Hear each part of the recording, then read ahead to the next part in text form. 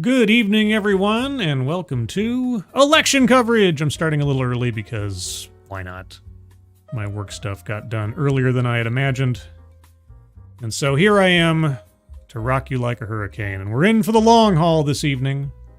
The long haul. Yes, the idea is to be active for the next several hours. As we watch things roll in and change and the ups and the downs and otherwise. I hope everybody's doing well on this beautiful Tuesday evening. Let's see, who do we have here? Corbin Dallas, good evening to you. Subnamnial Nation, The Blakester, Kiro Soldier, Mike Savage, Miranda Stone. It's Miranda Stone! You guys know about Miranda Stone.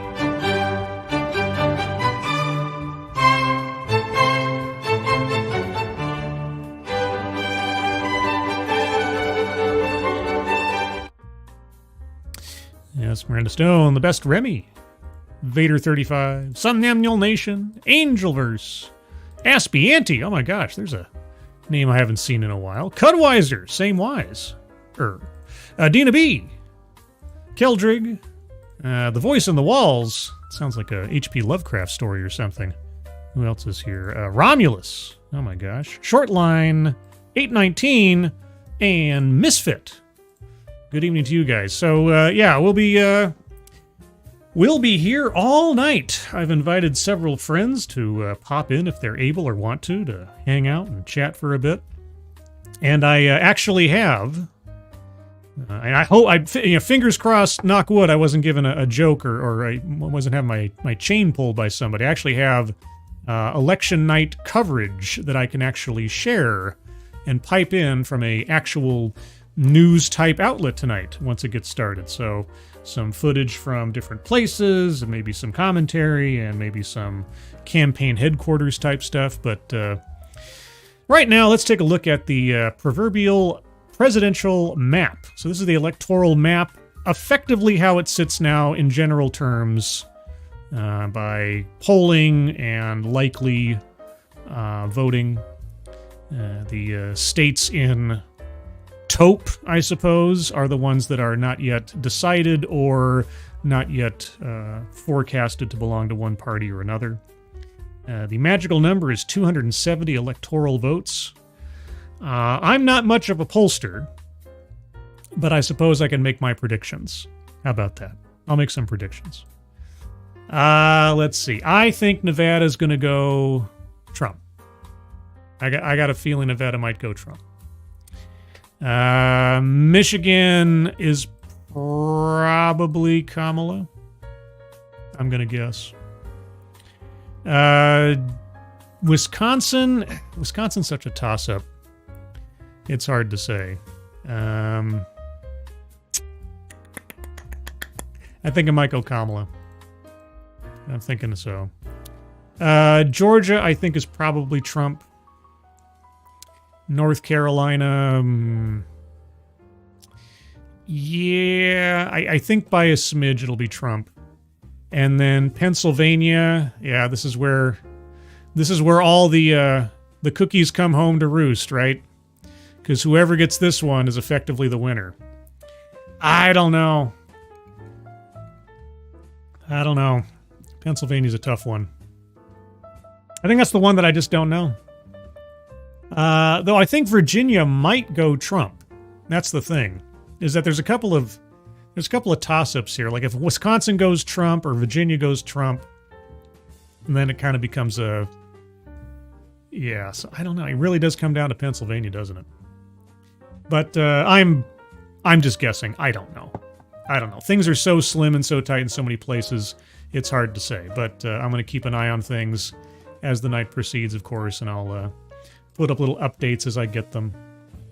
I'll be watching the Twitters. I'll be watching the coverage. I'll hopefully have some coverage to pipe in here pretty soon. Have something other than myself to listen to. I do have my Pepper Jack ready. In fact, I am stocked up that I should be good for Pepper Jacks for most of the evening, if needs be. I might order some pizza or something later. But who else is here? Tall Person. Good evening. Dom O'Leary. Good evening. Dina B, don't forget to account for shenanigans which are currently in effect. Yeah, there's been a whole bunch of stuff. There's been I mean, I'll spare my language for YouTube's sake. There's been threats at certain polling places in Georgia that closed them down briefly. There's been rumors of incorrect ballots being handed out or ballots being not counted or counted, and it's all over the place. It's all over the place. Robert Pincus, good evening. Simon Willikins might have to disappear for a bit depending on how late this goes. Well, it will go for as long as my voice lasts or my consciousness lasts. We'll see. Hopefully, like I say, I'll have something in here soon to supplement my ramblings.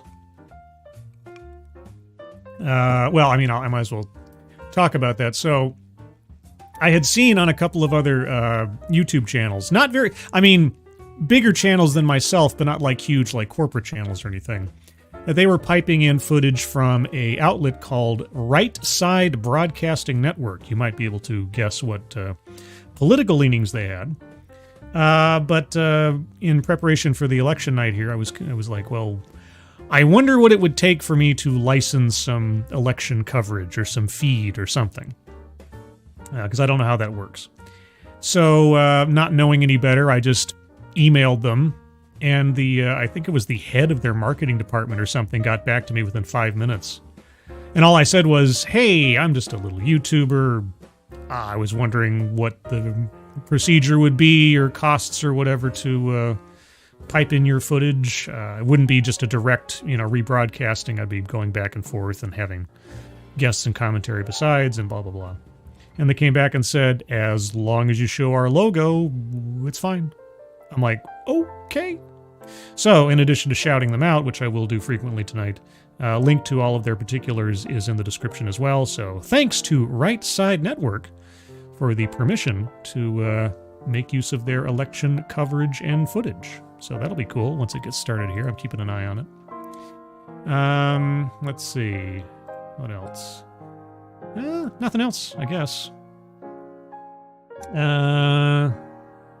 Taupe. That's a good word. Well, I think that is the color. I mean, you could say beige. You could say beige, but I'm going to say taupe.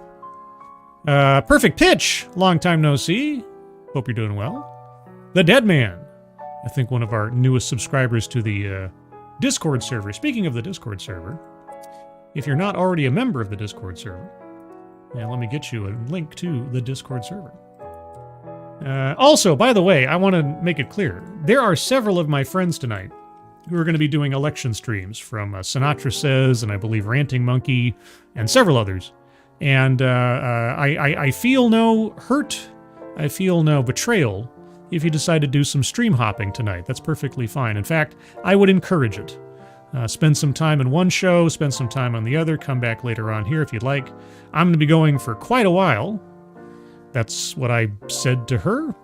And so no worries if you don't stick around for all of it. I know I can't be interesting the whole time. Though I could be interesting. I could be more interesting if I chose to be. I'm not going to tell you what that means right now. It might come up later. We'll see. Let's see. Luke Skywalker 2. I'm going to be flipping between you and Monkey most likely. Yeah, I wanted to see if there was some way we could quote-unquote cross the streams and have Monkey on and I'd be on his stream at the same time. But another kind of monkey that is here, Tom Connors from Midnight's Edge. Hey, Tom, how's it going? That's racist. I know. I'm sorry. What's that hat you're wearing there? You can make me bigger if you want. Well, no, that's a whole other conversation in private time. I mean, make me full screen. Okay. I see. Oh, I see. Okay. Harris Trump? No.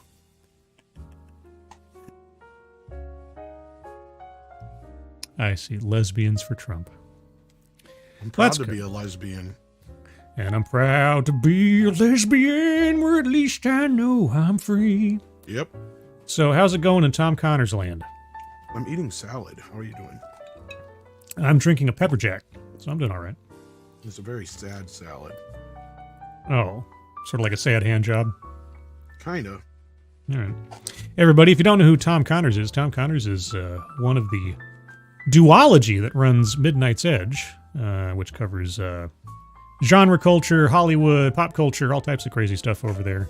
I'm now a regular guest on the morning show, which is just so weird to me. I got name dropped in a Paul Chatto video the other day. Like, holy cow. Ride the wave, man. Ride the wave. I know, right? Gosh, I'm overwhelmed with like my ego can't take it. But anyway, if you guys don't know about Midnight's Edge, go check out Midnight's Edge. Midnight's well, now Edge you're a After celebrity, Dark. so you have to endorse Kamala, you know. I guess that's the playbook, isn't it? If I want to get invited to all the good parties, I have to start endorsing Kamala. Yeah. Oh well. Also, wait, Romulus, what is this? WTF is a pepper. What is a pepper jack? Okay, Tom, you know what a pepper jack is, don't you? Yeah. Go on. It's a flavor like a cheese and it's a jack of peppers. All right, Romulus, here's how it works. It's 1 part Jack Daniels, 2 parts Dr. Pepper. Oh, that kind of jack. That kind of. Yeah, Pepper Jack. Okay. Pepper Jack. This is stream lore apparently I haven't exposed you to. Yes. So Pepper Jack is my drink of choice when I'm trying to relax. I never tried it with Dr. Pepper before. I've done Jack and Coke. Oh yeah, no, Jack and Coke, rum and Coke, yeah, but I wonder what Dr. Pepper. Yeah. You have to get the balance just right. You can't overwhelm the Dr. Pepper with the Jack Daniels because otherwise it just doesn't work quite well. If you get the right balance, it is so smooth and tasty. Now, of course, you have to like Dr. Pepper to begin with. Most people, if you don't like Dr. Pepper, you're probably not going to like it.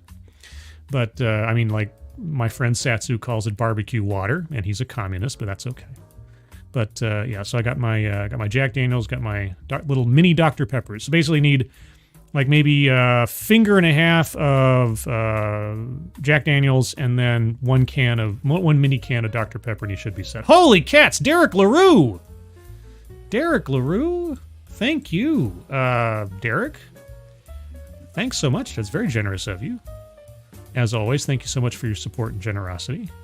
Hope you're having a good evening and hope you enjoy the show for however long you're here. And yeah, like I say, guys, feel free to stream hop between myself, Ranting Monkey, Sinatra Says, anybody else that you like. I'm going to be here for as long of the haul as I can take it and my voice can. But thank you, Derek, so much. And hope you have a good election night, such as it is. But anyway, Tom, looking at the... Let's look at the map here real quick. So, what are your predictions of the several states here that are currently unspoken for, even though most of the ones that are in light colors are still projected? Do you have any calls for particular states? I predict. Yes. That the Supreme Court is going to decide this. Oh, you think it's going to go that? You think it's going to go right down the middle, huh? I think not so much that as you're going to have a bit of a. Now, I wouldn't call it a stalemate, but no matter what happens, everybody's going to pitch a fit and they're going to demand some sort of recount, no matter what side it ends up on here. So, okay. In that respect, let's get ready for a long week, probably. Or at least 2, maybe even. Keldrick says, Pepper Jack is Jack the Ripper with a love of fine cuisine and a working relationship with Sweeney Todd. I mean, it would be great if we got an answer tonight like we used to back in the day, but I mean, come on, they can't be as efficient as American Idol. So. Yeah, it is pointedly ridiculous that we're being told ahead of time, oh, we probably won't have the results for another week or something. Like, why? Why? This time, I think that's true. Well, maybe. I don't know. It's hard to say anymore. We've all been so conditioned. I think it's going to have more to do with just one or two, both parties not agreeing with some result or something's going to go down. Oh yeah, there's going to be legal challenges, left, right, center, and otherwise. But if you had to, let's go from left to right. If you had to give a pitch or a guess, what would you say Nevada? I think that Trump is going to squeak by a lot of these, except for.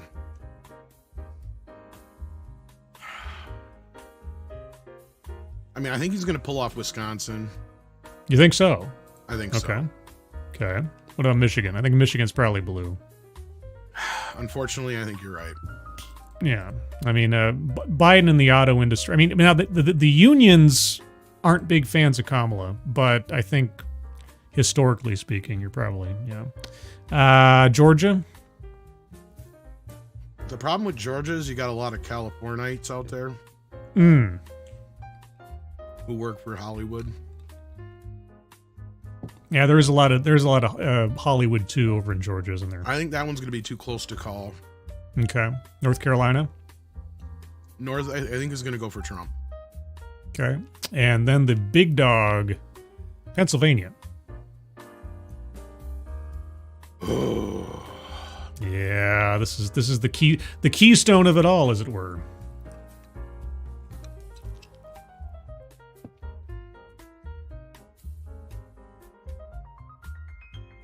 I know, right? Because I think because of the assassination attempt, Trump's gonna win. Oh, that I hadn't thought of it in those terms. That's interesting. Okay. All right. Well, Georgia's I think the state. Well, regardless, I think there's going to be some guilt votes on the left for Trump. Okay. I think it might tip. Now, I've been seeing word, and I don't know if this is true or not. I've been seeing early reports that there's some crazy Republican activity taking place in New Jersey right now, which I think is kind of goofy. So, do you think, so that one aside, do you think there's any state that's like solid color on here right now that has a potential to flip? Flip?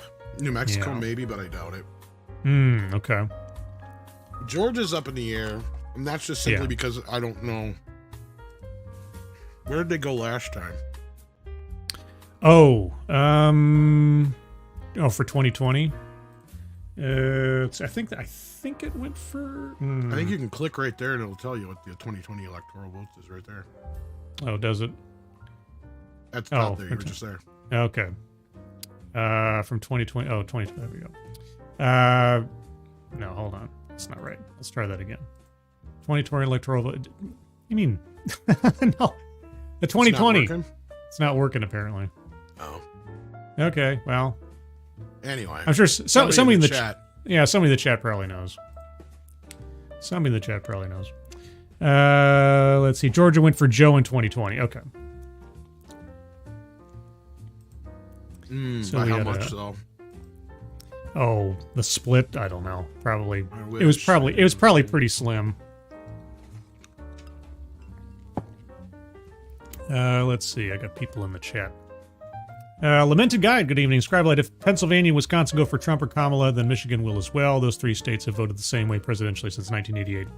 I don't know. This one's so razor thin in so many places. Look, it's possible, but what? As somebody from Wisconsin, I have not, like last two times, I've seen a lot more Biden and, Hillary signs. This time, I've seen so many more Trump signs and so many people who are not afraid to hide their MAGA. I think Wisconsin's going to go for Trump. All right. I could be wrong, but. Oh yeah, that's the caveat to every prediction tonight because everything is so slim that any call you make, except for like the absolute bastions, I could be wrong. In my personal life, like most of my friends and family, like in my close, proximity, I have like an equal amount of people that I know are voting, and it's so even counting my vote, it's like split down the middle. So that's where I'm afraid that this might be a tight one in Wisconsin as well. But yeah, I think if the rural areas have anything to say about it, and we have a big Amish population, I think we have like the second or third to Pennsylvania. And that's another reason why I think Pennsylvania might swing. I don't know if you saw that or not, but the Amish are out in full force. Oh yeah, I did see something about the Amish. Yeah, the Amish are have been action. And they're like 99% Trump, I guarantee it. Yeah, probably. If not 100%. Yeah. Oh. Well, I've got okay, now we're gonna find out real quick. If me doing this gets my my channel spiked or something, because I got written permission to do this. So we'll find out momentarily. But I've got actual. Oh, whoops! Wrong tab. Pardon me. From whoever put this out, or what do you mean? No, hold on. There we go. I got permission to stream this from Right Side Broadcasting Network. So I'm going to keep them muted for the moment because they're just like talking and stuff. I wanted to get them more for the ticker and all that good stuff so we can get some updates. But yep, we are on our way. Some of the polls are starting to close across the country. And we'll see what happens as we go here. Let's see if we'll listen to them for a second here. See what they have Oral to say. votes up for grabs in just 7 swing states tonight. And America's ready for change. We have seen our savings go down the drain. We have watched the border wide open. People around the country, if there's one thing that they may... Yeah, okay. I'm just cutting them off because there's like no reason to have. Yeah, the commentary is the commentary. The music wasn't Obviously, going with her commentary anyway. no, it really wasn't. Yeah, no, I don't know if I'll keep the music on, but might turn You it got to down a find bit. something a little bit more like Some newsy type stuff. Let's see. Do I have any like Scribe. any Scribe dramatic Light. music? Let's see Election what's this. 2024 coverage. No, that's not. I don't want that. I don't know if I have any Christmassy? like. What? No. I could probably make some AI music for you. Yeah, something election-y, dramatic. Yeah. News drama. That's what we need. We need news drama. Do you need me to? I will. Hey, if I don't mind if you want I to pay for it, so. as long as it's copyright free and I can just Oh yeah, upload no, it to I my. pay for it, so I have that right. Yeah. Oh, okay, yeah. Let me If you send me Let a me see what send I me can an come MP, up with quick. Yeah. yeah, send me an MP3 file and I'll cook it up. Yeah, cool. Of course, now that it's being slow, but yeah. Of course. Oh gosh, I got some chill music going here. I got lo-fi. What's this? Something dark and maybe not that. There we go. Something that sounds like you're getting a shiatsu massage or something. That's what it is. But in the meantime, what do we got going on in the chat? Lamented guide. Oh, we talked about that one. Sorry. Jumping around chat here. I got an in-house DJ guys cooking up a track for me right now. Oh my gosh. I feel so blessed.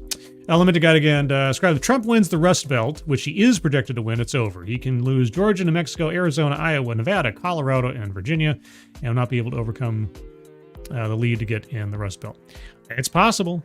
It's possible. It could swing so many different ways right now because of just how close it is. But here's the thing you gotta remember. Whichever way it goes, whoever inherits this situation is inheriting a decidedly divided country, regardless of, whoever wins. I'm kind of more curious, I guess, to see which way the Congress goes by the end of this, because that is who, as a body, is going to either be gridlocking or rubber stamping whatever is going to be happening next. But I guess we'll see. Let's see. Some more hellos while I see people here. Ken Bator. Good evening. Mike Savage, did I say good evening? Good evening, Mike Savage. Daryl Brewer. Good evening. Zalbla. Zalbla.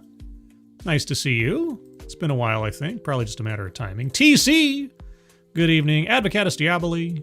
Good evening. Who else is here? The Alexander.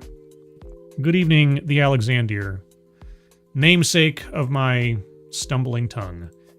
That doesn't quite sound right the way that it came out there. Killer Turnus, good evening. Lewis, good evening. And hope everybody's doing well.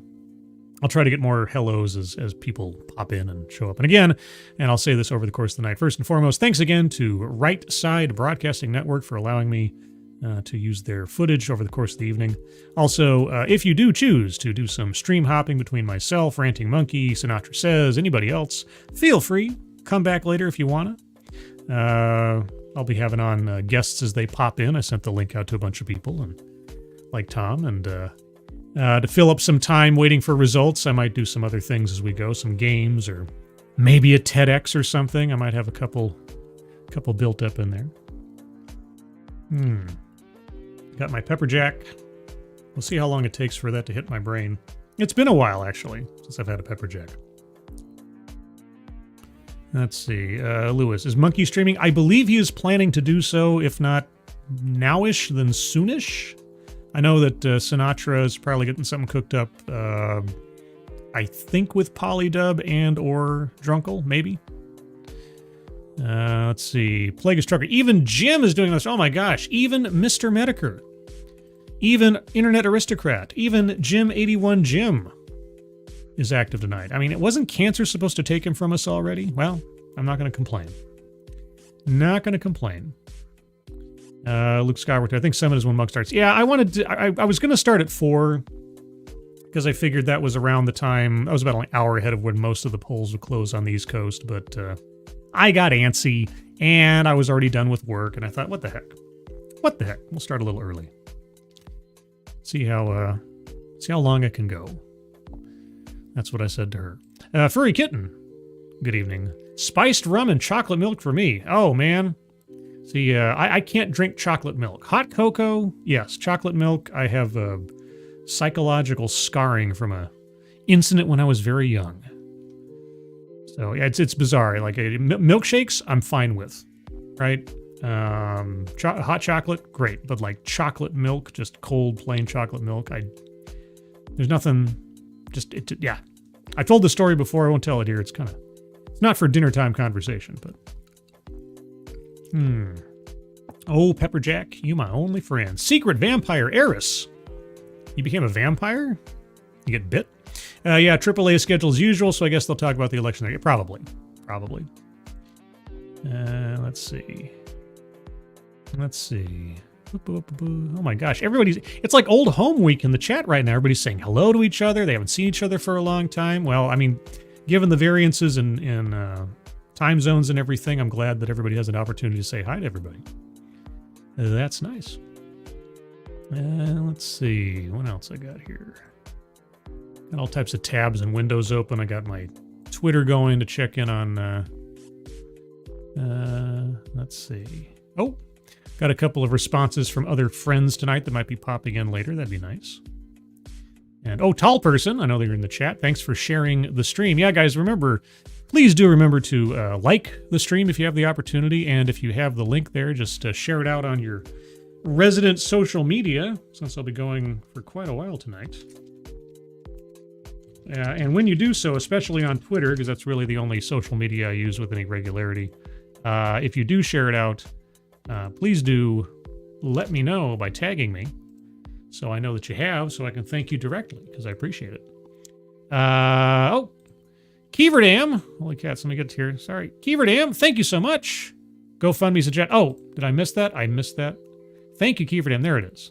All right, so pin that there. Thank you, Keeverdam, so much, and for the donation as well.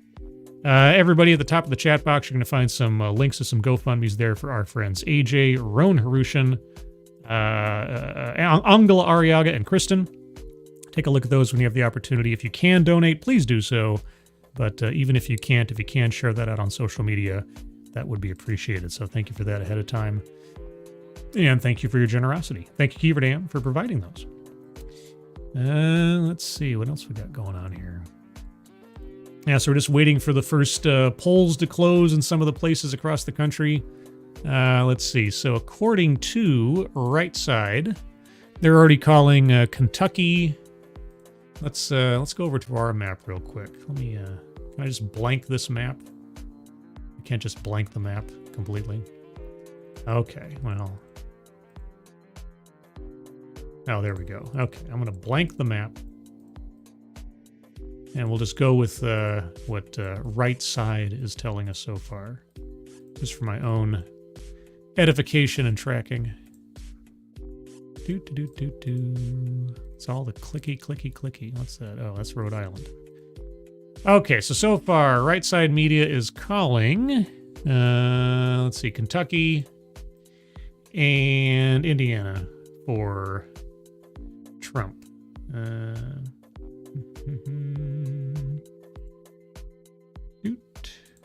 There we go. Okay, so I'm keeping track on my map separately just in case I need to flash back over to that. Boy, I keep thinking Tom's like hard at work at his mixing machine, cooking up. I sent you one already. Oh, you did? Oh, where'd you send it? Right in the DM here. Oh, okay. Hold on. But if you want it elsewhere, I can. Oh, there it is. Okay. Let's see. Let me get to it and download it here. Oh boy, guys, we're gonna have a brand new original song from Tom Connors. Maestro, Tom Connors. All right, let me get it queued up here. 1 second. Yes, open up the file, the folder. Let me go over to branding. Let me add a music track. Drag and drop. Oh my gosh, here we go. One moment, guys. This is gonna be our election theme for the night. Everybody ready? I'll turn it up just a little bit so everybody can hear it here. It's loading, it's loading, it's loading. Okay, here we go. The Scribe Light election night theme, courtesy of DJ Tom Connors. Oh boy, here we go. Yeah, all right, oh, crescendo's coming, it's coming. Yeah, here's the drop. Uh-huh. Oh, there we go. There we go. That sounds officious. That sounds official. This is our election theme. Oh boy. Thank you, Tom. Appreciate it. Now we sound like we're really doing business here. I know, right? I even have a secondary one coming for you that's just gotta... Oh boy. Just to switch it up just a little bit here and there. Oh boy, I'll have them on for... I'll have to link them together somehow. I could probably... You know what? I might be able to do that. Let me try to do that. Okay. Oh boy, guys. Live on the air, brand new music with Tom Connors. Oh. Now we're getting into it. Oh, this is when the car chase happens. Yeah. Yeah. Nope. Yeah. Oh, man. I need my glow sticks. Right? Not quite what I had in mind, but it works. It's fine. Maybe the next one will be better. Oons. There we go.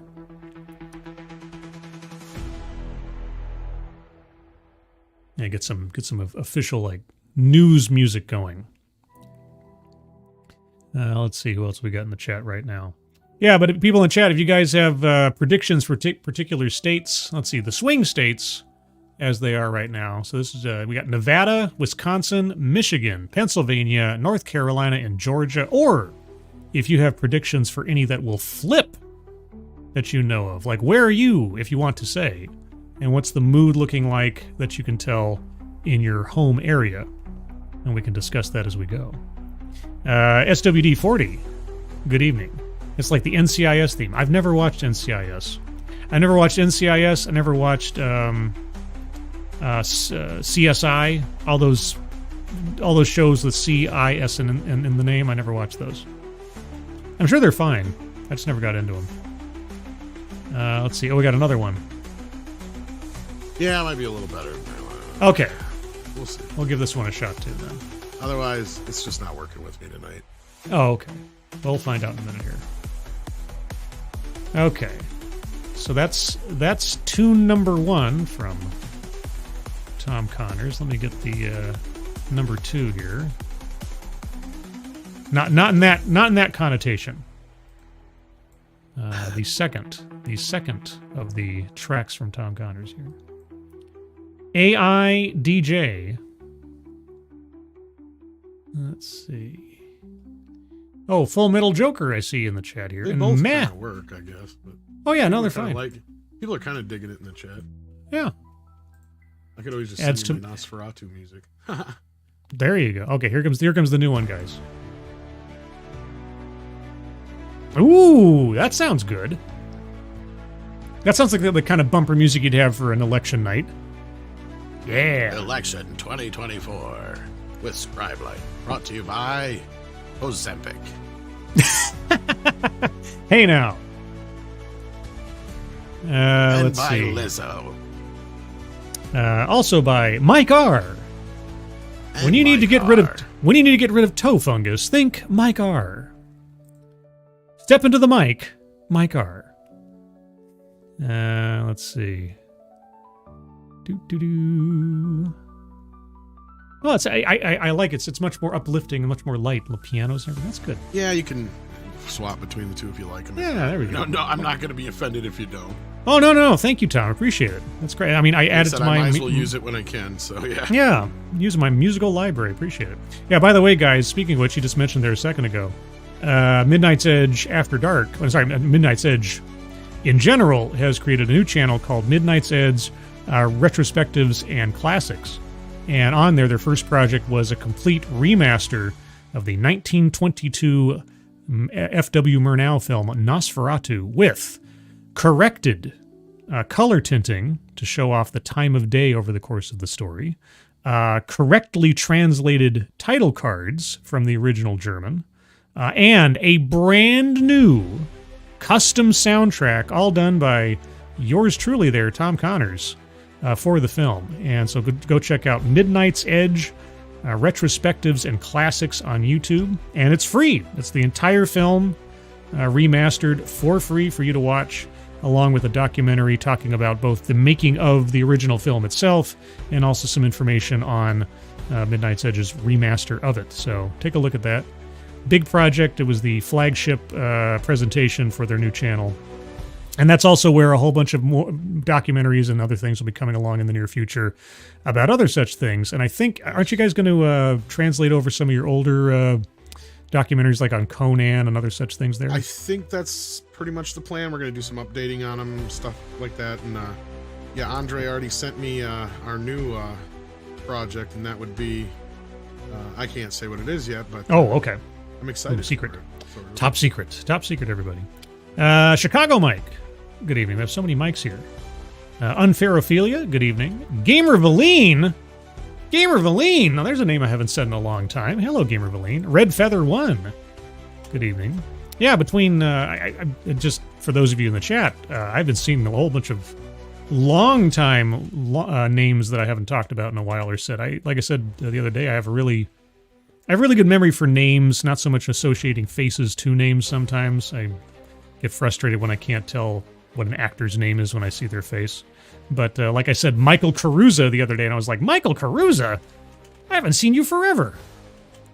And, of course, it's all a matter of timing and time zones and everything else. And also, who's else here? Bridget. You'll be going to kendo soon. Yes, soon Bridget will be hitting men with sticks. Because that's what she gets to do, legally. It's a sport, everybody. Hitting people with big sticks. There you go. Let's see, I saw somebody else here. Oh, Yoshi the Macabre. Good evening. Hope I haven't missed anybody. But if I have missed anybody, it's not because I'm not trying. Let's see. So, Tom, if there is a Trump win, do you think there'll be much of a pushback from the left side of the aisle? Yeah. Yeah, and that's kind of where I'm like, I don't think this is going to be done overnight, especially if he wins. If she wins, they're going to try and just be like, oh, just accept it. Just accept it. Yeah. You know, even though no matter what type of shenanigans seem to be going down, they're going to try and pull the just accept it move. And even if he does try to come at them legally, they'll try to paint it as the worst thing that anybody has ever done in the history of human beings. Even though, you know, Gore and several others have done it before and challenged it. Yeah. But anyhow, regardless, at the end of the day,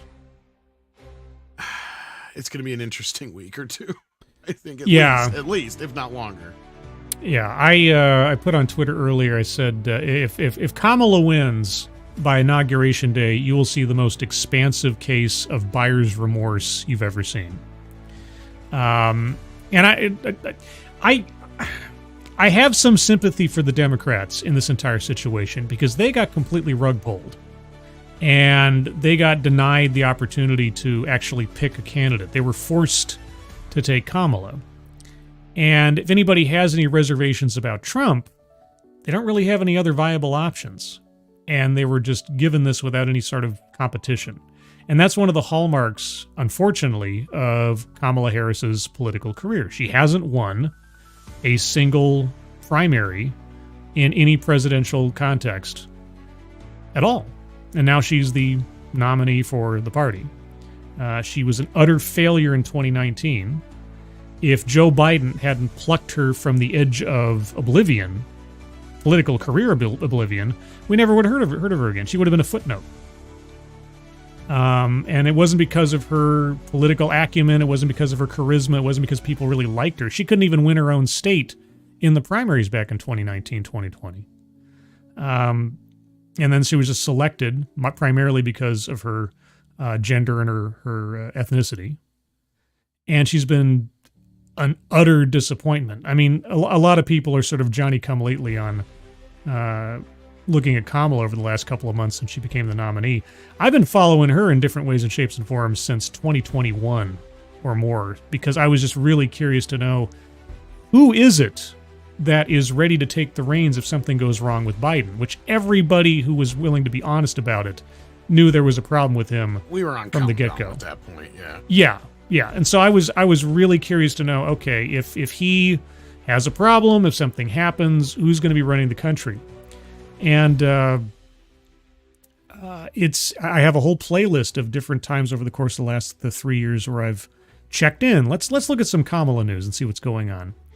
And I've been struck, honestly struck, over the course of these last 3 years, where every complimentary article about Kamala, even from outlets that are leaning left most of the time, were struggling to come up with anything to show, or to cite, I should say, as an example of her leadership abilities. So you're saying you were burdened by what was? Yes, and not what has been. I'll give you a preview. If Trump wins tonight, or in the next week or whatever, I've already crafted a tweet in my head. Everyone else is free to steal it if you want to. And my tweet will be, once it's officially announced, I'll say, "We have been unburdened by a has-been." That's my jokey tweet. Before that, Chicago Mike, Scribe, I would love to see Lawton this election night. If Trump wins, how long before he's impeached again? 5 minutes. 5 minutes. I mean, if Trump wins, it's going to be another 4 years of nothing but gridlock, opposition, and everything they can. And Trump will have nothing effectively to lose because he's not looking for re-election again. So it's going to be... And this is the push-pull relationship between whichever person wins. We know what 4 years of Trump looks like already. Whatever you think about him presidentially or policy-wise, we know what the opposition is going to do and how much time is going to be wasted on that.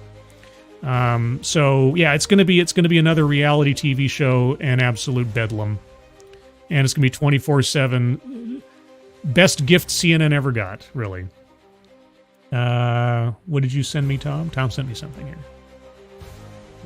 Breaking news. No, it's your show. Oh, okay. Well, let's see. Breaking news. Milwaukee election officials announced that they are recounting 30,000 absentee ballots after discovering that the scanning machine wasn't properly closed. Let me put this into the ticker here. And thank you, Tom, for giving me that one. Shenanigans already.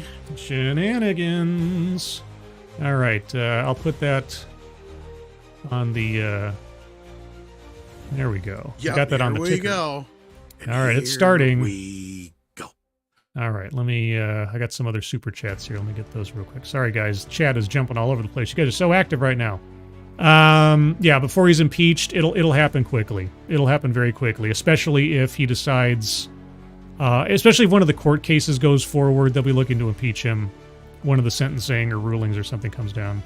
Matt Barnes, thank you so much. Yeah. If all else fails, they'll try to do that. You're definitely right. Yeah. Go ahead. Sorry. Yeah. If he's sentenced or one of the trials goes through, they will try to impeach again immediately.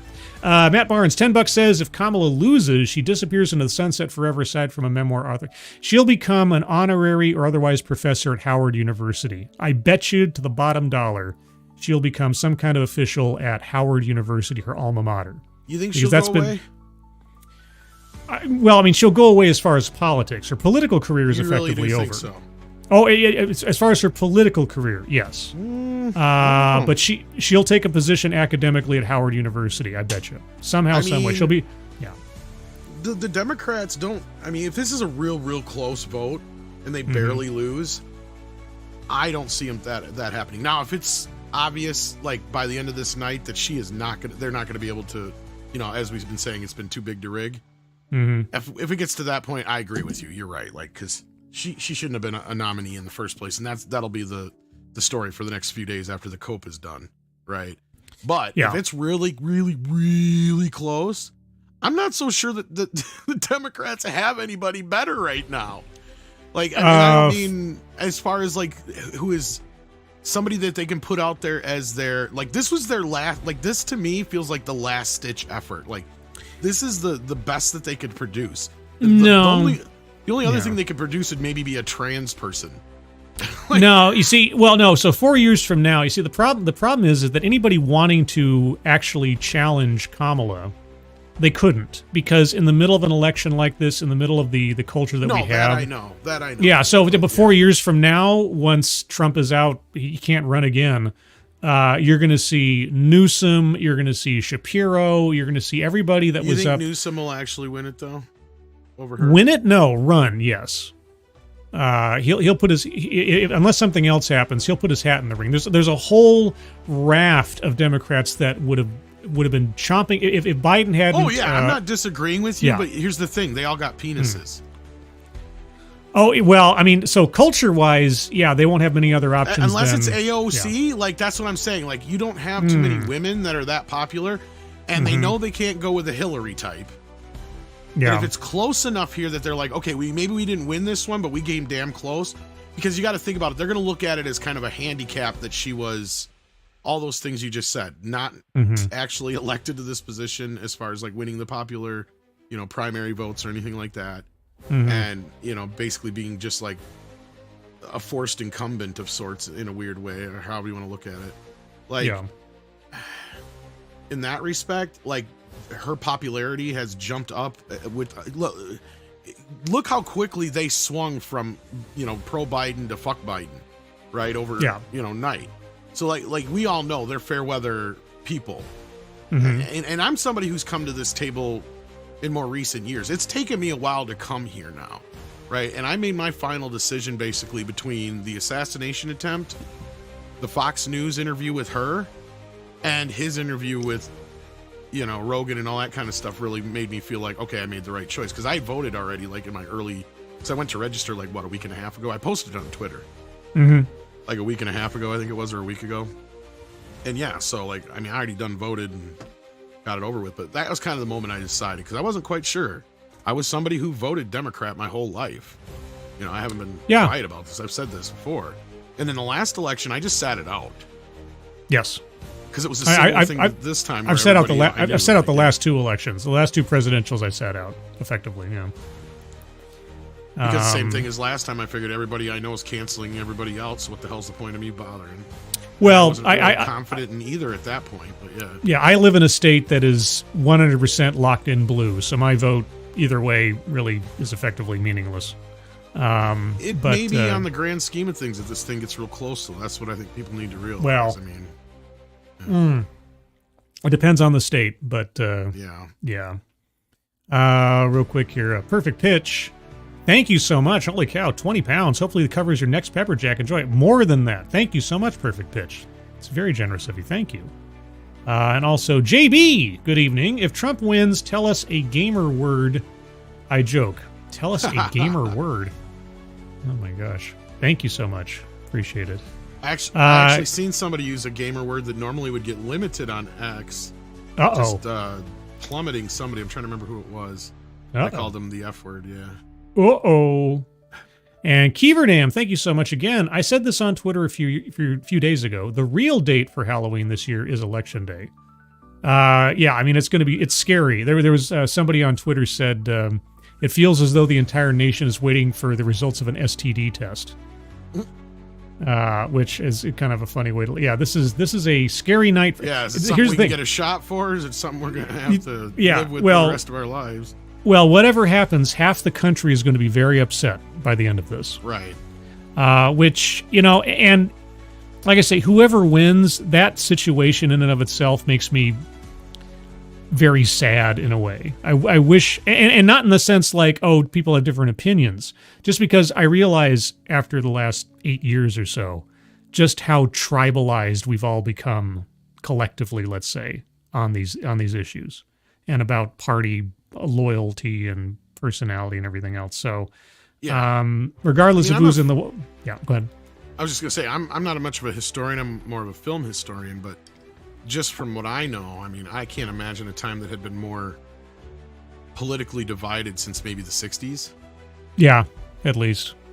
And I fingers crossed, knock for Micah. I mean, whoever wins, I just really hope that people on either side that are mad about this are not so stupid as to do something violent about it. Just don't. I hate saying it. I only see one side doing that, unfortunately. I know. I like I say, I hope, maybe I'm too idealistic. But Tom, I know you need to go here in a couple minutes for your own show. I do, yeah. And I don't know how big it's going to be considering all this going on right now. Because no. Things are Everybody, up, but everybody in the chat, take some time out of here and go check out Midnight's Edge we're After talk about Dark. that trailer you tagged me in too. Oh, the Marlon Brando one? Yeah. Oh, yeah. Sorry. Yeah, no, just the timing. Whether I was starting an hour ago or in 5 minutes from now, I was going to be out. But yeah, no, guys, go hang out. Go do a raid over on Midnight's Edge After Dark in the next 5 minutes and go check out what they're talking about for a little while. Then you can come back here. I'll be here for a while after the fact. I'll be here for hours, and if my stamina keeps up. But yeah, there's a new trailer out for a Billy Zane movie where he plays Marlon Brando, and man, it is uncanny. The makeup, the whole attitude, it's so good. I got an island and I'm gonna build a house. And I'll build a house on an island. So yeah, go check out Midnight's Edge After Dark with Tom, and I think Nick Wise. You can't refuse. I think is Nick Weiser going to be there and Price of Reason? No, he's going to be voting. So I know Price will be there. It might just be the me and Price show tonight. I don't know. Oh, okay, it might be the Tom and Price show. But go check out Midnight's Edge After Dark in about 5 minutes, guys. But Tom, thank you so much for popping in. Thank you. And if you get bored after the show, back in. Yeah, I'll be here. All right, take care, Tom. All right, take care. Bye bye. And now it's just me all by myself. But let's see. I'm waiting for the coverage over at Right Side Broadcasting to start maybe like giving us some headquarters footage or some other kind of updates or something. I'm gonna go check over on Twitter, see if we have any new news popping up here. Yeah, but we have the breaking news that Wisconsin officials announced that they are recounting 30,000 absentee ballots after discovering that the scanning machine door wasn't properly closed. I mean, I guess that's a good thing. Like, at least they caught a problem and are trying to correct it. But of course, it just lends itself to everybody being very suspicious about what's going on and why is it going this way. Thank you, TC, for retweeting the stream. I'll make sure. I will give my thanks live as we go. And thank you, Random American, for retweeting the stream. Pardon me for my loud typing. Who else we got here? Mansquatch, Memesmith, retweeted the stream. Thank you so much, Mansquatch. Appreciate it. Let's see what we got in the news going on elsewise. So we got the breaking news in Wisconsin. Any other Washington Post is being Washington Post. There was something I wanted to do. I don't know if we'll see if my voice lasts in doing this. Let me stop that screen for a second. So there is an article now from several years ago that I wanted to re-familiarize all of you with about Kamala Harris and running her office. So here's the thing. Now you have to remember, back in 2019, Kamala Harris was running for president. She really thought that she was ready to be the president of the United States. She thought she had the organization, the temperament, the know-how, and so on to be president of the United States. Oh! Satsu 2 cents! Satsu, I sent you a link on the Fam 2 cents Twitter. If you want to pop in at some point and hang out. But I wanted to go over a little bit of this article. So this is from 2021. And so if you think about what's going on in this article, you also have to translate it over to thinking about this is how the Oval Office and the presidency would have been run had Kamala Harris won back in 2019. All right? So the title of it is Exasperation and Dysfunction Inside Kamala Harris's Frustrating Start as Vice President. Remember, this is from CNN. So this isn't like some Fox News oppositional outlet. Worn out by what they see as entrenched dysfunction and lack of focus, key West Wing aides have largely thrown up their hands at Vice President Kamala Harris and her staff, deciding there simply isn't time to deal with them right now, especially at a moment when President Joe Biden faces quickly multiplying legislative and political concerns. The exasperation runs both ways. Interviews with nearly 3 dozen former and current Harris aides. Think about that for a second. 3 dozen.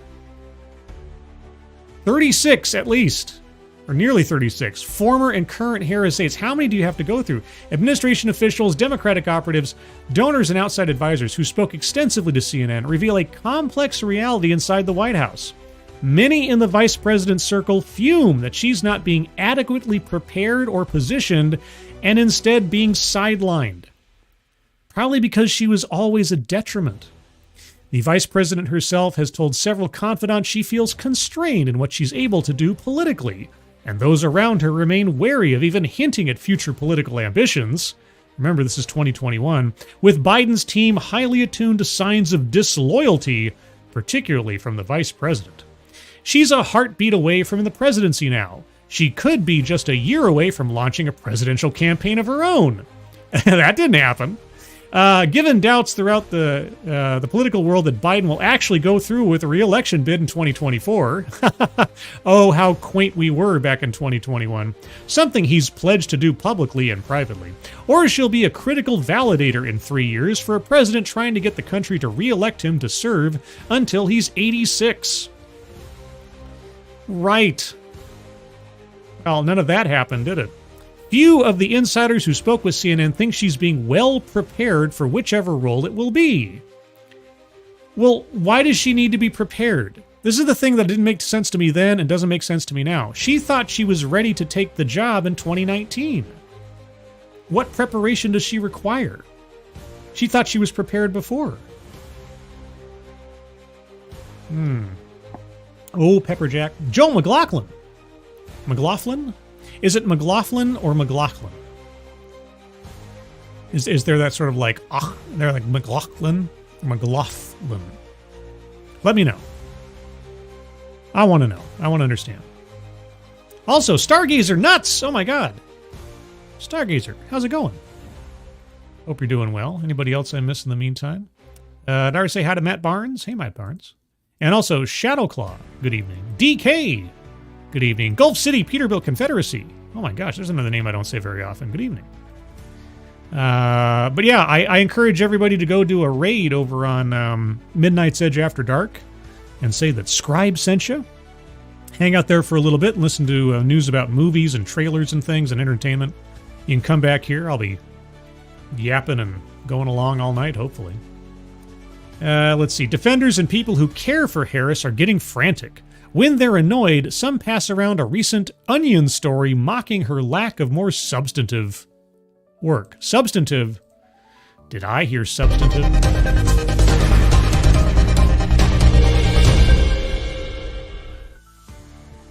Her more substantive work, one with the headline, quote, White House urges Kamala Harris to sit at a computer all day in case emails come through, unquote. When they're depressed, they bat down the Aaron Sorkin-style rumor that Biden might try to replace her by nominating her to the Supreme Court vacancy. Thank goodness that didn't happen. That chatter has already reached top levels of the Biden orbit, according to one person who's heard it. Boy, it's weird to look back at a couple of years' worth of rumors and circumstances and scuttlebutt about will Biden run again? Will Kamala Harris start her own presidential campaign? Will she be nominated to the Supreme Court? Oh, man. What a bizarre world we've lived in the last couple of years. Let's see. An incumbent vice president should be a shoo-in the next time the party's presidential nomination is open. But guessing who might launch a theoretical primary challenge to Harris has become an ongoing insider parlor game. Well, the answer was no one. No one was allowed to. Oh man, it's just ridiculous. It's just ridiculous that that's where we ended up. I'm not going to read the whole article. It is a novel. It is an absolute novel of an article. So if you're curious to read the whole thing for yourself, get a preview of what a Kamala Harris White House might look like, I put a link to the article in the description or in the chat. So go take a look at that. If you can, I don't even know if you can anymore. CNN has like a subscription model now. So if you can look at it, take a look. Ian says, Goat Thrapple. Well, you know who I think of when I think of Goat Thrapple? There's only one person I think of.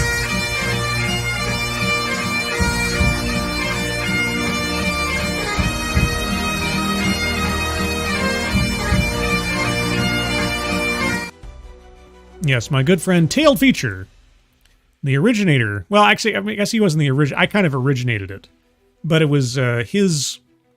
Here's the backstory to Goat Thrapple, and thank you, Ian, for reminding me of that. Also, I should find the picture that goes along with this. Hold on a second here. Let me see if I can find it.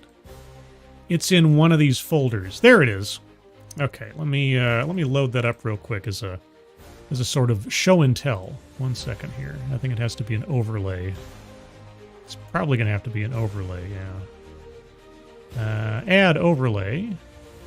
I have to go to the Scribe. I have a folder with my name on it. You know, it's not quite the same as a... let's see, where is it? Gotta remember to pace myself. Pace yourself, Scribe. Pace yourself. Don't have to be talking the whole time. Let's see. So yes, Goat Thrapple. So long ago, on a stream that Tailed Feature was doing with his regional variations series, he was talking with his guest about the most Scottish-sounding town names that he could think of. And I happened to log in or pop into listening to his stream the moment he was talking about this, and he says, Gowkthrapple.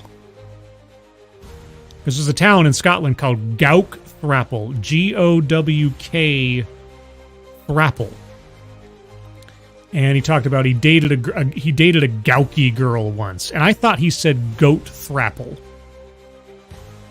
And so that's become a long-running gag of various Thrapples. I'll see P-Dog and I'll see Dog Thrapple.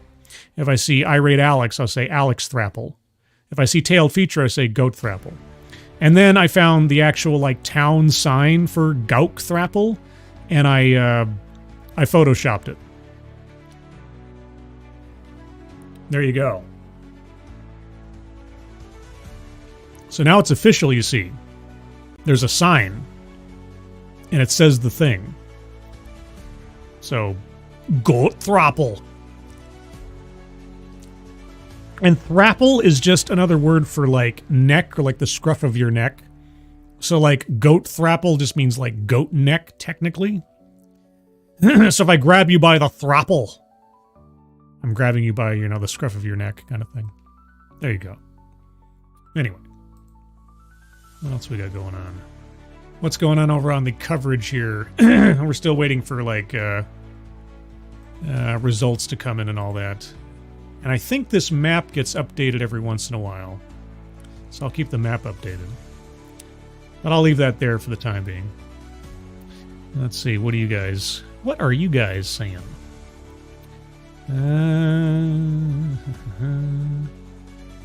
You shameful editor. I know. It's my Photoshop skills. Don't know what to tell you. Cudweiser, against my greater desires, I must bid farewell. I'll catch the highlights when I lament our own elected fool's chronic hubris. Good night, all. Good night, Cudweiser.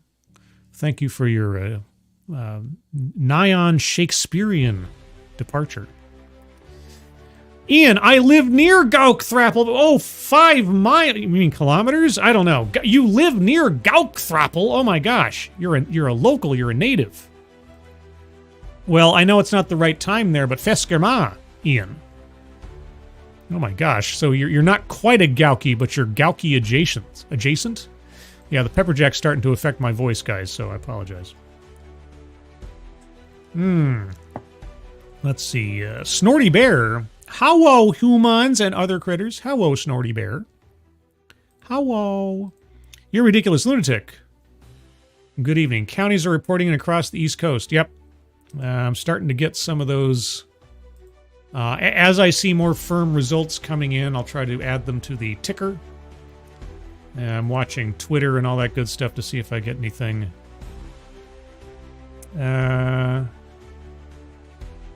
Okay. Yeah, okay, so Monkey is doing his own stream here pretty shortly. Give me a link to your show. Yeah, so I'll give out Monkey's link here. Oh, thank you, Somnamnul Nation, for sharing out the stream. Appreciate it. Yeah, and if anybody else, if you would please be sure to like and share the stream. Let's see, I'm going to get a link to Monkey's stream here in a moment. He sent me the link to be a guest on his show. Well, I mean, I could probably click on that and make it work, but you'd just be hearing a one-sided conversation. Let me get Monkey's show link here. It'll be going live in about an hour. I'm going to put it in the chat. So there's a link to Monkey's stream starting in about an hour. I'll try to put it into the description as well here. Let's see. Monkey's stream.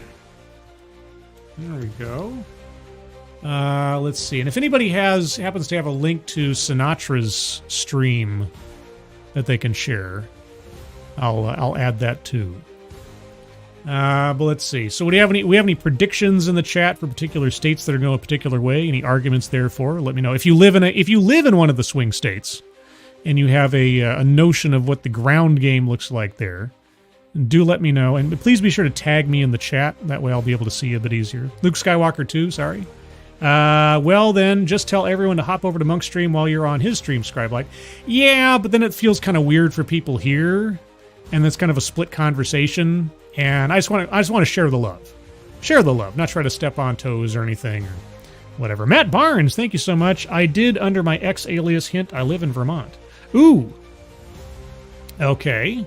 So Matt Barnes, let's see. Let's see. Well, so the electoral map, or the current map, says that, here, hold on, where's... So yeah, Vermont is, I guess, is solidly blue. It's always going to be blue. Is that what you think it's going on there in Vermont? JB says Hawaii goes red. That would be something. That would be something. Let's see, Mike Savage. Oh, Mike Savage is giving me the stream link to Sinatra's show. Great, thank you, Mike Savage. Let me click on that, get that. He's starting in 20 minutes, so I will add that to the description as well. So for those of you that want to, you can go check out Sinatra's stream here in a second.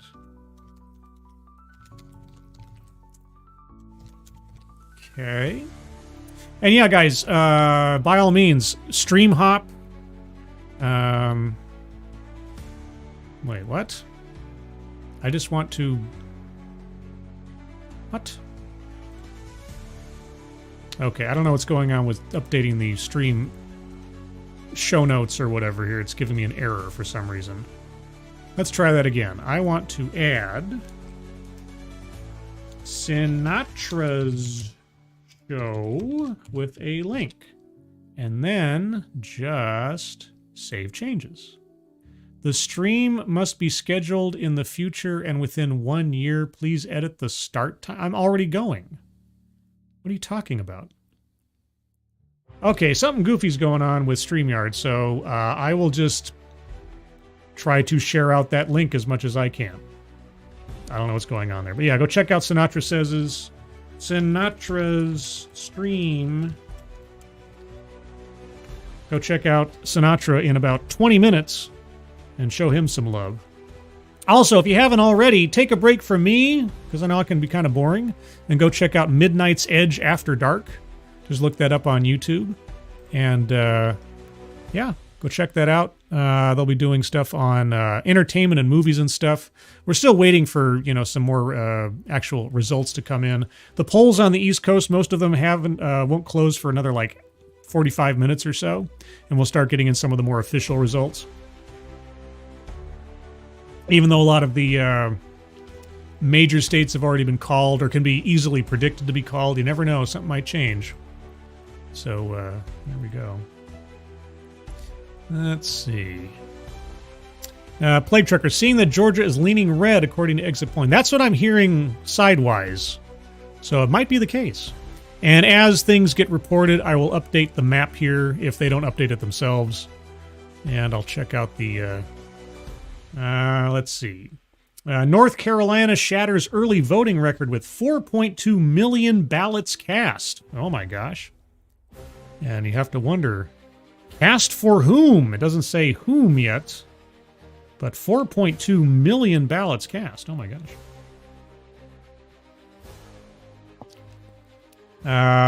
Way to self-promote, Scribe. Well, that's all I do here. I mean, I named the channel after myself, so what else do I have? Let's see. Well, no, I mean, it's going to be a long night. I have lots of friends who are doing streams of their own that might have guests of their own and different insights of their own, and I encourage everybody to share the love, as it were. Either for the attention, the watch time, just to hang out.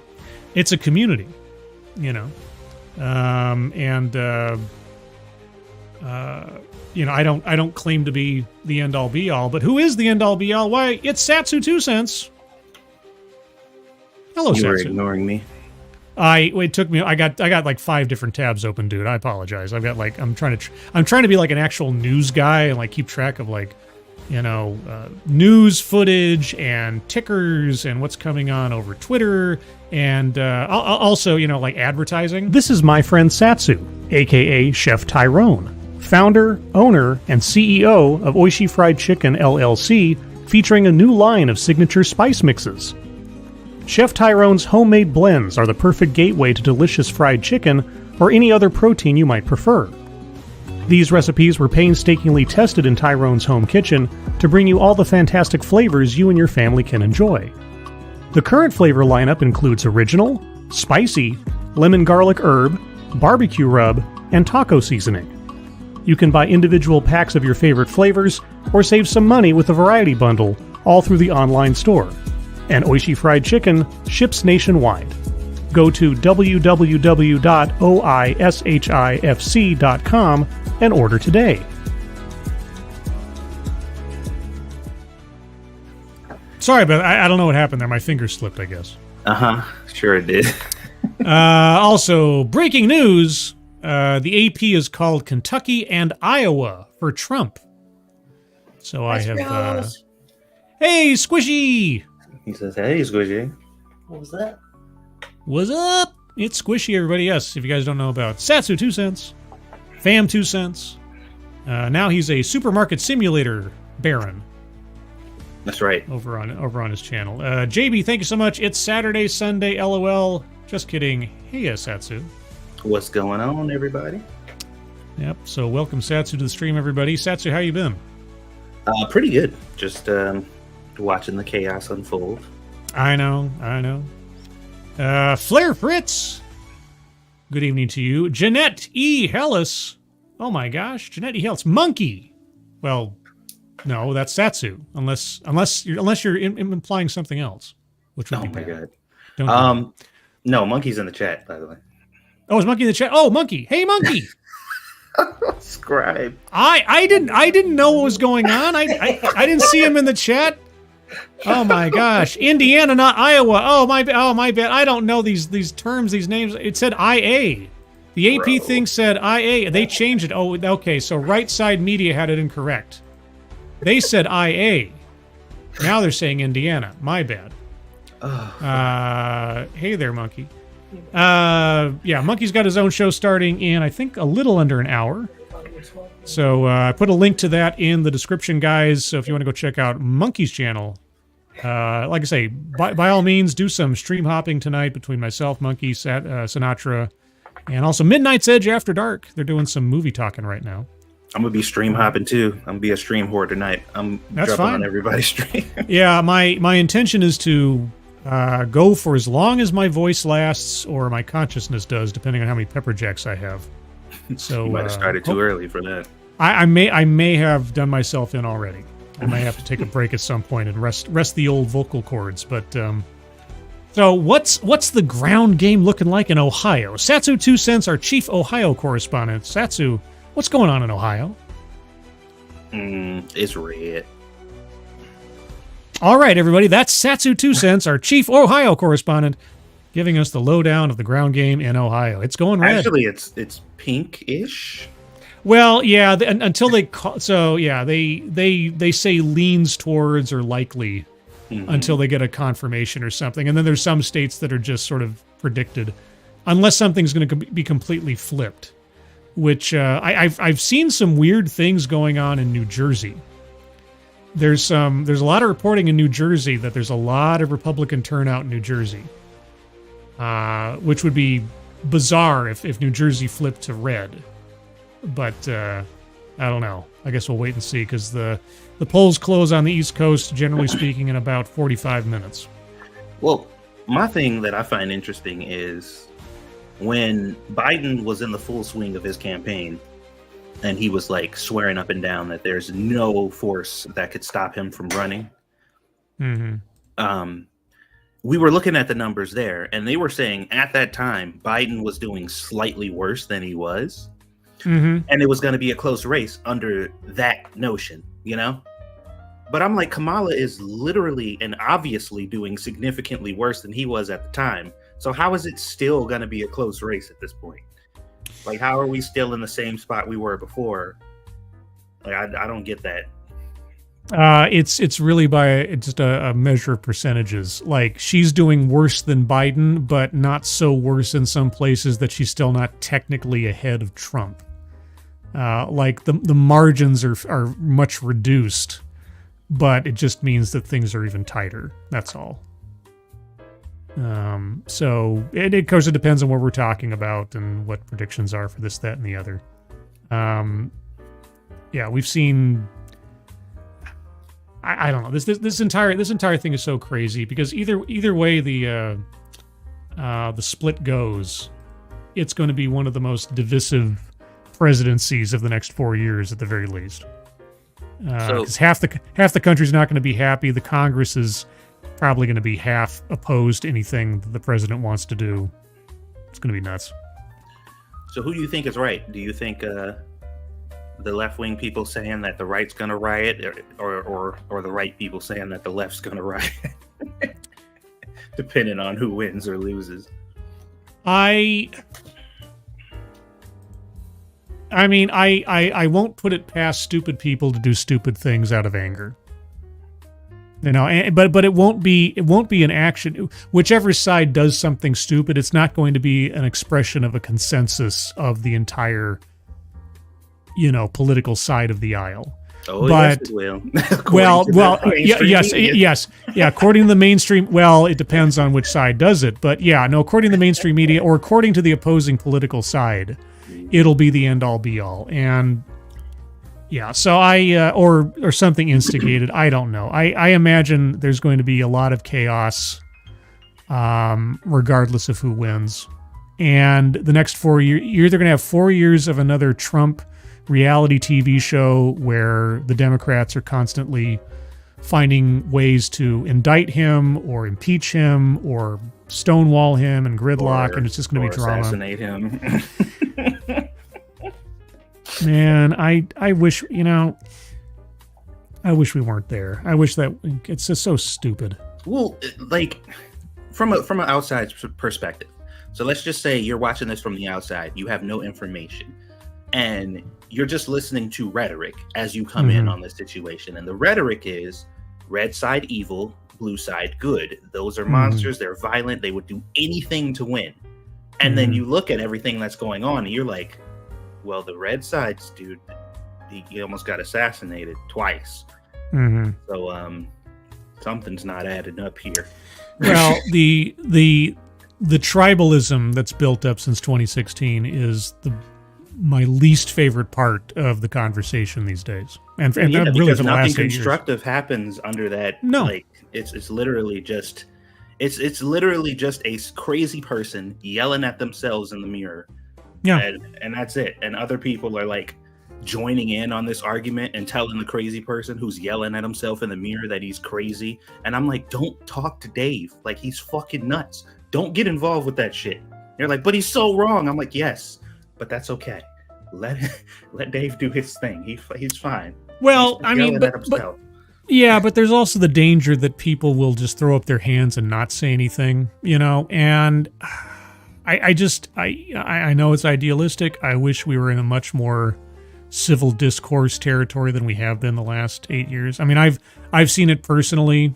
I told this story before. My best friend back in 2016, I said I wasn't going to vote in the presidential because I had objections to both Hillary and Trump, and somehow this transmogrified in her mind as to, well, if you're not voting for Hillary, then you're de facto supporting Trump. Therefore, we can't be friends anymore.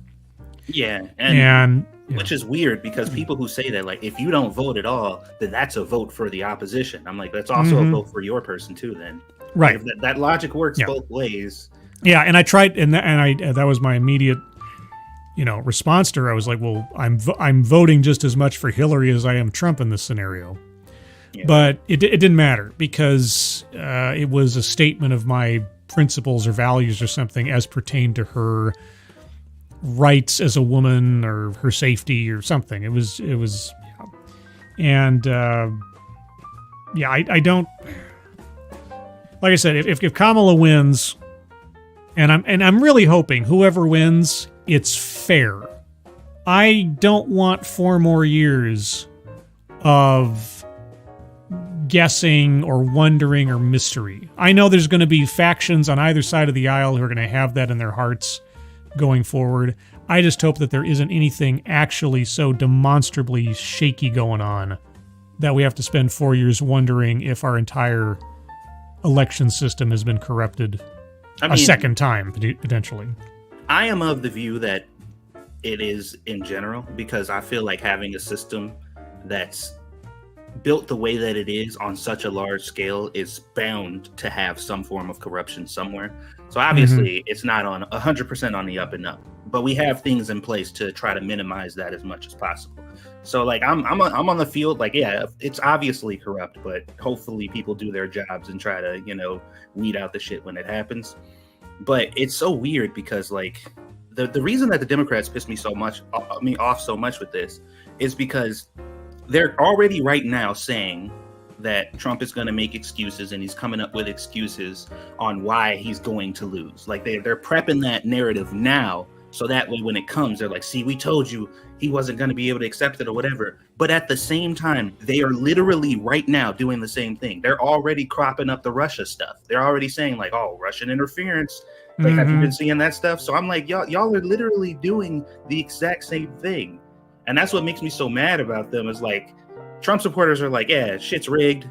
Like, I'm not hiding it or whatever. And they're like, yeah, we think it's rigged too, but only if we lose. I'm just like, wait a minute. Like, hold on.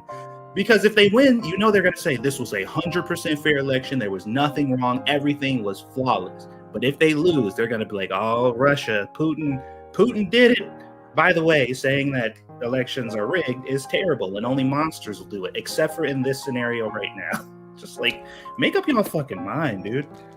Yeah, I want a decisive result, and I want as much peace to come about as a result of it. That's, and here's the thing, and I've said this any number of times before.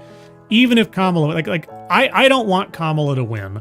I'm not a big Trump fan for several reasons, but if I had to choose, I'd pick Trump because at least during the course of his presidency, things were gooder.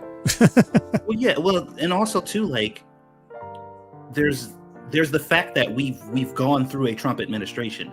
So it's like, oh, we couldn't imagine what would happen. You have no idea the fucking atrocities that are going to befall us. If I'm like, yes, we do. We had them for 4 years. And things were fine for the most part, as opposed to American standards. Like, things were kind of business as usual. It was a Republican, quote unquote, in the office, and we dealt with Republican bullshit the whole time he was there. So it's like, yeah, that's what you expect. And if Biden would have won, then I would have been like, okay, expect 4 more years of Democratic bullshit. But I don't think that Kamala is a Democrat. Like, she's wearing the blue.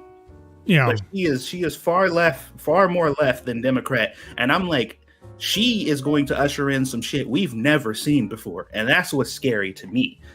Because I'm like, I can expect some bullshit from Biden. I can expect some bullshit from Trump. I can pretty much tell you how things are going to play out. I have no fucking idea what Kamala has in store. Well, this is the thing. Yeah, Trump is the devil you know. This is the thing. Yeah. Trump is the devil you know. But unfortunately for Kamala, nothing that she's done, either been allowed to do or that she's done herself, has given anybody, as far as I'm concerned, any confidence in her as a leader or in her ability to govern or anything. Yeah. But here's the problem. Democrats were not given an option. This is like, you have to take Kamala. We're not going to have a primary. You just get Kamala. And so if you were virulently anti-Trump the whole time, and this is the only option you're presented, I've seen, I can't count, and just over the last few days alone, I can't count how many tweets I've seen from people, outlets that I follow and individuals that are on the left side of the aisle who have effectively said, I held my nose and voted for Kamala. Oh, yeah. Well, not it's just even like, effectively, like flat out said, like, look, yeah, I wouldn't have chose her. And even to take it even further, they were shit talking and talking about how ineffective Kamala was during her vice presidency. Oh, yeah. No, I read an article earlier from CNN that was talking about it. Yeah, no, Kamala was on the outs. There were people begging Biden to drop her back in 2022, 2023 before he announced his re-election campaign, because they just saw her as an albatross around his neck, that she was an absolute drag on the ticket. And, you know, no one was impressed with her after she got into the office, because she just kept fumbling the ball at every turn and becoming completely ineffectual and a joke. And the distance between the West Wing and the vice president's office was so distinct that as of February of this year, and I was reading articles about this back in February of this year, there's an article from CNN that was saying, you know, and I'm paraphrasing slightly, Vice President is clawing for relevancy in her own ticket. Yeah. Because she's been so sidelined by Biden because she was such a disappointment. Well, yeah, and not only that, the both of the teams, the Biden and the Harris team, have been literally at war with each other in the White House since she got in there. Yes. Yeah. Yeah. And she's been an embarrassment. The management of her office has been ridiculous. If you read that article, I put a link to it in the chat earlier. The CNN article from 2021, I've said this countless times before, it reads like a tell-all book you'd expect to see after the closure of an administration, giving all the dirty laundries of what was going on behind the scenes. It's that damning. And again, at that time, 2021, this is the same woman who thought she was ready to be the president of the United States, and that's how she runs her office. So if she gets into the Oval Office this time around, real quick though, I had a little piece of news sent to me by Dr. Hobbit, or Hobbit Opinions. Republican turnout is about 44% compared to Democrat, 38% in Maricopa County. Republicans are over 1.2 million votes as compared to 720,000 for Democrats. So, yeah, Maricopa County, New Mexico. New Mexico might flip. That might be something. We'll see. Well, who knows? Look, if you want to get a bunch of American-loving, like, you know, just people to get out and vote, call them garbage right before the election. Oh man, what genius thought? I mean, regardless of what he might or might not say, to have the president of the United States doing a sit-down Q&A, literally on top of the big ellipse speech, the big closing argument, right in front of where, you know, January 6th happened, da-da-da-da-da. Whoever thought that was a good idea in the first place, regardless of what Biden might or might not say, was an idiot, unless Biden insisted. And then, of course, what he said is so, man, how stupid.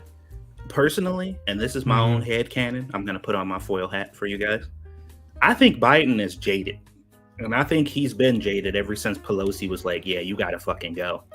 And it seems like, and everybody keeps calling them gaffes, but it genuinely seems like that he is going out of his way to sabotage her. Gamer Valine, I apologize. It might be my addled brain or my lack of geography. I'm an English major after all. Maricopa County is Arizona, pardon me, not New Mexico. And Gamer Valine, for whatever reason, I disassociated your name with your Twitter account, and I apologize. But thank you for the news and the info, and thank you for the correction. Yeah,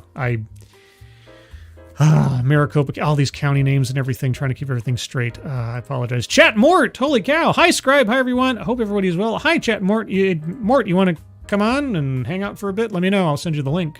I don't know if you're free or. Hello. I know. It's like old home week over here. I sent the link out to a whole bunch of old friends and new friends and things on the Twitters and elsewise, and hopefully I'll get some responses. Let's see.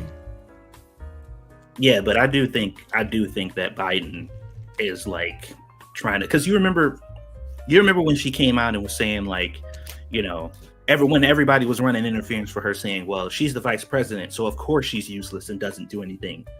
But also, you know, her accomplishments are super vast. And I'm just like, wait, you can't have the argument that of course she doesn't do anything because she's the vice president, but then also say she's extremely accomplished as a vice president.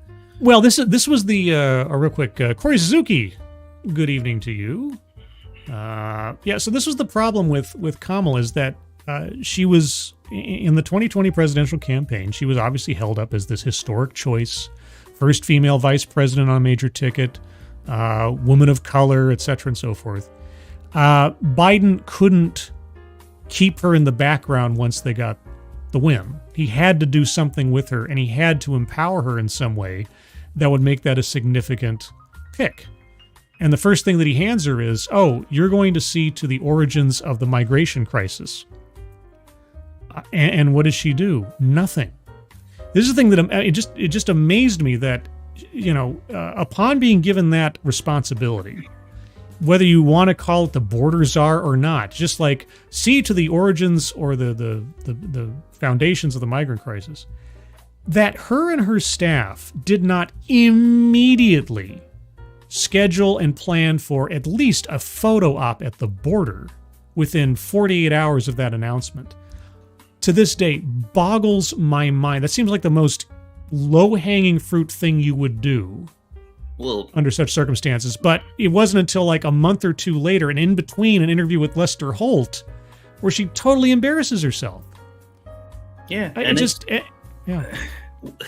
I feel like she did worse than nothing, because just like the point I was trying to make earlier is they were saying, like, you know, she's the vice president, she can't really do anything. And Biden came out and undermined her afterwards and was like, oh no, she has been directly and explicitly involved in every single decision that I have made. Yeah.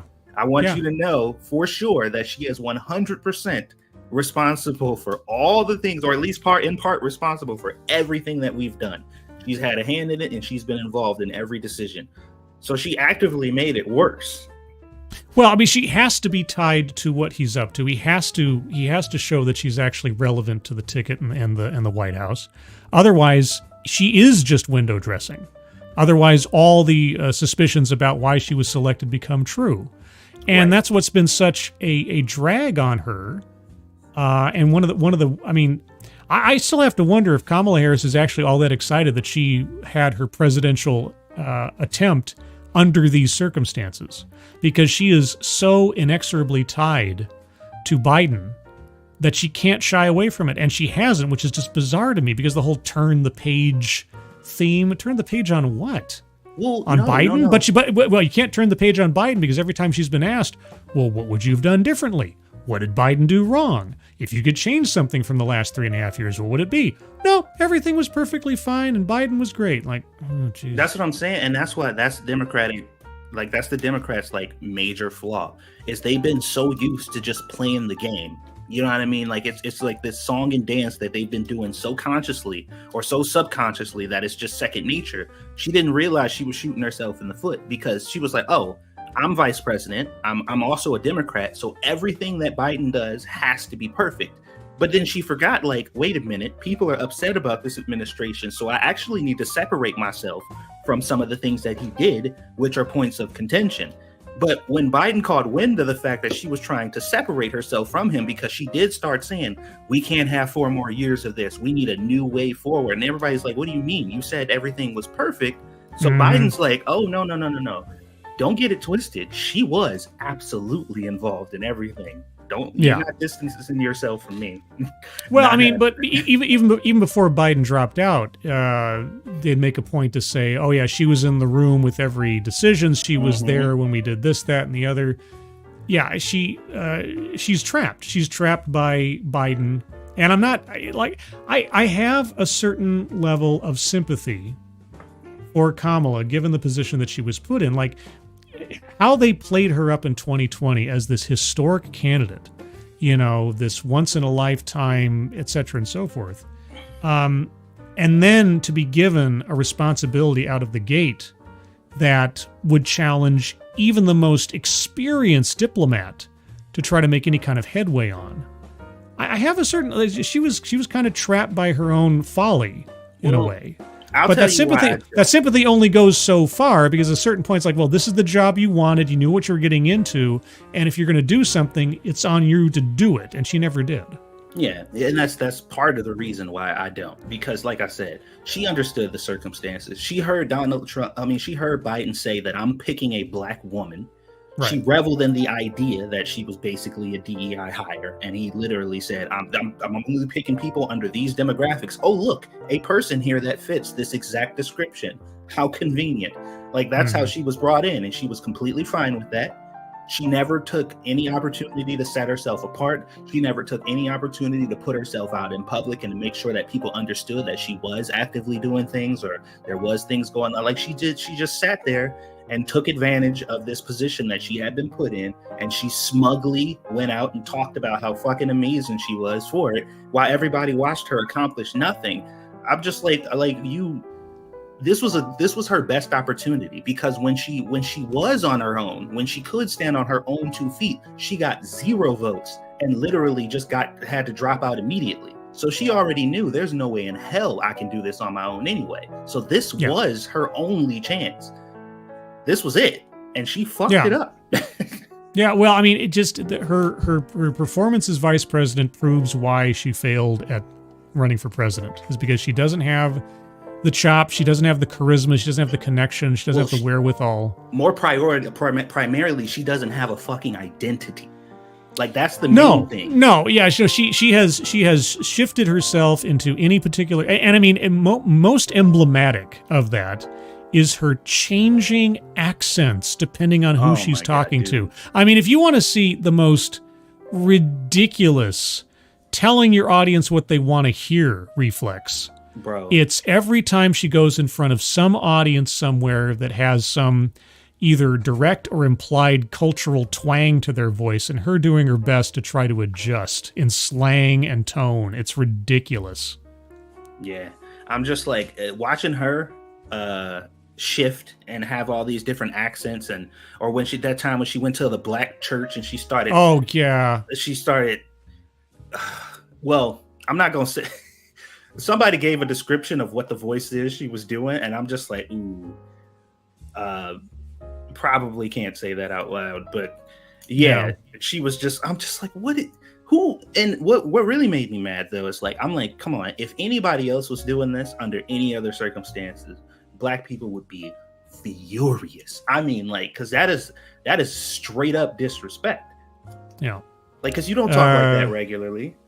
Janetti Hillis, I wouldn't be happy at all to have to wait till a guy's almost out of commission to run for presidency. Which, I mean, yeah, Biden completely screwed over his party by running again, because all the time that he took up in running again, when everyone with a working brain knew that his wasn't, even before the debate, it was so ridiculous to me that it took to the debate where it was like, oh my gosh, Biden's not capable. Like, you guys are liars. All of you that have been like feigning surprise have been liars for the last 3.5 years. Everybody who watched him during the course of the campaign in 2020 and the months afterwards, we all knew that he was on the edge.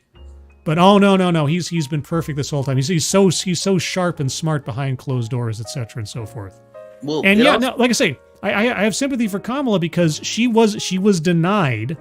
I mean, she really needed to win a primary. She really needed to come out on top amongst others of her peers to have any kind of legitimacy going into this. But she was denied that because Biden stayed all the way up, and not just at the debate, but for weeks and weeks after the debate, until he was finally pressured out. And every day he spent continuing to run was a day he was subtracting from, I mean, at the time I thought at least a primary, but then it become just Kamala's opportunity to prove herself, which, you know. Yeah, but I mean, truth be told, if Biden, let's just say everybody was right and this was a setup to get Kamala to fast track her into presidency in the first place, because that was my assumption when Biden first became president, was that was the whole plan from the very beginning, as it was just to get her in eventually at some point.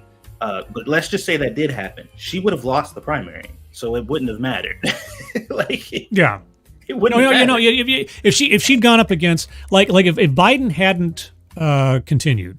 Mm-hmm. Also, Anon123, good evening. And Evolved Potato, good evening. I don't think Biden is to blame because his brain doesn't work. I blame Jill and the people around him. Well, his puppet masters. The pressure that they exerted to get him out of the race by the time he got out of the race is the same pressure they should have exerted before he decided to run again. Yeah. Because they knew. But no, if Biden hadn't run again, and Kamala actually had to go up against an actual field of... Now, the likelihood that anybody would have challenged Kamala in the middle of a presidency and under the current climate, that any white guy like Newsom or anybody else would have rolled the dice on their own reputation by challenging the first female vice president and vice president of color, etc., in a primary, is pretty low.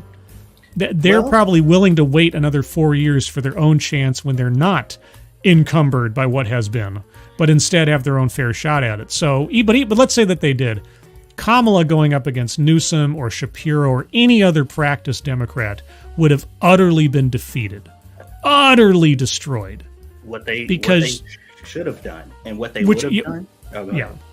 No, go ahead. Sorry. What they should have done, I think, if they really wanted to make this interesting and make it to where that wasn't a point of contention, they would have brought Tulsi back, because she would have been the only person who could have ran effectively against Kamala under those parameters. No, you see, they were too late to get Tulsi back. Tulsi was already disenchanted with the Democrats after Biden's win and over the course of the last 3 years or so. So even if Biden had dropped out and not run again, and they try to... Tulsi would have probably not thrown her hat in the ring for the Democrats again. I'd be surprised. Well, I mean, I would have been surprised. If she did, she would stand the best chance, I think, against Kamala. I still think that because of her opposition to Kamala previously, she still would have been seen as a black sheep. I really do. I don't think she would have. Yeah, I mean, she would have added some spice to the primary for sure, but I don't think Democrats, conditioned as they were and have been over the recent history, I don't think they would have been all that jazzed about putting her up there. So do you think there's any group that trumps black woman in America? Like, is there any other more oppressed group they could have put against her? Or is that like the ultimate combination of oppression in America? Oh, the only other thing she could have been is gay, maybe? If we're only looking for like progressive stack oppression points. Yeah. I'm at a lot, because the thing is that when you're vice president, even if you think you don't, even if somebody thinks you don't deserve it, that carries a lot of weight. If you are the heir apparent to the current president, that's even for a Democrat that would want to primary her, that's a tough wall to get over without putting your own political ambitions at risk. Because I mean, if you're Gavin Newsom, do you want to primary and put your name out there? And run really for the first time for a presidential spot and risk losing against someone who's carrying that kind of political weight behind them? Also against somebody who was picked, like hand-picked under those specific parameters. Yeah, exactly. Yeah. To be accused of being like a misogynist or racist, you're just a patriarchal blah, blah, blah throwback. No, I think against her would have gotten torn down.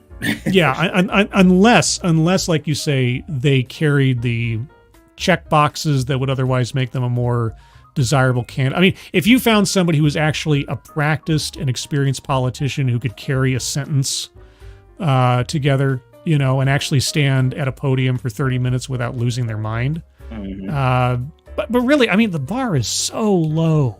Yeah, the bar would have been so low. And that's the problem, is like they just had bottom of the barrel people, or people who would have had to tussle with other people to get out of the bottom of the barrel, because that's where the arena is. Like, that's where it's at. Like, there's no way they can get pulled up to where you are, because even if you were a competent and long-standing Democrat, you ain't black and you ain't female. So I'm just like, the only other person they could have really put against her that probably would have been of equal oppression status is a trans woman.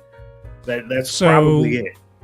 Real quick, so Right Side Media, Right Side Broadcasting, is projecting that North Carolina is going to go blue, according to early numbers. Now, that might change as time goes on, but that's the current prediction. So as the swing states or other states get announced by either the AP or are predicted, I'll start updating our map here. It's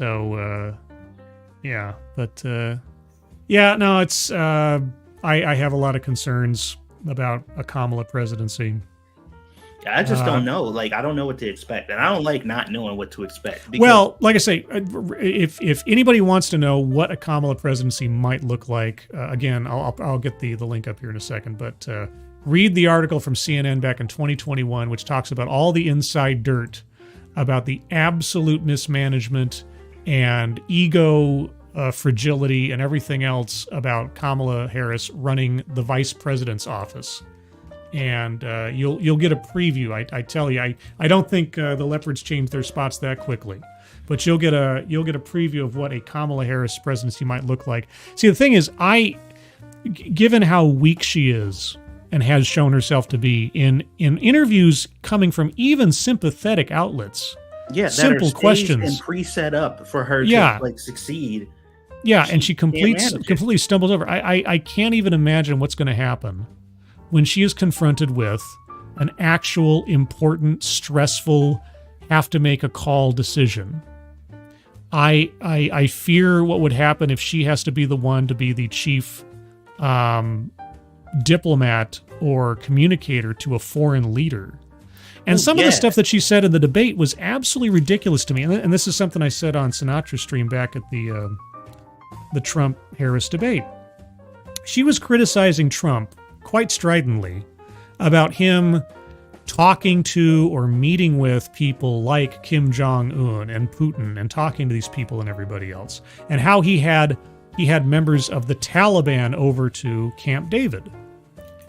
And I this is one of the things that I really was not a fan of Trump for, because he had such an easy retort to that one. And I'd have been like, hey, you remember when Yasser Arafat was invited to Camp David because it was a matter of trying to sue for peace in the Middle East? Sometimes you have to talk to people who are demonstrably opposed to your values because they lead stuff, because they're the leaders of things, because sometimes the best way forward to find some kind of peace is to talk to someone you don't like and keep the door open to someone you don't like. And so it was very bizarre to me that Kamala Harris was effectively arguing for isolationism in a way. Because how does she expect to find a peace in the Middle East if she's not willing to talk to Hamas or Hezbollah or Iran? How does she expect to find some kind of settled peace? And really, a settled peace is the only thing you're going to have to expect out of the Ukraine situation, unless you're willing to talk to Putin. So if she's saying on the stage, oh no, I would never talk to anybody who runs a country and operates on values that are opposed to our own. Hey, sometimes pragmatism takes the day, and you just have to deal with people you don't like to get the best deal you can and avoid further conflict. That's something that really worried me, listening to her in that debate. Well, yeah, and like I said, there's a lot of domestic stuff that people are obviously worried about what's going to happen to the country. But my biggest thing, though, like I said, just like what you're saying, how is she going to deal with other world leaders? Because they see everything that's going on here, and I promise you, none of them respect her or see her as like, and most of them are probably like, please please, for the love of God, let her win, because like she's gonna be so easy to manipulate or get over on, or we're gonna get away with so much shit. Or maybe some of them are terrified because, I mean, Obama had a solution: just bomb the fuck out of them. It's just, if you don't like them, just kill them. It's pretty simple. You know? Well, yeah, she's an unknown. I mean, I guess the only advantage you would have is she is trying to be so many things to so many people at so many times that you're not quite sure what she's going to do. And if she really is, if she really is, she just goes wherever the wind blows her, so to speak. And the wind blows pretty heavily in America, but on the world stage, we talk about hurricane class winds. And the fact that she can be swayed so easily and just kind of fall in line with things so easily, depending on what environment she's in at the time, that's fucking terrifying, man. Like, and of course, we've already seen a almost worrying amount of her decision-making ability in picking her vice presidential candidate. I mean, good gravy. Tim Walz is such a disaster. Could you imagine her going over to China to talk to, like? Oh man, yeah, I can't wait for Chinese accent. Yeah, well, no, she'd send Tim Walz, because Tim Walz, he was there at Tiananmen Square, right? I mean, he had an affair with a major party leader over in China when he was teaching English over there or whatever. Boy, oh boy, Tim Walz is going to be our chief diplomat to China here pretty quick, possibly. Oh my god, I don't know how people can't be, because she's done literal interviews specifically designed to, like, the whole point. One of the interviews was like, we're here to learn more about you. Tell us more about you. We want to know who you are and what your values are. And even in those specific interviews, you learned nothing about her. Nothing about her views, nothing about her values. You just know that she grew up in a middle-class family, because that's middle-class family. Her answer to everything. Middle-class family. That's it. Yeah, I come from a middle-class family. We turned that into such a joke because it really was her only scripted answer to everything. Like that, and that says what? This is one of those things, it's like, that tells me nothing about you. A middle-class family tells me nothing.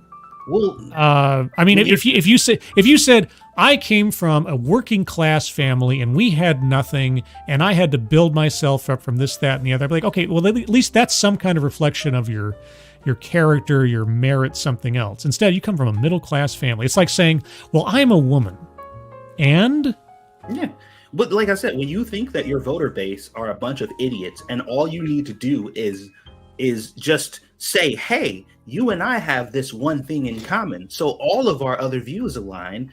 Like, you get stuff like having Cardi B shake her ass in front of all the black people in this one state, or throwing a fried chicken party for a bunch of people at this place over there because you think they into that, or switching your language when you're talking in a church, trying to sound like a preacher because you think they into that. I'm just like it all comes off as, but like it makes me so mad because I'm like, all these people have known and experienced phony people before. Like, they know a bullshitter when they see one.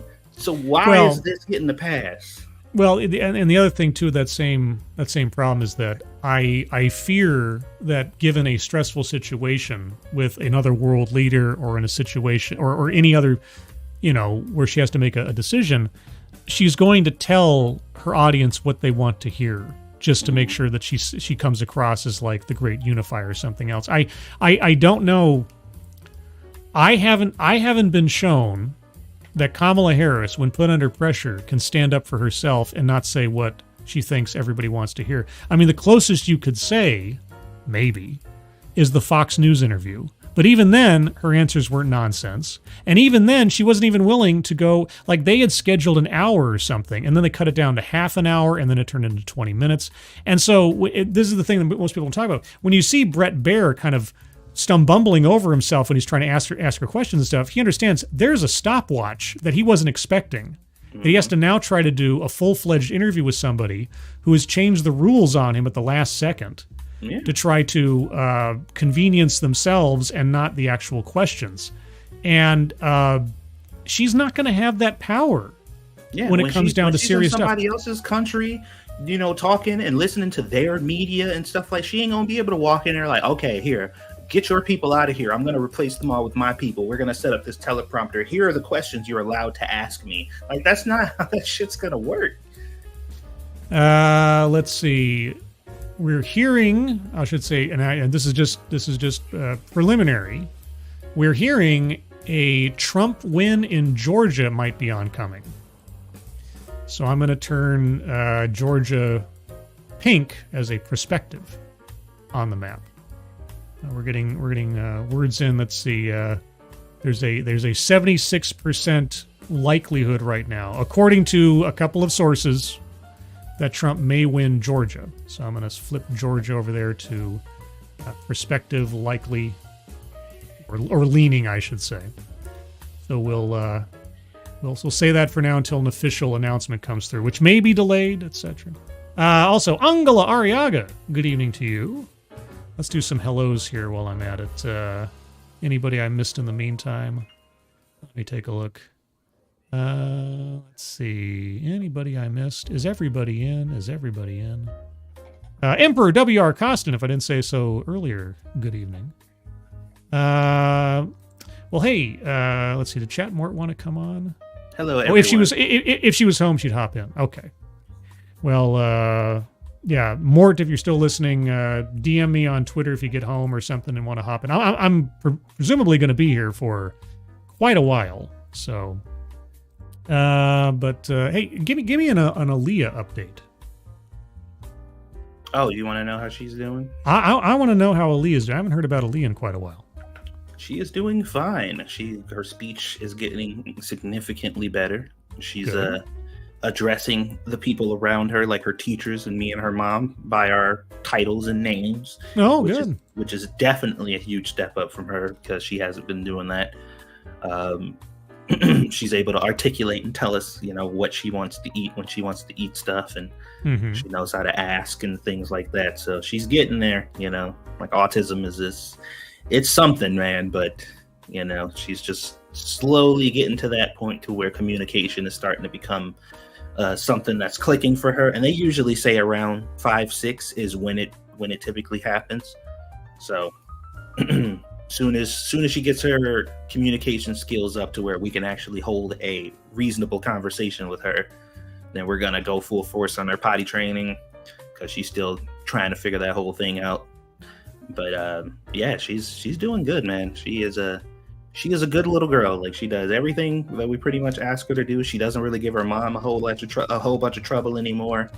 She's just a happy little goblin. She's running around here and being silly all day. That's good. I like children enjoying themselves like that. Aaliyah has autism. Is she still up? Hey, babe. Is Aaliyah still up? Oh, she brushing her teeth? Okay. Brushing her teeth. Good, yes. Good oral health. Yes, I've gone through my own adventure in teeth stuff recently with all my straightening and stuff. I have braces on now. Did I tell you that, Satsu? No. I thought she yeah. Did the alignment thing not work? Well, so, no, the Invisalign, it did a lot of the heavy lifting. But there was still some real detailed refinements that the plastic trays just really couldn't quite get after several attempts. So I finally just sort of bit the proverbial bullet and said, okay, well, braces is more brute force, but it would be more efficient. Leah, say hi, chat. Hi, Dad. Oh, hi, Aaliyah. Say hi, Scribe. Hi, Scribe. No, I'm gonna have to clip that and use that in my intro.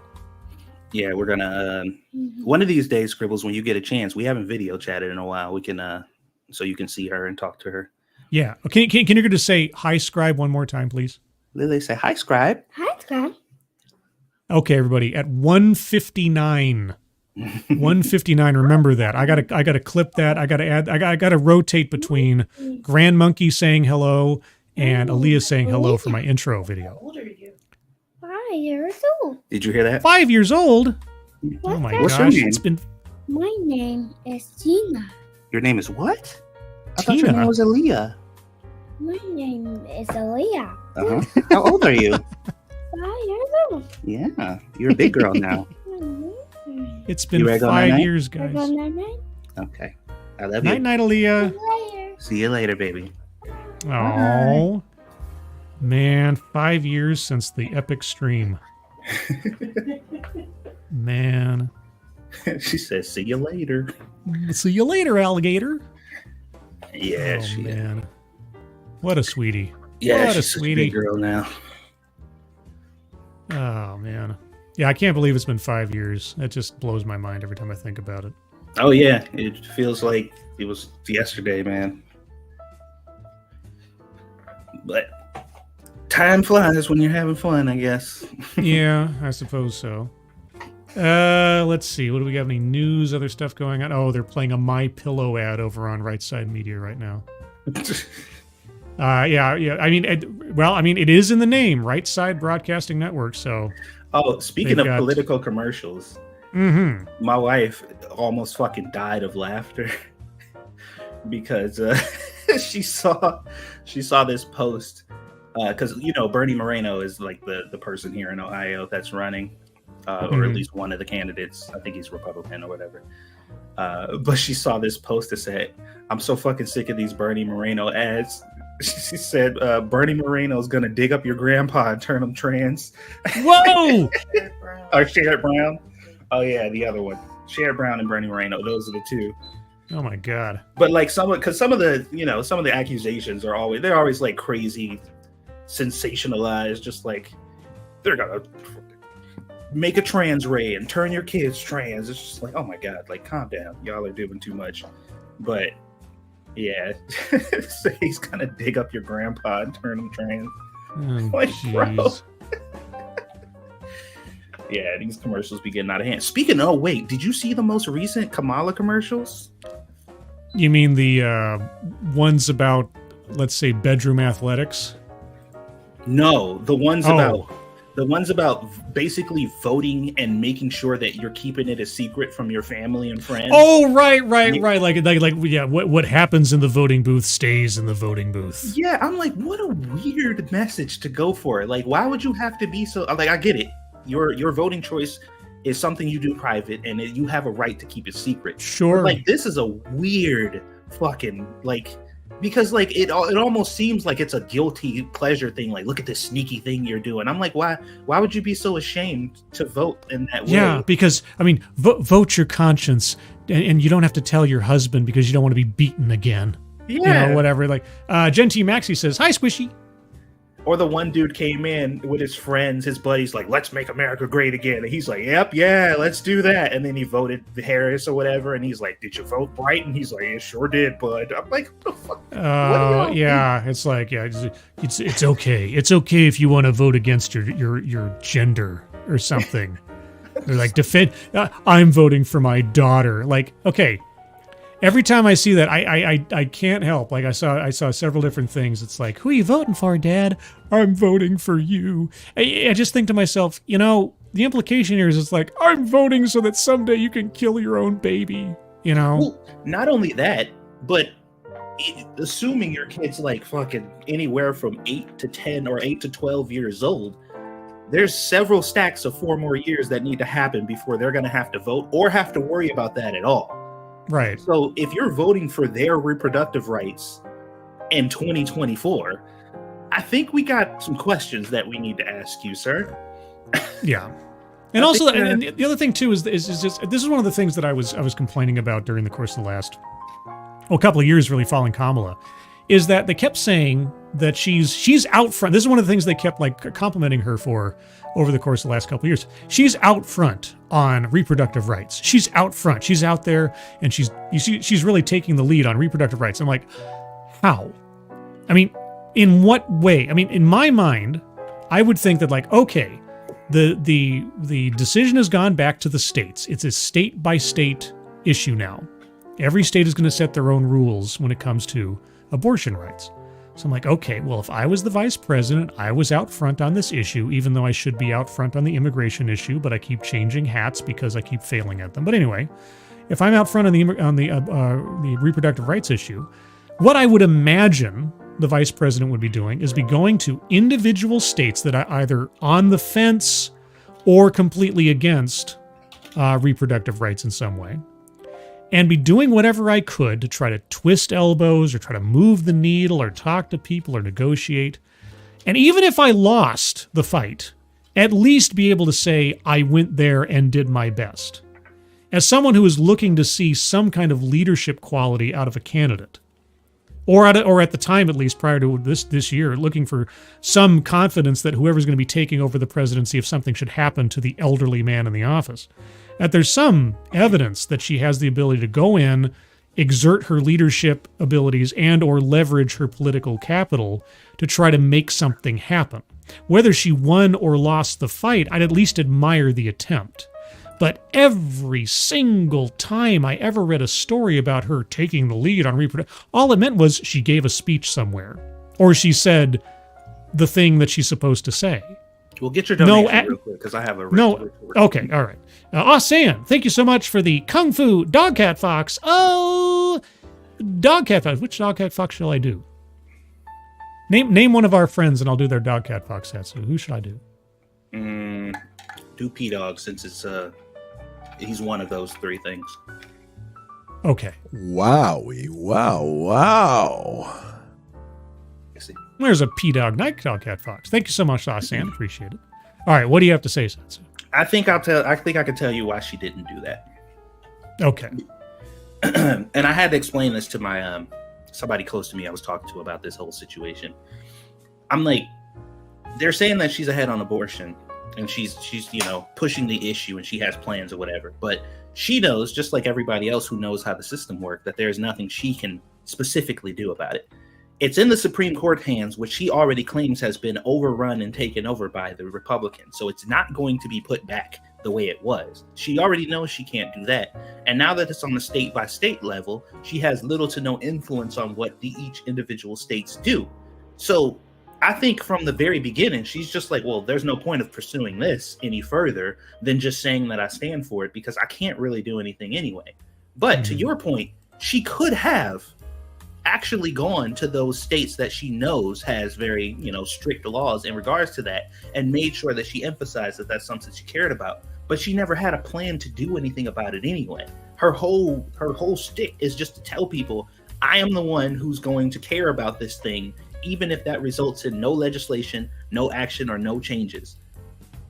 And her platform hasn't really been that she plans on doing something for it, or she is the one you should vote for if you want something done about it. It's vote for me or Trump will take all of the rights away. Like, that's been her base. So it's not like and that's what this was another thing that I was explaining. Her campaign is not a Kamala campaign. It is a anti-Trump campaign. It's that's bid enough to vote for her. Yeah, but that's enough, and that's all that she's got at the end of the day, because again, and this is kind of an artifact of also the amount of time she was given to actually run, is that she had, not that she hasn't had opportunities to try to present herself to the electorate, but really the only thing that she's got at her back is the same thing that Biden had at his back, except that she lacks the political experience and all the tenure, is that she's not Trump. And so the Democrats, again, are being given a false choice. They're being forced to take someone that they didn't select out of a primary, but the fact that she's not Trump might be just enough, as we've seen. The current stats and everything, it's still split down the middle. It's basically, it's not so much one side for Kamala and one side for Trump. It's one side not Trump and one side for Trump. Yeah, exactly. Yeah, that's it. And that's more so now. Election. Yeah, more so now than it was during Biden's candidacy. Mm-hmm. And it's going to be that same kind of symptom once people got into the 6th year of Obama. Because in that first 4 years, he's like, change and stuff. And people's like, look, he had 4 years to kind of get adjusted. He had a lot of opposition. Obviously, this position is hard. Like now that he understands the job, he knows what he's doing or whatever, we're going to give him another 4 years to handle it. But once they got 2 more years into his second term, they're like, wait a fucking minute. Like he's really just this bad. Oh, yeah. Okay. Wait. Of course, they couldn't admit that he was that bad, obviously. Oh no, not until now. Because ask anybody now, and most people are just like, yeah, that was a shit show. Yeah. But before, and also speaking of Obama, I got real pissed off when he went to go do that talk to those. He went to go talk to black men, and he stood in a room like Uncle Phil. And lectured all these grown-ass black men and basically spanked them all on the hand, like, shame on you. And I'm just like, bro, this is the most off-putting shit ever. Like, you doing so bad that you had to send basically what y'all are calling now the father of the black community to go scold his children into properly voting right, because the way he was talking to them was not like like if you go watch that clip, it was not a presidential candidate or somebody who had like that type of standing talking to potential voters. It was literally a dad scolding his children. Well, I don't know if you saw that clip. I did, and the amount of condescension that they've been aiming at that specific demographic between Obama's speech and Kamala's like great assurance to all black men, hey, guess what, guys? We're going to make it so you guys can sell weed. You know, because that's what black men do, right? Remember what I put a whole bunch of them in prison for? Yeah, remember that stuff I put you in prison for? I'm going to make sure that you guys get all these advantages in order to open a business to sell drugs. Because, you know, even though it's semi-legal in places, that's what you guys do, right? Yeah, exactly. I mean, not only was it so freaking condescending and racist to begin with, but also it was completely illegal. Mm-hmm. Because to set aside federal money like that for specific races and genders, come on, man. Thank you, Okinative. Where is this map from? This is from the 722 Win website. And it's completely editable. You can mark it up as you want. You can have it reset to what the current reporting is. I'm just kind of keeping it going as is, unless something drastically changes between the swing states or some of the other unknowns. I'm keeping it online with what right side broadcasting is. So far, the AP has called Kentucky, Indiana, and West Virginia for Trump. That's what the official word is from the AP so far. Everything else is still kind of up in the air. Satsu's thinking Ohio's going to go Trump. Right Side Media has Ohio going for Harris right now. I don't know if that's from some other polling that they have or something else, but nothing officially has been declared otherwise yet. Yeah, there's, I mean, Ohio, I don't know, like it seems that way. Like from the sentiment that I've been getting, most people are kind of leaning that way. But I don't know. Satsu, can you hold down the fort for just a minute? I need to take a quick break. I've been sitting here for 2 hours and I need a moment. Yeah, no problem. Okay, thank you, Satsu. Everybody, be nice to Satsu. Yeah, be nice.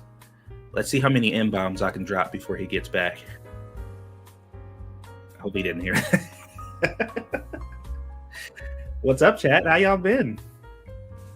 I know I've been under the radar for a while.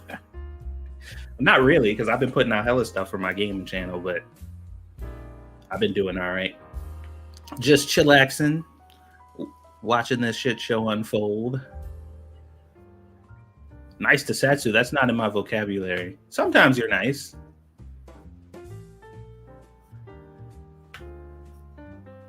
Inbound counter engaged. No, don't do that. I would never do that to Scribe. That would be cruel and unusual. Hilarious, but not the right thing to do. I live in Oklahoma. The cocaine flows like meth here. Wait, how does the meth flow? How was your Halloween? I didn't really do nothing. Give me credit, Satsu. That's not how this works. I mean, at least you pretend to be nice to me sometimes. We're supposed to be nice to Satsu. Why? See, this is what I'm talking about. I'm nice to y'all all the time. Yeah, I tell you to fuck off a lot. But that's out of love, clearly. He pretends to be nice to get in on the game. Damn, they got you figured out, Flair. He just calling you out on your strategies like live on stream.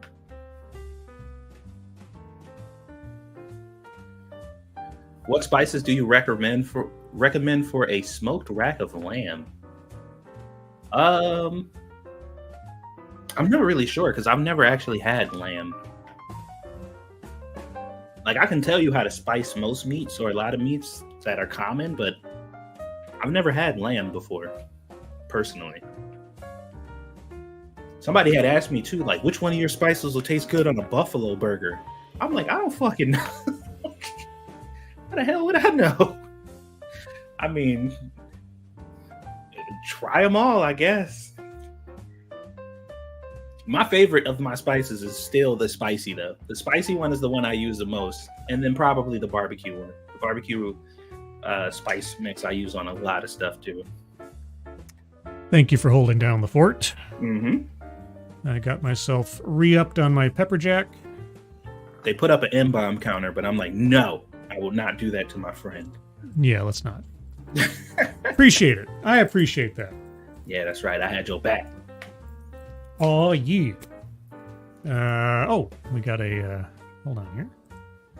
Perfect timing. Matt Barnes, thank you so much. Satsu is frightening me, Scribe. He has become a stranger since the old Lawton days. Half to Satsu, please. Miss you, buddy. Aw. I'm a stranger? How dare you? Stranger. I remember you, Matt Barnes. Yeah, oh boy, does he ever. And When he judging says from that. the font of your message, you seem to be the same. I know, right? Yeah, seen a lot of names in here I haven't seen in quite a while. I saw Michael Caruza the other day. That keeps sticking out to me because I hadn't seen his name in forever.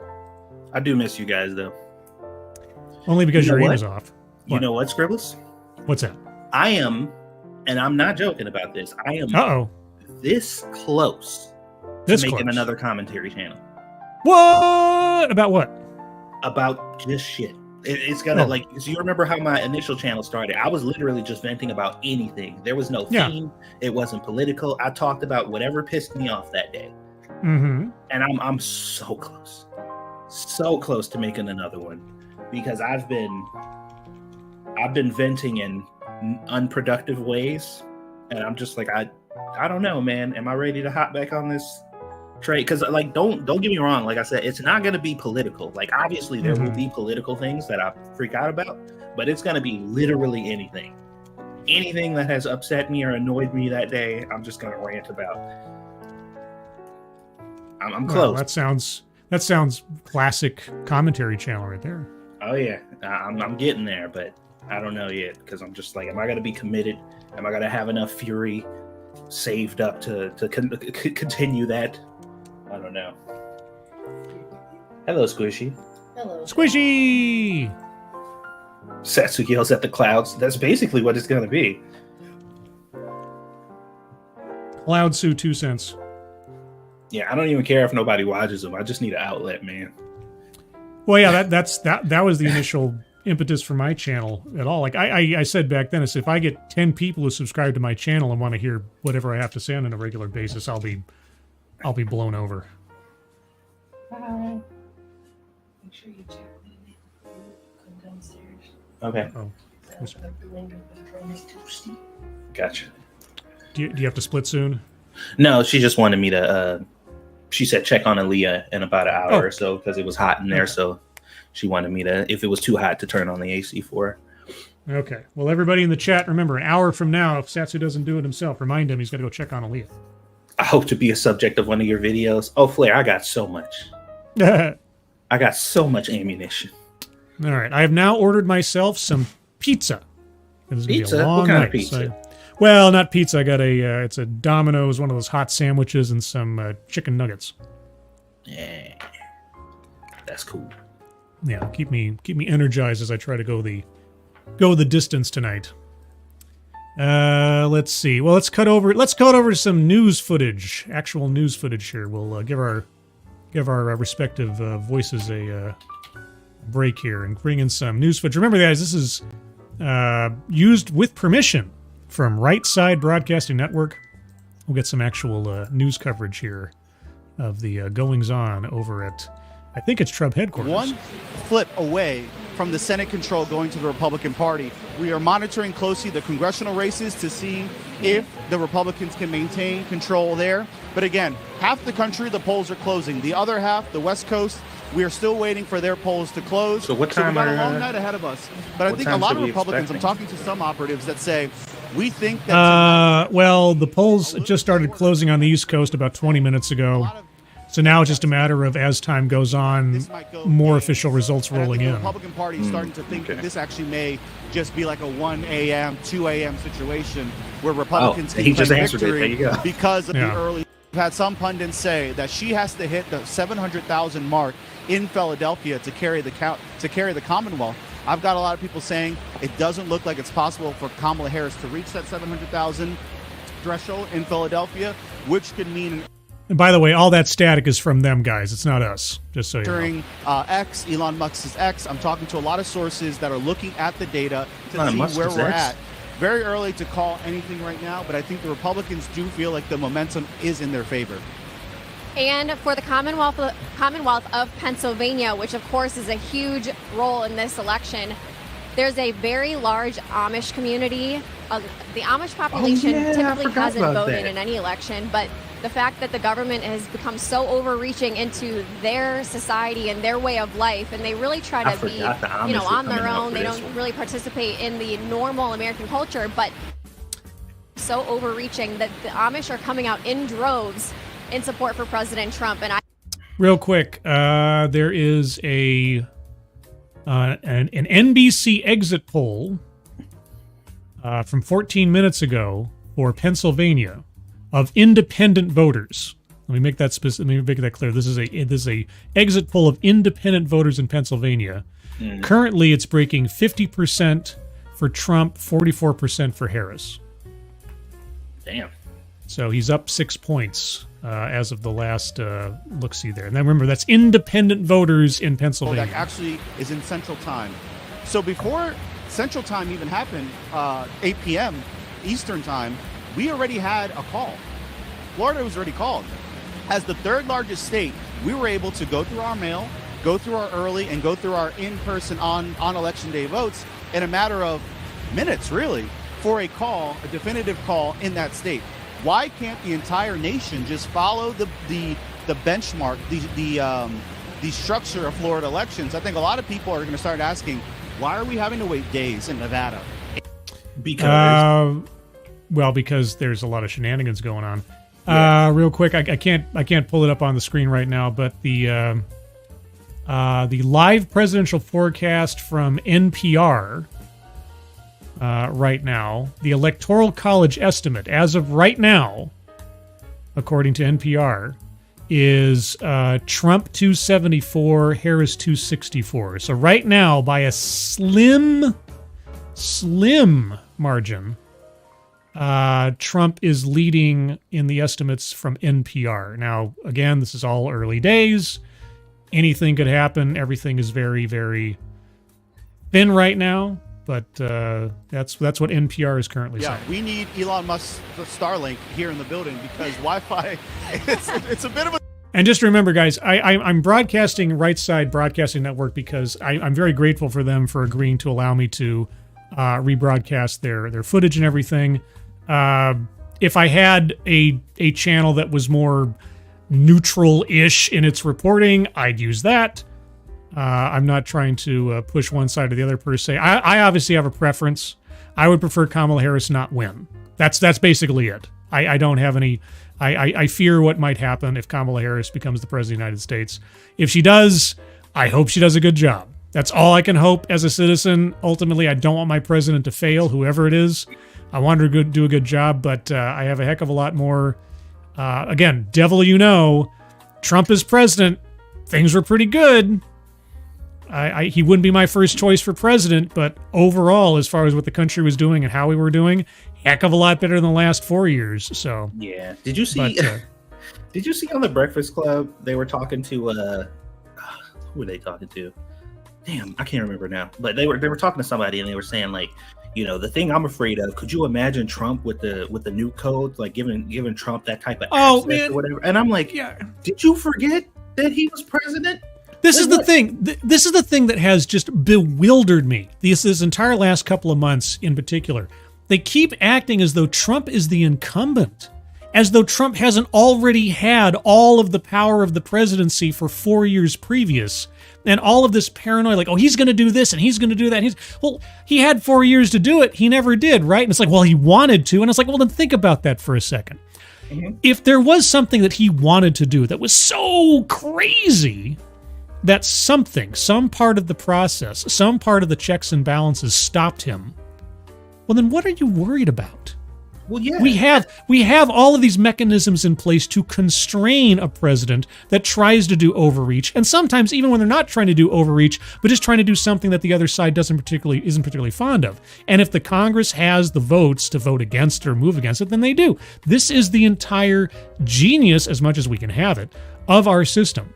It's like, okay, well, he's going to do all this stuff. Yeah, he could if nobody stood up to him. But you know that the Democrats are going to stand in the way of everything he could possibly do. He'll be constrained. But here's the other part. He's only as constrained as the amount of executive power that Obama and Biden and Bush before him allowed to be promulgated. So if you guys really wanted to constrain the next Trump presidency, Biden should have been doing everything he could to retract executive power for the last 4 years. But has he? No. Exactly. And that's what I was saying, because one of the first things they said Trump was going to do, he's going to get rid of he's going to get rid of elections in general and become the king of America. Yeah, he's going to become a dictator. He's going to run for a third term. He's going to get rid of this. He's going to destroy that. Yeah, whatever. I'm Get just a like, life. how? Like, Get a how is life. he going to make that happen? But even if he did, I'm like, think about this. I'm like, so you're telling me that Trump was president for 4 years and everything you told me he was going to do, he didn't. But Kamala has been vice president for 4 years and everything she says she's going to do, she didn't. Who am I supposed to believe? The wall didn't get finished. Where are the roving deportation task forces that were going to break down doors and just grab people up? Yeah, I've got I'd play it if I could, but I have a feeling that even now it'd probably be. And so there was election night coverage from Fusion. For those of you that are veterans of the channel, you may remember Fusion became Splinter eventually, and then went off the air completely. They did election night coverage. Wait, and I Fusion actually became Splinter. Yeah, I know, right? Isn't that clever? Yeah, I know. But anyway, so Fusion became Splinter. But before then, Fusion did a 2016 election stream that you can't, as far as I know, you can't find anymore. But at the time, I grabbed it. I have the whole 3 or 4 hour stream. And the funniest part of that is in the beginning of the stream, they started, or at least the clip that I have, it started relatively midway through the night on election night 2016. And you had people, they had the panel of talkers and everything, and they were talking about, oh my gosh, Trump's doing this, that, and the other. And they're all kind of laughing and stuff. And then they go to, let's talk to our correspondent over in California. And he's like, I wish I could be as humorous as you are, but I'm really fearing for my family tonight because we might not be allowed to be in the country anymore after this. And he's just going all doom and gloom, like, if Trump wins, suddenly his family and all his friends are going to be, rounded up and put onto train tracks or something. Like, good gravy. Ebony Williams. Good evening, Ebony Williams. And Ebony Williams says, hi, Satsu. Hey, girl. Ebony's here. And Assassin of the Gray is here. Good evening, Assassin of the Gray, but did not say hello already. And I have to say, Janetti Hellis, you're looking quite fetching in your avatar there. Well, so funny is this was what killed me, and I don't know. Like I said, maybe I don't know a lot of historical relevance to even comment on this, but I'm like, dictators don't usually win fair democratic elections, right? Yeah, and of course, Kamala Harris was put into the nomination through a fair democratic process. Yeah, I'm like, wait a minute. Last time I checked, dictators don't tolerate the process of a full-blown democratic election, and then when they win a fair, proper election, they're just like, haha, now I've earned the right to take over the country. I'm like, I feel like that's not how that works. Did you notice that Trump left the White House when it was his time to take off? Yeah, but he said. Yeah, I know. He said that, but nobody else, like Democrats, would never say that. And then Hillary Clinton's like, I would. And they're like, you shut the fuck up. Yeah, exactly. I'm still saying it right now. But here's the thing, guys. Here's the thing. Win, lose, or draw on either side of the aisle here, the thing that we have to do, if we're really going to get back to something of a semblance of civil discourse, you have to hold your own side accountable. Yes. For the same behavior that you would decry from the other side of the aisle. Yes. Because either we're looking for a better way as a country, a more civil, a more productive way, or we're just being tribal.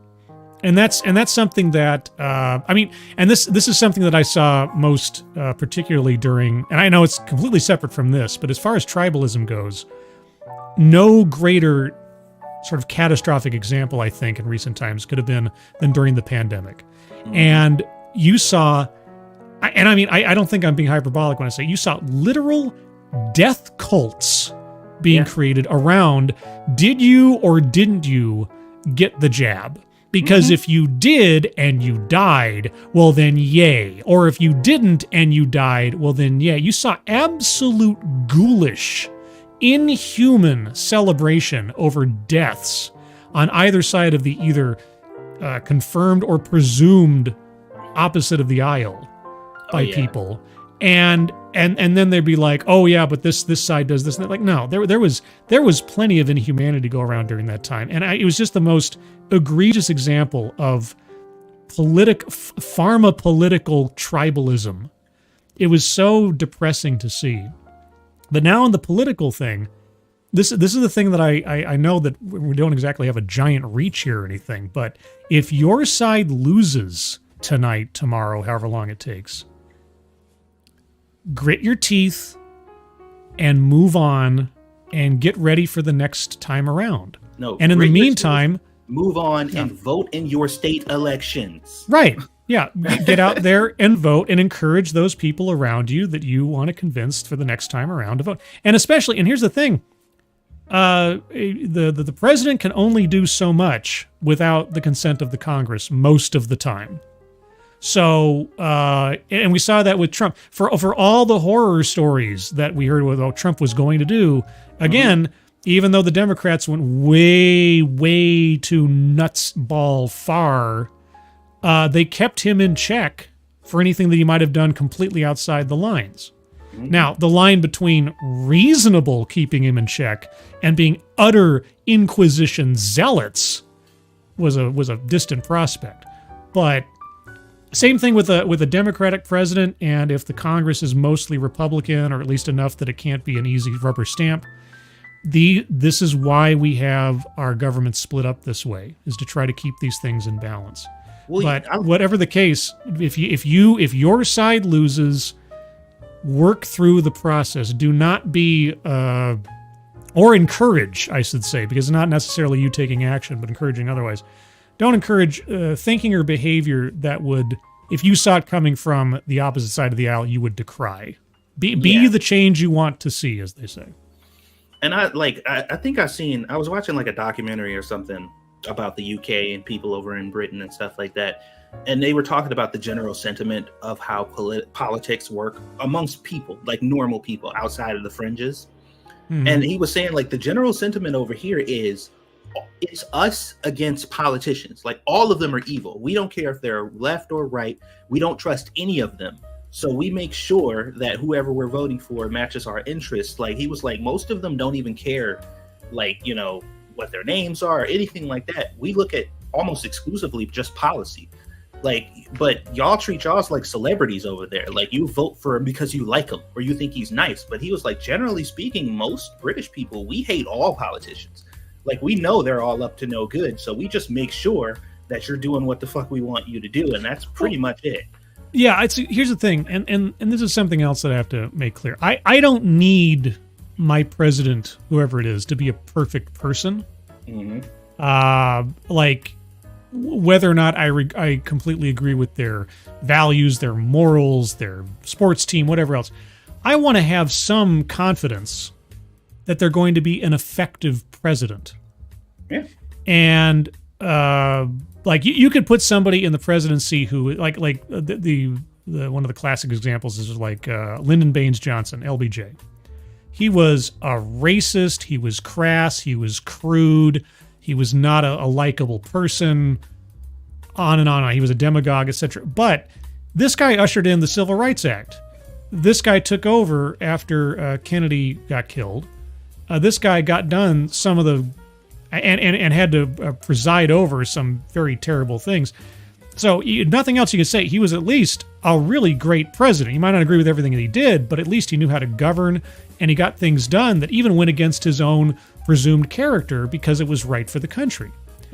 I'm fine with somebody being in the office that I don't agree with, but as long as they do a good job as president. Now, Trump, for all the complaints that I have about his bedside manner, about especially in the debate where he was so easily baited by Kamala into criticisms over his rally numbers, for crying out loud. This is one of the things that I wasn't jazzed. Like if I can be critical of Kamala for thinking like I would hate to see her in front of a world leader where she's just going to like kowtow to the loudest voice in the room rather than make anybody angry. On the flip side, Trump being so easily defeated by some mild criticism and baited into not answering a question or coming back with a good response because he got his ego bruised. Similar thing. If a foreign leader can see that on TV and know that that's a psychological weak spot for the guy, come on. Well, yeah, but I think the context of that situation really matters because, like, I've watched Trump deal with like a lot of world leaders and stuff like that, and they don't usually come at you like Kamala would, because like no, I know.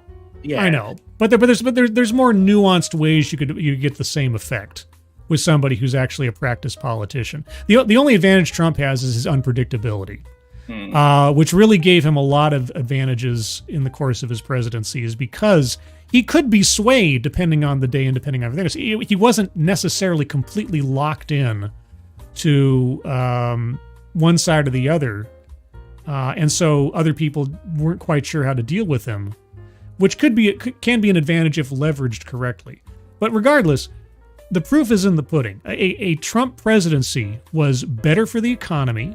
We didn't start any new wars. Nope. We had a level of prosperity and a restriction on the absolute disaster at the border, which I was told when Trump was president, there was no crisis at the border. I was told over and over. How many videos do I have on my channel under my Expatriate Games playlist back when I was covering this stuff on a regular basis? How many times we're told, oh, there's no crisis at the border. Trump's blowing it out of proportion. He's just a racist and a xenophobe. Oh, yeah. Repeatedly. Oh, yeah. There was no problem. This system but now there's a problem. Well, they're saying now definitively, Kamala says definitively now that the system is broken. It's broken. It doesn't work. But I'm like, when did it break? Because who's been presiding over the system for the last 3.5 years? Exactly. We need a better way forward. Oh, by the way, everything we did this time was perfect, and I wouldn't change anything. Just like, come on, man. But no, so like I say, I don't need the president to be perfect. I just need them to govern well and effectively make things better for people than they were before. I don't know. I think it works in our favor when our president is an asshole. Like, maybe not like visually, like for what people see, but that's kind of where we are as a country. And to be perfectly honest, I'm of two minds about it, because I'm just like, when it seems like when people look at America like, yeah, don't fuck with them because they crazy. Like, we tend to get more shit done. Well, this is the thing is that, and this is the stuff that I have to admire Trump for in the time in between. Even when he wasn't president, this was a big story not too long ago. You guys don't remember? He was asked something effective. Well, if you were president, would you like not defend NATO countries if they asked for help? And he was like, not if they haven't contributed their share to the overall defense of NATO, because there was a lot of countries. There's this not binding but expected 2% of your I think it was your GDP, if you're a NATO country, that you were dedicating to defense.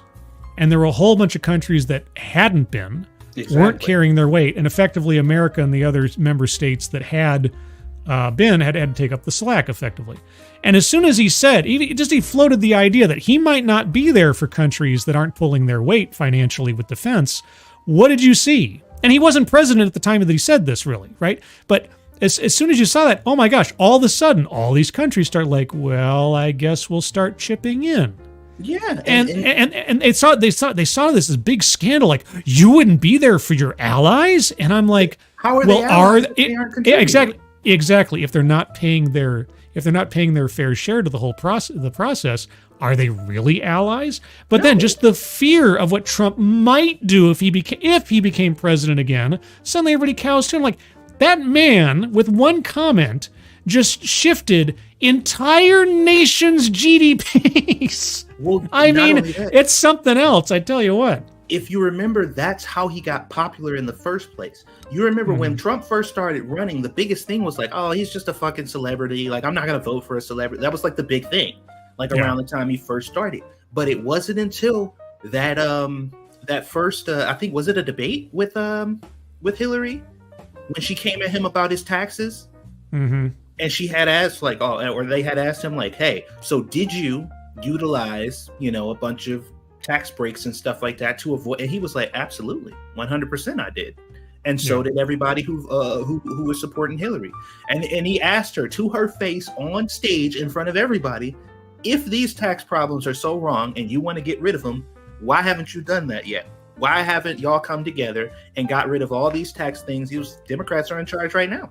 Like, what's stopping you from changing it? I'll tell you what's stopping you. Everybody who gives them money and donates to them uses the same processes that I do. Oh, I got to step away. I got to knock at the door. Yep. And I'm just like, that was it. That was the moment that Trump exploded into the mainstream. Well, not mainstream, but just exploded into like a candidate that people thought would actually be worth voting for. Because he looked her right in the face and said, yep, sure do. And you do too. And so does everybody who donates to you. So does everybody who donates to me. Because that's how it's always been. And not a single person who was upset about that, not a single one of those people go to do their taxes. And when they're doing their taxes, they tell their tax prep person, hey, whatever tax breaks or whatever that I'm entitled to when you do my taxes, make sure you don't utilize any of them, because I want to make sure I pay every penny I owe. Not a fucking single person. I'm back. Was your pizza? Let's see. Yep, pizza. Yeah. Let's see. Let me. If I can, oh yeah. So we got this CNN host, and it's because Chris Wallace used to be Fox, but CNN host Chris Wallace says Kamala Harris winning would be a miracle, given disapproval ratings for Biden. Well, I don't think Chris is necessarily taking into account just how much of a force of she's not Trump might push her into the office. I don't know.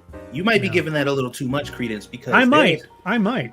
There's a ton of people, like entire black activist groups, who have straight up, for whatever reason, was like, I'm Biden 100%. I will never vote for Trump. When Kamala came in, they like, well, I mean, there was, I forget who it was. There was some Black Lives Matter leader that was very vocal in the last few days, saying, no, I'm voting for Trump. I can't respect Kamala Harris. And I'm like, wow, okay. Straight up. And I'm telling you, like, people have really been shifting, because, and when she did that first town hall, her first, well, I'm using quotes now, town hall, because a town hall is when you bring the public and separate the barrier between public and media, and you have them ask you questions. But her town hall was, no, I'm going to show up, answer a bunch of pre-questions that I gave to them, and then we're going to tell you we don't care about your questions and move on.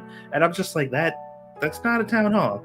But even in that, they asked her direct, very specific questions about things, and she danced around every single person's answers. And those people, you could look at them when she was answering, they're just like, yeah, I'm not voting for this bitch. Yeah. Like, just not happening, because she showed, and I think the more she brought herself out into the public, because she was heavily criticized for not being out into the public, but I think her trying to like show people like, no, wait, I can do it, that was to her detriment, because every single time she went out and every question she didn't ask, she lost more and more voters. Well, I mean, and her answers were just always so all over the place, and just such words. I mean, even simple. I remember like the first quote unquote interview she gave, which was like a interview with a friend. The first interview with like Tim Waltz at her side. First question she was asked was like, "What are you going to do on day one? On day one of the presidency, if you're in the Oval Office, what are you going to do?" And her answer was this rambling, incoherent mishmash of stuff. And I thought to myself, Kamala, this is what people seem to, again, between the fact that they keep promoting the idea that Trump is the incumbent when he's not, they keep seeming to forget that she was running for president in 2019. You're telling me that Kamala Harris, after having an entire presidential campaign in 2019, after becoming vice president, and all the years since becoming vice president, when you know that whether Biden ran again or not, she had designs to run for president again herself at some point, that she didn't have a canned boilerplate answer for what her priorities would be day one in the Oval Office. I realize that things change. A lot of the world has moved. A lot of things have happened since then. But she didn't have some key priorities, some key issues that she wanted to jump on day one that she couldn't name off when she had the opportunity. It absolutely bewildered me. Oh yeah, that she didn't have anything to say. Dude, just listening to her answers, you can already tell. And it's like, it's one or two things, and both of them are bad. One, she either genuinely does not have a plan and does not know, or two, she's like, I'm not fucking telling you unless I win. Unless I win, you don't get the privilege to understand what it is I'm going to do. You'll find out if I win or not. And I'm like, both of those are bad. Well, there was this crime bill or something in California, and she was asked the other day where she came down on this crime bill, and she said she wasn't going to say. Yeah. I'm like, wait, well, no, wait. In my mind, I'm like, no, wait a second. You're not a private citizen right now. You're the president of the United States. You're going to be directing policy on law enforcement and everything else to the DOJ or otherwise in the near future if you win. So if there's a bill going on in California and you voted on it and you have an opinion on what should happen there, that's a question you have to answer. You don't get to be private about your personal policy decisions or philosophies anymore. Yeah. And Biden pulled that same shit with when he was the first time he ran, when he ran against Trump and Ice Cube, because you remember Ice Cube was really getting into politics for a while there. He was like very outspoken on Twitter, and and he said, look, for the sake of my people, I'm going to reach out to both Biden and Trump. I'm going to sit down with both of them and I'm going to talk to them about what they going to do for my people. Whatever you think about that, But that was his plan. Do you remember? Well, maybe you don't, but do you remember what he said was the result of that? Yeah, he said, I talked to Donald Trump first. I called him up, we talked, or I got in touch with him and we talked. And he said, whenever you want to talk, hit me up. He was like, I will make room for you. We can talk whenever. Like, I don't care. And Ice Cube, he said, I was kind of thrown back because I'm like, you ain't even won yet. And he was like, it don't matter. Like, you want to know what I plan on doing for your people? I can tell you. Let's go. But then he said he got in touch with Biden afterwards, and Biden told him, straight to him, we won't discuss any of that unless I win. And I'm just like, bro. Yeah. I got some Florida news. First off, Florida voters have rejected a ballot measure that would have legalized recreational marijuana for adults at least 21 years old and allowed them to possess up to 3 ounces of marijuana. So no legalized marijuana in Florida. And then, just as a quick update, AP has called Florida for Donald Trump. So that's a certainty now. Florida's for Donald Trump. Nice. Let's see. Let me. So the 270 site hasn't actually updated their own map yet for some reason. Okay, so I will update it as I see it. But yeah, so there we go. So far, you can see the map there. Thanks again to Right Side Broadcasting Network. All their particulars are in the description, guys. Go check them out. They have very graciously given me permission to rebroadcast their footage. I'm not putting the audio on because it would just sort of clobber everything else we're talking about, but you can see the bits and pieces there as we go on. Well, yeah, and the reason I pointed that out is because like just the rhetoric when it comes to the way each side markets their value to Black people. Because Donald Trump's like, hey, look at the unemployment numbers during my presidency. Like, that's it. Like, I'm not about to appeal to what you go through. I'm not about to pretend like I understand your struggle or anything like that. He was like, look at the numbers. They'll tell you everything you need to know. Look at my history with black activism and popular people who you look up to. Don't worry about me. Look at the people who you look up to and what they think about me. They'll tell you. I don't have to tell you anything. I think the biggest opportunity in the debate between Trump and Harris that Trump completely bailed on, and I was watching this with Sinatra live at the time and everything, and it really frustrated me, was what the first question that they asked Kamala Harris was, and I'm paraphrasing maybe slightly, are Americans better off now than they were 4 years ago? Right. And she did not answer the question. She just word everything else. And it was such a prime opportunity for Trump when they go over to him for a rebuttal, for him to say, well, since she didn't answer the question, I will. Of course they're not better off than they were 4 years ago. The economy's not as good. Unemployment's not as good. The border's not as good. Our relations with other countries aren't as good. There's too many wars going. I mean, he just absolutely across the board could have underlined it in about 2 seconds. And it's observably and demonstrably true for anybody who thinks about it for a couple of seconds. Again, if you don't like Trump as a person, fine.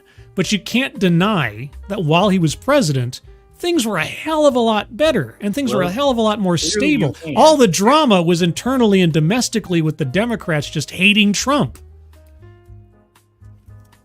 Yeah, well, you remember, because like they said he was terrible with COVID. His reaction time was awful. I'm like, you talking about the same man who was in his first presidential debate versus Biden, had an argument with the moderator about whether or not the vaccines were going to be coming early or not. Because you remember at that time, and I swear to God, the Men in Black must have showed up during a press conference and just flashed everybody, because nobody fucking remembers this for some reason.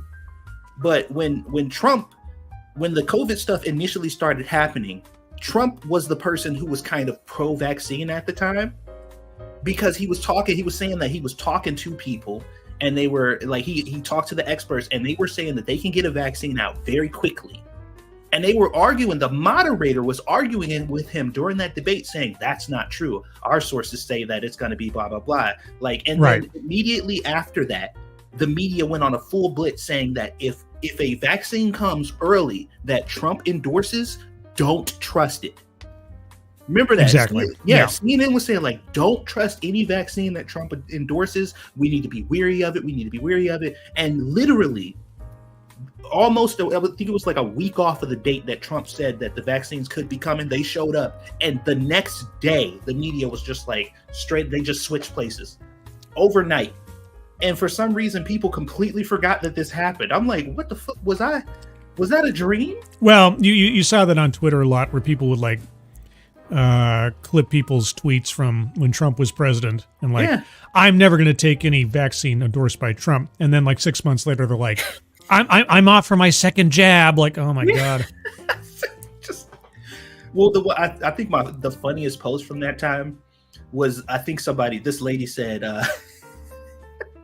she said, I got 4, I think it was 4 to 6 jabs or whatever. And she was like, but luckily I only got COVID 3 times, but imagine what would have happened if I didn't get any. And I'm just like, bro, it's like, I always remember that bit from The Simpsons where Lisa's trying to sell a rock to Homer. It's like, this is my tiger repellent rock. And he's like, what do you mean? It's like, well, it keeps tigers away. And he's like, well, there's no tigers around here. It's like, yeah, see, it keeps tigers away. He's like, I'll give you $1 for your rock. It's like, but Dad, it doesn't do anything. I still want the rock. I'm like, oh my gosh.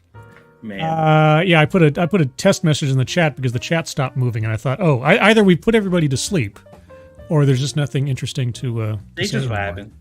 That's fine. Just vibing. That's cool. Also, like I say, guys, go take a look at the stream for Ranting Monkey, for Sinatra Says, Stream Hop. Go say hi. Go here, there, and otherwise come back later. We're all covering the same stuff. When I think of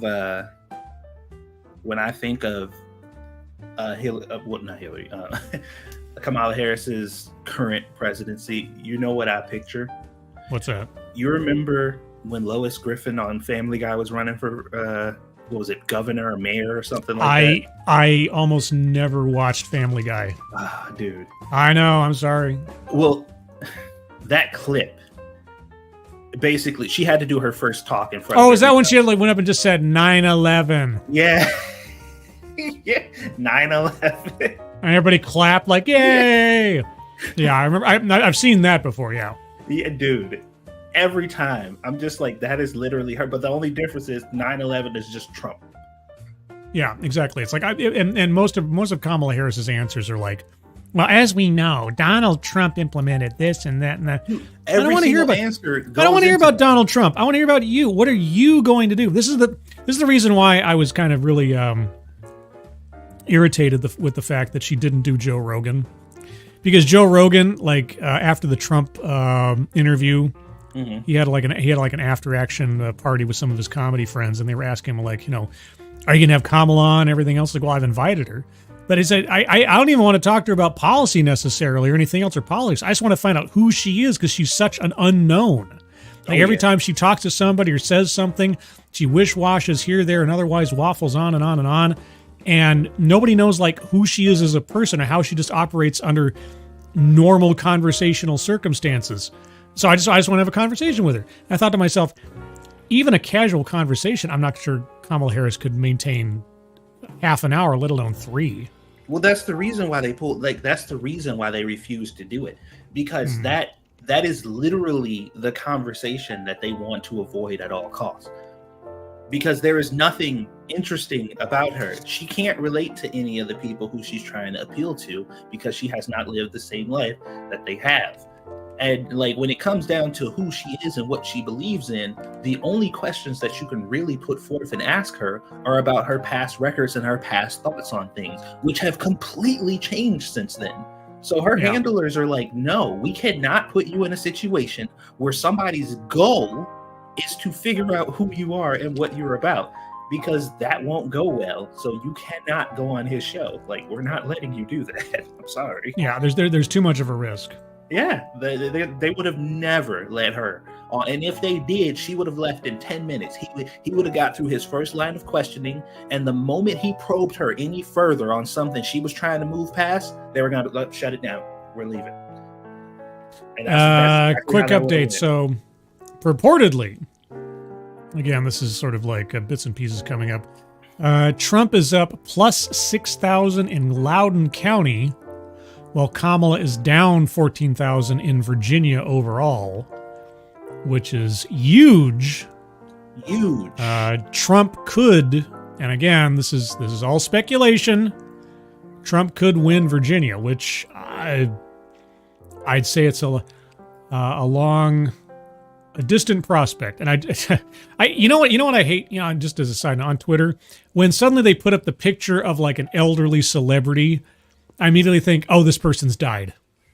Yeah. As soon as I see that thing, this person's died. Variety just put up a big picture of Dick Van Dyke.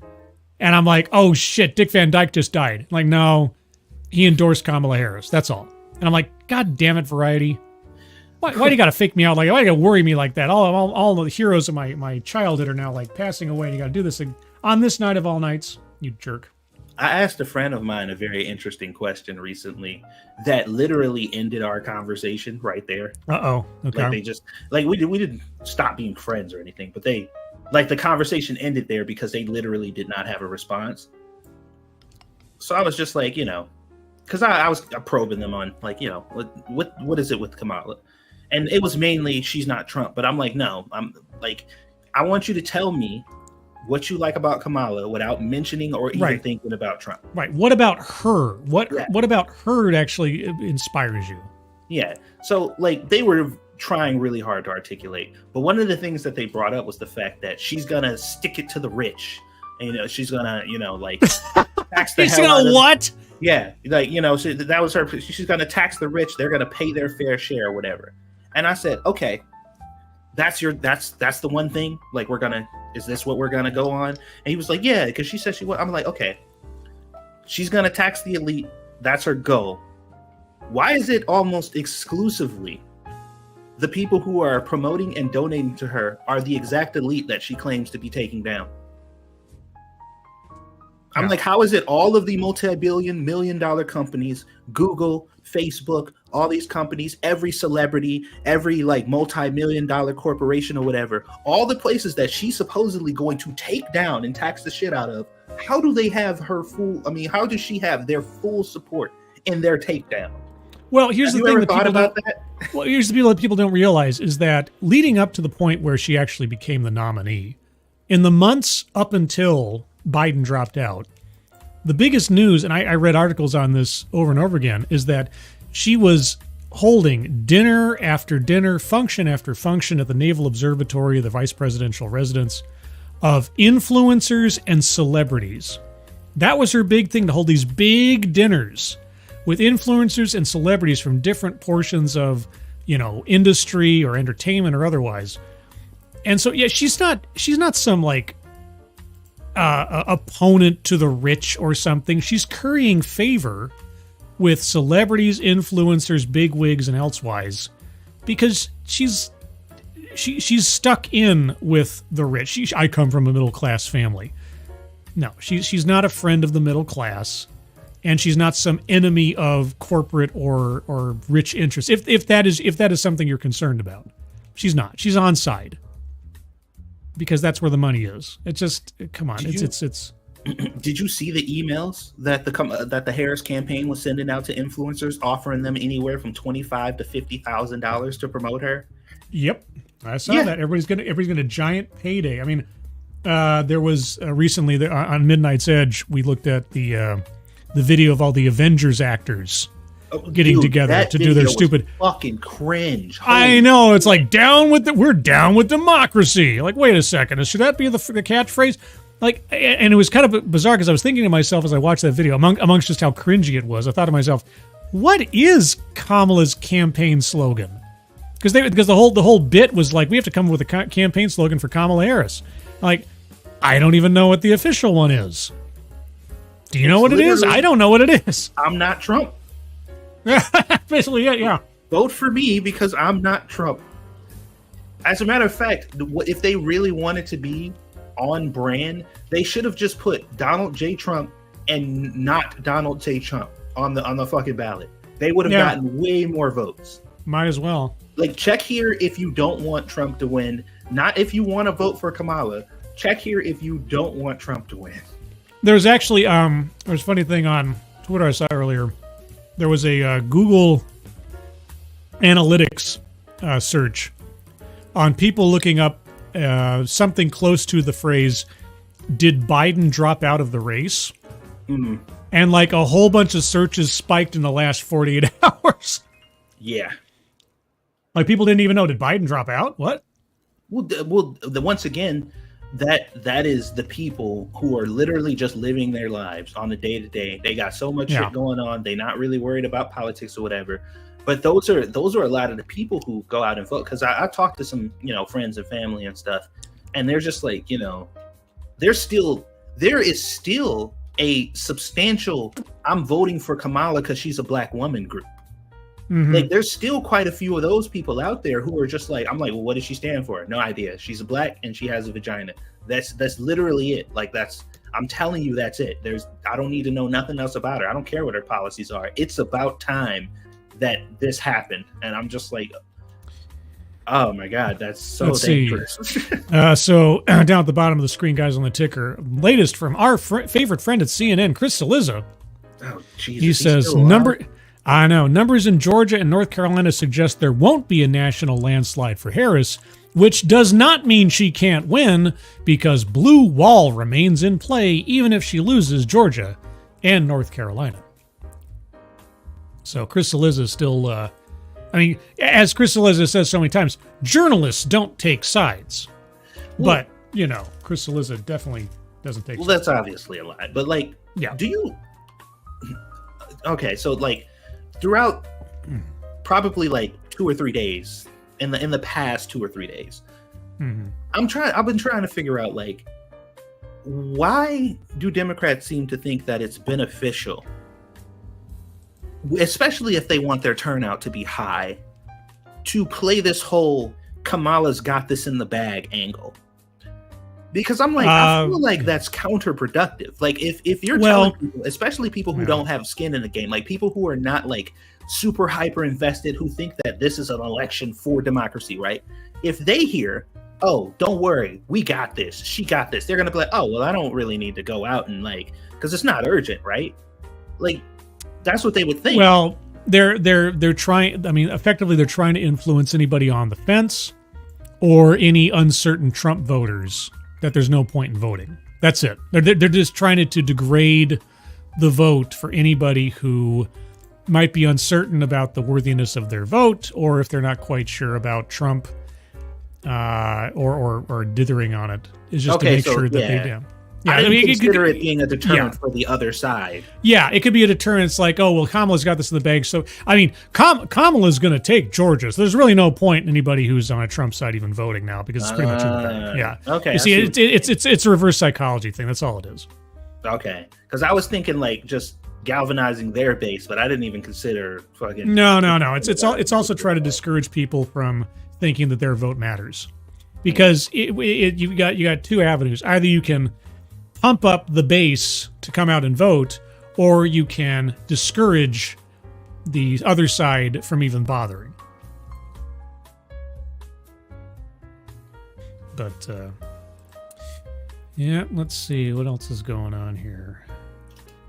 Yeah, everybody's just, let's see. Wyoming is gone for Donald Trump, apparently, according to the AP, which was expected. So no big surprise there. The ones I'm kind of curious about right now are North Carolina, Georgia, and I was seeing some weird things about New Jersey earlier. That there was some crazy Republican turnout from New Jersey. Now, I don't know if that's going to effectively swing anything. Now, the other thing, too, is that apparently they've called Virginia for Kamala, but there's also a lot of reports of some crazy splits going on in the Virginia counties that are going Trump. So I don't know why they're calling Virginia yet, because the map that I'm seeing looks pretty red. I mean, I'll see if I can find the image here and show it to you guys. Let's see. Yeah, so here, let me pull this out real quick. One moment, I'll pull this out and turn it into a overlay so you guys can see it.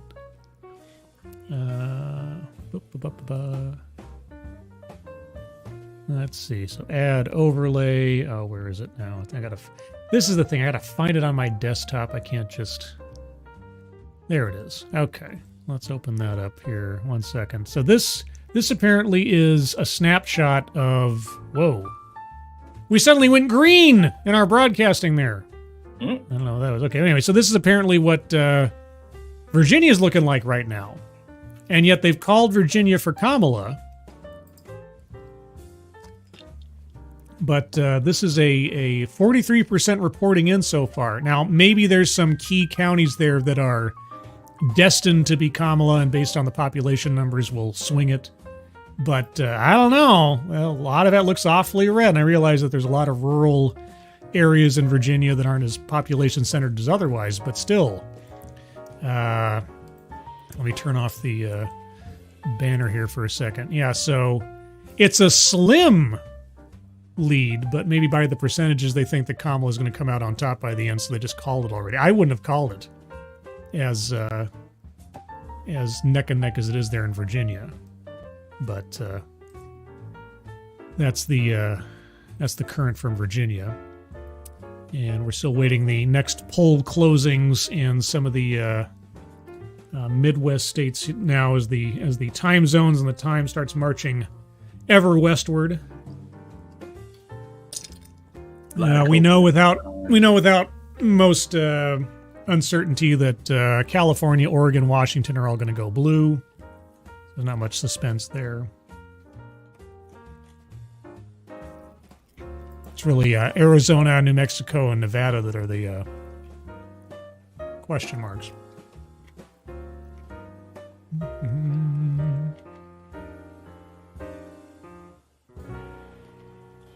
And in the chat, if you're seeing numbers where you live or otherwise, or you get a rumbling of what's going on, let me know.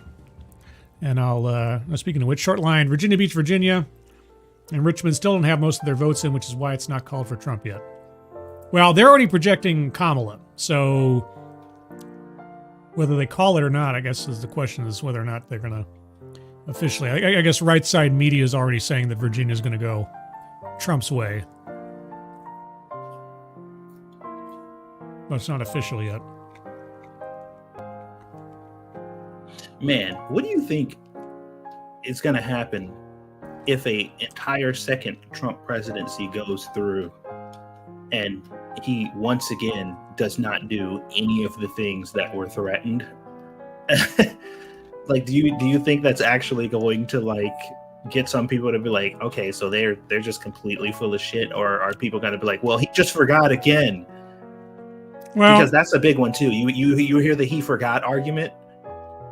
It all depends on what he attempts to do versus what he succeeds in doing. But it's almost irrelevant because if Trump wins, he can't run again. He's not going to run again. It's over with. So whoever carries on his legacy, I mean, if J.D. Vance runs 4 years from now, he's going to have to answer for Trump's record after that previous 4 years, because everybody's attention spans for any 8 years previous to that is going to be irrelevant.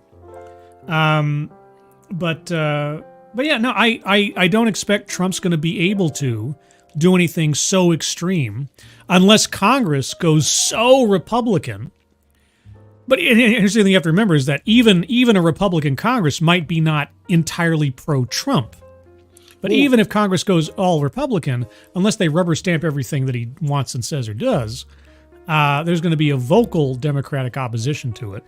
Well, you got to remember too, like Trump, the reason Trump was so kind of contentious when it came to his presidency and just like a lot of the turmoil and stuff that happened when he was in office is because he's not considered by a lot of Republicans as a proper Republican anyway. No, because he's not a politician. He had no political record whatsoever. This is the bizarre thing is that aside from maybe I'm trying to think back is like prior to Trump, when was the last president we had that had no political experience? And I have to think it might have been Eisenhower, because Eisenhower was a military man before he was president.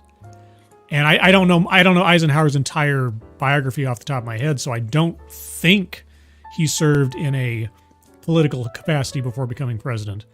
But at least Trump is one of the rare individuals in our history who became president without any kind of political record prior. So he was already an outsider before he came in, but the Republican Party, for the most part, had to go along because, well, he was the chosen nominee. Well, I mean, oh my God. Like, if Kamala, like, her ego seems to be, like, indestructible. But I don't know if I'd be able to take the idea that I lost to a 2-time felon who goes down as one of the most unpopular people in America, who literally you propped up and posted up as a literal modern-day Nazi. And, like... Yeah. How do you recover from that? It's just like, man, you know what? If Trump wins, I just wish, I know it's not going to happen. I wish there could be a live recording of Kamala's concession phone call to Donald Trump. Oh, man. Man, can you imagine Kamala Harris having to call Donald Trump and say, congratulations, Donald? I'm going to start a hashtag campaign called #LostToHitler.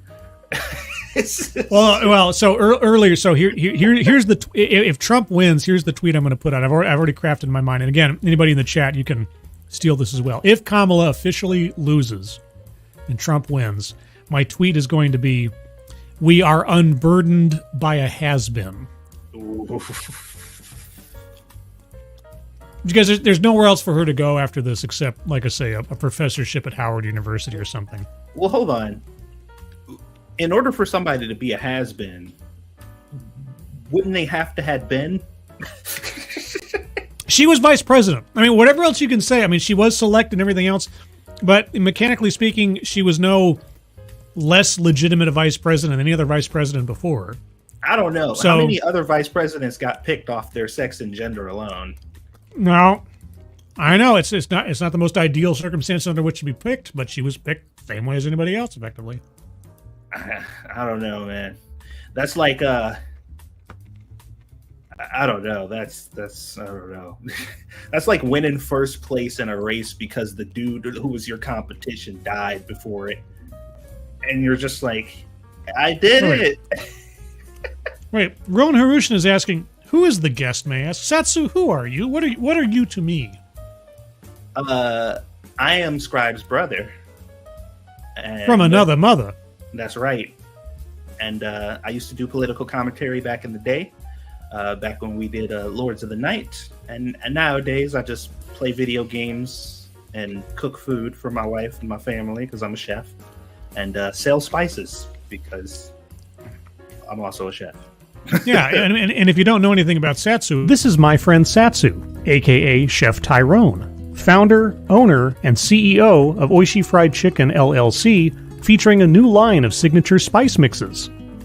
Chef Tyrone's homemade blends are the perfect gateway to delicious fried chicken or any other protein you might prefer. These recipes were painstakingly tested in Tyrone's home kitchen to bring you all the fantastic flavors you and your family can enjoy.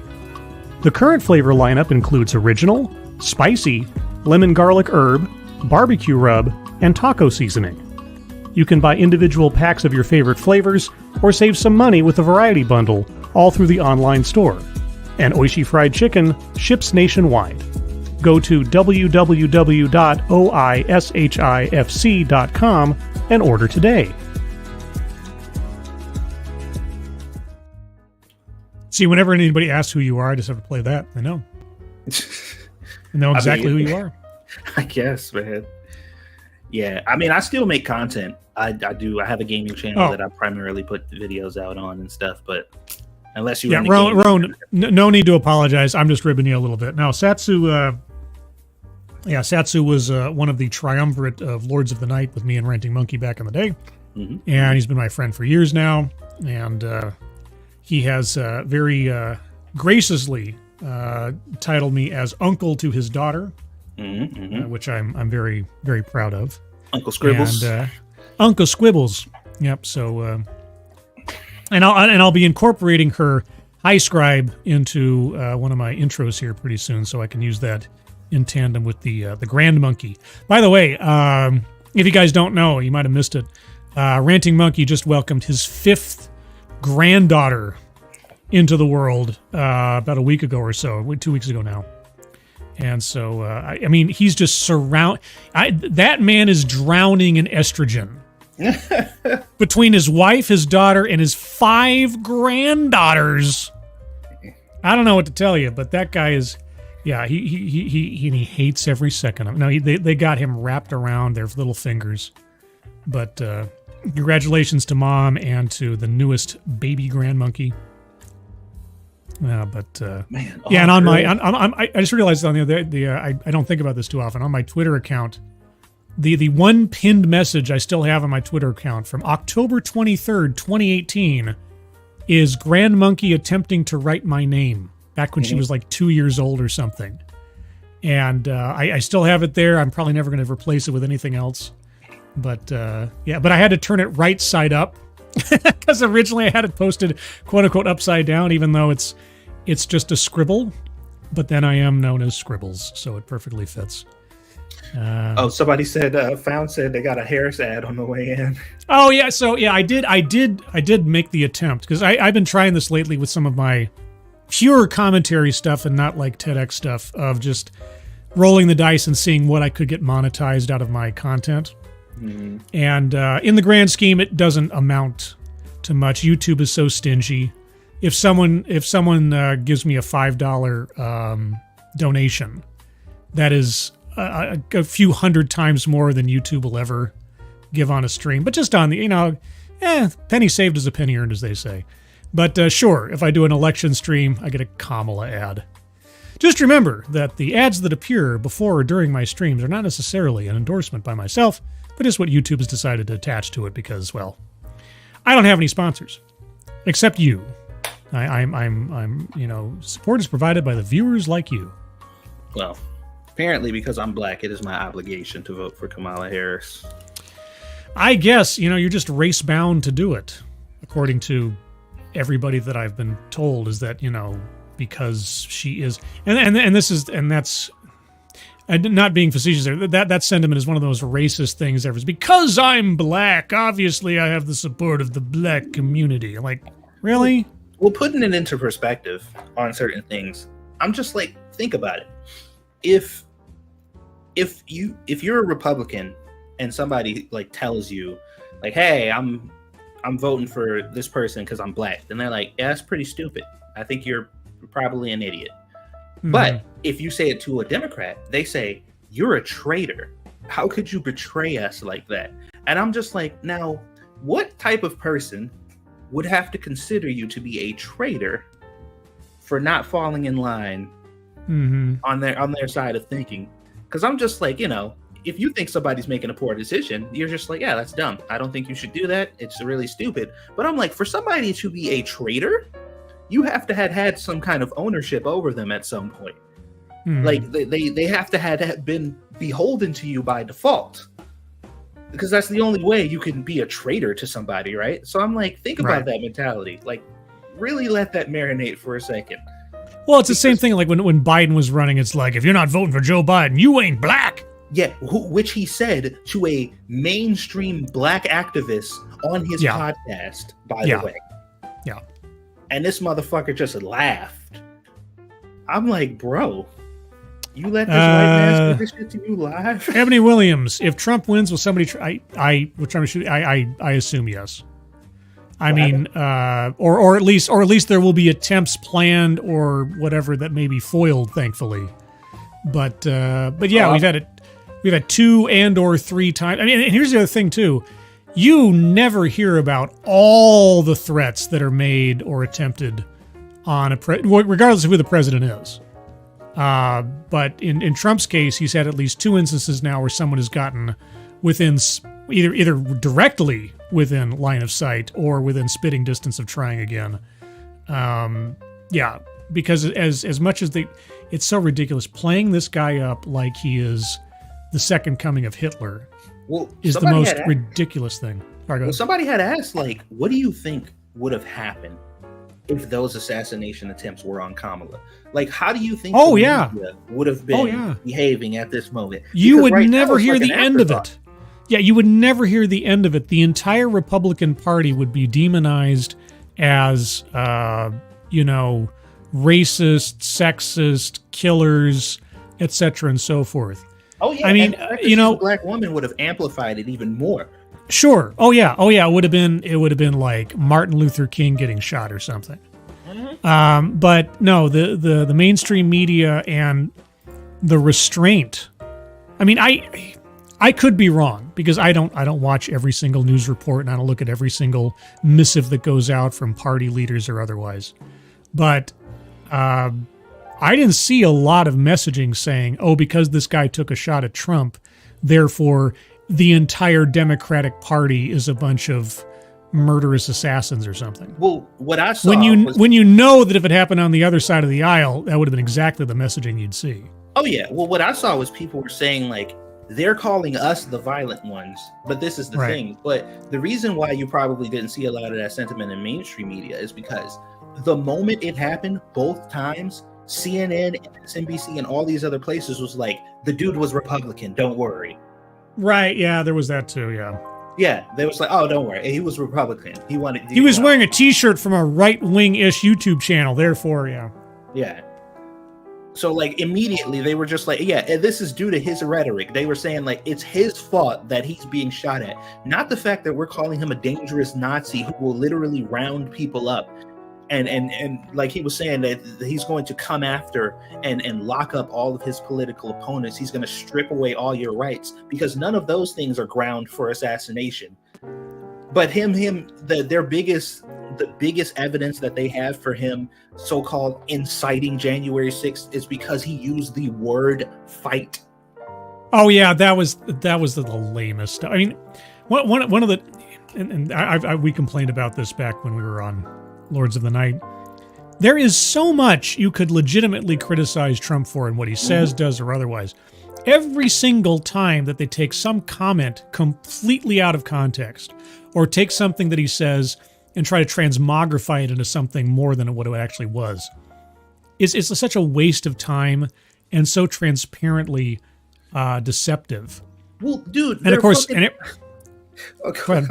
their October scare was the whether they like it or not statement. And the way Oh yeah, oh my God, and the Liz Cheney thing and everything. Do you remember? This is my favorite example, and I think you were there when this happened. Back when Trump declared that he was starting Space Force, right? He was getting ready for Space Force. And I remember this little video, this little clip, where he's sitting there at one of the cabinet meetings, and they got the press around, and he's describing Space Force. And he says, Space Force will be a separate yet equal branch of the military. And the article from CNN was, Trump invokes segregationist language in describing new military branch. Separate yet equal was used by this guy back in the 60s. And I'm like, are you kidding me?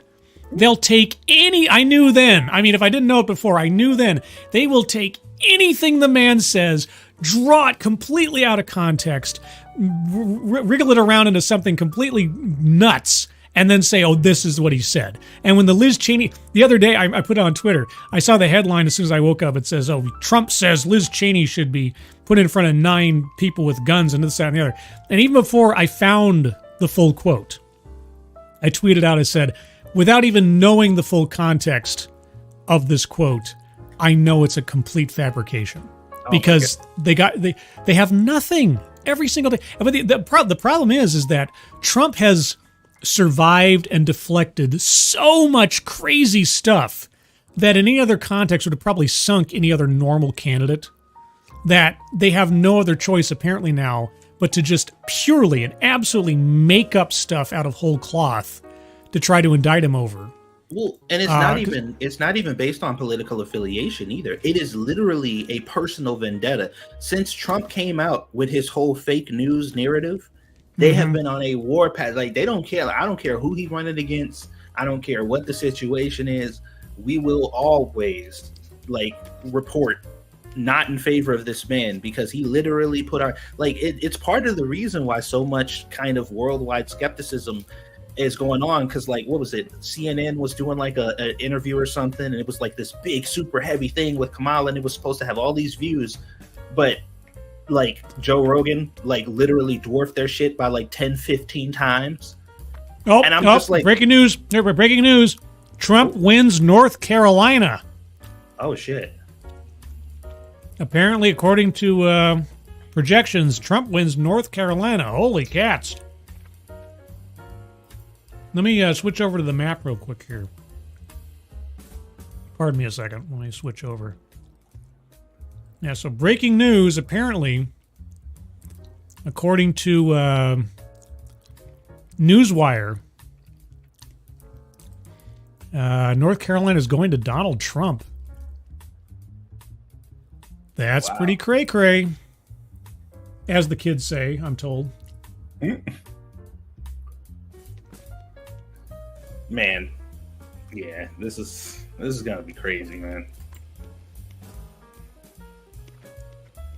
So Trump is within less than 30 electoral votes away, if this is accurate. All he has to do is win Georgia and or Pennsylvania and Michigan, and he's pretty much there. So if Trump loses, do you think there's any chance he'll try again? Or is he finally going to just, all right, I'm done. I'm done with this shit. 4 years from now, I doubt it. I'd be surprised. I'd be surprised if he could garner enough support 4 years from now for a third run. I don't know, because if Kamala's campaign ends, or her run for this 4 years ends up as bad as people think, I think Trump might be guaranteed if he runs another time. I don't know. He'd be 81? I think even the Republicans will be tired of Trump 4 years from now. Well, I mean, and that's the thing. Trump has been such a major kind of person in the spotlight so much. I don't even know who else. Who else is there? I think he would have a better success and probably gain more respect if he loses this time around, if he became the kingmaker for the next Republican nominee. Yeah, just be building up the next person who's going to be somebody who embodies his value, because I think that could actually work out. If he Now, did if he became the power behind the next throne, that would Yeah. probably do him better than if he ran a third time himself. Yeah. Yeah, definitely. Especially at his age too, because like, you know, I know a lot of people were pushing the Biden's mental acuity thing, and now suddenly those same people who were Ray Charles to that shit before can suddenly see that Trump's a little loopy sometimes. Mm-hmm. Yeah. Now all of a sudden they know what it looks like. But yeah, that's definitely going to be a point of contention, especially if the Democrats put forth somebody really formidable, you know, like in that 4 years, if they can come up with somebody who really is about unity, because that's what the Democrats need. The Democrats need a genuine candidate that is genuinely about bringing the two sides together, not like just figuratively or just because it's the right thing to say, but somebody who is like, like I'm genuinely looking out for America. And they need to be an American-loving Democrat, not because a lot of the most Democratic candidates and stuff like that have had this kind of America sucks kind of sentiment behind them. And I'm just like, that's not going to work, man. Like, you're not going to bring anybody together. You need to come forth with a message that this country is great, and you need to be putting out and laying out reasons as to why it is great and how you plan on keeping it, and not make America great again, but like, we are great, and this is why. Well, if Kamala loses, then the Democrats, their next, whoever it is, has to be somebody who is demonstrably accomplished. Not somebody who's there just because of default or fate or something else. It's got to be somebody who actually brings a level of experience, political and mental acuity to the role, and isn't just a bunch of check boxes. Yeah. So a Kamala lose might be the best thing in battling DEI politically ever, maybe. Because she is by far she has all the requirements and the, you know, everything that DEI kind of sets out to push forward and push up to the mainstream. Not only that, you know, you can see Disney, Netflix, like a lot of these companies, a lot of gaming companies are kind of doubling down on it, but the companies that have been doing it long enough, that have lost enough money, are just like, you know what? This might not actually be profitable or a good idea. And you can see it, like they're talking about it, they're sharing the numbers. A lot of people who were put in these positions to influence and change a lot of this stuff are being weeded out. Sweet Baby Inc. has gone completely on the defensive, and they completely sweep their entire website and now have taken down everything related to DEI on their website now. And now they're just trying to play it off like, oh, we're just consultants. We don't actually really like change anything. They just bring us in and we kind of look over stuff, even though their entire existence is based off the fact that they've gone in and made major changes to the gaming industry. That is their entire claim to fame. But now suddenly they're just like, no, we don't actually do anything. I'm like, oh yeah. The only companies that are still pushing DEI as forcefully as they used to are those companies that can afford to take the loss on the lack of return on investment on DEI. Either that, or they have, because of their hiring practices, they have gotten outnumbered, and now they can't really. They can't really make any moves anymore. Yeah. Because I've seen a lot of that too. Like a lot of these places, they say like it came in like an infection. Like we had a little incentive to bring some more variety into the company, and they just started flooding in at such a rapid rate. And as soon as HR got taken over, as soon as the people in HR became the people now who are bringing people in, like that was it. No more white men unless you're gay. Yeah. No more like that's it. Like all the things that they fearmongered about, saying that all these other companies were doing, they're actually literally doing. And for some reason, it's legal now. Like complete and utter discrimination based on race and sex when they're hiring, to the point to where they put out actual ads that say, if you meet these requirements, you are not welcome. Like we're only hiring these people. And I'm just like, how is that illegal? Well, I've been asking that question for 8 years. Every time I see a presentation from some corporate executive or something talking about their percentage goals for females or people of color or non-binary or LGBT or whatever, question I've asked, the refrain over and over again, how is this legal? Under Title VII in America, how is this legal? And the problem is that First off, all these companies have been pushing the belief that somehow the notion of affirmative action in colleges also somehow extends to businesses.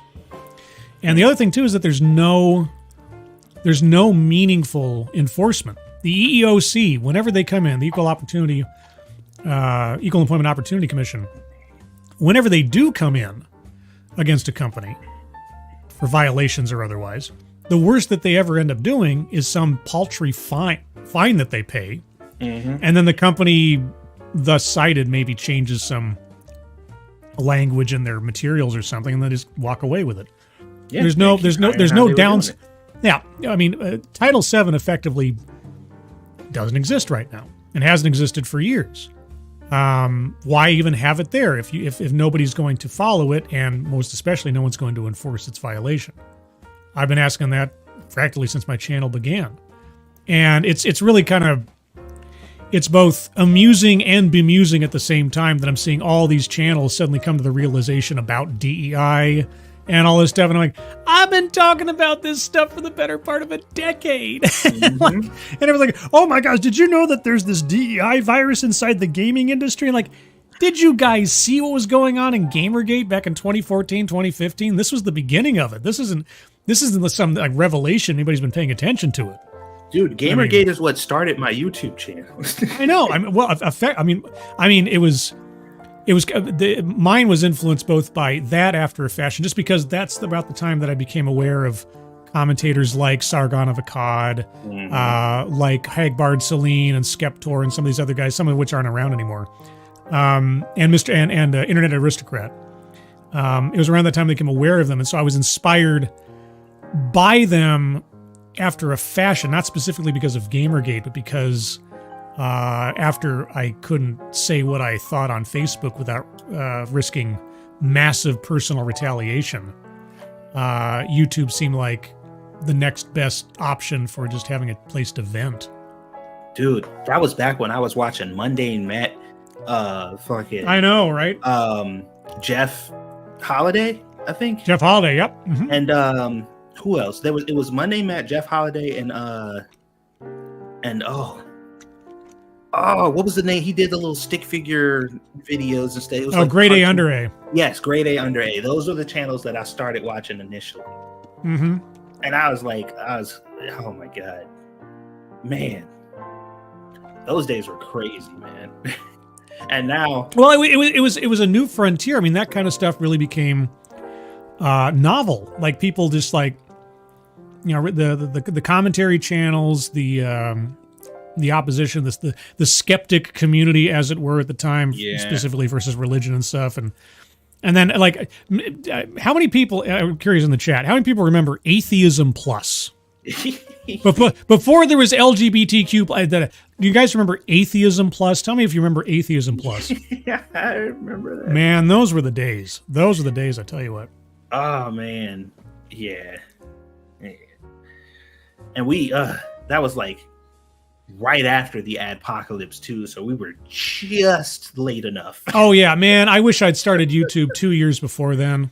Oh, you know, man. Because I remember talking to Gutenberg one time, and this was before the adpocalypse. Or actually, no, I take it back. It was just after the adpocalypse started, and Gutenberg was lamenting. He's like, man, it was really nice getting a $3,000 check off of 2 videos one time. And I was like, good gravy. Oh man, look. Because even now, like if you're getting consistently like 20, even as low as 20, because 20,000 views doesn't sound like a lot when you think about what a lot of channels get. But even at 20,000 views per video, if you upload a video every day, you could make some pretty good money. Like we're talking like upwards of $3,000 to $4,000 a month. Back then, yeah. But I was just like, man, yeah, I'm always too late to everything. That's like my biggest thing is like everything I do. Well, I mean, it was just bad timing. There's so many of us that started around the same time, and then all of a sudden, like the fall, winter of 2016, everything went sideways, and it's all PewDiePie's fault. Gosh dang it, PewDiePie. Well, let me see. I can give you some. Let's see. The Hill apparently is also called North Carolina for Trump. Just as an update there. Gotcha. Let's see.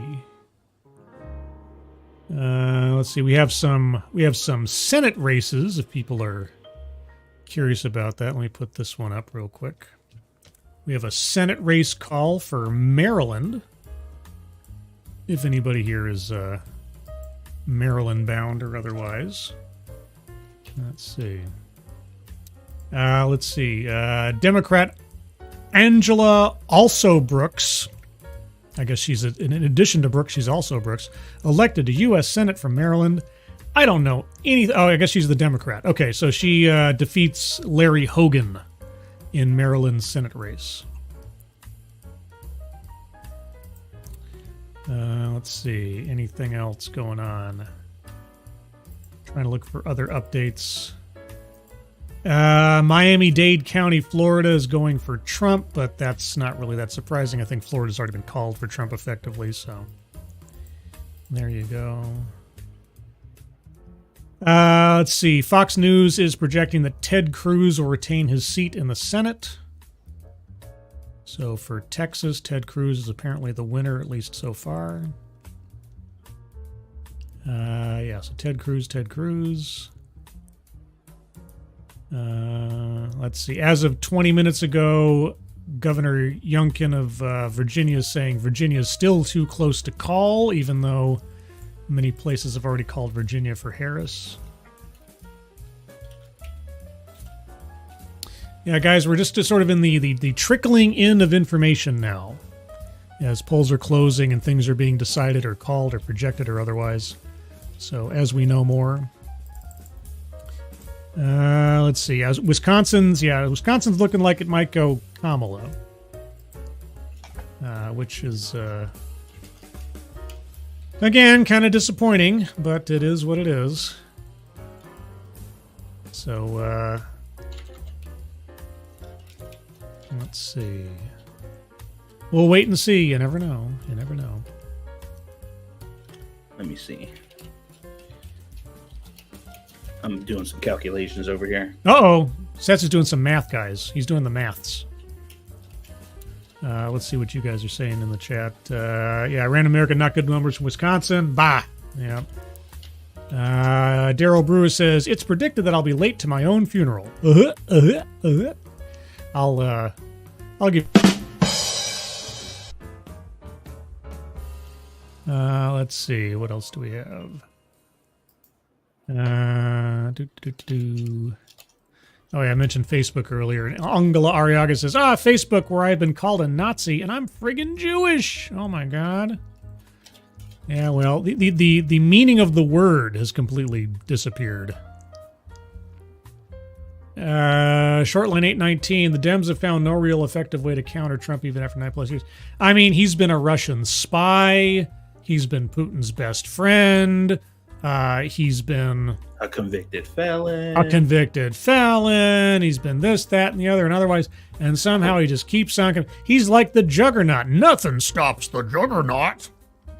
It's the Juggernaut, bitch. It's the Juggernaut, bitch. The Trumpernaut. How's my pizza? Well, I got through my chicken's nuggets, and I got through half of my baked sandwich, my chicken bacon ranch sandwich. I'll probably save the other half for later. But what I am short on right now is pepper jack. So I'm going to go make another one of those, and I'll be back momentarily. Okay. And I'll go ahead and give you the numbers random that you were asking for. So you got to remember, CPM for gaming channels are pretty low compared to other channels. But based on my analytics, in the month of October, I had 263,000 views. That's on my channel total. 263, well, actually 264 if we're going to round up, because it's 263.9. So we might as well round up. And in that 263,000 views, I think I uploaded a video every day. For 263,000 views for the month of October, I made $700. With a below average CPM on YouTube. And that, I think that averages about how many views is that per day? I would say. Times. That's like. Hold on.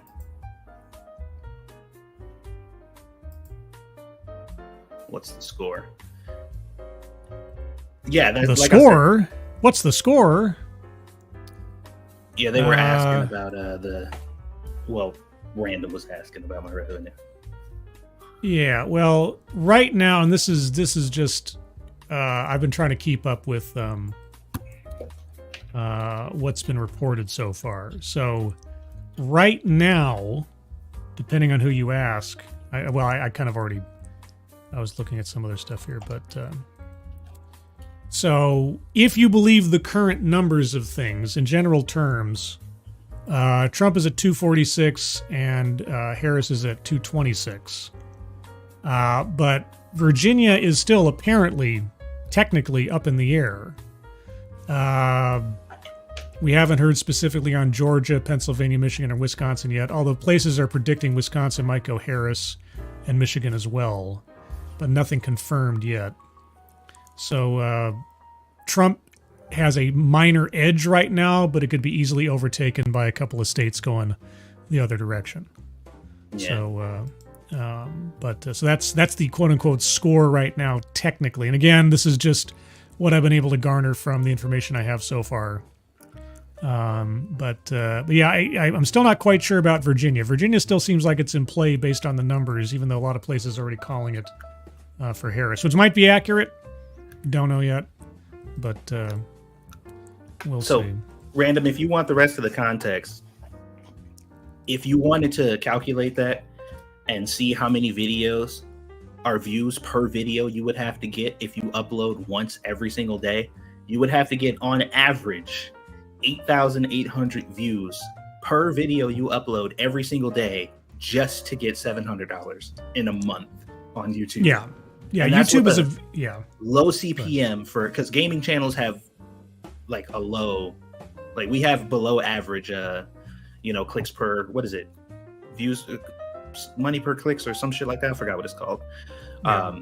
But it's significantly lower for gaming channels because the market is oversaturated. So if you were doing like a commentary channel or maybe something outside of that, you'd probably get away with probably about 1,000 maybe per month at 8,000 views per video. Yeah. But yeah, this is why rough. Patreon and Scribe'S and other places have become practically necessities for most content creators. Unless you're a breakout star on Twitch or Kick or something else, YouTube is a very, very difficult platform on which to make a living. I know fewer and fewer people now who are able to actually eke out a full-time job, effectively, revenue out of YouTube, unless you really luck out or you've got some crazy good content. So, putting that into perspective, though, there are a lot of channels out there who get the amount of views that I got, because I was telling them on my gaming channel in October, I got 264,000 video views. There's a lot of channels who get 250,000 views per video they upload every single day. Mm-hmm. And at that point, we're talking $700 per video on average times 30, which is $21,000 a month.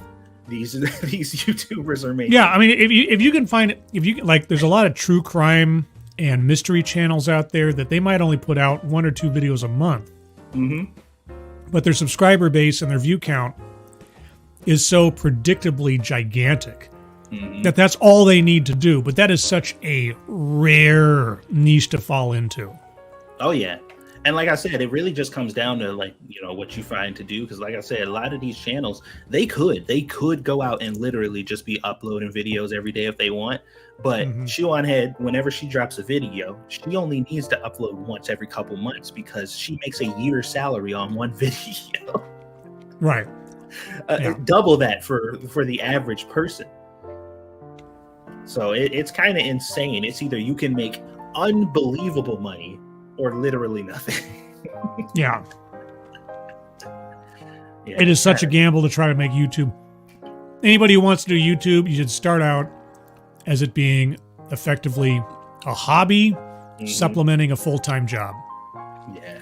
If you luck out, if you find your niche, if you hit a stride or something, great. But people that go out like, I'm going to become a YouTube celebrity or any other kind of like social media celebrity, I hope you have a fallback plan. I really do. Oh, yeah. Because the struggle is real. Yeah. Oh, JB's back. Hello, Well, welcome back, JB. Kiefer said, I plan to quit my job in January. Uh-oh. You're going to become a full-time YouTuber, or you've got something else you want to do? Squishy, shut up. What'd Squishy say? She said, what the hell is taking so long? Who won? I'm like, I don't know yet. She said, all these illegals, they can't help count. Oh! Gamer Brilliant, I started streaming because I was bored at home. Yeah. I mean, it's an open field. You never know. You might... I mean, if your goal is to make it into a career or something, that is that can be a difficult prospect for a lot of people. Unless you've got a really, really, crafted idea of what you're trying to do or have some previous experience in some realm that you're going to bring to YouTube, like journalism or some kind of technical expertise or artistic expertise. It really is a crapshoot. But or really, yeah. Alternatively, you can get really good at just copying somebody's channel who's successful. Oh, I mean, I make no bones about it. My initial inspirations for trying to do my channel, I was effectively copying the kind of stuff I saw from Sargon of Akkad, Internet Aristocrat, even some bits of Mundane Mad after a fashion, Hagbard, Celine, Skeptor, and the whole TEDx thing came directly from a brief series of videos that Skeptor did, where it was called the TEDx Horror Show. And then a couple of videos that Sargon did back in the day, taking a look at TEDx videos. And I was so taken with TEDx as a platform that not so much in style, but just in source of information, I started looking at TEDx more often. And that's, led to my most popular series. But yeah, no, I mean, as they say, fake it till you make it. Imitate your favorite fan on YouTube until you find your own rhythm, your own voice. That's the whole point. If you go back to any channel, if you go back to their earliest videos, they're probably crap. They're probably rough. They're probably stumbling. They're not quite defined themselves. It's all about persistence, practice, and really trying to find where you're comfortable and then make it into your own thing. And I encourage everybody, leave your old videos available. Even the bad ones. It really shows not only you, but people coming later, just how much you've evolved, presumably. Matt, Hagbard was the first content creator I subscribed to. Yeah, Hagbard was great, man. I wish he was still around. He quit several years ago now. But boy, oh boy, I wish I was as insightful and incisive a commentator on some of these things as Hagbard was. Hagbard inspired so much of the kinds of material I look at, from like academic speeches and panel discussions to TEDx type stuff and other things. Yeah, Hagbard was great. Man, the worst thing about YouTube now is you could literally today become an extremely lucrative and profitable YouTuber. All you have to do is get rid of all of your integrity. Oh, yeah. If you can do that, if you can get rid of all of your integrity right now, you can go on ChatGPT, have them craft you a complete channel concept, go to another website, get some kind of automatic voice to text or text to voice reader that'll read out videos, have ChatGPT make scripts for you, and follow verbatim, one-to-one, a lot of these faceless YouTube channels and stuff online that blow up overnight by basically copying algorithmic videos that are put up there that are just kind of built to be successful. Like, you could do that today, but it takes a certain level of just like, I have no fucking moral integrity whatsoever. Like, I don't care that this is junk content. It's not providing a value to anything. Most of my content is stolen from other people, and I know it. Like, if you can do that, then you could set it up. I know a dude personally who has 3 faceless YouTube channels, and his entire stick, like, he basically has it running on automation through Fiverr.com, and it cost him money to run it, but he makes significantly more than it would ever cost him. And it you know, that in itself, it seems like, oh, that's so lazy, that's cheating, but like, it takes a lot of work to do it and set it up or whatever. But like, once again, like I said, if you have zero integrity and you don't care about actually putting out content that people actually want to see and care about, you just want to game the system and make money, you could. But... Oh, dude. I mean, I can't count how many times I've said it. Like, at least after 3 or 4 years of doing this YouTube channel, I said any number of times that if I absolutely lacked morals and integrity, after all the information and verbiage and buzzwords that I'd absorbed over panel discussions and TEDx's and otherwise, I could have hung out a shingle in 2019 as a DEI consultant. Oh yeah. And I could have made bank. Oh yeah. Because there was no prerequisites back then. 2018, 2019, you could have just said, I'm a DEI consultant, gotten a contract with some company just so they could check that box that they have a DEI program going on. And I could have made bank left, right, and center. But I didn't, even though I remember there's a couple of times on Twitter where, just as a joke, I'd be reiterating talking points and things that I'd learned from DEI executives over the years to somebody who was demonstrably not for DEI. And I completely sold them on the idea that I was a professional. Just because it's all just talk. It's all just nonsense. It really is empty languages and promises. As long as you sound like you can play the part, I could have gotten a contract. But again, it's one of those things where, like, I know I could have, but there's so much in me that would not have ever wanted to never accept $1 for that nonsense, you know? Well, the beauty about that makes it so lucrative is the fact that there is an effective out to catch you, like, that prevents you from getting caught in your bullshit anytime. And that's capitalizing on other people's morals. So it's like, here's I'm going to lay out the foundation of my entire belief system and all the things that I believe in. And they're just like, I don't know if I can get with that. And it's like, well, you're a racist. So yeah, how could you get with that? No, I'm not a racist. Let me hear you out. And then you're like, okay, well, now we're back on track now. And if you want to continue not to be a racist or a bigot, then you'll hear me out and you'll listen to everything I have to say and you'll nod in agreement, even if you don't agree, or else we'll destroy you. You remember the chick from Sweet Baby Inc. when she was pushing her company and what their abilities were? She was saying, like, look, if you work inside of a company and you demand these things and they don't give it to you, I don't know, maybe one day have a coffee with the marketing department and make sure you terrify them when you let them know about the ramifications of them not implementing the things that you want. Like, this was literally what she was telling her. She said, blackmail them essentially and threaten them into doing what you want them to do. Like, that was a part of their foundation on how they get into all these gaming companies and stuff. And they said, like, just threaten to ruin the company. Yeah, except that they would have had no leverage because apparently they did, though, because what I mean is that the only leverage they had was the belief by the higher ups that there wasn't any leverage to have in the first place. Exactly. Because if you some of you in the chat, you may not remember, this is old lore, but there was this ad campaign in Britain called "Are You Beach Body Ready?" Oh yeah. And there was this huge kerfuffle in Britain because there's ads in the tube lines and everything. Are you beach body ready? And the name of the company is escaping me all of a sudden. It was like, oh man, somebody in the chat's gonna remember before I do.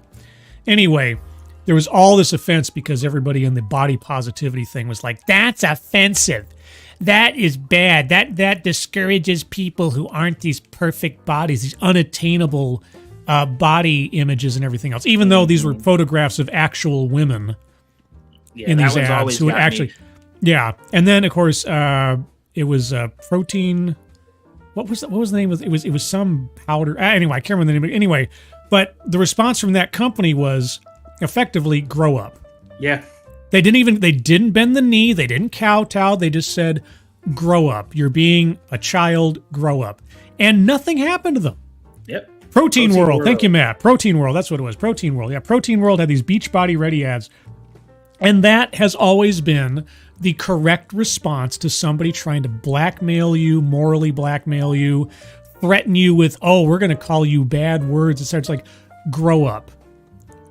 You'll get a heck of a lot more respect and you'll be a heck of a lot more resilient if you don't give into that kind of nonsense. Because so many companies and organizations have bent the knee under the threat, under the potential that they might be called racist or sexist or something, as though those were magic words that would somehow just completely defeat them if they got out into the public.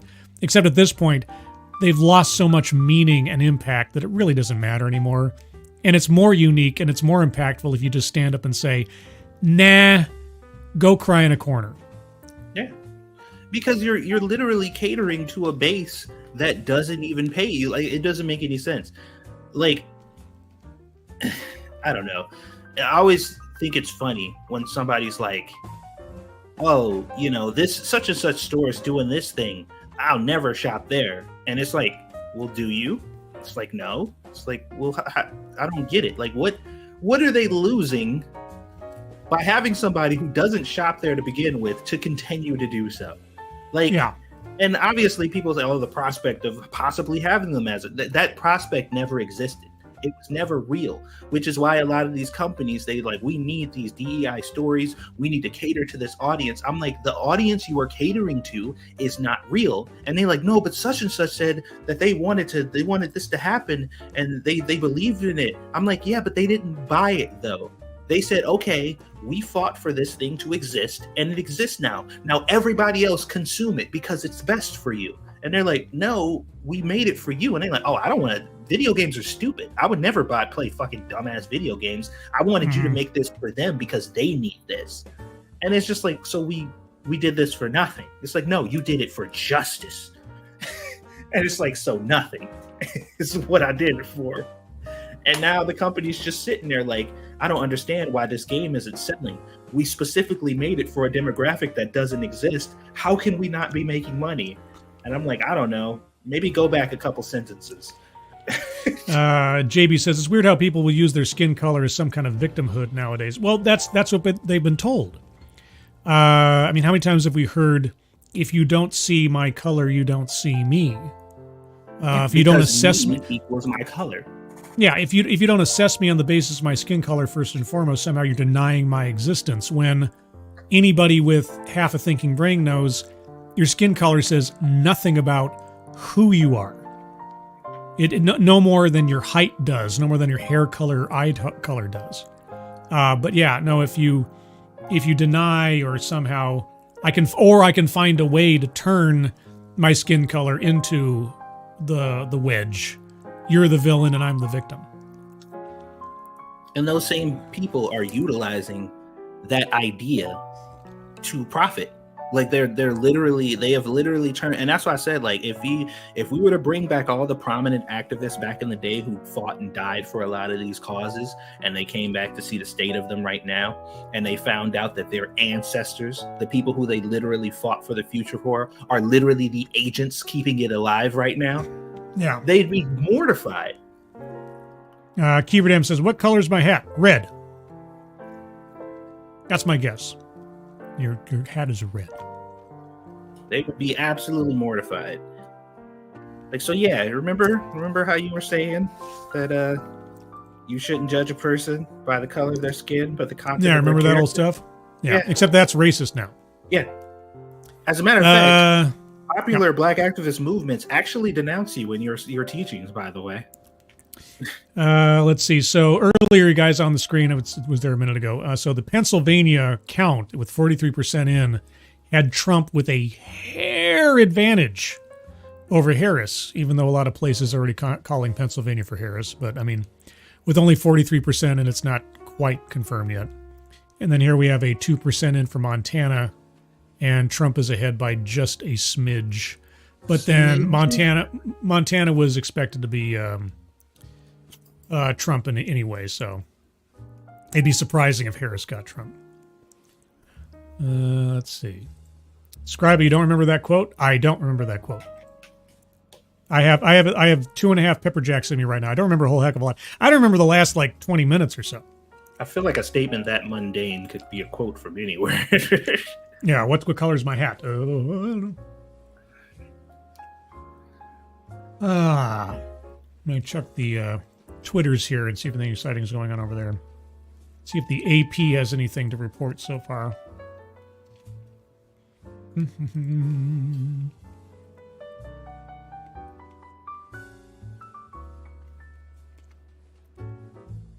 Let's see. As of 19 minutes ago, the AP has projected, and again, this is just projection, as far as confirmed electoral votes, or at least those that they're willing to concede to, Trump is at 178 and Kamala's at 99. Yeah, doesn't it always look like that initially, and then it like evens out like crazy later on? Oh yeah, well, I mean, there's just so many, some states all depend on one county. Like if one county goes one particular way or another, it shifts everything just because of population density. Let's see. Kieverdam says, the guy who argued against the notion of colorblindness asked that question, prompting you to push the WTF button. I have pushed the WTF buttons on so many different things. I believe you. Oh wait, was that the Oregon State University guy where I kept saying W-E-B Du Bois all the time? Was that one? Even though it's Du Bois. It's pronounced Du Bois. I was wrong. That's why I never really play up that series anymore, because it was an Oregon State University panel talking about, I can't remember if it was anti-racism or one of those things. But yeah, one of the guys on there, I believe he was an educator at the university. They were arguing against colorblindness, and he said something about the color of his hat. Yeah, now I remember it. I didn't remember it then, but I think my memory. Yeah, it was a conference from 2010, and I looked at it in like 2020 or something, and it was talking about critical race theory. That's what it was, because critical race theory had suddenly become the soup du jour in controversy roundabouts 2020, 2021. And I found this panel discussion from a decade previous talking about it before all the controversy to find, okay, well, let's get away from all of the current hubbub and let's listen to some experts talk about what is critical race theory minus all the current nonsense. And it was exactly the same. Oh, of course. Yeah, there wasn't anything different about it. It was just as stupid. And it was everything that they were telling us now that it wasn't. And they got around to talking about color blindness, and the guy made some stupid point about what color is my hat? I know. Gamer Valine, my boyfriend just said my dog has softer hair. I deep conditioned and just had it trimmed now that my pool is closed. So, softer hair than before, or softer hair than you? He's not comparing your dog's hair to your hair, right? Okay, that might be the Pepper Jack talking, or just the ambiguity of the statement. I don't know. I mean, the dog has such a shiny coat. Man, I think it's kind of funny, though, that the foundation of all these movements are literally built upon the very rhetoric that they're fighting against, which is kind of funny. Because there was a... well, in order for any of this stuff to really work, you have to already kind of inherently believe the negative rhetoric that goes with it. So, for example, like judging people by the skin color is wrong. Like, you shouldn't do it. It's racist. Anybody who does it under any circumstances is bad. But also, if your skin is white, then you're clearly racist because your skin is white. So what else could you be other than racist? Like, I looked at your skin, confirmed white, so you're racist. And I'm just like, that's how racism works. Like, you're doing the racism right now. And they're like, no, it's different for us. Because it's just like when you see a lion outside, you like lion dangerous. Like clearly it's lion dangerous. You see white racist. That's how it works. And I'm like, okay, hey, white person, what do you think when you see black people? I get scared because black people are evil. See, that's racism. I'm like, hold on. Wait a second. Yeah. Like, are you not understanding what I'm trying to convey to you right now? Are you doing this on purpose? Am I missing something? Well, there was a in my library. There's a video where it was something effective. Someone was saying that Black Lives Matter and Martin Luther King Jr. were not so far apart. And I know, right? And so when I saw this, I remember watching, I was just thinking, what are you talking about? And so in the course of this video, they tried to say that, well, Martin Luther King Jr. wasn't this, historically, if you think about it, wasn't this actual, like, great, pure person. He was, known for his philandering and everything else. And I was like, well, I don't have to deify the man, but his message was certainly one that I can promote and try to live by. Even if the person who was delivering it wasn't a perfect person, that's beside the point. What does that have to do with saying that Martin Luther King Jr. and Black Lives Matter are on the same page? And it was this really, it was such a confusing and bad attempt to try to say that, oh, Martin Luther King Jr. would have been on the side of Black Lives Matter. Like, really? Like, yeah, let's and I put up right next to each other. Here's some footage from a Martin Luther King Jr. march. And here's some footage from a Black Lives Matter march.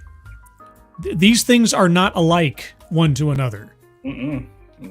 So making this comparison to say, oh, we're walking in the same footsteps of our forebears and stuff. No, you're not. You're turning back the clock on what those people fought and died for back then. You're actually just reinforcing the same evils that they were fighting against and trying to push for legislation to undo. But yeah, but that's what they wanted, though. Like, it clearly okay. Objective. Hold on. Sorry. Game Release says softer hair than me. So wait, he's saying the dog has softer hair. Oh man, that's going to put him in the doghouse. That's going to put him in the doghouse. Like oh man, that's not good. What if it does, though? Well, maybe, I don't know. Maybe he wants to be there with the dog because it has softer hair. No. What if it's objectively true? What if the dog's hair is objectively softer? Well, here's the thing. Even if it was so, the good boyfriend wouldn't say that. Like, I enjoy petting you much more than the dog would be the proper thing to say. Maybe. Yeah. Or I mean, if I was being really, sort of sardonic about it, I was like, well, I guess you got competition now, babe. That could be. And I start cuddling the dog more and try to like, yeah, you need to bathe better. Oh my god. I don't know. All depends on the relationship. If I was with somebody, the right chick, she'd be like, well, yeah, I know. I had this happen the other day. So my my sister has a new guy in her life. And I met him for the first time the other day. We went out to dinner, the three of us. And apparently his... my sister's sense of humor, like our family's sense of humor, is so deadpan and sardonic that he wasn't used to it from my sister. He had to like sort of acclimate to it because his family wasn't like that. And so when he found out from my sister that the dynamic between me and her was very similar and we played off each other in our sense of humor, he was like apparently very interested to see this in action, right? So we sit down at the dinner table, and he literally says, I'm really curious to see you guys' sense of humor. And so I feel like I have to perform or something. Like what? Right. Because it's just the way that my family communicates. It's not anything that we really think about. We joke around. We don't take anything very seriously. But anyway, so over the course of this lunch or dinner or whatever, we're sitting there and talking, and then my sister starts telling a story how she after a break because of some scheduling stuff and everything, she had to go. She went back to her gym, the place that she goes for a gym.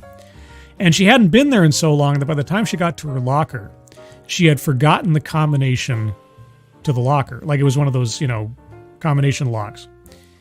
And so she goes to the front desk and she says, I forgot the combination to my padlock. Can you get out some bolt cutters or something? And they look at her like she's from another planet, like, we don't have bolt cutters. And she's like, why wouldn't you? I mean, what if somebody forgets their locker combination? That's so weird. So what they ended up doing is that this gym is part of a complex to a larger business.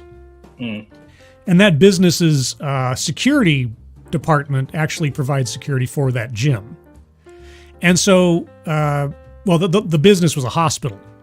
So she goes over to the security department of the hospital across the street and says, hey, do you guys have some bolt cutters? We need to get this locker open over here. And so as she's telling me the story, I look at her, I got my head in my hand, I'm saying, wait, are you telling me that you went to the hospital to have them perform open locker surgery in the gym?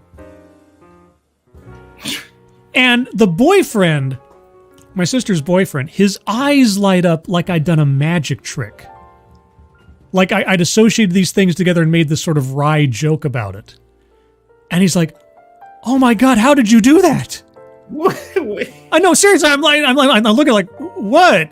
Like, you're so quick on your feet. And I'm like, I am? I was like, really? Yeah, it was something else. It was something else. You think you might have been handing it up? I wasn't thinking about it too hard, but I just thought it was kind of funny. It was like you go to a hospital to have, anyway, you get it. I get it. I'm just like, that reaction sounds a little much. Yeah, it's totally like a rim shot dad joke kind of thing, right? Yeah. But he was just so enamored with taking those little bits of this story and turning it into something else. And I guess his family is just very I can't say for sure. I don't know too much, but like more conservative or just very more low key or something. So, but anyway, no, he's a really nice guy. Had a good lunch. It was fun. I just felt like up until that point where I wasn't thinking about it anymore, I thought I had to like start doing a stage act or something to satisfy his curiosity about the sense of humor from my family. I don't know. But anyway, that has nothing to do with politics or anything. But speaking of politics, let's listen in a little bit to the coverage here and see what they have to say. Outside of Albuquerque.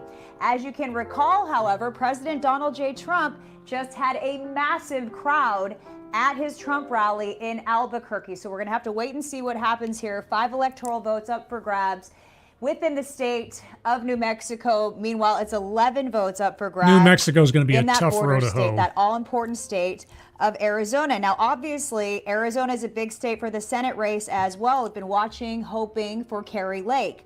Right now, you take a look at this map, Ruben Gallego is still looking favorable at this moment, but it's the same deal. We saw Phoenix had voted. All these rural counties that have had to deal with the border, the wide open border, the crime rates going up, the threat of more tax dollars that we're going to have to delve out in order to sustain this brand new population. It's very concerning. Ruben Gallego now at 53.0%, Kari Lake at 45%.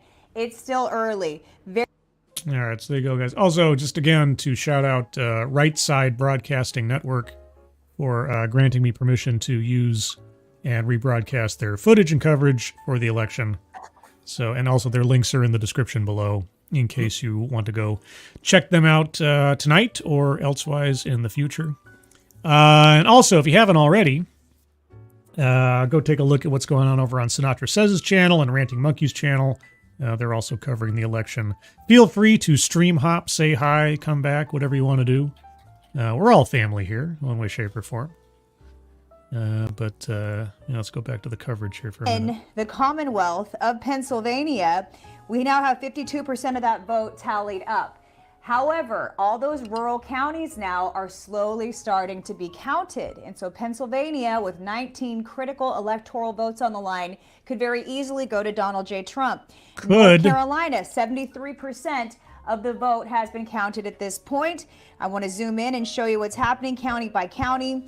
Raleigh, you have blue. Charlotte, blue. Greensboro, still blue in this area. But you look at all this red, and I really want to point out what's happening here. It's hard for me to tell whether or not this is like accurate reporting or wishful thinking. Half the time it's like, well, you know.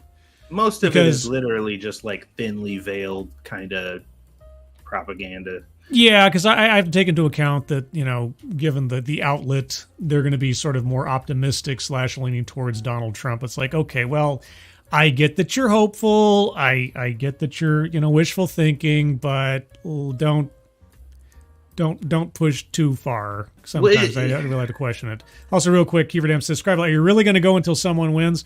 Well, here's the thing. I'm going to go either until someone is a clear or relatively decisive winner tonight, or at least it's leaning in that direction, or my voice or my stamina gives out.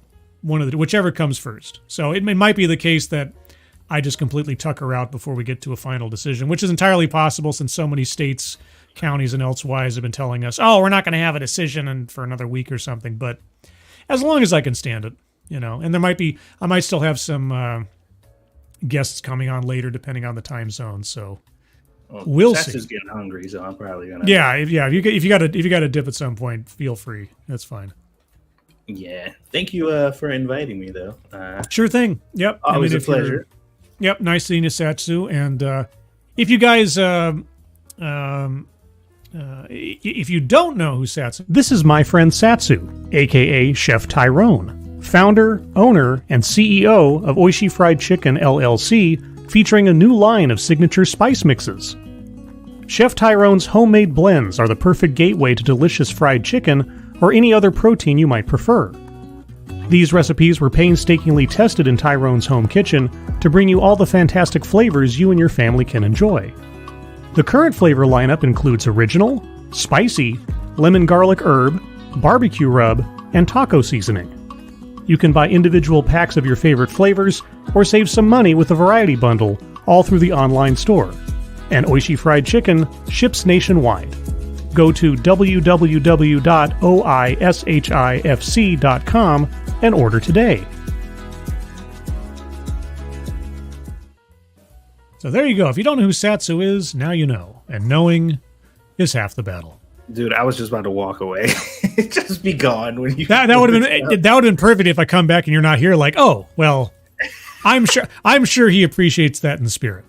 But seriously, everybody, take a look at Fam 2 Cents, FAM number 2 Cents on YouTube. I believe is that still the correct channel? Yeah, that's and my then channel. Yep, and so follow that on YouTube for gaming stuff, Supermarket Simulator, and other things, and live streams. And and if you guys want to order spices, I do have a lot in stock. So if you want to get some, they'll be packaged up and shipped out ASAP. So just put in an order on the website. I'll package them and set all that stuff up myself. Yep.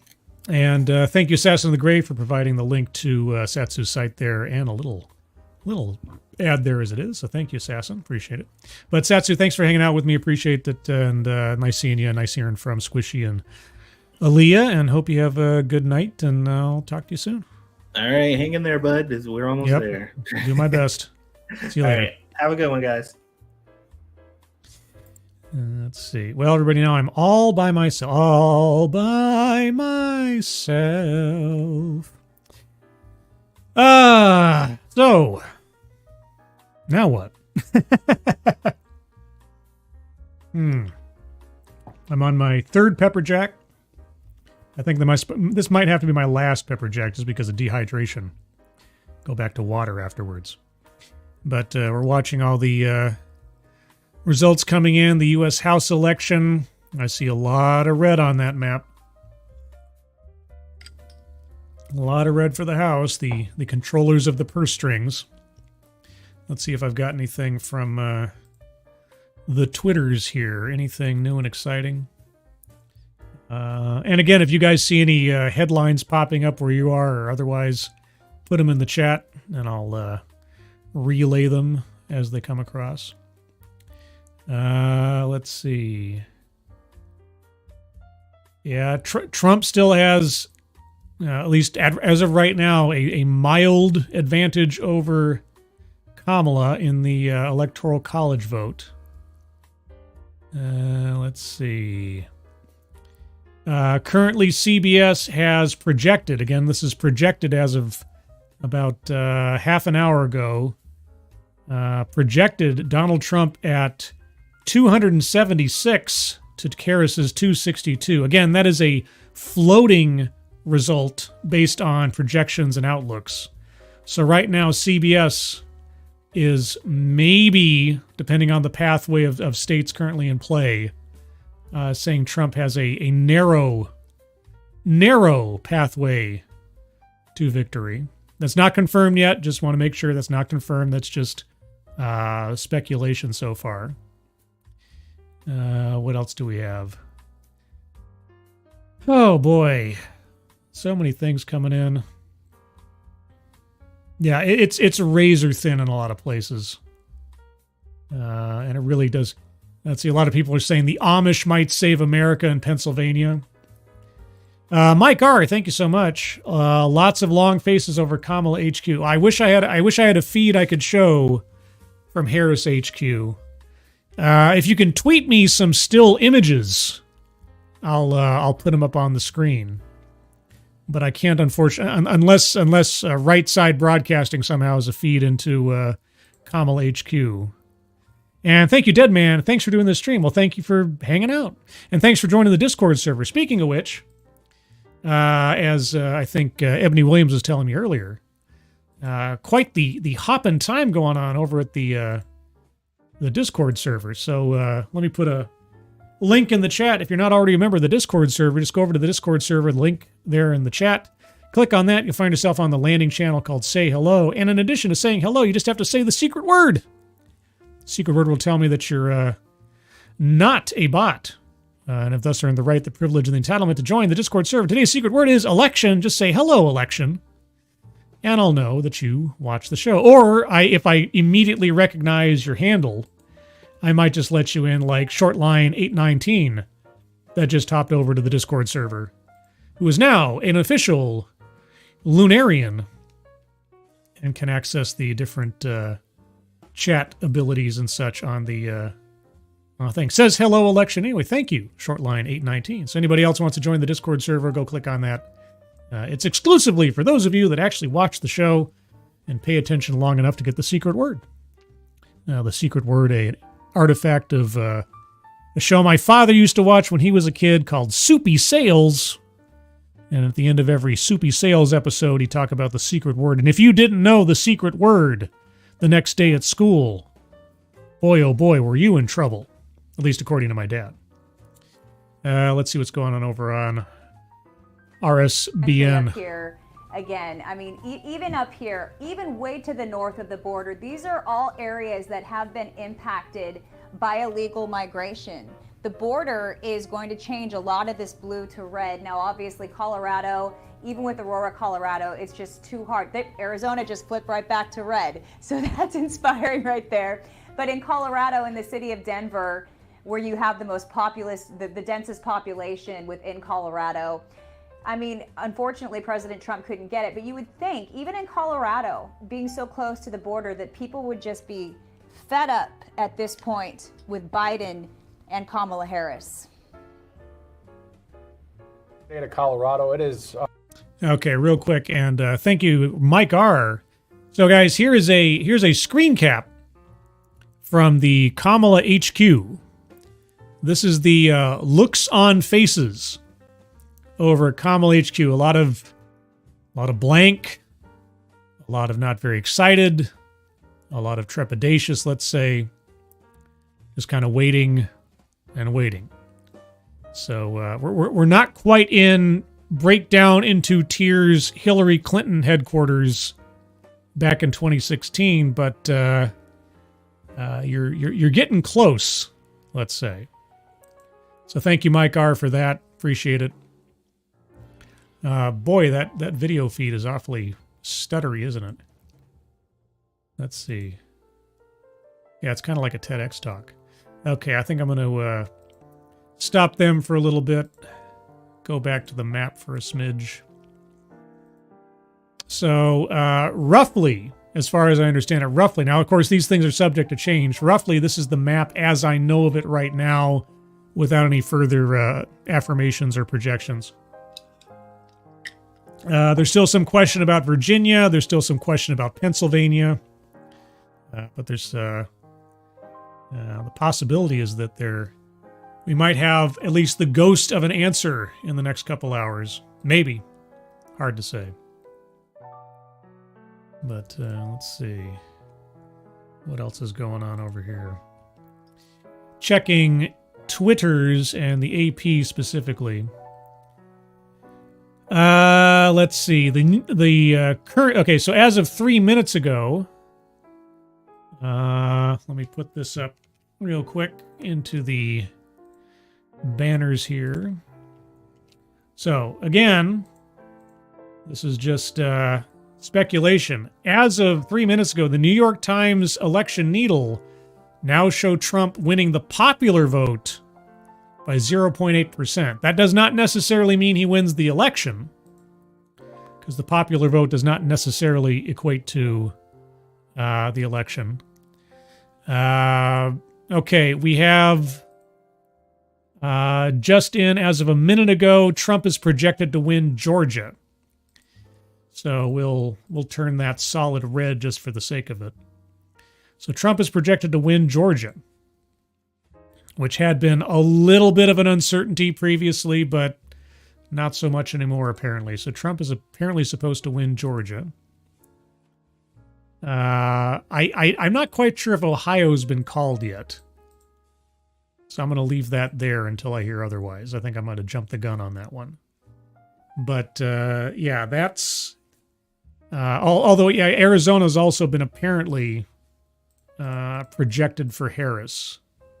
So I'll leave that in the leans category for now, for the sake of things. But, yep. I wonder if Tom is yelling at his screen right now. Oh, over what? In particular. Found. I come back in and another unskippable Harris ad. I apologize. But think about it in these terms. If you're seeing a Kamala Harris ad, she's paying me a couple of cents to put her message out there, I guess. So that's one way to look at it, I guess. Short line, I'm off to bed. Wake me up when Trump probably wins. Well, wake me up before you go. Let's see. Oh, Tier Alexander. Trump with... Ohio's called for Trump with 79% reporting. Oh, really? Okay. All right. Well, we'll just put that there. Oh, boy. Oh, boy, oh, boy, oh, boy. It's coming down to the wire. Couple of states. Like, yeah, I mean, even though I have it in blue so far, there's been some question about Virginia and Pennsylvania. Wisconsin and Michigan have, I think, been purportedly called for Kamala, so she might already be there, depending.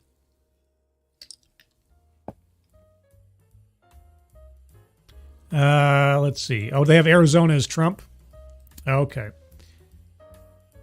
Yeah, I'm wary of resetting this map because it'll be. I don't know if they've updated it yet. Should I reset it? Okay. Reset. And when are they going to, like, give us the updated... Okay, they called Arizona for Trump. Okay. All right, so as far as I know, this is the most recent update, I think. I don't know how often they update this.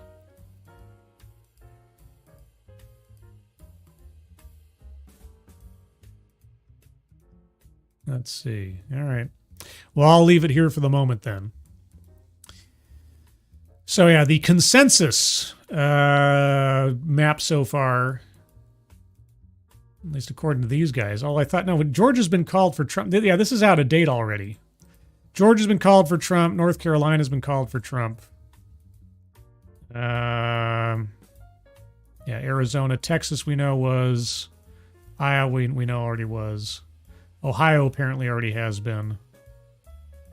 I think Kansas has as well. So these are still technically up in the air. Yeah, I'm not quite sure about Arizona yet either, Gamer Valine. I think that's still kind of iffy. But let's see. Illinois, Trump is up so far, but that really wasn't. Well, actually, hold on. Wait, Illinois? Illinois, Trump is at 6. Wait, what? 75% in for Illinois. Trump is up 56 to 54. Is that correct? Is Illinois flipping? Wait a second. What? Hold on a second here. Something's... I'm missing something. Hold on a second. Culture, fishing, a lot of gamesmanship as well. So people who actually appreciate their Second Amendment, and same thing for Illinois. Now, going down to my adopted home state now of the Peach State of Georgia, as I was mentioning earlier, that rural area really turning out. I must have misread something there because they were saying Georgia is much more. It looked like they were saying Illinois was going for Trump. Rural counties versus the major urban center of Atlanta, and of course Cobb, Fulton, DeKalb, and Gwinnett, those counties. And Mike R. I was correction for the state of Illinois. We did just show a graphic there. Yeah. We want to make sure that the numbers for Illinois right now has Harris with 70% of the votes in. A win for Harris for Illinois. Okay, yeah, I was baffled there for a second. I thought Illinois is going to go for Trump. What? Okay, that was wrong. That just in case anybody. That was wrong. Obviously, looking at the graphic there, the one that we previously showed. Anyway. Okay, that would have been amazing. So Georgia. That was not right correct. Now, looks like a 51.3% lead over Harris, 48.1%. And give or take right now, 150,000 votes. President Trump is ahead with 88%. That makes more sense because he was saying counted. 6 million votes for Trump. Like victory, what? To win bigly and boldly for the state of Georgia, and of course there you're seeing the prairie state of Illinois. Those numbers, Harris significantly winning that. Illinois once a very Republican state, but really has not gone for a Republican since 1988 when President George H.W. Bush, 41, was elected with really, arguably a landslide, over 400 electoral votes in his own regard, coming off of those 8 incredible years of President Ronald Reagan's leadership. So if you go just slightly north, or exactly one state north of Illinois, it is Wisconsin. Wisconsin, Minnesota, and Michigan, that whole northern part right there, obviously on the border of Canada, they are all in the red, not in the sense of a race called or projected yet, but you see Wisconsin, 53.8% in. President Trump, 50% versus 48.5%. Oh, Wisconsin's in play. In that swing state. And Bobby, Wisconsin's in play. Votes. Why don't we talk about the numbers here? So we know that the 93, right? 93 key swing states. Then add 23 for the wild card swings, the wild card states of Virginia. Real quick, guys, this is the latest presidential forecast. I believe this is NPR. Live presidential forecast. Our election model estimates the outcome of the race in real time based on polling data, the votes reported so far, and what we expect from remaining votes. It's lean almost to likely Trump. 84% chance of victory, according to NPR. I believe this is NPR. I'm getting it kind of sideways here, but oh my gosh. Uh-oh, SpaghettiOs. Uh-oh, SpaghettiOs, everyone. Oh, boy. Yep, let's... Looking across the union right now and looking for any states that have popped up, but Montana, yeah, so there's the latest numbers, 204 to 112. The key is... Hold a second here. Drunken uncle.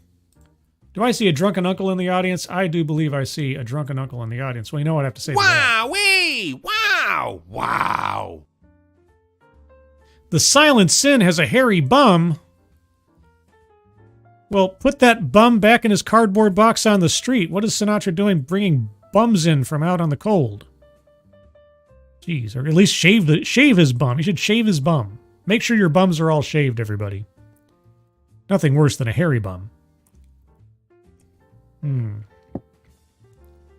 Dead Man says it's called Iowa for Trump. I think we had Iowa. Yeah, we had Iowa for Trump a while back. I think that was... all right, so CNN's conceded Iowa. Hey, Scribe'S, we were just watching your stream for a moment over on the other channel. Happy election night. Thank you, Drunken Uncle, and hello to all of the Sinatraites and elsewise the AAA guys over on the AAA stream. Like I say, guys, myself, Sinatra, Monkey, a lot of people are running election streams tonight, so feel free to stream hop as you will. Go check out their stuff, hang out with them for a while, come back here if you want to. I'm going to try to go as long as my voice will allow me. And, yeah, do a raid on my friends. Then come back and bring their friends with you on a raid here. It'll be great. I promise it'll be great.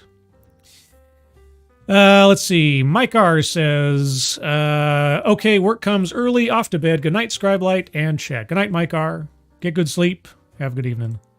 And Drunken Uncle says, pop in the Discord for a chat if you like. Well, I would, except that everybody here would only hear one side of the conversation, which would be kind of weird. I mean, if the chat will indulge me for a moment, I'll go pop in real quick and say hello, and you'll just hear one side of the conversation. But I'll do it at least for a second. So if you want to jump over to Sinatra's stream for a second to make sense of what I'm about to say, and then come back after I'm done, so be it.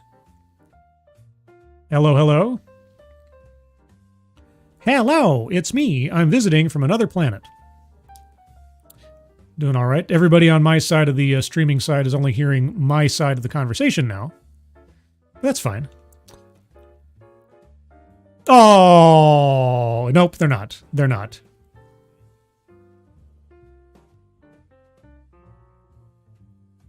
I would not besmirch Sinatra with no one else hearing what he has to say to that on the other side. No, I would never do that. Also, if you guys don't know, just as a tip, if you're not already doing, do you know about Right Side Broadcasting Network?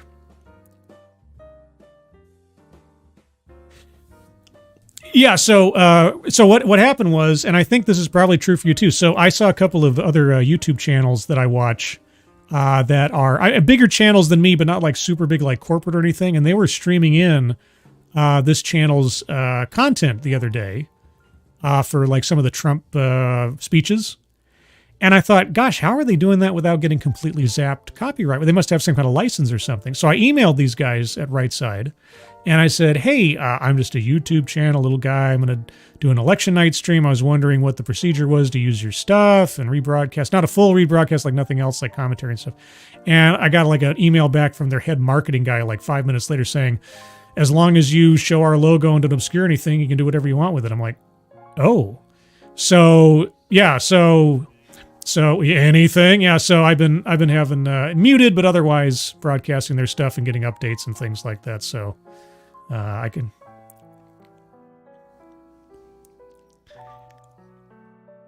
Yeah, it's all over the place right now. Yeah, Pennsylvania's still in play technically. Wisconsin might be. Virginia purportedly is. Yeah, New York Times is predicting a Trump win right now on their dial or their. I think it's going to be Trump by a hair, and then it's going to be contested into the dirt for the next month.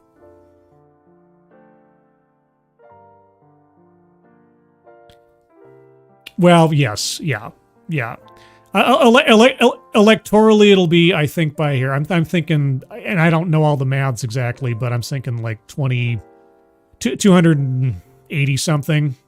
Like, I don't know that he'll breach 300, maybe, but I think it's going to be a relatively thin electoral win. Popular vote-wise, I think Trump wins, but also it'll be relatively marginal.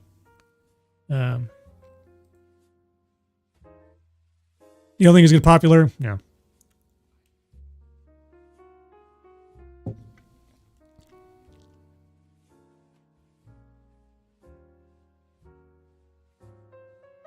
Yeah, I've seen like 55-45 popular for Trump, maybe. Yeah. But let's see what do we got right now. Arizona, Trump's ahead by 1,000 votes right now. Pennsylvania, Trump is currently ahead with 61% reporting in. Trump's ahead by 110, 120 votes, 120,000 votes, pardon me. Yeah. Oh, man. Oh, man. I can't wait to have... I was saying earlier, if Trump wins, I wish beyond all wishes that I could be a fly on the wall listening to the conversation where Kamala Harris has to call Donald Trump to concede. I would love to hear that conversation.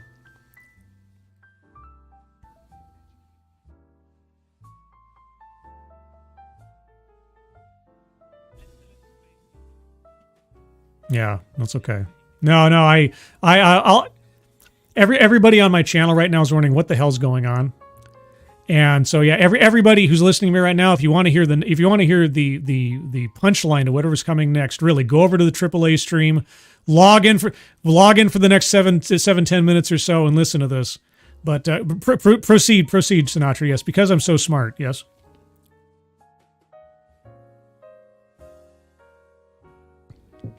Mm-hmm.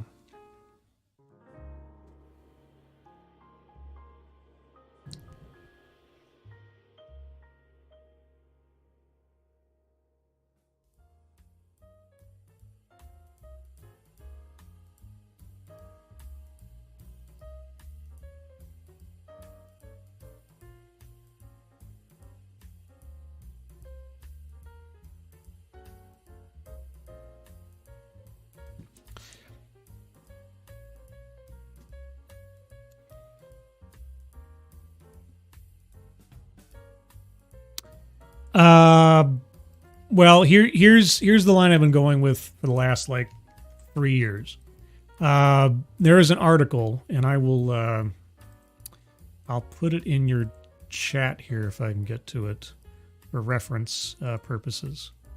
There's an article from CNN from 2021, and it talks about it is a novel-length article from CNN that is effectively a tell-all book about the inside of the Kamala Harris vice presidential office a year or so into her vice presidency. And you have to keep in mind, this woman at that time, when she was running for president, thought she was ready to be the president of the United States.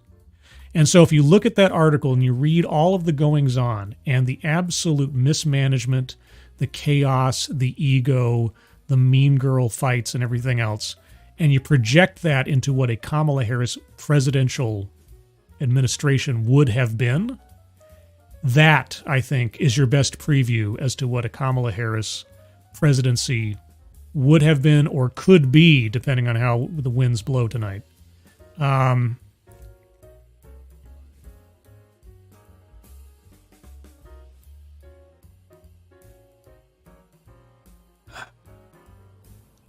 I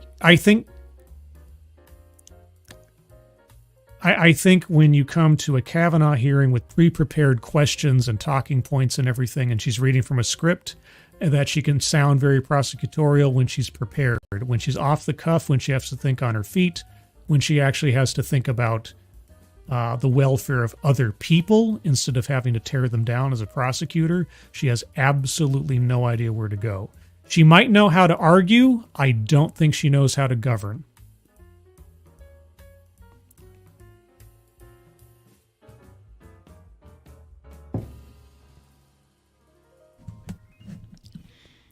Yeah, no, I don't think she's incapable when it comes to direct debate if she thinks she has a point that she's trying to drill home. But trying to have to answer to her record, trying to have to describe a vision, trying to describe how she's going to solve a problem instead of attacking a fact or an argument are completely different places to be. So I don't doubt that she was, in some cases, depending, an effective prosecutor and a lawyer. But that's one of the that's one of the myths that we have in this country. That if somebody's really good at something like the law, then somehow that immediately carries over into having an expertise in so many other things about how either the government works or life works or anything else. It doesn't necessarily mean that. And Kamala Harris's political record has been mediocre at best, and her political accomplishments have been primarily either running against entirely weak opponents or, in her most recent history, being handed opportunities without having to earn them. She would have benefited. I mean, she would have benefited both as a politician and in the eyes of the electorate from an actual primary leading up to a nomination, rather than just being shoehorned into it because of the late date and Biden's ego taking him all the way through what should have been somebody else's presidential campaign. Yeah. Well, I have a certain, I mean, throughout her recent political career, I have a lot of sympathy for her in a way, because she was plucked from obscurity. I mean, her loss in the presidential primary, not even getting her own state to back her, California didn't even back her in the primaries back in 2019, 2020. She would have been a footnote if Biden hadn't pulled her from the brink of oblivion.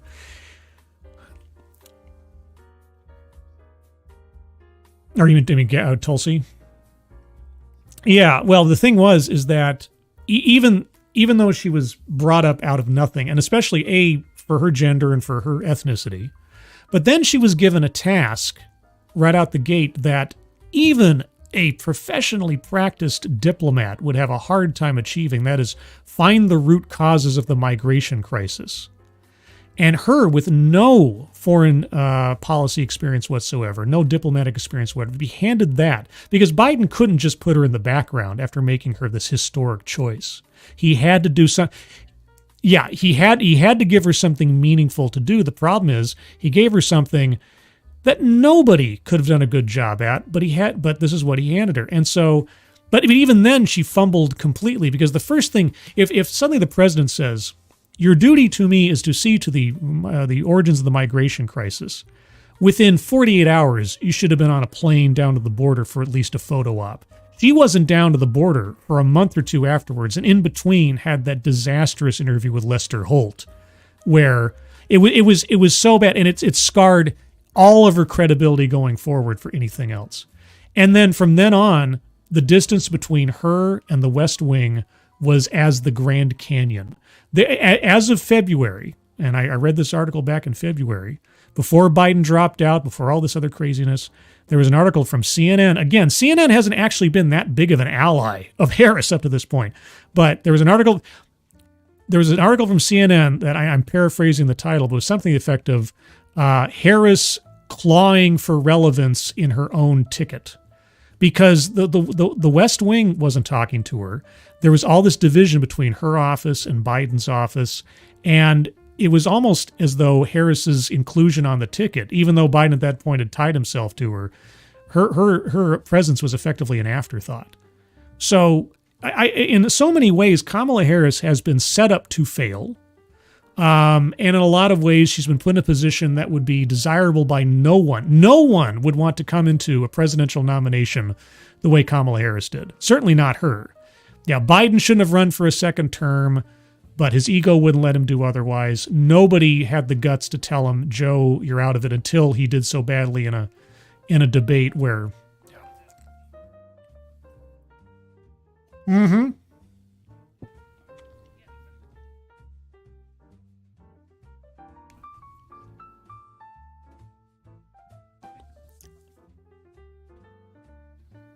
Yeah, and of course, anybody else with an ambition to be president wouldn't try to run against her, primary her now, because she's all of the check boxes and there was no room to maneuver. And besides which, if you tried to run against the sitting vice president, who's also all the check boxes right now as a Democratic challenger, you'd be shooting yourself in the foot for all your political ambitions 4 years from now. So Newsom, Shapiro, all these other guys, they're going to wait until she's completely either lost this election or burned out after her first presidential term before they try again. And so, yeah, the Democratic Party, I feel sorry for the Democrats because they had no choice in this.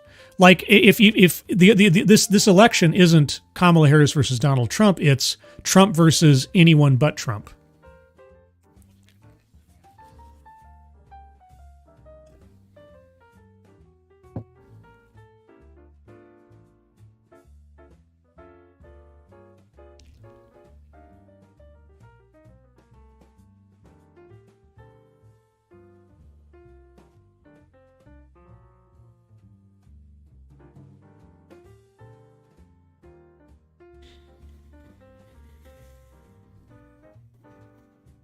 Well,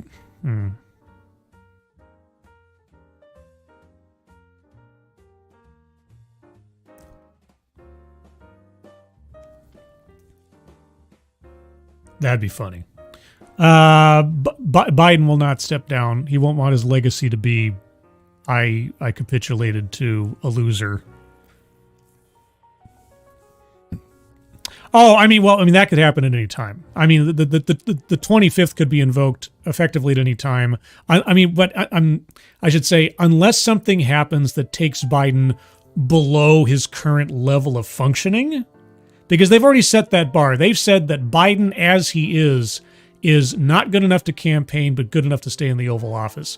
He would have to have something that is unavoidably disastrous for him to either willingly step aside without a fight, that they'd have to pull the 25th for something that's unavoidable. And at that point, Kamala's just a lame duck and, again, yeah. No, because Biden,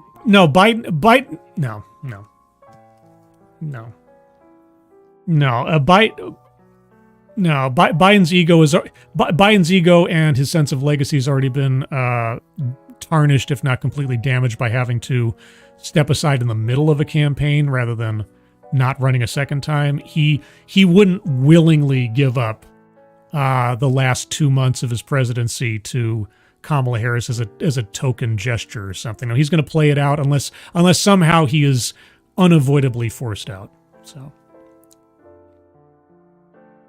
no, nobody did up until Biden dropped out. There was I forget if it was 2022 or 2023. There was a conference call between the DNC and a whole bunch of Hollywood elite union people or whatever, where they were begging the DNC, begging them to drop Kamala. They were like, you have to get rid of her. She is such a drag on the ticket. She's going to bring Biden down. We need to energize the ticket because Biden's not going to carry it on his own, and Kamala's no help.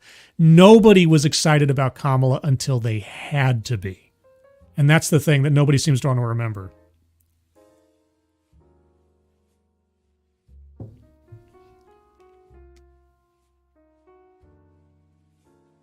(2019) going into 2020, yeah.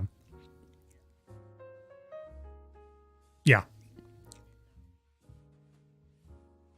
I know. DEI nominee. Yeah.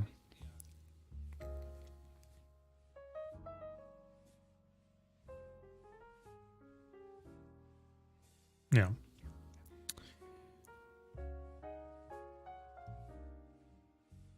Oh, good. Oh, good. I'm gonna dip, guys. I'm gonna get back to my stream yep. Yeah, appreciate it. Yep. Have a good show, guys. Okay, apologies for those of you that are listening the whole time to have a conversation. I was kibitzing over there with Sinatra and Drunkle and Shelley. But if you want to listen to that, you can jump over there, rewind about 7 or 8 minutes in the past, and listen to that. Yeah, and if you're coming back from Sinatra's stream, well, hello. Let's see. Game Orleans, Arizona's having poll issues with Navajo Nation. You sent me an article on that. I don't know if I can... let's see if I can read a little bit of it. Let's see. Following technical issues in Apache County on Election Day, Navajo Nation's president said he filed a lawsuit to extend polling hours to accommodate voters.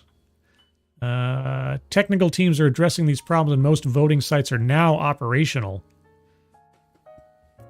I really, whether it's Arizona or anybody else, you'd think that after all the turmoil of the last 4 years, 8 years, whatever, that ensuring before you even get to election day that everything's working. I realize, snafus happen, Murphy's Law, a plan's just a list of things that don't happen, etc. But boy, oh boy, if you don't have it effectively tested and have your contingencies ready for problems by the time you get to election day in a lot of these places, I don't know what you're doing. I don't know what you're getting paid for when you're the Board of Elections or otherwise. It just doesn't make any sense. Doesn't make any sense. Let's see. What's the latest and greatest over on the YouTubes?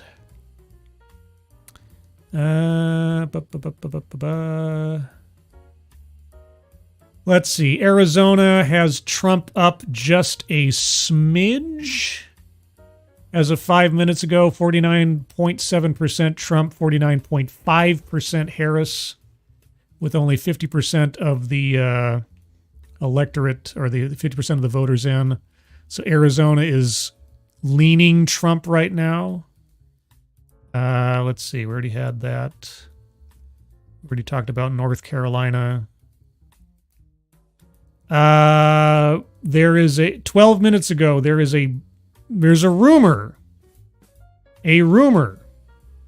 I don't know how much more confirmed it's been since then, that Wisconsin may be going for Trump. There's a better than 50% chance that Wisconsin may go for Trump. Oh boy. Let's see. From Libs of TikTok. Joy Reid is having an absolute meltdown on MSNBC. She calls Florida an extremist right-wing fascist state. Extremist right-wing fascist state. My gosh. Let me put the latest and greatest up here on the ticker.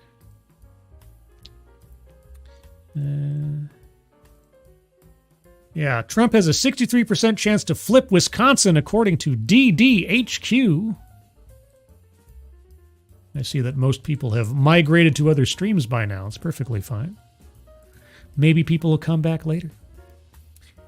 Let's see. Anything else going on here? Bernie Moreno, a Republican, will defeat incumbent U.S. Senator Sherrod Brown in Ohio. Oh, my God. A Republican win in Ohio. Sherrod Brown. I've heard that name before. Well, I guess he's going bye-bye. Let's see.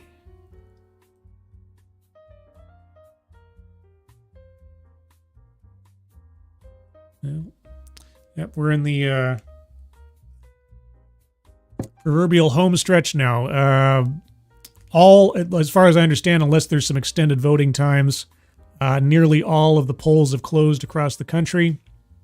We're now into the home stretch of predictions and estimations and things. The official tallies from certain states and jurisdictions probably won't be in tonight. They'll be speculated at best. But thus far, depending on how things swing, it's looking fairly good for Trump. But time will tell. All it takes is things to swing one way or the other. So we'll see.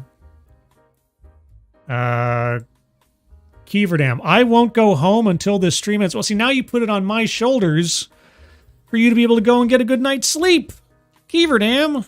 Oh, man.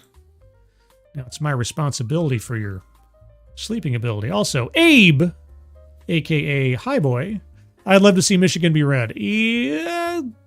Well, I mean, Right Side Broadcasting seems to think so. I don't know how official that is.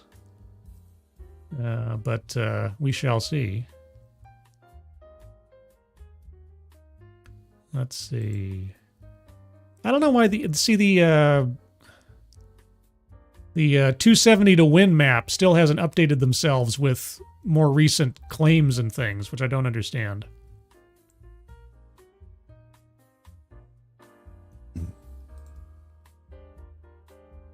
They haven't updated it since yesterday, I guess, which is just bizarre to me. I I don't understand. It says it was updated on November 5th. It still looks like it was from 7 hours ago. So maybe I'm... No, they still haven't... Either I haven't clicked the right button or they haven't changed it for some reason. So...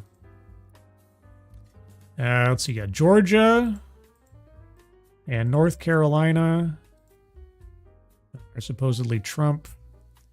Arizona, Texas, Kansas, Iowa, Ohio's looking for Trump. So yeah, he's within spitting distance of the winners at this point. We shall see. Kiever Dam, I'm second shift, so I'm especially not. Okay, well. Yeah, we'll see. Oh, I'm stretching 5 hours. I don't know that I've ever done a stream this long before. And many, many, many thanks to Satsu and Tom Connors, both for coming on so far and supplementing my my babbling. And thanks to Sinatra and Drunkle and Shelley for having me on over on their stream briefly in a Crossing the Streams instance. Hope everybody's having fun tonight. As much fun as you can have, depending on how... But I mean, I feel a certain amount of sympathy for the Harris voters. I know this might sound like heresy to you guys, but, these are our neighbors. They're our fellow citizens. If they're on the other side, you can be for one side and not necessarily agree with everything or be all that jazzed about the person on the other side, but you have certain concerns that they answer that the other side doesn't. So I just hope that there's a... Whatever the outcome, I just hope that more so in the majority than in the minority at least, there is a civil response from both sides, regardless of what the ultimate outcome is. Because I would really like to have something like a productive next 4 years. I know we're not going to get it. I know it's going to be... Taking off my headphones for a minute, A, because I don't need them on, because I'm not listening to anything, but also because my ears need a little bit of a break. Yeah, aside from a work day, I don't know that I've been as attentive to a computer screen the way that I have been, or as interactives on a stream before, so. Killer Turners, they aren't going to let him do anything of note. Well, yeah, I mean, of all the paranoias that they had, and this is the thing, and I keep talking about Trump like he's the incumbent. Trump was president for 4 years. He did a lot of stuff, and he also didn't do a lot of stuff. Both things that he said he would, and a bunch of things that he was accused of or suspected that he would do and never even attempted. Or things that he did were mischaracterized into things he didn't actually do, like the Muslim ban. Because, when Saudi Arabia has no restrictions on their travel to the United States, obviously there's a Muslim ban. If anything else, what the left and the media should learn from the last several years is just tell the truth. Seriously, all you do is undermine the entire conversation and your own legitimacy by taking things out of context or making up stories out of whole cloth. There is plenty to legitimately criticize Trump for that you don't need to make it up, and you don't need to cherry pick.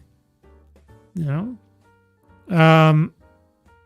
I may be biased. I don't know. I don't think I'm living in too much of a bubble. But a lot of the things that Harris is criticized for and has been for the last several months hasn't been faked. It's been exactly just quoting what she's said, which is more than enough to embarrass her half the time. You don't need to make up stories. Just listen to what she doesn't say and repeat it back to her, and you're pretty much done. But anyway. Let's see. Killer Turnus, I find it hard to believe their cheating won't make us lose. Well,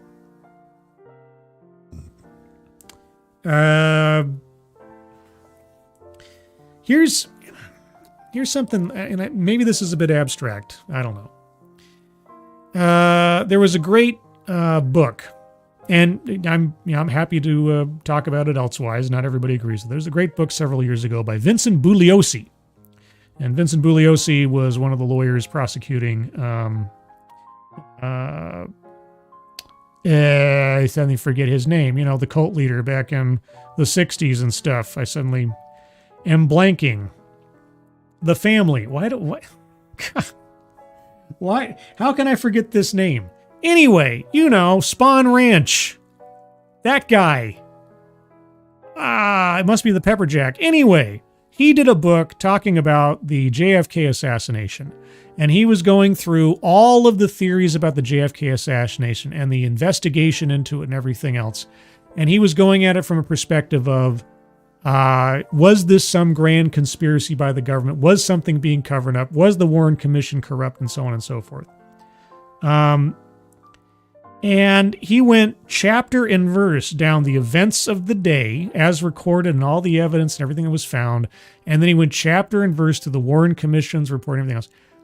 And in order to believe that everything about that event and everything about the investigation was gamed or rigged or whatever else. Charles Manson. Yes, thank you, Robert Pincus. I don't know why that suddenly left my brain. This is something that happens sometimes. Anyway, this book is the most complete dissection of everything about the event and the investigation. And as he went on, he was like, here are the top 5 or something theories about all the conspiracy and all the corruption and everything else. And he went over how in order for any of these theories to work, it would take all of these people, all these professionals, all these politicians, all these people from different departments, all agreeing together to be liars and to give up all of their loyalty and all of their duty and all of their integrity for this to actually work the way that it's spelled out, right? And I know that there is a lot of dirty dealing in politics. I'm not naive to that fact. At the same time, for every single one of the theories that have been put out there over the last 4 or 5 years or within the last 2 or 3 weeks and so on, for all of them to work the way that they're suspected to, you would have to think that every check and balance, every elected official in all these states and jurisdictions are just willing to completely sell themselves out one to another as a collective in order to make this stuff not work the way it's intended to do. And I'm not saying that there aren't bad actors out there. I'm not saying that people can't find loopholes within the system to try to exploit, but the likelihood that it's going to happen on a scale massive enough to turn things one way or the other without being caught in some demonstrable way, not in a way that's just an accusation, not in a conspiracy theory way, but something where there's actually no evidence whatsoever left behind, no paper trail, nobody willing to whistle blow on it and everything else. I don't know. Maybe I'm just naive and I have too much faith in the overall temperament of people wanting to do their jobs and do them correctly and not be caught doing something illegal or take the fall for it. So, like I say, fingers crossed, knock Formica, everything's going to be about as above board as you could hope for, and we'll have a decision in the near future.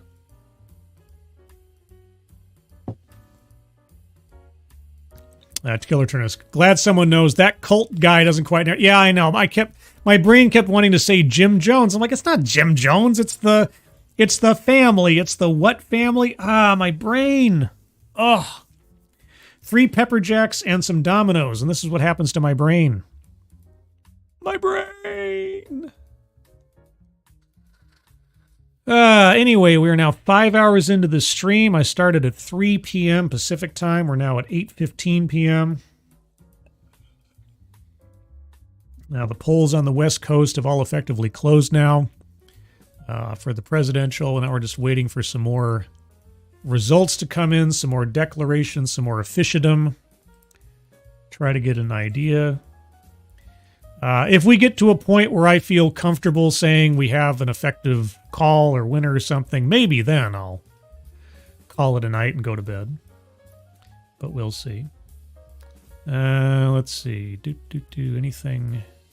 CNN. Kamala Harris will win California. Wow.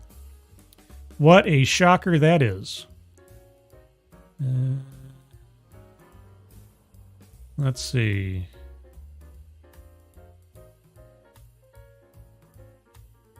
According to Fox News, the Kamala Harris campaign is no longer responding to requests for comment. They've gone dark. Oh no, Adam Schiff. Adam Schiff retains his position in Congress. He was elected to the U.S. Senate. Oh no, he's gone from the House to the Senate. Oh great. Shifty Schiff. Oh, man. Barf. That guy is such a weasel. He was such a weasel in the Russia investigation. What a weasel. Let's see.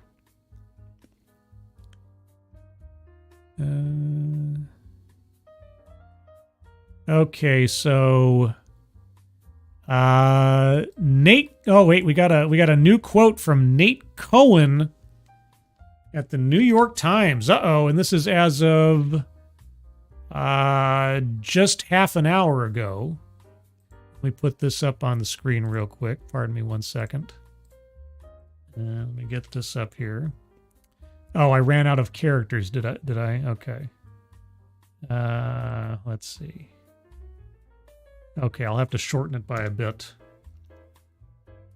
All right, so this is a truncated quote from Nate Cohen at the New York Times. I'll read the whole thing, though.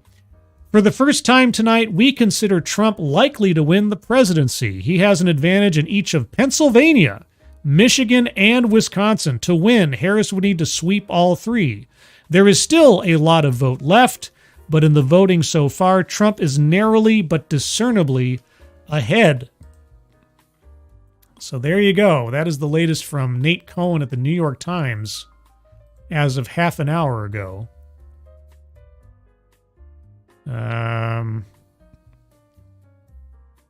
So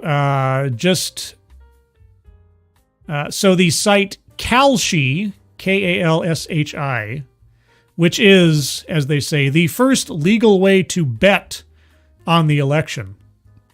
As of right now, they estimate that Trump has a 90% chance of winning the presidency. Let's see. From Decision Desk HQ, as of 1 minute ago, as of 11:12 p.m. Eastern Time, Republicans have a 99% chance to control the Senate. Control the U.S. Senate. Holy cats. All right. That's as of 1 minute ago from Decision Desk HQ. From their estimation, the Republicans have a 99% chance to control the Senate after this election.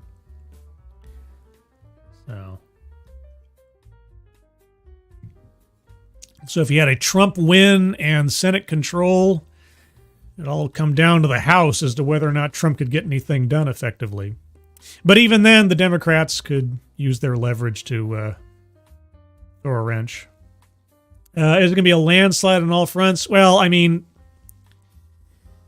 popular vote-wise and countrywide, it's not going to be a landslide for Trump in the sense that he's going to have more than half the country on his side. I mean, it's still going to be a divided nation, but as far as the branches of government are concerned, if Trump has, I mean, if the Republicans have the White House and the Congress, or sorry, not the Congress, the Senate.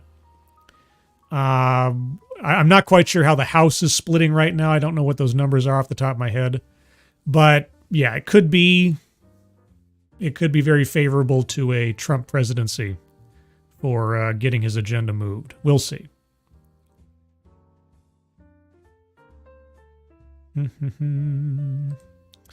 Let me put on Tom Connor's dramatic music here. dramatic election music. There we go. More. Yeah, Tom Connors very nicefully, I don't even know if that's a word, provided some brand new AI-generated theme music for tonight's election, presidential and otherwise.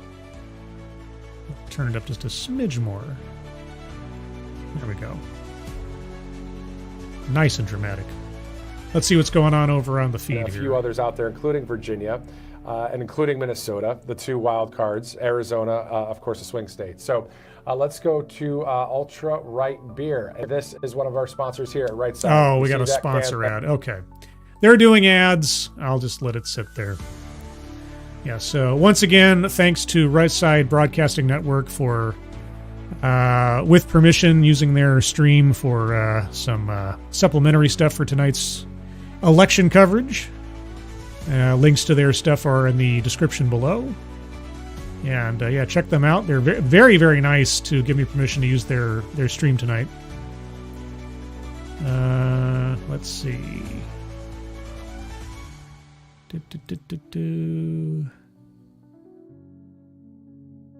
Scribe'S, I don't get how someone so corrupt hasn't been arrested yet. Shifty is almost as bad as the Clintons.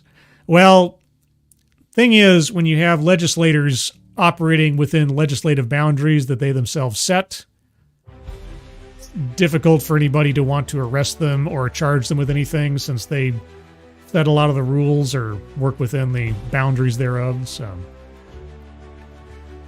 oh man. I have to say, I'm honestly surprised, even though we don't have a call yet, I'm honestly surprised that Trump is doing as well as he did. I was fairly certain, and this is my same sentiment back in 2016. I was wrong for that too, so I'm not going to try to be ashamed of it. But back in 2016, I was pretty sure it was going to be close, but it would be a Clinton win. That was my thought back then. Not out of wishful thinking, but just out of thinking pragmatically. Because I thought for sure that at the very least, Clinton's political tenure and connections and everything else and would overcome Trump. I was wrong. So was everybody else, obviously. I wasn't as wrong as MSNBC was. They thought it was going to be an absolute landslide across the nation or something. I was like, it's not going to be that good. This time around, I was kind of cagey. I was like, I don't know that Harris might not squeeze it out of a couple of key states just by a few thousand votes or something. It's not finalized yet, obviously. It's possible that some of these projections could go sideways for the for Trump in the next few hours, but it's looking more and more like we might have a hopscotched second Donald Trump presidency. That's just crazy. That's cray-cray, as the kids say. Let's go to the AP. Let's see what the AP has to say. Okay, well, the AP has officially called North Carolina for Trump. So that was kind of already assumed, but now it's been made official, or semi-official. I mean, if the AP says it, it must be true.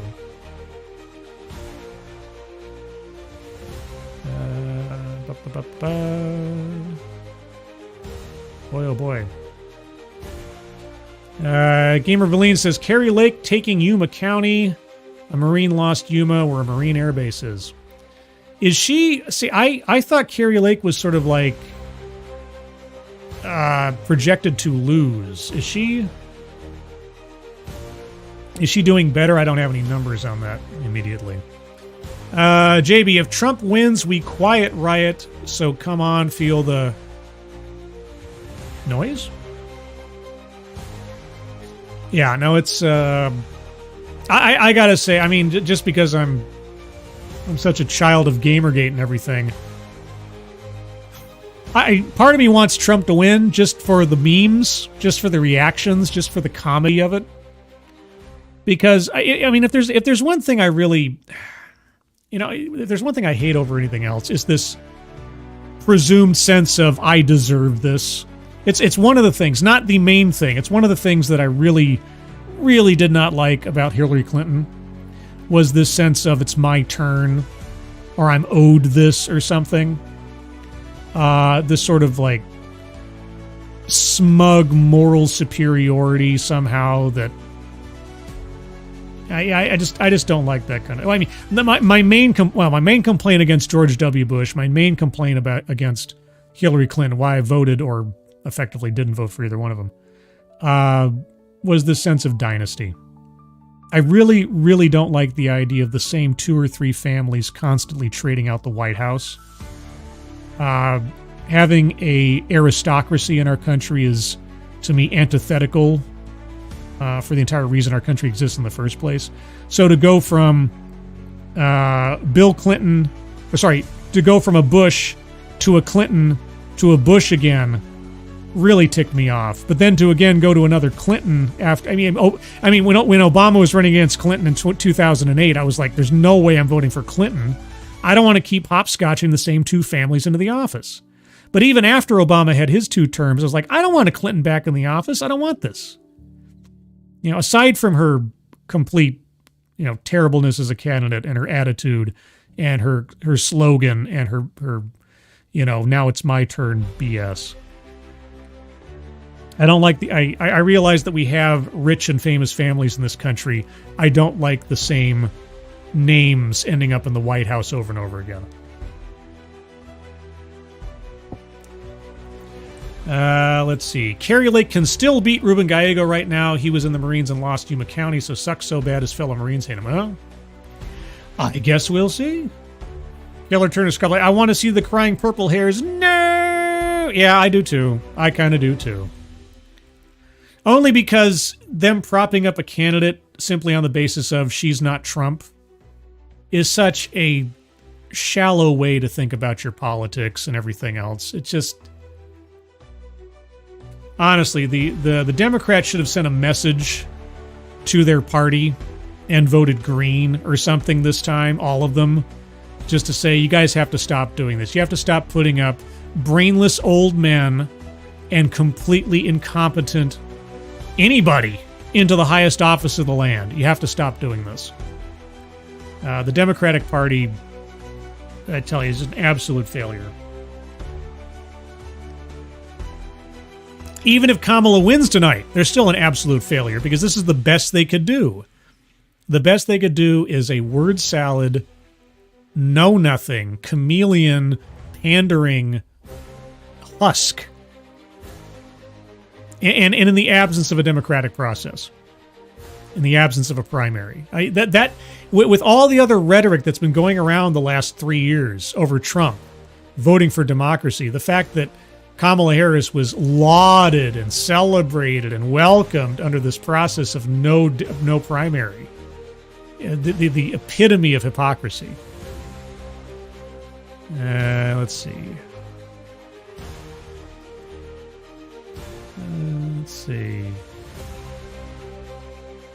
Let's see. Yeah, we know. North Carolina goes to Trump. We know.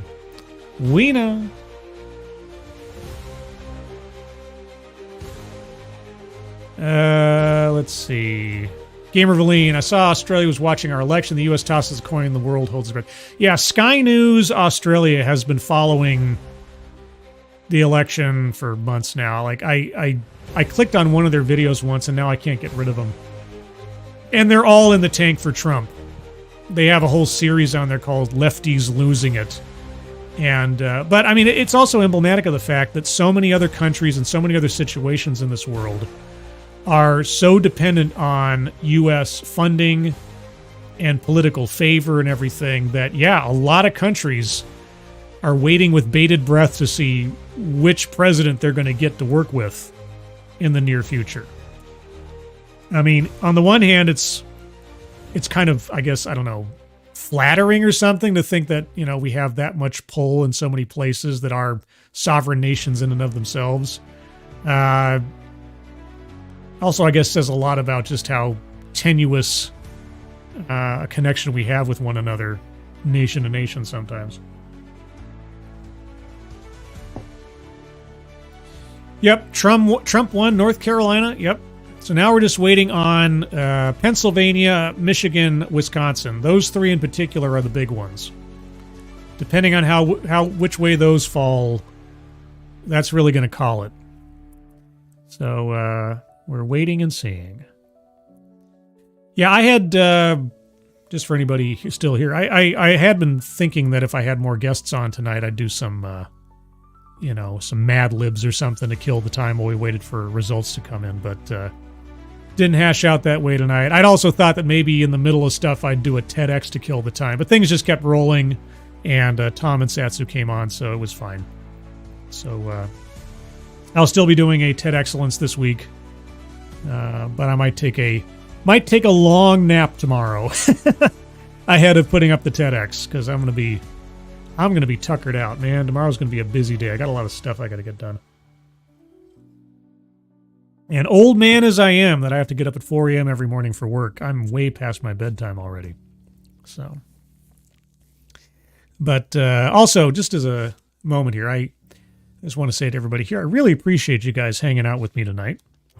I know that you have several other options of such places that you could go, and I do encourage you to go check out Sinatra and Monkey and whatever else.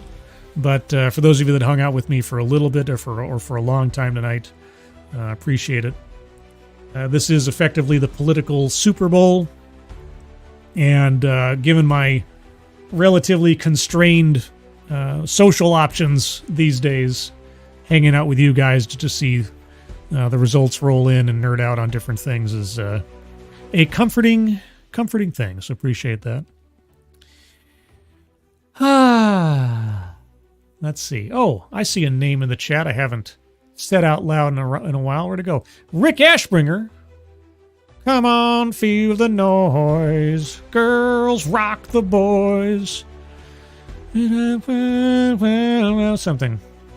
I remember the bits and pieces. Angela Arriaga, thanks for the show. Scribe Light, always appreciate your more level-headed point of view. Well, I try.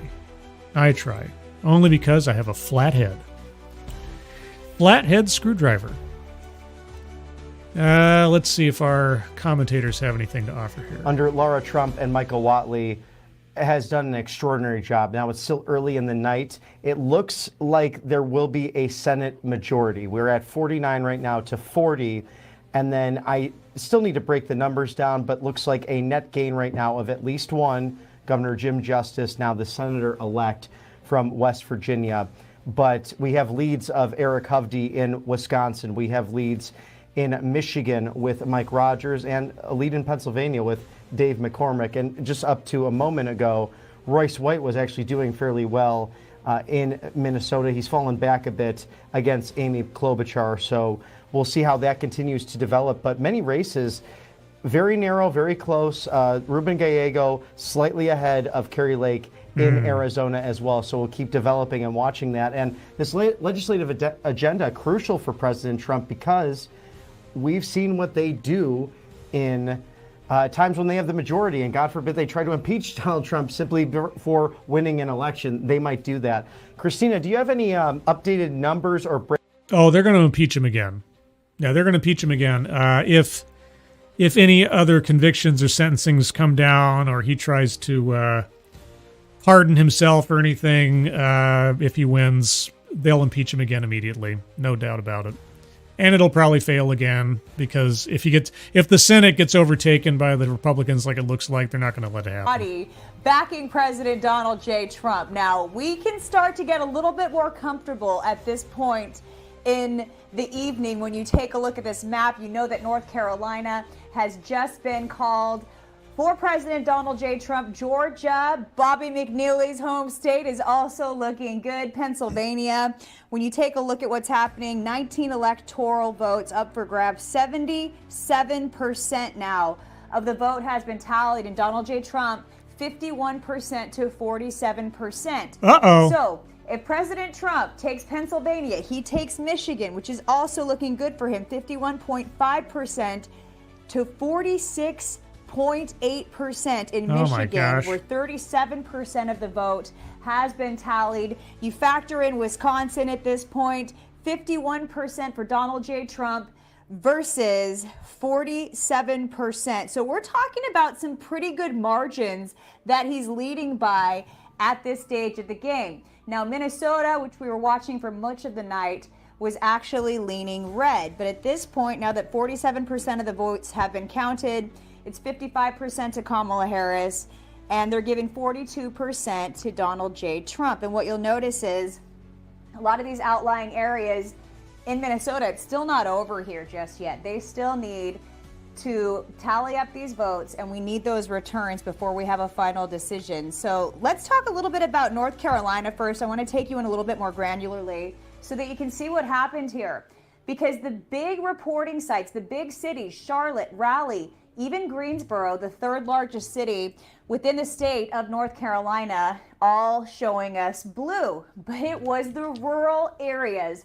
It's rural America that decided this race for Donald J. Trump. And this is a big winner for Donald J. Trump. I know that he's probably very excited to hear about this. Lara Trump, of course, this is her home state. She's from Wilmington. And so this goes to show that the big cities aren't able to call the shots. When everybody shows up to vote, record early voting turnout, women, Republican women amongst that group showing up in droves. We had more women than men. All right, well, that's North Carolina. This little comment just came over Twitter, and I just want to...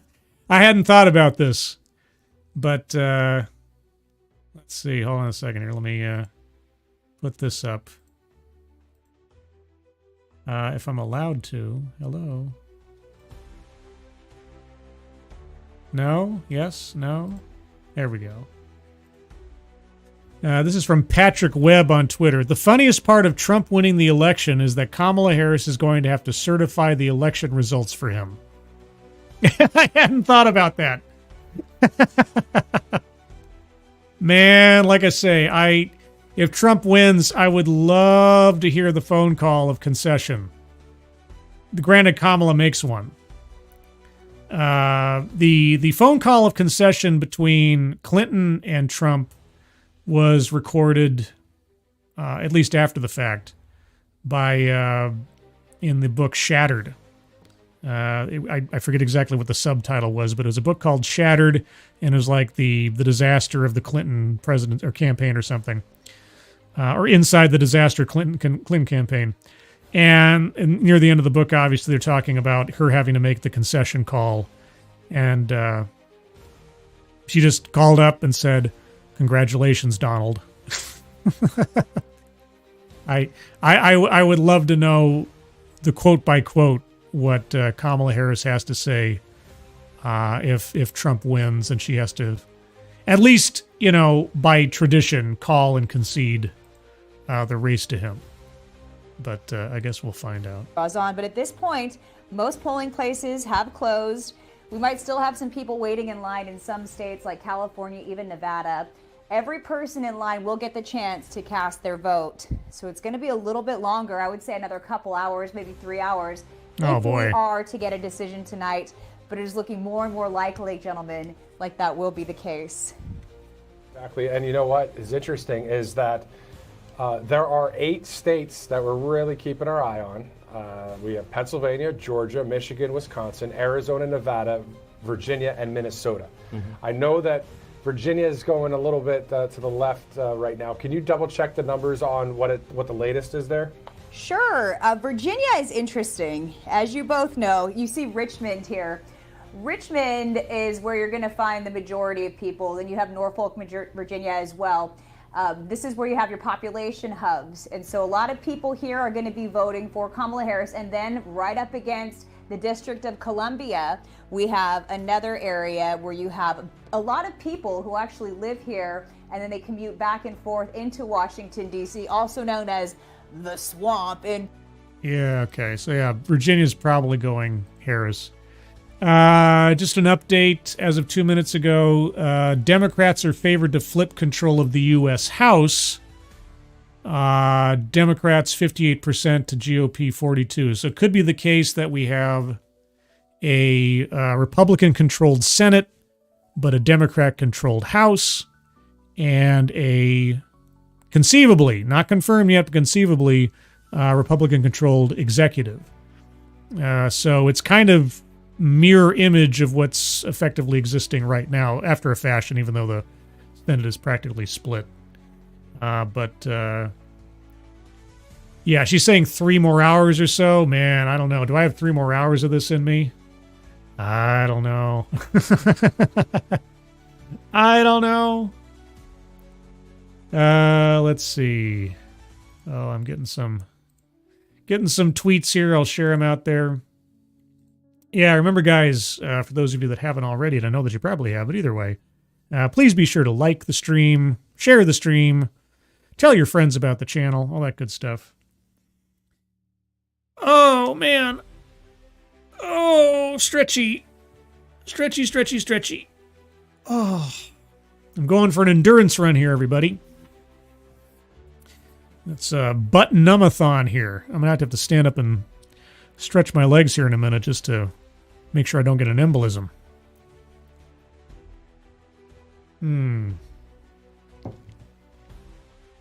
Put on some more coverage been here. Tremendous. And then you take a look at all these outlying cities and these rural counties.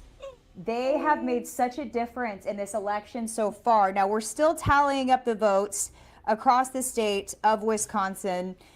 For the Senate race, we actually, let me tell you how much is done here.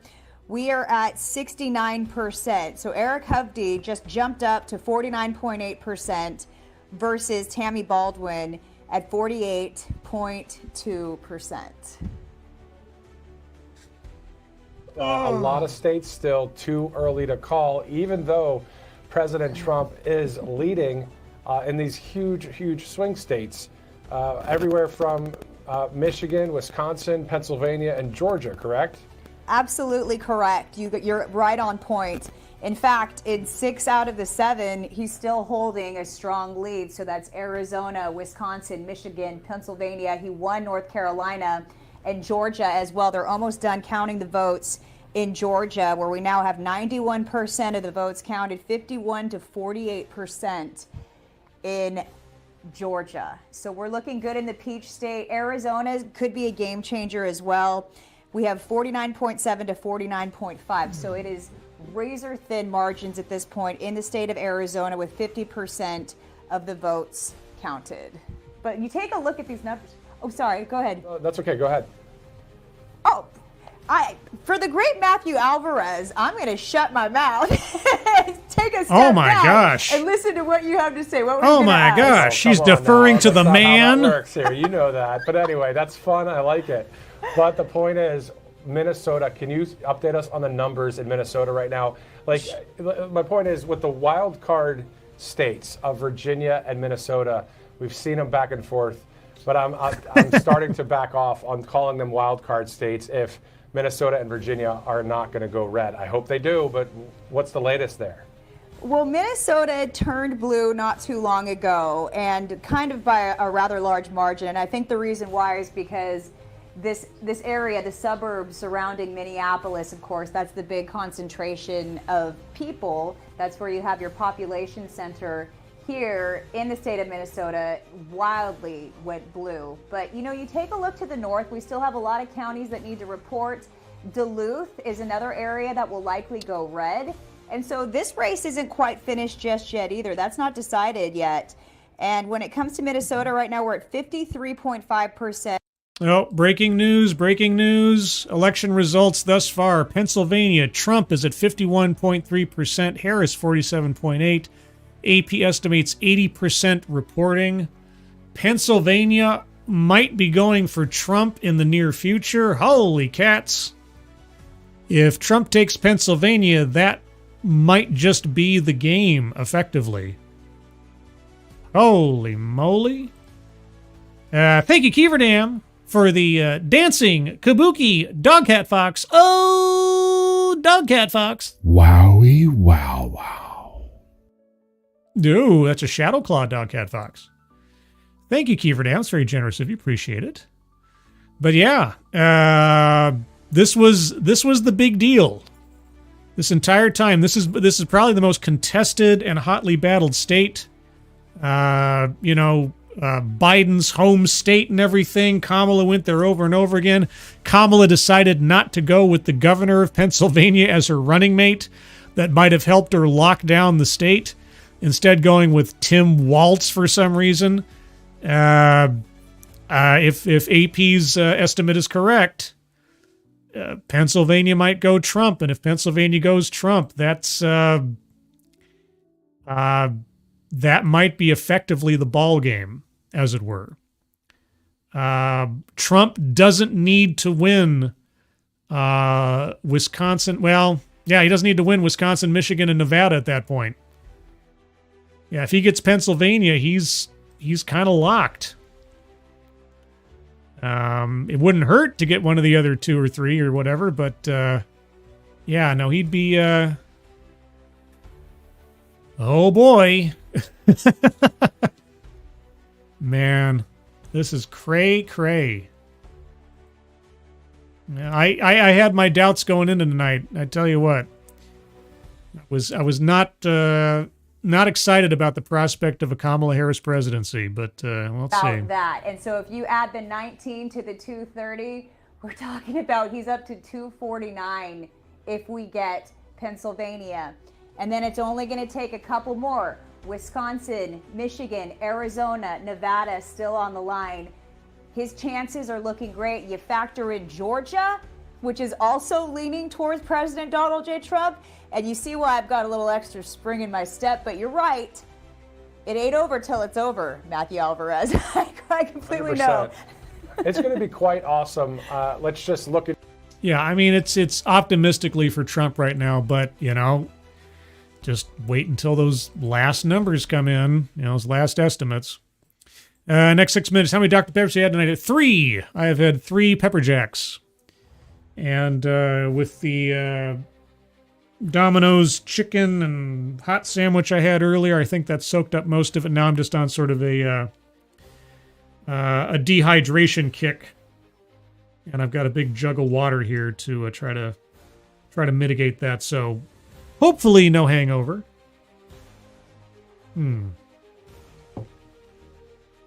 But we'll see. JB, what's up with Nevada? Nevada's still up in the air.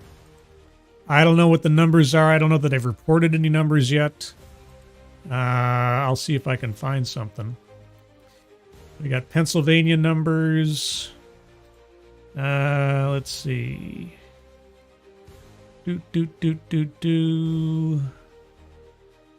Yeah, CNN's confirming North Carolina, and so is Washington Post. They're kind of behind a whole bunch of other people on that one. I don't know.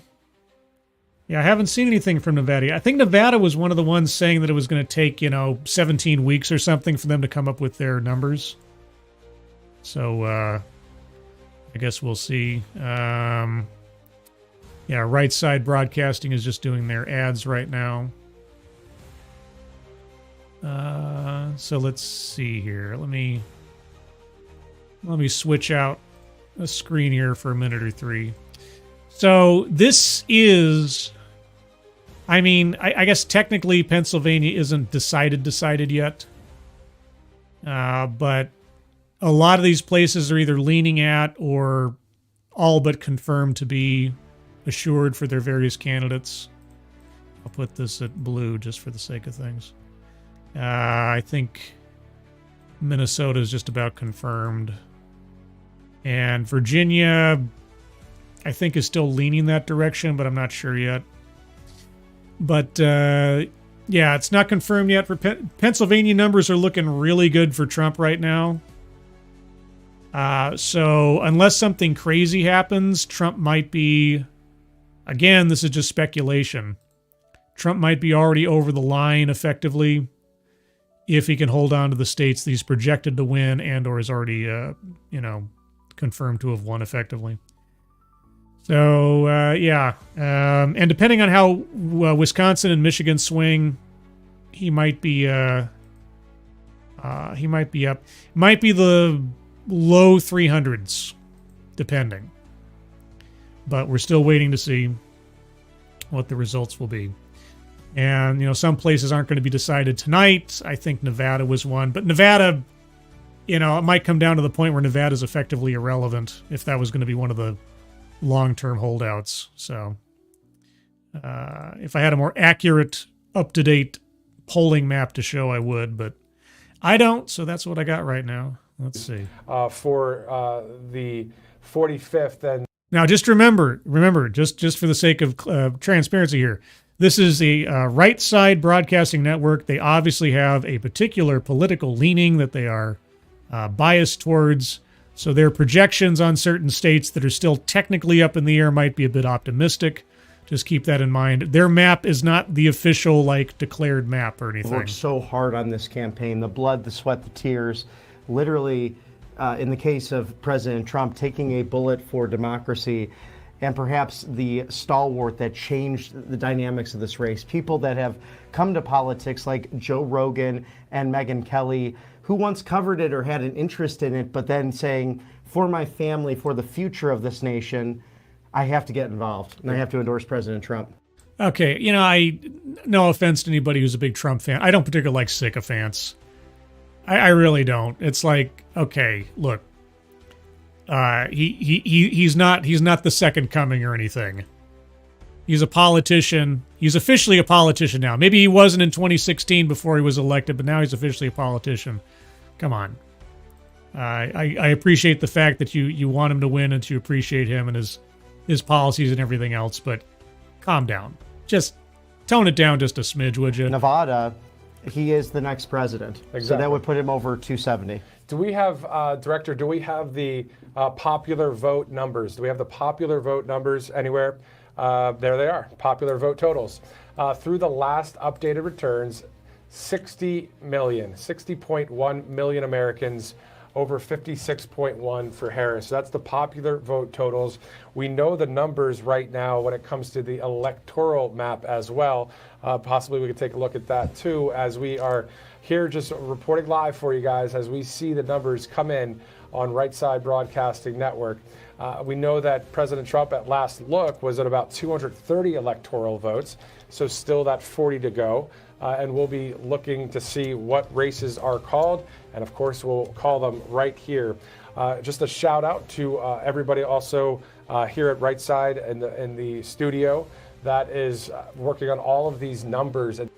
Okay, real quick, I don't know if it's a breaking news per se, but we have just in New York Times final estimates, at least as of 10:15 p.m. Eastern. Wisconsin, Trump up by 1.1. Nevada, Trump is up by 1.8. Michigan, Trump is up by 1.9. Pennsylvania, Trump is up by 1.9. Georgia, Trump is up by 2.6. North Carolina, Trump is up by 3.2. Arizona, Trump is up by 3.9. And Trump's odds to win right now are 79%. That's according to the New York Times. So just updating you guys there. So that's the latest and greatest from the New York Times on several. That's if that's all accurate, that's crazy. That's crazy that he's going to according to the New York Times, at least right now, they're estimating he's basically going to sweep all those states, which is cray-cray. RepublicanRed.com, the winery there. So many varieties of wine at. Okay, your wine ad. Okay. Again, not begrudging Right Side Broadcasting for their sponsors and everything, but I don't have to rebroadcast their ads for them any more than you can see them on the screen if that's okay. Let's see. Yeah, if that New York Times set of numbers is correct, that's wow. Okay. All right. Gamer Verleen says Arizona has a 0.4% difference and 3 counties haven't reported at all. Okay. Jeanette E. Hellis, Scribe. I just sat for maybe 15-20 minutes crying, laughing. Oh my gosh. Yeah, it's like I say, man. I had this argument with somebody on Twitter a couple weeks ago. I was criticizing Kamala Harris, as you do, and somebody swooped in and started calling me a Trump-supporting Nazi fascist. Blah blah blah blah blah blah blah. Went on, and I said, would it surprise you to know that I've never voted for Donald Trump? I said, not being in favor of Harris does not mean I then support anyone else in particular. I can just not be a fan of Harris. It is possible to be not a fan of Harris and not necessarily be a full-fledged supporter of anybody else. And this person was taken aback. I mean, I wasn't quite sure about it, but I mean, given their virulence against me in the first pass, I was surprised that they were apologetic after the fact. And I think there's a large swath of people who are so tribal about this now that they don't know what to do about someone who provides them something like nuance. Like, if you're not on my side, you're obviously on the wrong side. Well, what if I told you that I'm not that at all? They don't know what to do with that. All the same, like I say, I'm part of me is in this just for the lulz. Because I'll tell you what, like Jeanette E. Hellis back in 2016 when Trump surprisingly won, right, to a lot of our shock, I was ecstatic. I was listening to I remember it so clearly. I was listening to the Mr. Medicare Jim stream at the time, because he was streaming at the during the election, and he was like, "Oh my gosh, guys! I think the judge just pulled it off. I think the presidency was just won by Pepe, that kind of thing." It was hilarious. I was just so giddy at the lulz of it. At that point, I wasn't even thinking about anything other than just the entertainment value, because the whole election back in 2016 had become such a circus. But at this point, I mean, I seriously, in all honesty, while for various reasons I might not be Trump's biggest fan, if Kamala Harris becomes the president of the United States and she continues or galvanizes the kind of policies and philosophies that have governed the last 4 years, especially when it comes to immigration and the economy and our standing amongst other countries when it comes to military conflicts, I honestly believe there were, and again, since it's not confirmed yet, there's still a possibility, there are disasters yet to be experienced with Kamala Harris at the helm. And it's purely on the basis of her incompetence or inexperience and her inability to demonstrate leadership or a clear idea of what it is she wants to do and how she wants to do it. And again, maybe I could extend some sympathy for the very, very short ramp-up time she had for a presidential campaign, but it's not a lot of sympathy because, again, this is not her first rodeo. She ran for president in 2019. She had to be thinking about what she'd do or say or otherwise as a presidential contender in the future as she's been vice president, or if Joe Biden had to step down for some reason in the course of his presidency. So this is not someone who should have been ill-prepared for a campaign, even a short notice campaign. But she came across like she was. And, whatever, like I say, whatever reservations I may have had about Trump in the past, a lot of them have been dissuaded by his tenure as president for 4 years.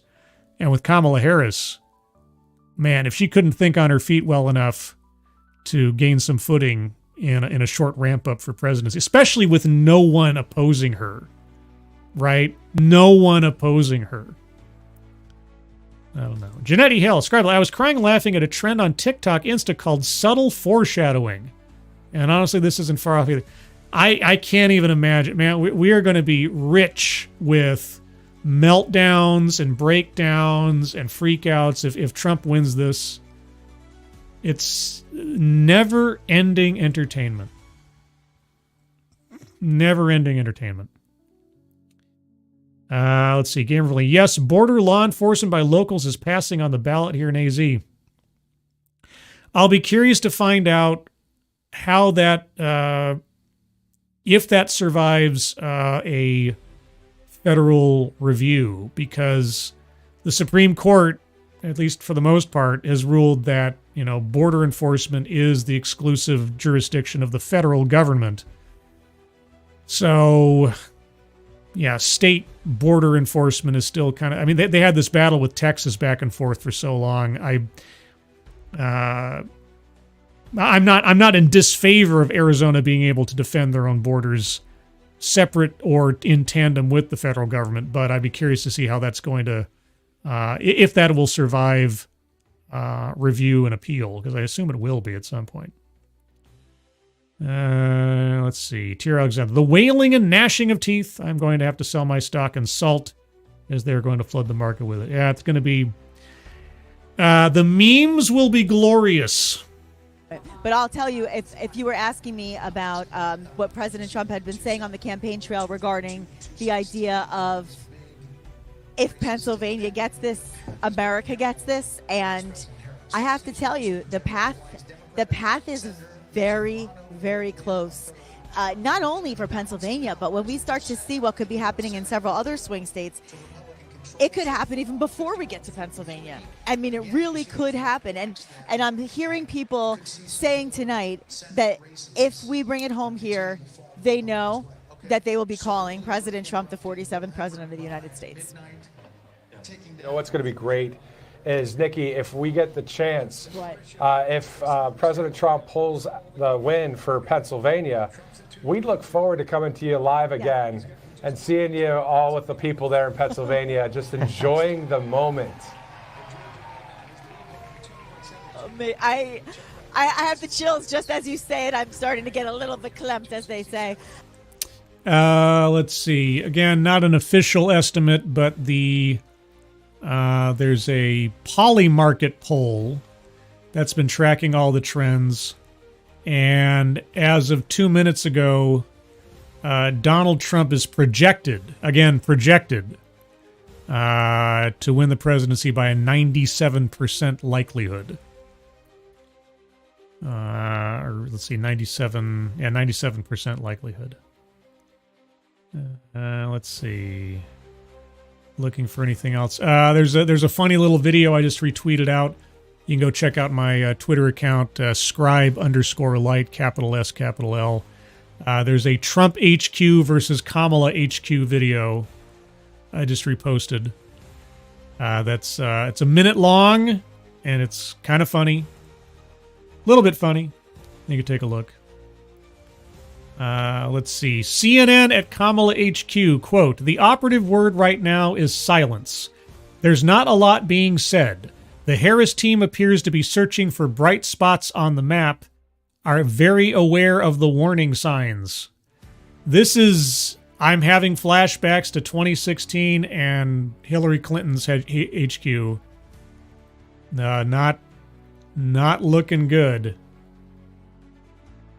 But something else I said on Twitter earlier, and I think I said it briefly on here, is that given the enthusiasm nationwide, and even amongst Democrats, if Kamala Harris ends up the president of the United States, I predicted, and I don't think I'd be wrong in saying, by Inauguration Day, this nation will experience the most expansive bout of buyer's remorse you've ever seen.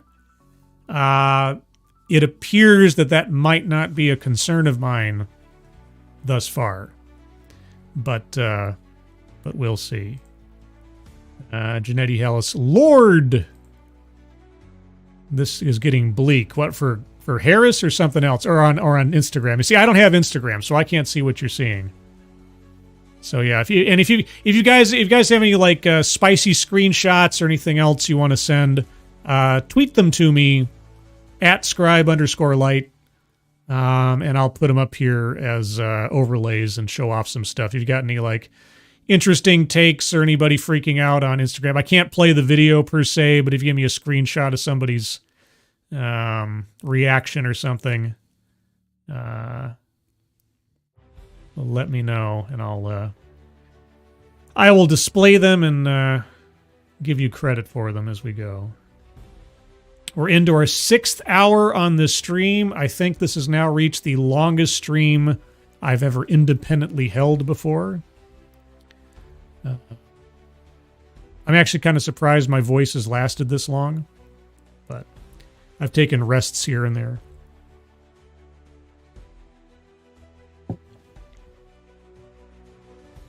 Janetti Hellis, she could still end up being the president temporarily if anything happens to Biden. Hopefully not. I just hope the poor man drives. Yeah, I mean, it's not impossible. Yeah, you could have the first female president of the United States as a glorified lame duck sit-in for a couple of months. And hopefully nothing catastrophic that would require her attention would occur in those couple of months that would set us up for disaster. But yeah, no, it's not impossible. But at this point, I would assume unless either a medical emergency or some unavoidable complication dragged Biden out of office under the 25th Amendment, he's not going anywhere. And if Kamala doesn't win tonight or in the next, 48 hours or whatever, then, she's just going to have to sit and stew as the vice president of the United States for the next 2 months and then affirm Donald Trump's presidency. Oh, man. Kieverdam, you haven't flown solo. No, it's true. No, I don't take credit for like a one-man show kind of thing. No, between Tom and Satsu and a brief cross-stream interlude with Sinatra and them. Yeah. But I mean, a grand majority. Even if you take out Satsu, I've gone the distance, sitting still, keeping things moving. Oh boy, what's going on over on the Discord server? Let me go check that out real quick. Let's see, anybody new over on the Discord server I missed? Nope, we got Shortline 819, and everybody's saying hello to Shortline. That's nice. Again, just in case there's anybody in the chat that wasn't here earlier, if you're not already a member of the Discord server, want to become a member of the Discord server, link is in the chat. Click on that. You'll find yourself on the landing channel called Say Hello. Just say, hello, election. And I'll know that you watched the stream. Lots of people in the chat saying, oh, Kieverdam says, hi, Scribe'S in the chat. Hi, Kieverdam. And Asen says, hi, Scribe'S. I said, hi, Asen. We're on TV. You're on TV? Where are you on TV? On this TV? It's so weird sometimes, like, watching my fellow YouTubers like on my TV that has YouTube on there, because my brain still thinks of things that are on TV as being like broadcast nationwide and that kind of thing, which I guess technically they are.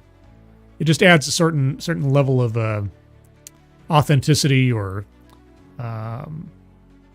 authority, I guess is a better word for it, than if I was just watching it on a computer screen or something. Wow, it's on television. I still got one foot in the olden days.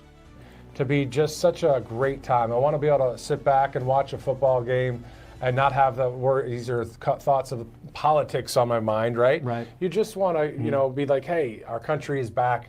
We have a president that is going to do great things with a cabinet that is America first.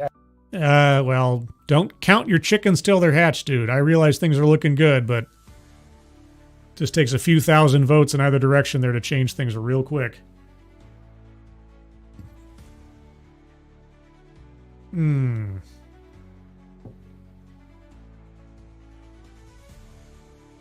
I want to thank Tom Connors again for the snappily created AI music that he gave us here. Let's move over to the other track here for a minute. This is the more dramatic rave track. Turned up such a smidge. Oons, oons, oons, oons, oons, oons, oons, oons, oons, oons, oons. Oons, oons, oons, oons. Oons, oons, oons, oons. Oons, oons, oons, oons. Anyway, won't go too much oonsing there. Let's see. What's the latest and greatest over on the Twitters? Let's see. People are getting very, very optimistic about Pennsylvania for Trump right now. What? Okay, this is completely unrelated. For those of you that are Marvel fan, oh my gosh. Captain America Brave New World star Giancarlo Esposito reveals struggling Marvel film headed for another round of reshoots. They're still not done with this turkey. Oh my god. Oh no. Oh man. That is just sad. Oh, golly gee whiz, Batman. That's just...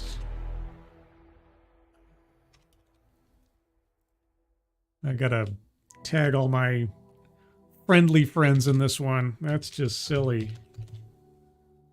That's just silly. How much more money is that thing gonna cost Marvel to make? Good gravy. The budget on that thing is already like, I don't even know, like what is, God, wasn't it already like at 300 million or something? Hold on. Yeah, so estimated $350 to $400 million for the next Captain America movie, and they're still they're doing reshoots. They haven't even finished it. When is it supposed to release? Wasn't it just this next summer or something? Yeah, February. It's going to release in February, and they're still doing reshoots. Good gravy. Okay, Trump is projected winner in Georgia. We kind of already figured that, so there you go.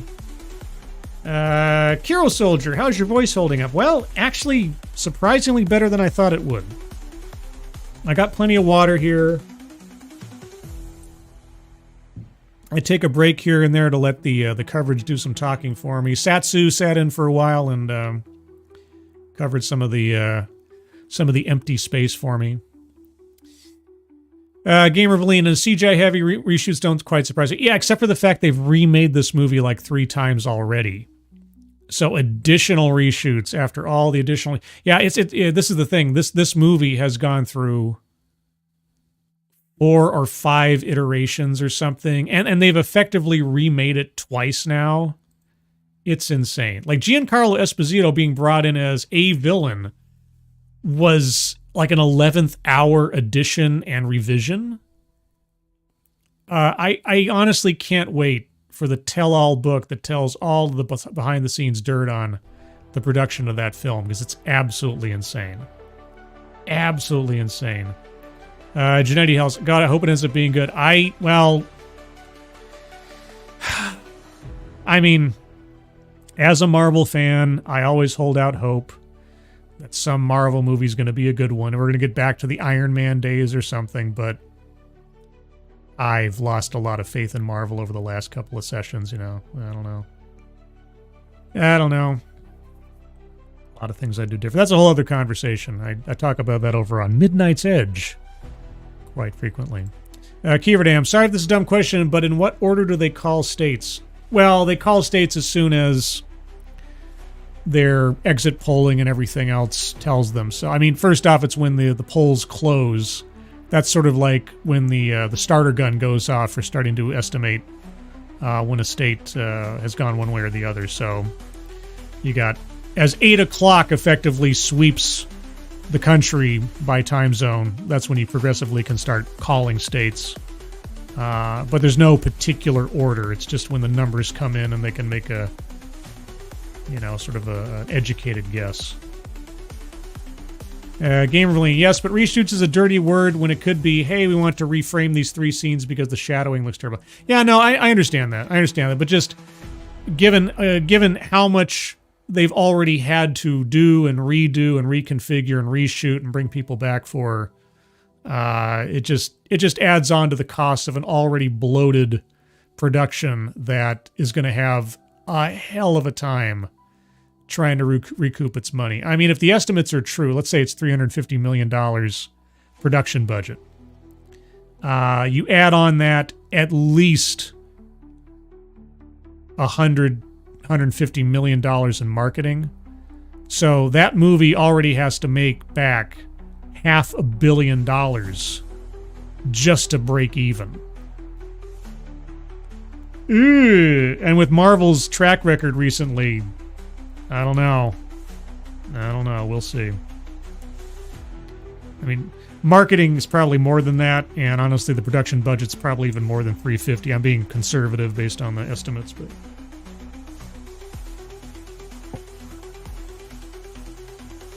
Okay, we really need to have Pennsylvania called. If Pennsylvania gets called officially for one or the other, I probably feel more comfortable winding down the show and just saying, okay, well, I'll wake up tomorrow to a Trump victory, I suppose.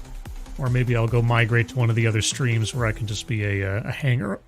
Excuse me, a hanger on. I don't think that's my voice failing me. Just swallowed wrong for a second there.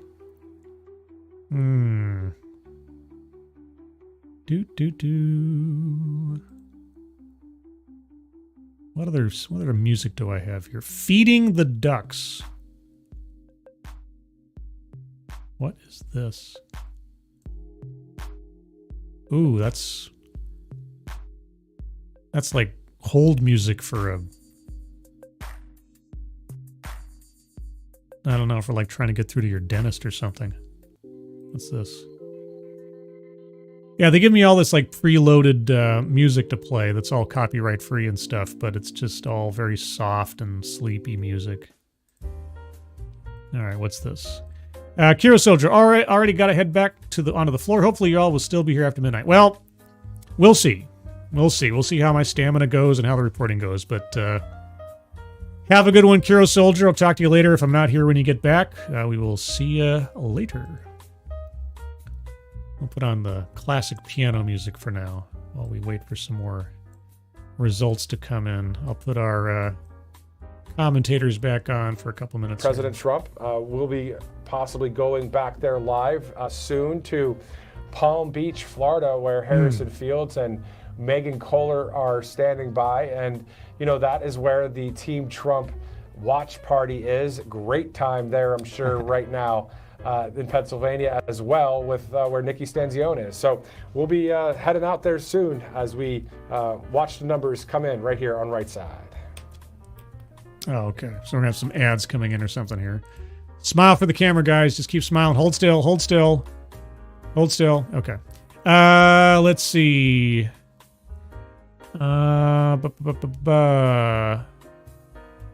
Nicholas Nehamas from the New York Times, quote, "There is still no sign of Harris at her rapidly thinning watch party at Howard University, her alma mater.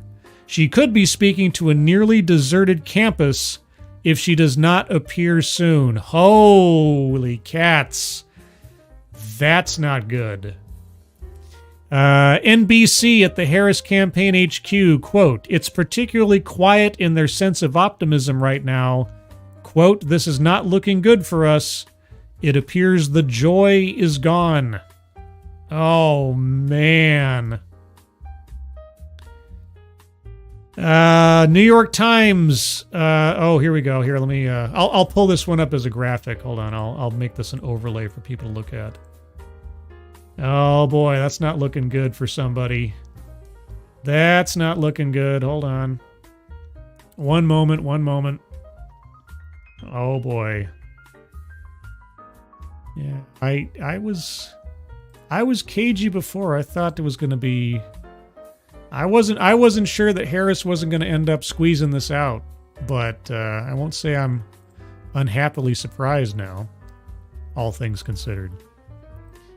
All right, this is the New York Times. This is their forecast right now on their forecastometer. Chance of winning likely Trump. Electoral College estimates Trump 301. Popular vote going Trump's way, according to the New York Times estimates as of right now, or at 12:07. So about 13 minutes ago, there's abouts. Oh boy, guys. Oh boy. I'll leave that there for a second for you guys to take a look at. I'll see if there's anything else coming up here.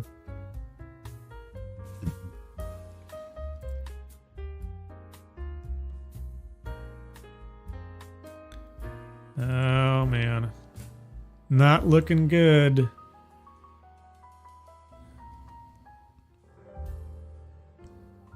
Oh, here's good news for everybody. Ilhan Omar was reelected in Minnesota. Everyone's so excited. Every single state that gets called for President Trump, everyone's cheering here. We're super excited, and I am seeing this path to victory for President Trump. Everyone here is seeing that path. You know who's not seeing the path? It's Kamala Harris headquarters in Washington, D.C. A lot of advisors telling a lot of reporters they just don't see it. The door is closing. The path has become more and more narrow. You look at Macomb County, you look at Wayne County, you look at areas around Philadelphia, the numbers aren't there. And I think the Republicans showed out too much that the numbers can't just magically appear either. I think the math is just on Donald Trump's favor, and nothing really can be done about that at this point. A lot of people are expecting that he will be the 47th president of the United States. In a matter of hours, I think there can be a resounding call that Donald Trump has been reelected president of the United States. Only the second United States president to do that. The first, obviously, being Grover Cleveland in the 1800s. A historic night here in West Palm Beach. Absolutely. Well, I hold thy horses, hold thy horses. I realize it's looking real good. I just want some more certainty, you know.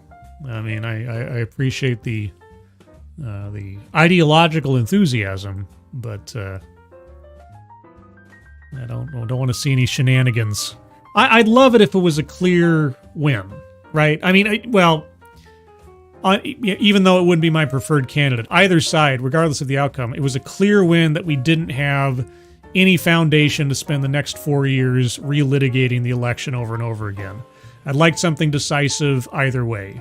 So if Trump sweeps these other states, I'll be happy only for the fact that it'll be very difficult to argue that, you know, the Republicans somehow rigged all these states to do it, everything else. That'd be fine by me. I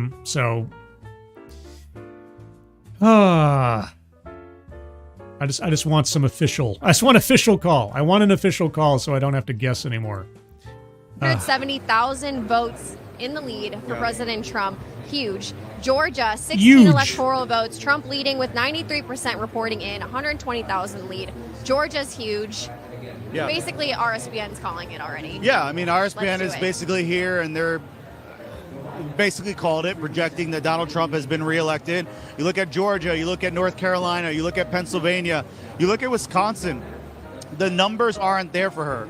There's no real path for her to win, and we haven't even talked about Nevada or Arizona, where Donald Trump is in the lead as well. And you talk about the early vote totals and the voter registration totals in those states before Election Day.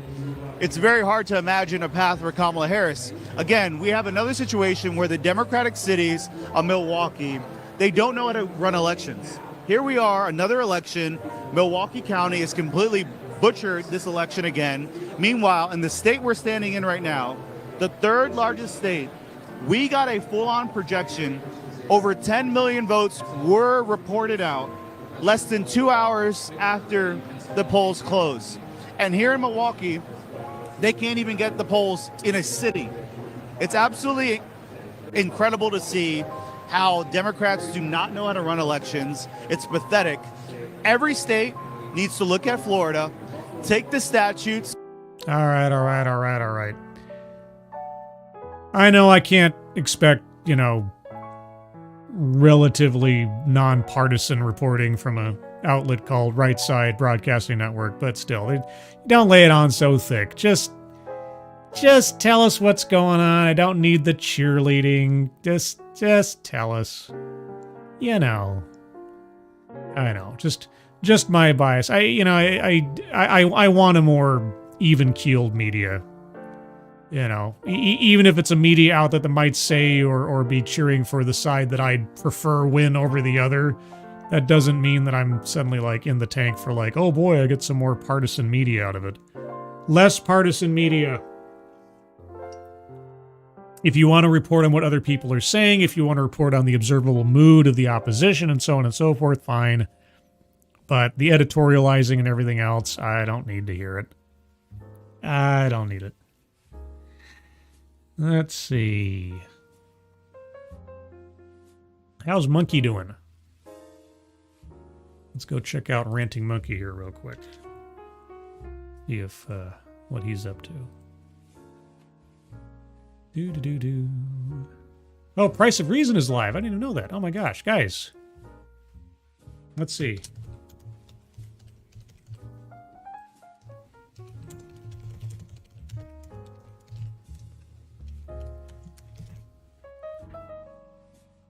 Yeah, go check out Price of Reason's stream. Put in the link in the chat there. Go check him out and say hi from Scribe. I'm more than happy to encourage sharing the love tonight, all things considered.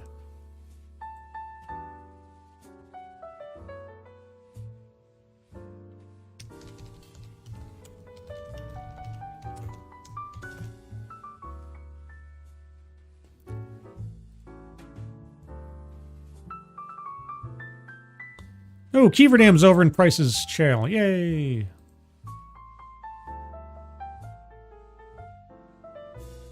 That Donald Trump will potentially be addressing this room in a matter of minutes within this hour.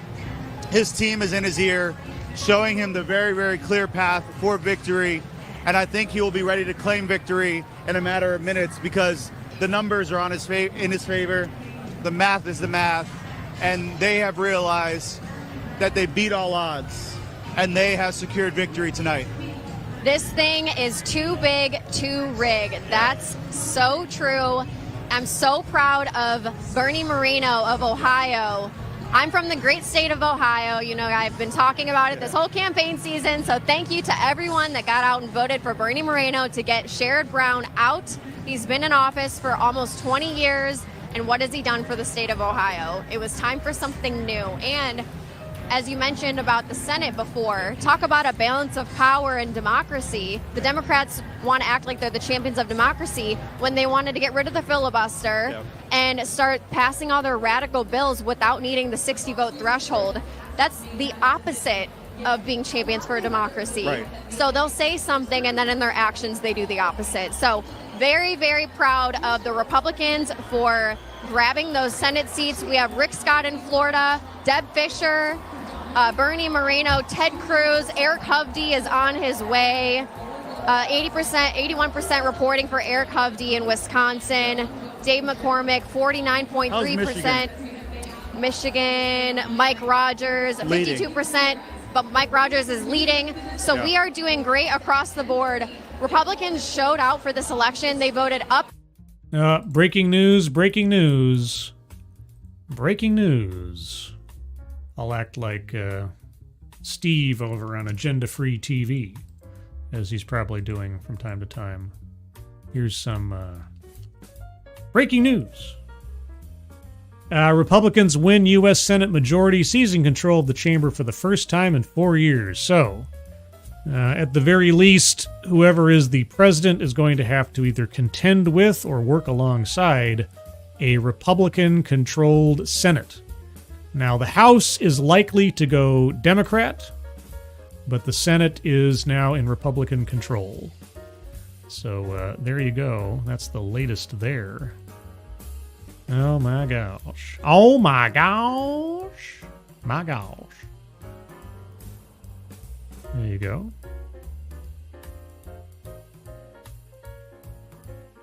Yep, it's looking at least better for Republicans. I'm curious about what the House result will probably be democratically controlled. I'm curious to hear what the split is, though.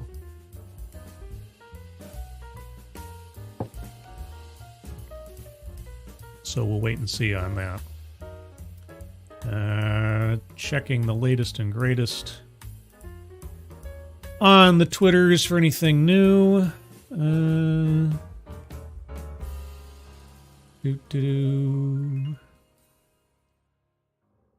There's a picture of Donald Trump commiserating with Elon Musk, and I think that's Dana White right now from UFC.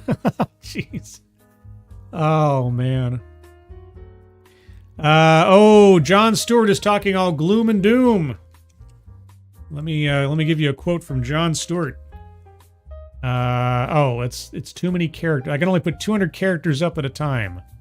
Well, I'll put up as much as I can, and then I'll let you guys know what else he said. This is from Jon Stewart. He said, and I quote, "I promise you, this is not the end, and we have to regroup, and we have to continue to fight and continue to work day in and day out to create the better society for our children, for this world, for this country that we know is possible." Yeah, because Jon Stewart knows that everything is going to go terribly. Just as we saw the entire decline of society and Western civilization in the previous 4 years of Trump. Now we're going to see it all fall apart again under Trump. Okay. Yeah, they're celebrating at Mar-a-Lago right now. They're being very, very upbeat. Waiting for any more like official results or declarations. Nothing so far. Rallies with diehard Democrats that didn't represent the electorate in the state.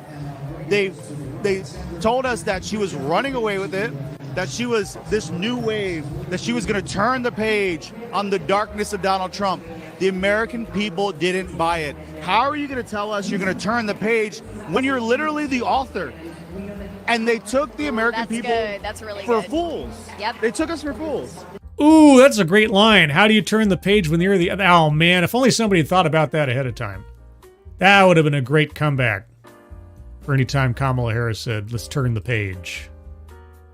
Good job. If that guy didn't think of it himself, well, it's a good steal. But if he did, good job. Afghanistan withdrawal, and guess what?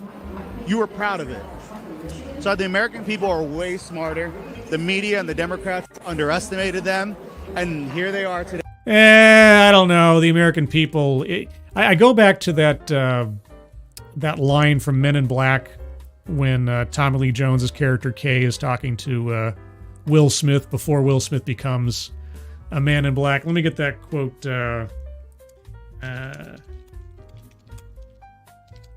Let's see. Let me get that quote. A person is smart.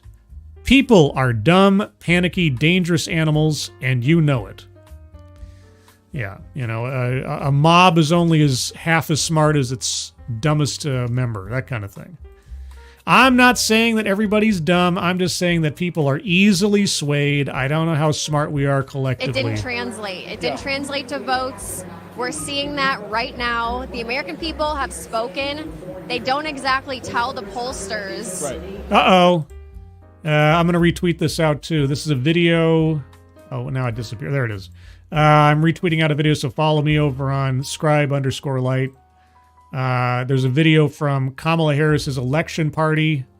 Everyone is leaving. Howard University, where she was supposed to like have her great coronation. Everybody is splitting. Oh man, that's sad. Oh boy. Oh man. That is sad, sad, sad.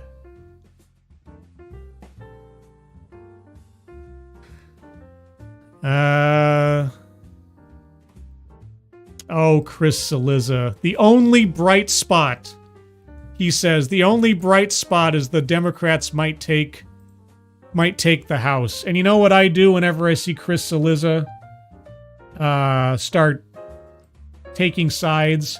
I send back to him his own tweet. I send back to him the only bright spot. Oh, Chris.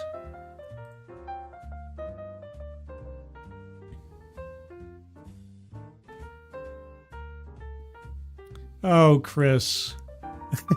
Chris Cillizza.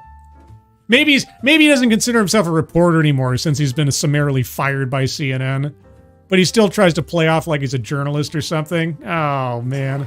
They did every major mistake that was committed in 2016 and 2020 by calling half the country garbage or deplorables, telling the American people that their problems don't exist, hiding Kamala Harris and thinking that that was a good strategy.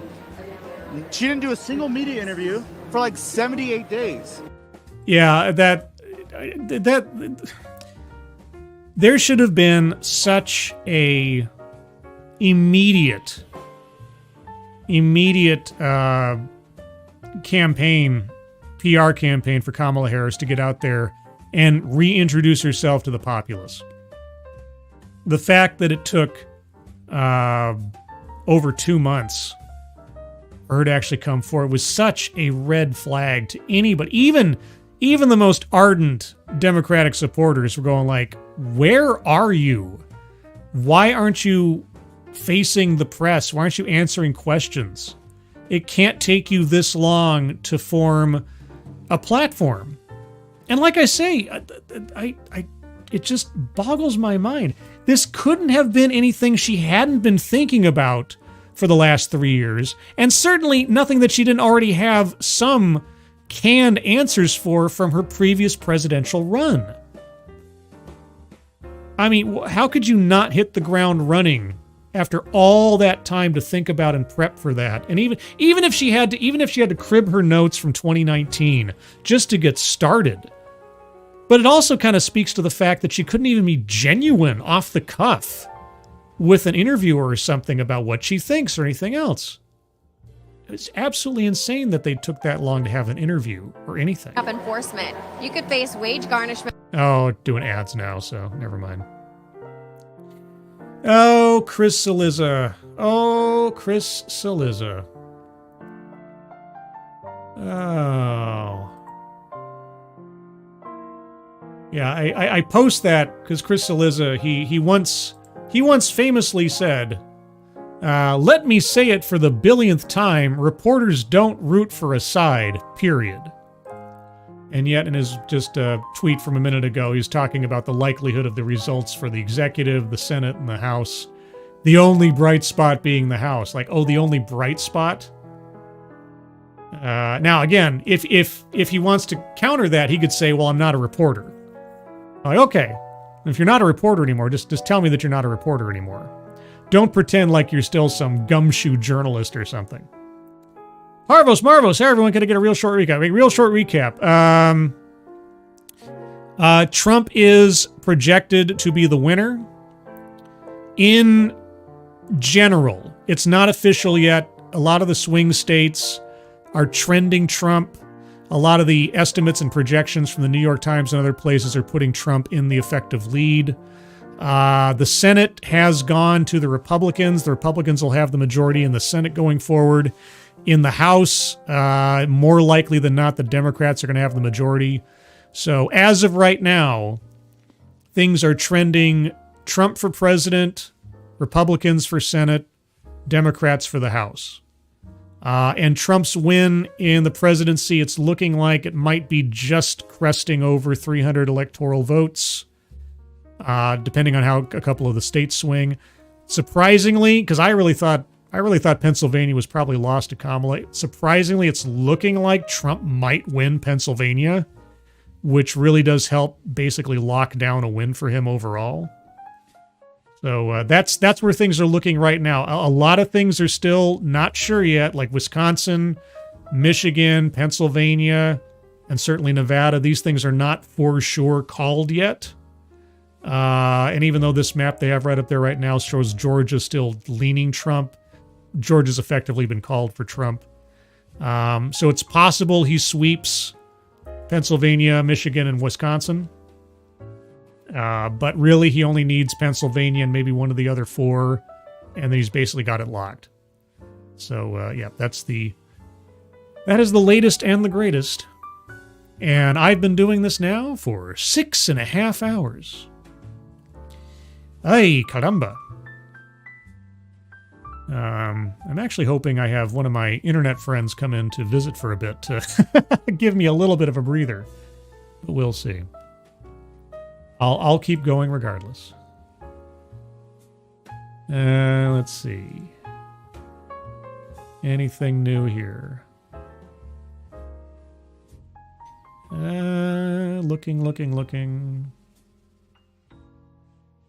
NBC News is called Georgia for Trump. We kind of already knew that.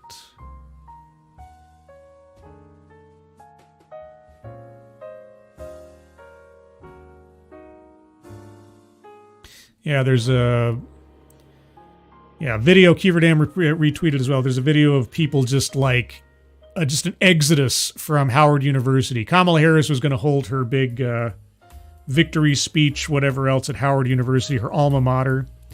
I am almost certain that if Kamala Harris loses the presidency tonight and after January of next year, she's effectively a citizen again, a regular civilian. I think her next stop will be a professorship at Howard University. That's my guess. Teaching law or something, or maybe an honorary seat on the board or something like that. I'm pretty sure. Let's see.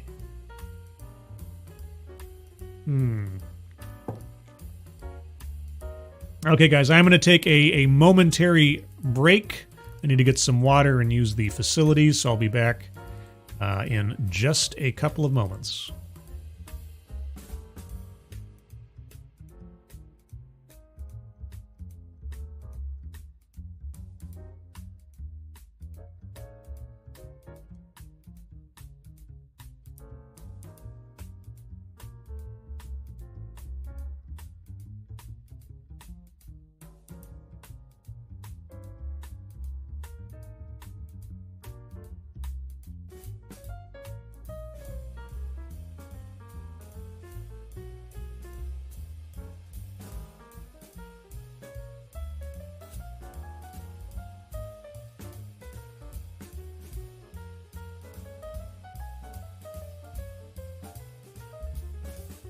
The hologram. I don't know. Yeah, maybe so. Maybe so.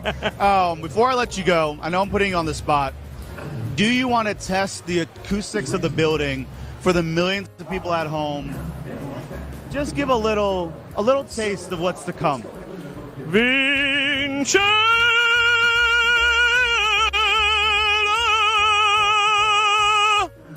Well, everyone turned and everyone was looking at us.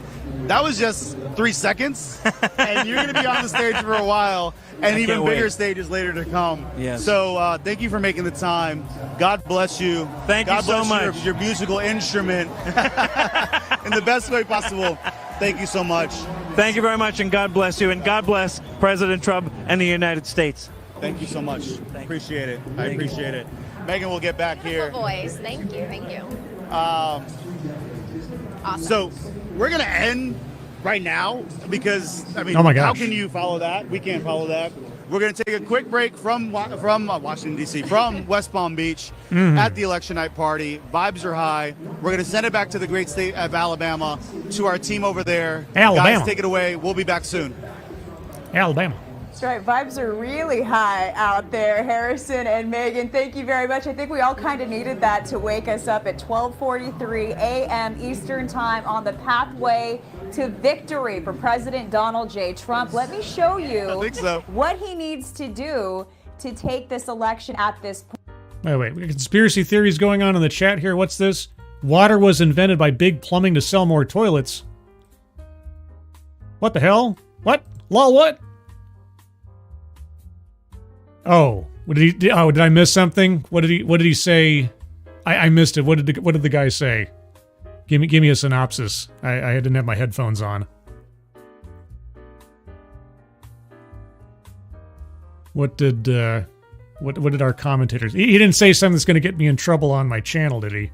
Oh man. He did some opera thing. Did he start singing? What did I miss? Oh my gosh. All right. Okay, well, I'll take bad singing over like bad language.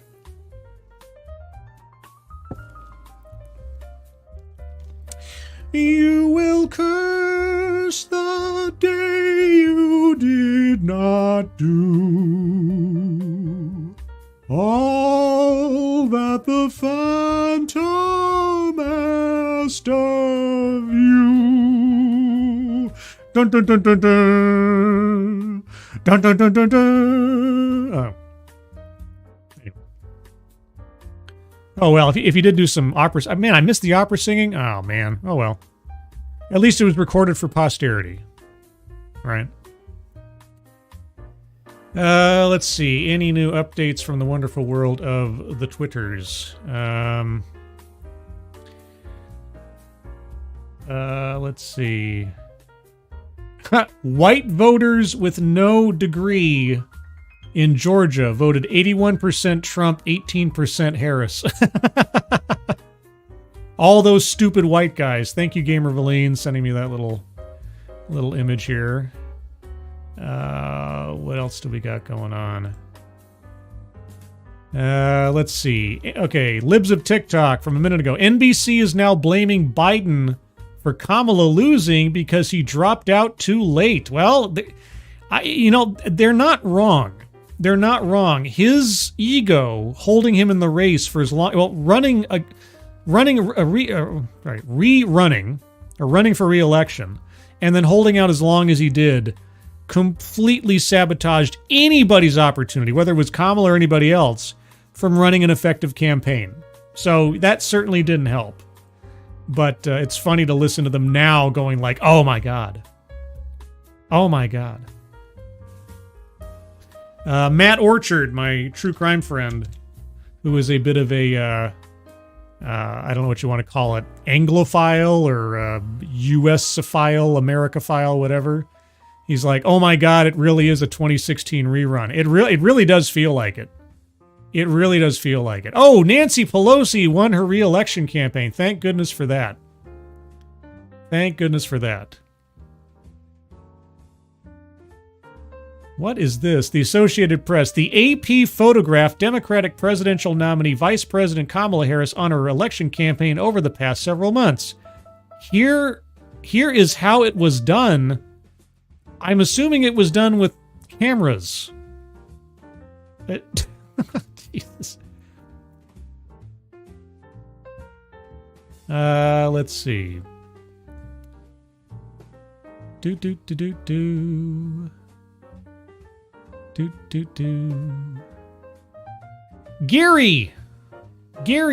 Kissel is tweeting on Twitter. Let's see. Oh, he's on a different stream. Sorry. Yeah, Gary's already spoken for a different stream. My bad.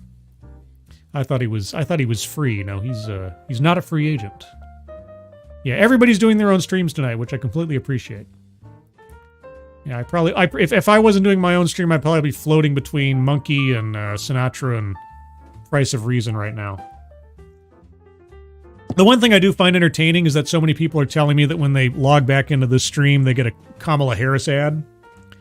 I like the idea that a failing campaign that I wasn't in favor of is actually partially paying my bills. A few cents here and there. I find that entertaining. I like that. Let's see. Good evening, Jay. Kamala Harris won't be addressing the people tonight. Yeah, no, she's gone into hiding. Yeah, the coronation ceremony that was forming at Howard University has gone down the tubes effectively. Everybody's starting to leave. Nobody's getting a comment out of the Harris campaign. I was saying earlier, I really want to be the fly on the wall to listen to the conversation that Kamala Harris has when she concedes to Trump over the phone or whatever. But in the absence of that, I'll take the probably forced smile she's going to have when she eventually makes some kind of public statement. I'm just curious if she's going to concede effectively tonight. Hillary didn't make an announcement until like a day or whatever later because she was still waiting to see if somehow she could win. I guess we'll see. Let's see. There was something else here.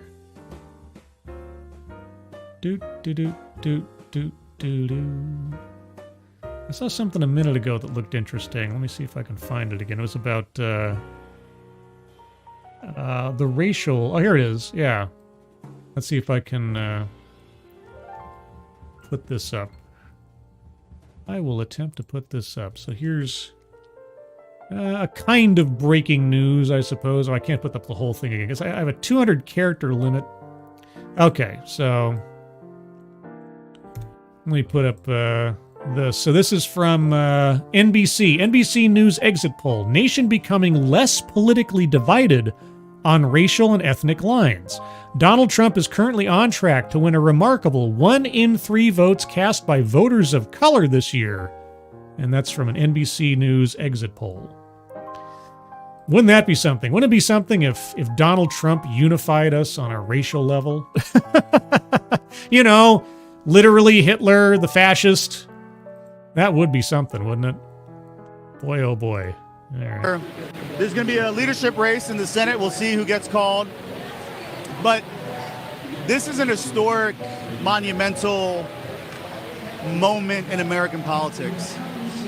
You have someone who's received the wrath of the American media, of the Democratic Party, of the American judicial system that attempted to put him in jail not once, not twice, but about 4 times.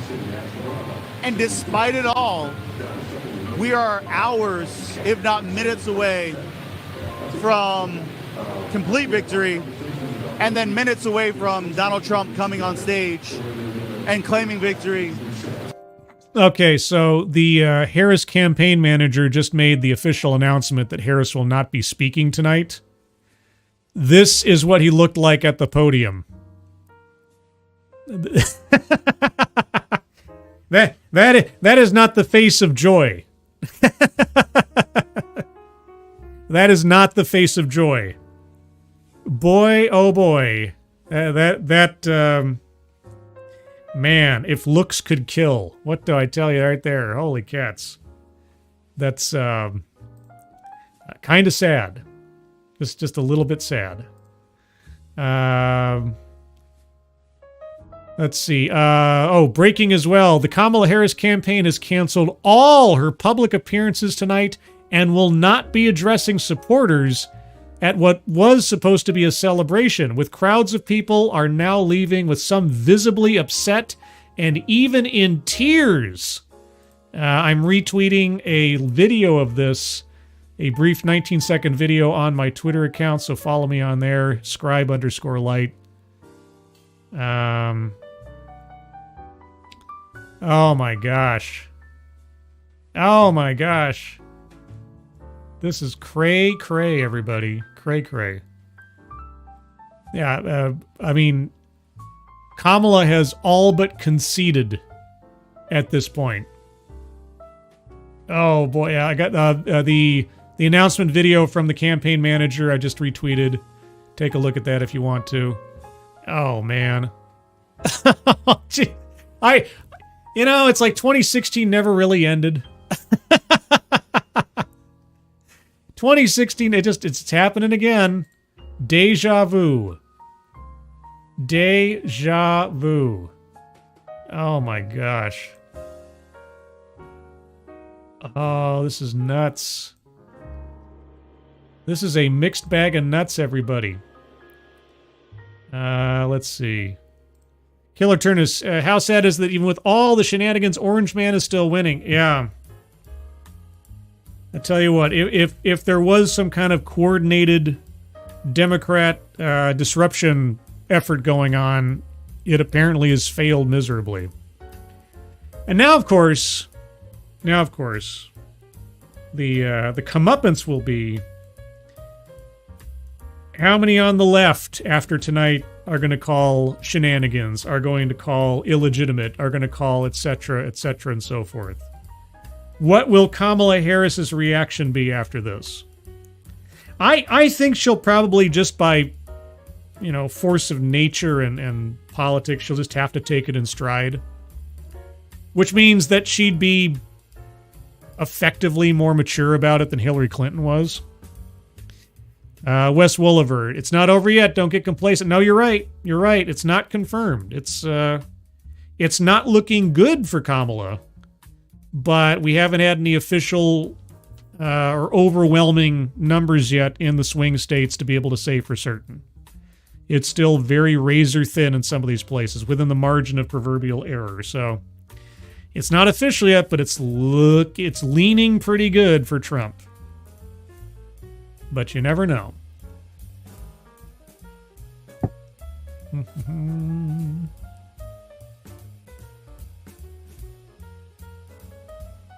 Oh, let's see what this guy's saying here. It's like, bulletproof vest, hide behind the building. So it has come a long way. So I like to say that a lot of us early guys that jumped out there early 15 laid down on the sword. That's what I mean, literally laid on the sword in order to open the doors up for other guys to come out and say, hey, man, this is cool. You can come on out. You don't have to worry about being persecuted. You don't have to be worried about someone coming after you. So I did open that door for those voters. That's amazing. And have you seen the trend of a lot of actors, actresses, and the talent industry moving from California, like the LA area, to Atlanta? That's kind of like a new hub for the talent industry. Yep. Do you think that changed anything? Do you think they realized the bad policies from the blue states were what drove them out to come now to Georgia? That's a great question. I remember when, and I disagreed with this, I call it the corporate welfare, when they gave them all these tax abatements to get to entice these big companies to come out there with these generous tax cuts like the movie industry. And to your point, it brought a lot of different cultures.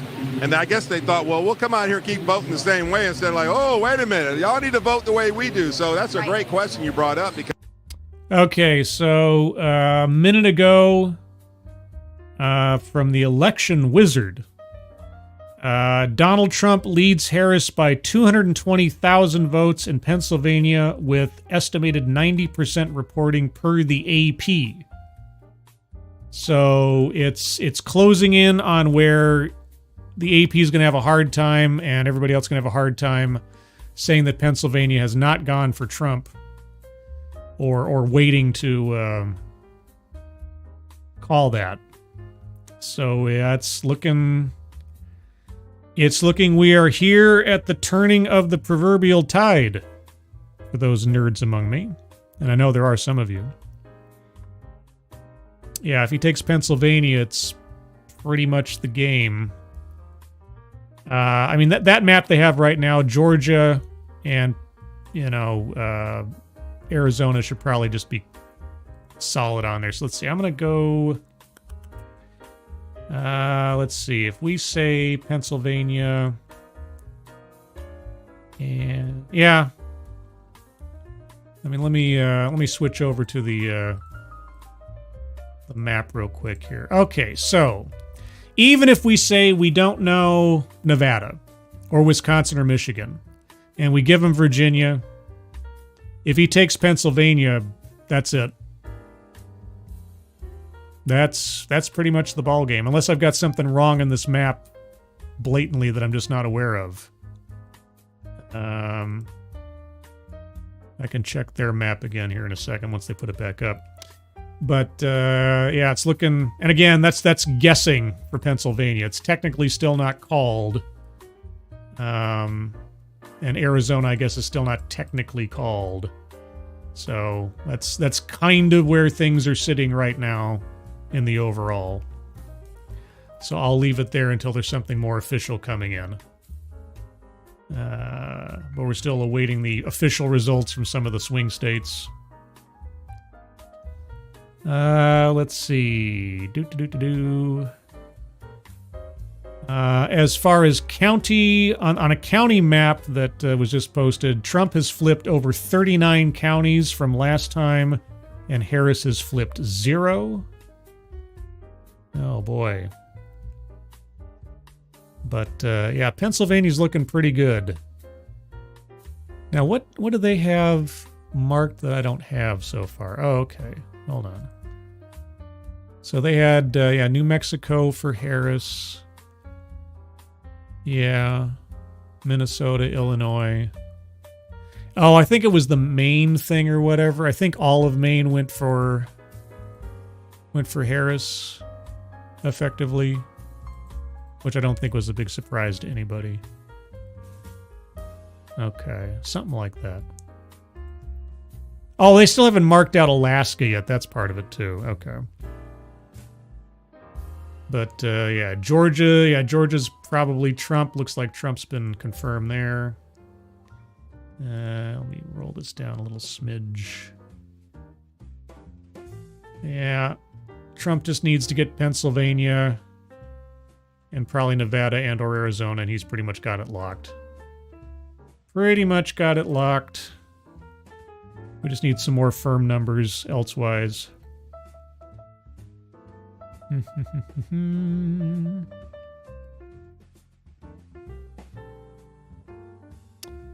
Do do do do.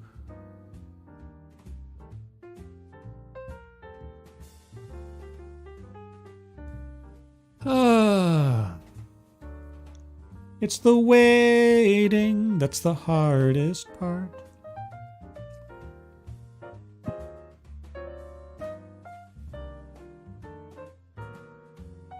But let's see. Well, if we say that Arizona's leaning Trump, Nevada, Pennsylvania, yeah, he's already kind of locked it.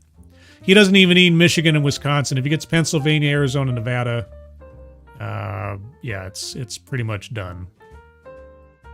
It's pretty much done. I'm waiting for something over at Right Side Broadcasting to bring us something more new. They're just kind of chatting right now.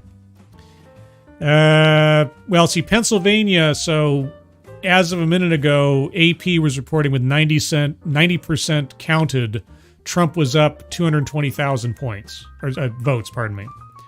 So, it seems like Pennsylvania should be called for Trump in a soon, let's say. Oh, New York Times election meter just got updated. Hold on. Oh boy, here we go again. So, New York Times election meter. Open this up here 1 second. Here it is. This is the current Electoral College estimate. Donald Trump, 306, Harris, 232. That's their estimate as of like 2 or 3 minutes ago. So that's, uh-oh. Oh, man. I actually, I'd love to be a fly on the wall for the Harris campaign right now. I'd love to be behind closed doors for Kamala. Because that's got to be some kind of conversation. That's got to be some kind of conversation.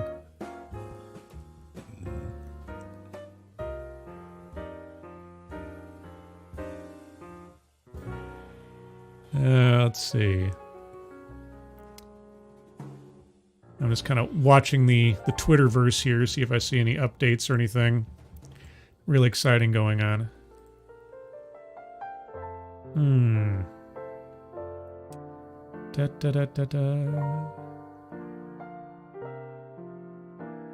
Okay, yeah, we know they've officially declared Georgia. Everybody and their brother knew that he was taking Georgia a long time ago.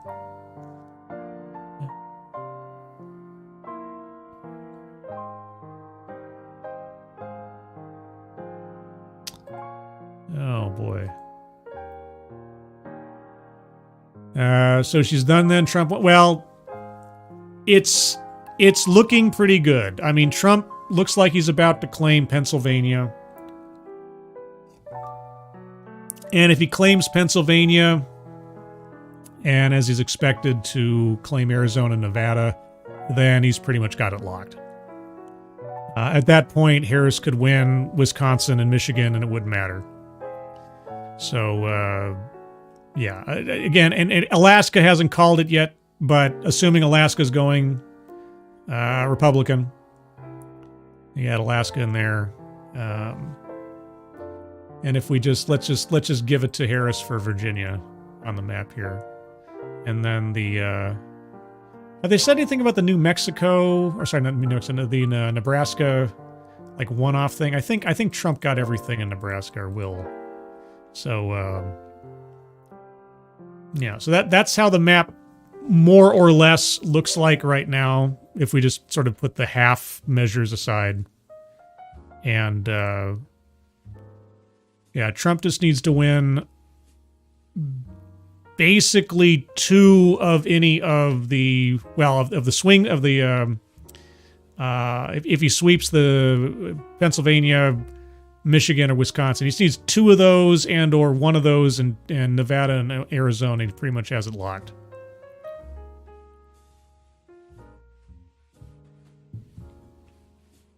That's really the only mystery at this point.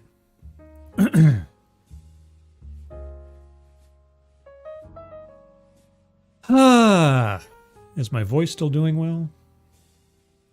Probably going to need a long rest. You know, after this, I'm going to need some hot cocoa. I'm going to have some hot cocoa to soothe my strained voice a little bit.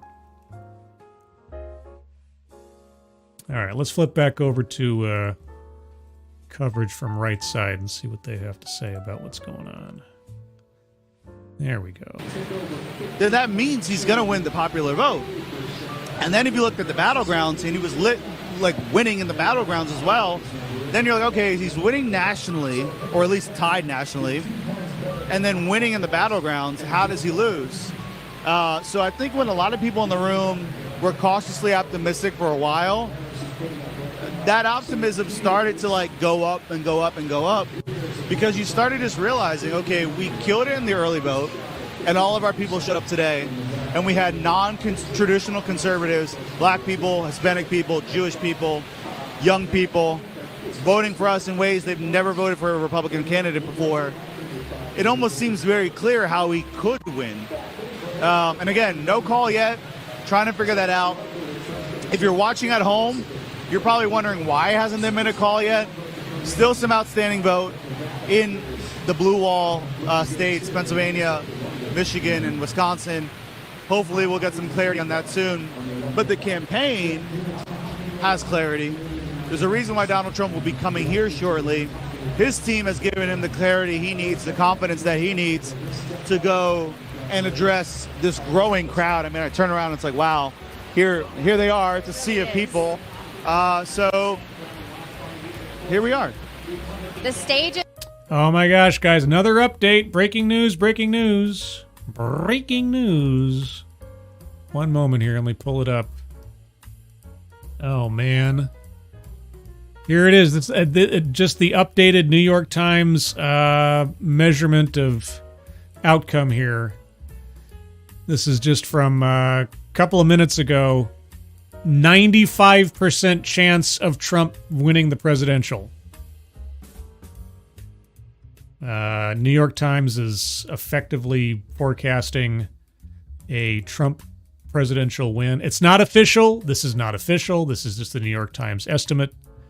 Depending on how the votes go in a couple of those states. Still not sure yet as to which states could go which way or the other.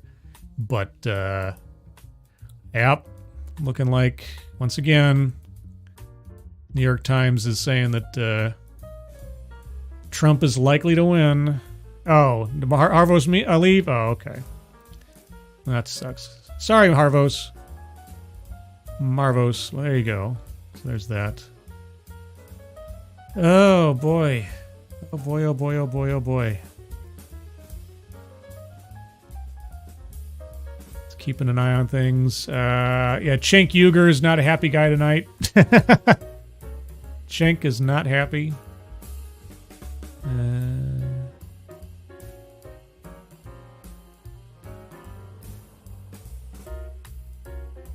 Yeah, I guess the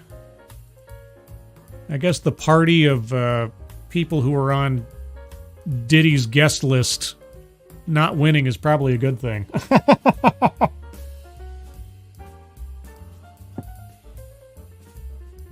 Oh man. I just need them to call like Pennsylvania, and then I could probably feel comfortable winding things down.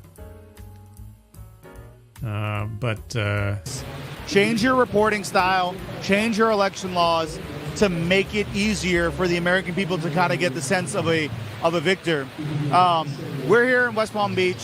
President Trump, I hear, is on his way soon. An historic day. Vibes are high. Still too close, still too soon to call anything. We're going to take a quick break here in West Palm Beach. We're going to send it back to Alabama. You got Harrison Fields. You can follow me at Harrison W. Fields, and the great Megan Kohler. Remind the people where they can follow you. All social media platforms, you can find me at Megan V. Kohler, and V is like Victoria, my middle name. You're giving them all the details. Not all boy, the details. V. Like We're going to get in trouble if we don't toss it back. Back to Alabama. We'll be back live in West Palm Beach. Donald Trump is said to be en route to the convention center here, live in West Palm Beach. Harrison Fields, Megan Kohler. We'll be back soon. Back to you in Alabama. You know, it was pretty awesome out there, Bobby, when Harrison heard from Fox News, oh, Georgia went to Trump, and he goes, oh, but RSBN already called that. You know, that was quite a moment here. Okay. Whatever you gotta say. Plague Trucker, you can call PA, trust me. The Amish came out 99% for Trump solely because Shapiro raided Amos Miller. Yeah, it would be something if the Amish army effectively took Pennsylvania for Trump. I can already envision the memes of Mennonite Trump.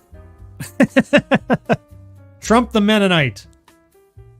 Riding in his horse and buggy down the way in victory. Oh, man.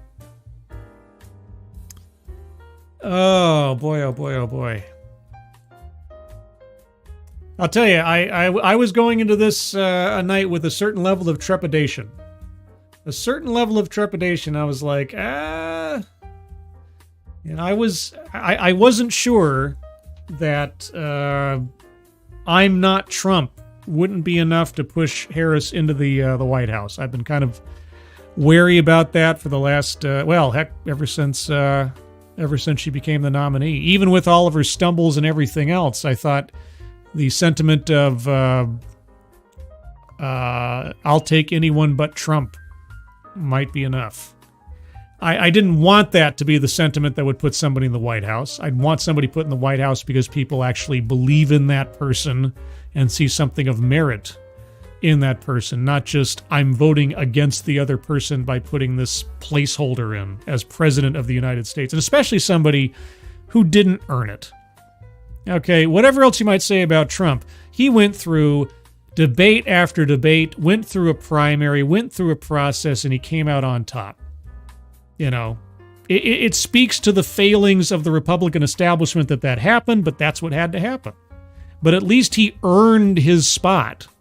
Kamala Harris did not earn her spot as vice president. She did not earn her spot as the nominee for the Democratic Party.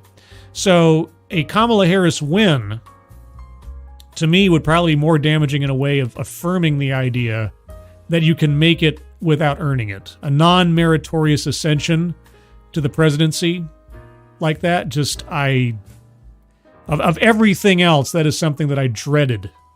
Absolutely dreaded. That someone could end up in the highest office in the land by effective collective default.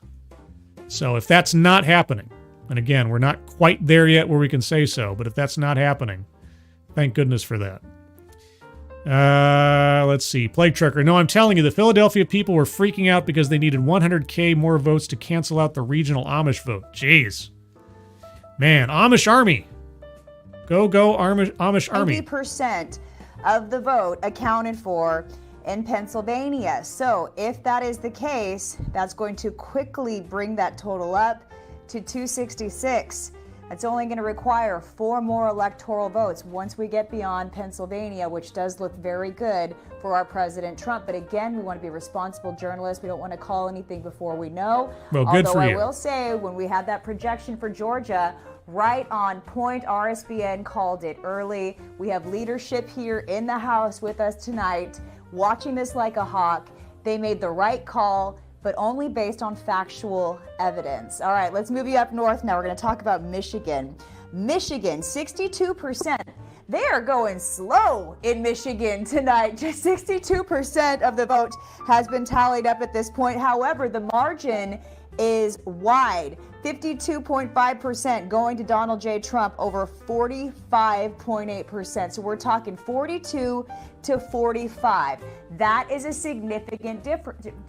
And we knew that was going to be the case because this is blue collar America. This is the working class that is voting in the state of Michigan. So that doesn't surprise me, although They're taking their sweet time tonight in the state of Michigan. So that likely will not be the next state to come in. We're expecting Pennsylvania. And then after that, I think it's going to be Wisconsin, where President Trump is leading 51.4% to 47.1% in the Badger State. And then, of course, we saw the polls close later in the evening in Arizona and Nevada. Arizona now, 51% of the vote is tallied up. So they're moving faster in Arizona than they are in Michigan. And right now, President Trump is leading by a very slim margin, 50% to 49.2%. In Nevada, this is what's so impressive about Nevada. Finally, we started to get some data, and Nevada is already 75% of the way done. So if we get Pennsylvania and then we get Nevada, we get President Trump. If we get Pennsylvania and then we get Michigan, we're looking really good for President Trump. Same thing for Wisconsin and Arizona. We just need Pennsylvania, and then we're only going to have to wait for one more state tonight. And we're getting so close. Now, obviously, things could happen. We went to sleep thinking that President Trump was going to win. He didn't win. So we have to make sure in the last election that we don't get ahead of ourselves. I didn't think he was going to win the last time. It was pretty clear last time that really Biden had pretty much locked it up. In the wee hours of the night, President Trump Welcome won. back, Hero Soldier. Anything can happen. We want to make sure that we're cautiously optimistic. Mm-hmm. But based on everything, if you're looking around on X, if you're reading the New York Times, if you're getting some of these headlines that are coming out from MSNBC, it's looking good, guys. It's looking real good. And I think some of us are probably going to cry tonight because this is a blessing and something that we prayed for if it does in fact happen. Oh, come on. Just... Okay, anyway, there's being excited and there's like, oh, geez, get over yourselves. Anyway, Donald Trump is not a religious savior, but whatever. Let's see. Side news, Nevada statewide referendum to require photo ID for voting is on track to pass by a large margin. Well, that's something that I hope sweeps every other state in the union as quickly as possible, if not become a federal law. It's ridiculous that we don't already have it required that you present ID or have some form of identification verified before you vote. That's just silly. Silly, silly, silly. Let's see. 92% reporting in Pennsylvania. New York Times still expects Trump up +2. And people are saying, call it. Yeah, if they call Pennsylvania, it's kind of over. They're just waiting. It's like one of those things. I was watching a police interrogation video today, and the person being interrogated just kept finding all these different ways to try to delay the inevitable by changing the subject or whatever else. Snubber, Ranting Monkey is always convinced the math is on Trump's side. I know. Monkey is biased, you guys. You go tell Ranting Monkey. You go tell him. We know he's in the tank for Trump. We know that he's a MAGA head. He's just a fascist in waiting. You know what? Here's the thing. Ranting Monkey enjoys being a patriarch over a gaggle of female grandchildren. That's right. Ranting Monkey is a proud patriarch. Lording it over his army of squealing, giggling little female grandchildren. That's what it is. That's what it is. You tell him I said that. That's right. You tell him that. That's right. Evil. Plague Trucker, Scarlett, I just found out today that Pennsylvania law prevents the counting of mail/absentee ballots until 8 p.m. of Election Day. Yeah. So 8 p.m., so that was like 5 hours ago. Yeah, so... but still, apparently 92% reporting Trump is up. Most other states, they would have called it by now. I can't necessarily begrudge anybody to wanting to make sure that there's no room for they don't call something too soon, as pivotal a state as Pennsylvania is. I can kind of get that. But Super Mutant says Fox is called PA. Okay, well, we got our first official news site calling it. Of course, it's not the news sites that determine it, but that's a good way on the way for general acceptance. So let's see, anything on the Twitters?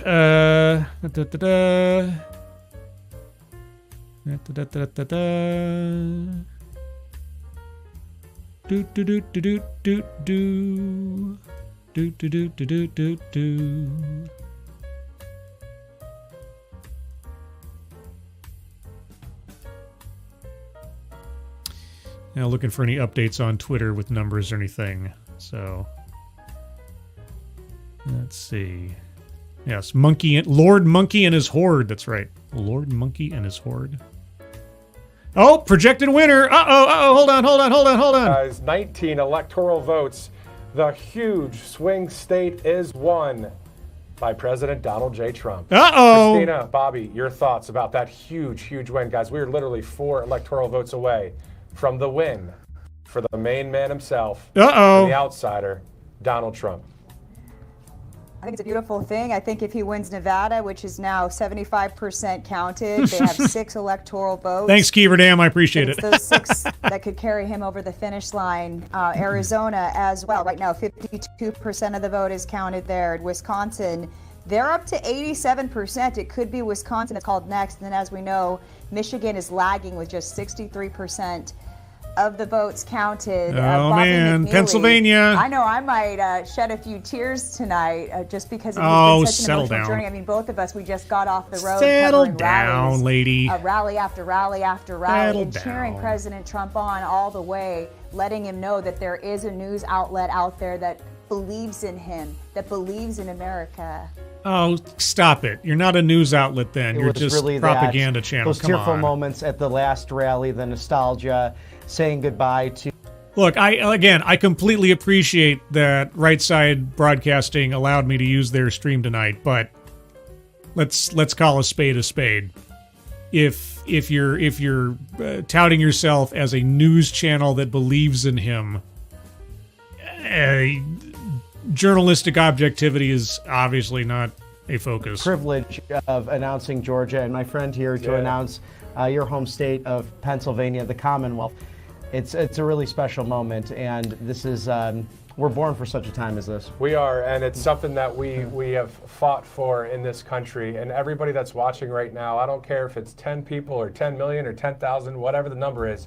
We're all in this together. We've been saying that since day one. They've turned off all the TVs at the Harris Campaign HQ. So just retweeted a video. This is quite awesome. Oh my gosh! It truly is, and I just want to remind our viewers at home, we called Pennsylvania. RSBN has this is data that is provided to us by the Associated Press. They have not yet called Pennsylvania. They likely will be calling Pennsylvania momentarily, and as we get closer and closer to a decision and it looks more and more likely for President Trump, so many of us had our hearts broken last time that I don't think that any of us are actually going to believe it until it happens tonight. I think that we've been so cautious about getting excited, knowing that he's the right choice, knowing that he's been saved by God not once but twice and anointed for this very position.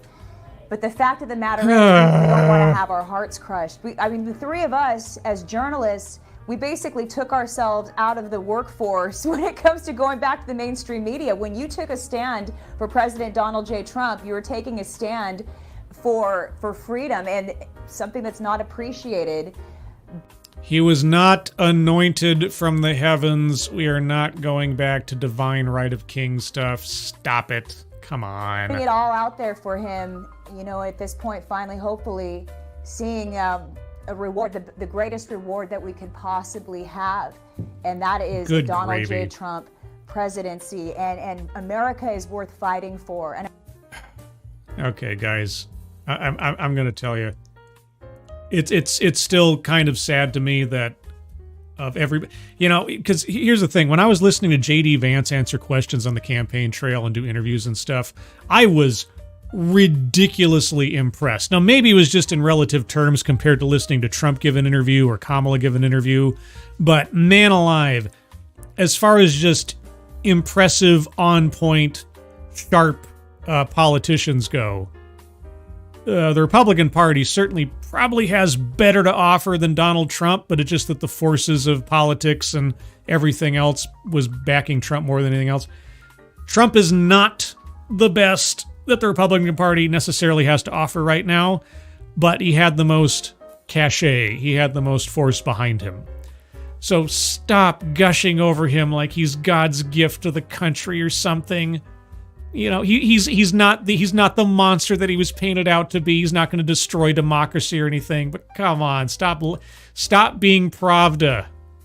I don't want any more Pravda. I appreciate RSBN allowing me to rebroadcast their stuff. I'm very appreciative of that. But again, be the change you want to see. Don't just sound like an MSNBC or like the most extreme version of Fox News. That's not helping anything. Commentators. This is the only position that's actually outlined in the American Constitution about not only the free ability to assemble, but the freedom of the press and how essential it is to a free and fair society. Mm-hmm. And we did it right. And this has been a wonderful project over the last decade. It is so true. It is so true.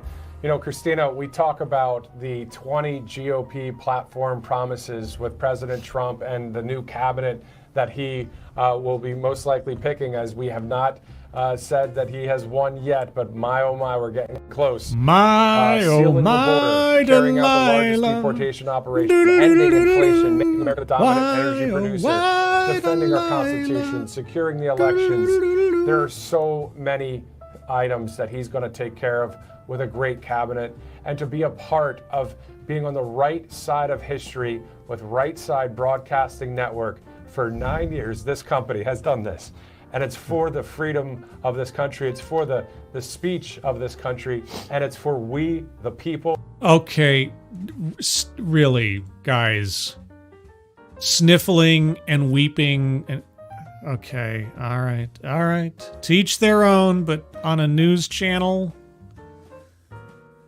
Okay. I feel like, All right. We can tell you right now, Christina, that Right Side Broadcasting Network is projecting that Donald J. Trump will become the 47th president of the United States of America. He is now President-elect Donald J. Trump. We can confirm that right now on Right Side Broadcasting Network. Guys, your thoughts? Oh my gosh, is there anything better? I'm sure I'm gonna cry, and especially later on tonight in my hotel room. I'm gonna bawl because, God was on the ballot. Freedom of religion was on the ballot. And I don't want God in the politics. Good gravy. In Israel, to think about these people who need our help right now, and Kamala Harris continued to pump money to Iran.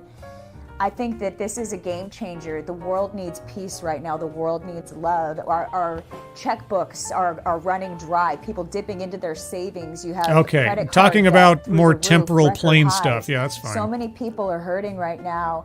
This is exactly what we need. And so one man leads the movement, but it's God who's in control, and God chose him, and he answered the call, and I believe in him.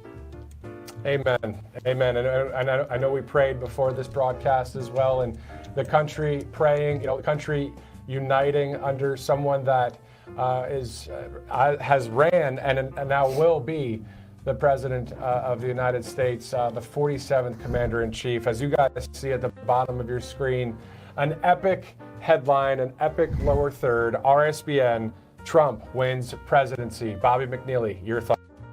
Okay, well, I'll let it sit there, but I think that's enough proselytizing than I really needed tonight, all things considered.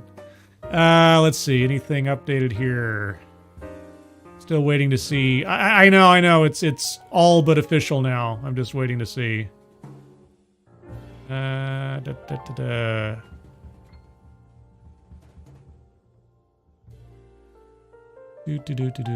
Oh man, the memes are starting. The memes have begun. They weren't before, but they're going to be full force now. Already seeing happy birthday to this future president tweets from Kamala Harris. Did she? She didn't actually tweet that out, did she? That's got to be a mock-up, right? I know Hillary did. I know Hillary wished herself a happy birthday for this future president. I don't know if Kamala did. That might be a mock-up. Let's see. Oh, I guess I can make that tweet.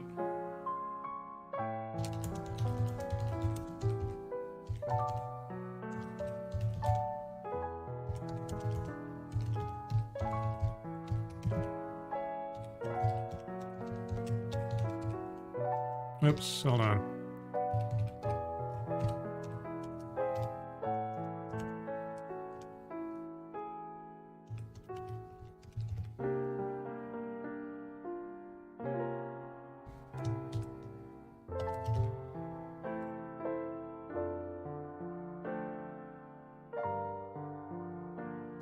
There we go. We have been unburdened by a has-been.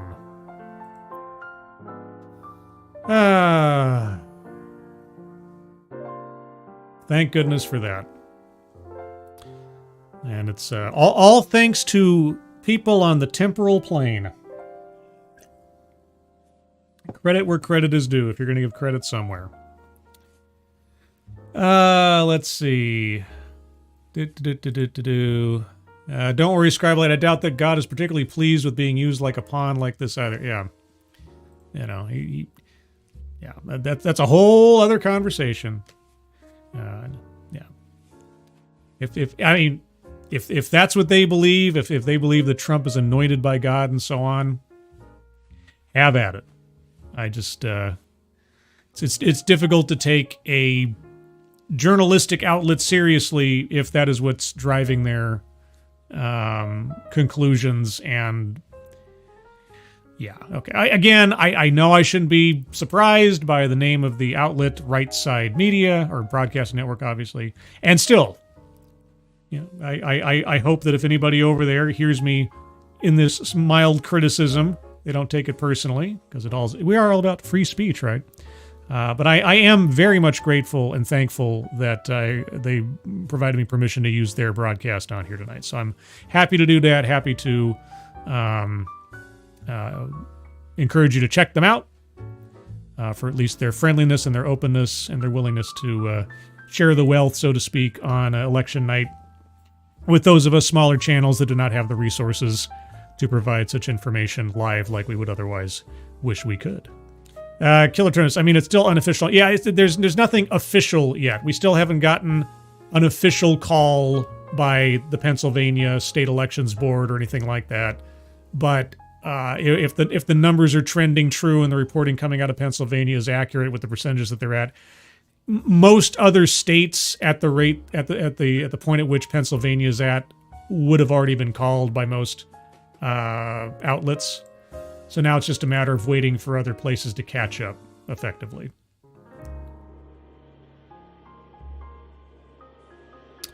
Let's see.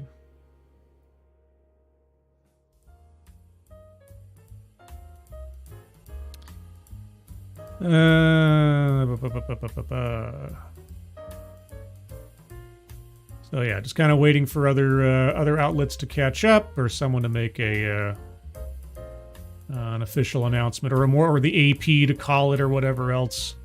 Everybody's being very cagey.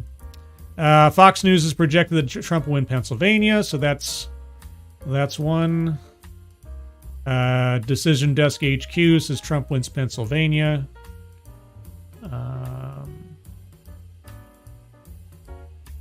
What else?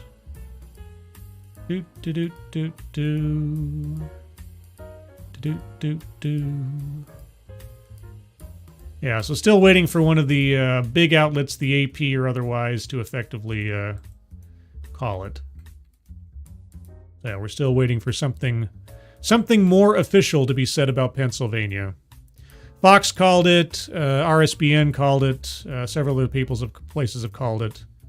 I think it's just waiting for an overwhelming majority to call it.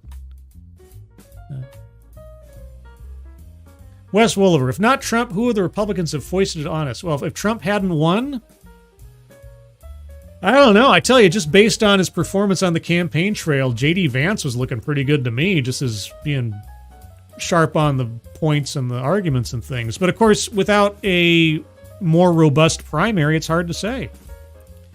You know, I mean, Trump was effectively the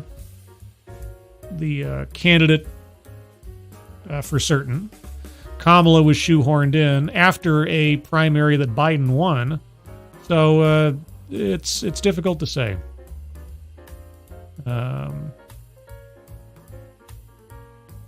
Killer Turnus. Anyone is better than any Democrat at this point. I mean, I could be convinced to vote for a Democrat.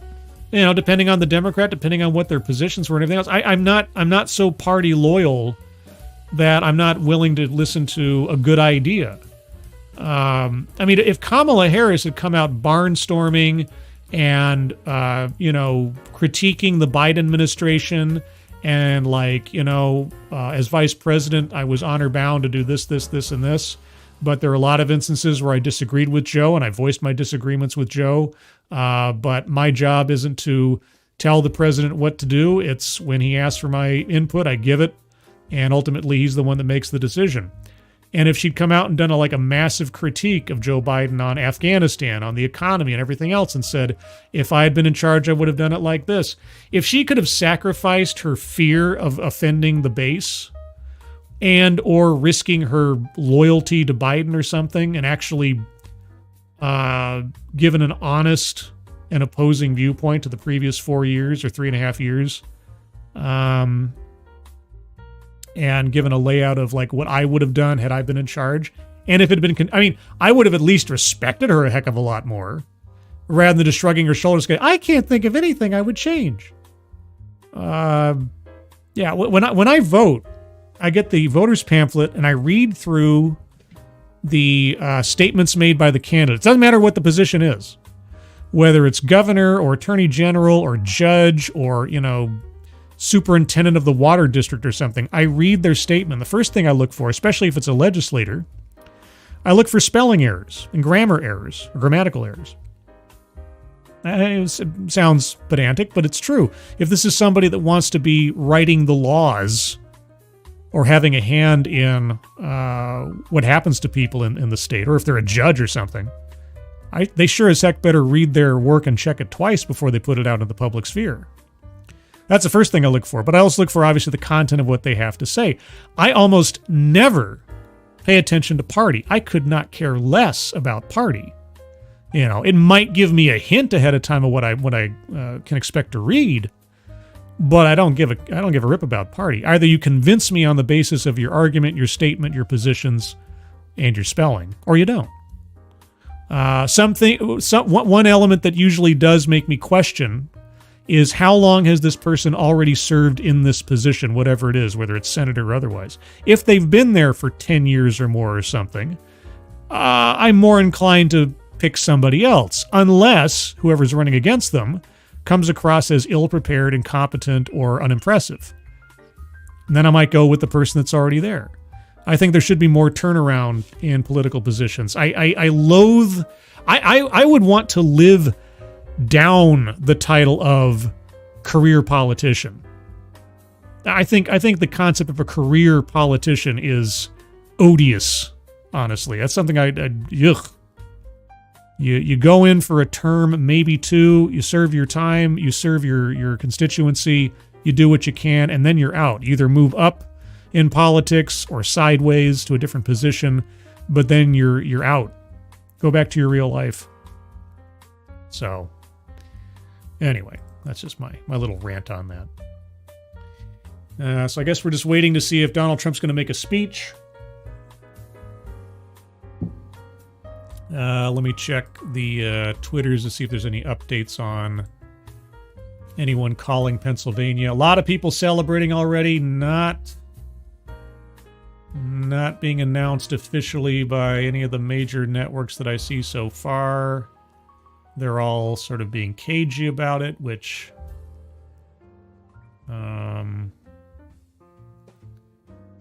I can't blame them for it, but he wants to be sure after the last time and given all of the drama, but there comes a point at which it's like, well, unless you've got a better piece of information than the rest of us do.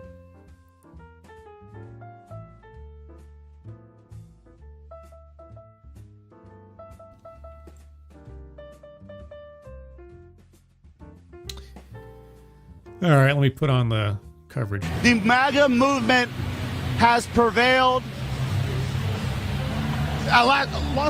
It's not just MAGA. I hate to say it, MAGA has become a faction now. It's not the overwhelming majority. It's probably mostly just people sick and tired of Biden's economic outcomes, immigration outcomes, and global conflict outcomes. Now, if you want to put everybody under the MAGA umbrella, this is the thing. MAGA has become more than just, it's sort of like Black Lives Matter. It's not just a statement of sentiment or something. It's not just a catchphrase. It's now become its own little faction, splinter cell or something. So I don't know that I'd agree with that assessment, but I've talked about, and a lot of times, is that unity is in our success. And that's all he wants for this country. He's always said he didn't need to do that. All right, sycophant. Kiro Soldier, TYT is whining right now. I cannot wait. I really hope that Dame Pesos had better put together another amazing TYT meltdown medley. I cannot wait. What I'm really looking forward to is all of the collective clips of meltdowns tonight that I didn't get to see because I can't pipe in MSNBC or TYT or anybody else. I can't wait to see those montages. Oh, God. That'll keep me entertained for a month. Be so good. Dexter's Killer Lab. The TYT is The Young Turks. That's Cenk Uygur. Well, Anna Kasparian might be... Anna Kasparian has gone through quite the transformation over the last year or two. It's been something to watch her be completely like, waking up from a dream kind of thing. Yeah, that's something else. That's something else. And she's not like, turned heel or something. She's just finally realizing the stupidity, the hypocrisy, the lying, the manipulation of the left, as though the right are always the villains, the left are always pure in everything that they do. It's a rare thing to see somebody actually have to come to terms with the fact that there's more nuance than just I'm on the right side of things all the time. It couldn't have been an easy thing for her to do, or doing as she's doing it now, but...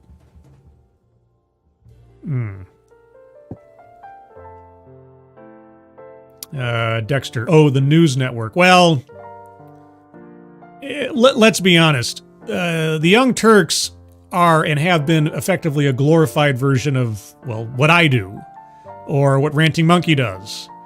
They're a rebroadcaster of information, and they're commentators and editorial. That doesn't make them bad. It doesn't make that pursuit, illegitimate or something. But they're less a journalistic outlet than a glorified op-ed organization. That's my assessment anyway. Let's see. I'm waiting for the AP to call it, or something else.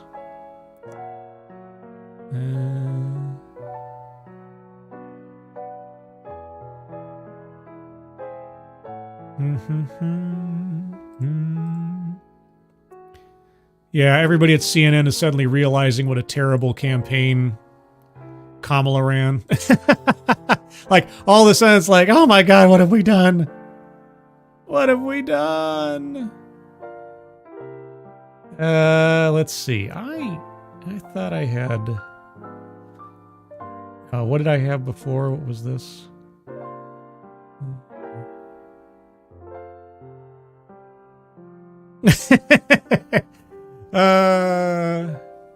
Let's see. Let's see. I got a tweet I gotta do. I gotta do a funny tweet. Because funny tweets are the best, right? Oh, here we go. What a difference a day makes.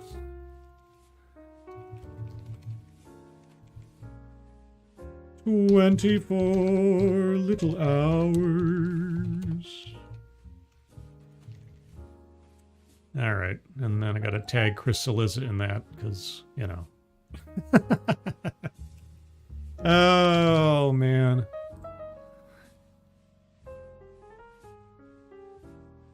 There we go. There we go. That's fun. I can't help but rag on Chris Saliza. Mr. Objectivity, Mr. Reporters Don't Take a Side, on and on and on. Just, I love it. I love it. Stig Helmer, has the 3 a.m. mail-in votes been counted? No surprises to be expected. It would be a steep incline at this point to try to stuff the ballot box. Nobody Huno, what's up? Well, me at this hour, going on nearly 8 hours on a stream, which is unprecedented for me. I have had some help along the way from Satsu 2 Cents and Tom Connors, but the large bulk of this has been me all by myself.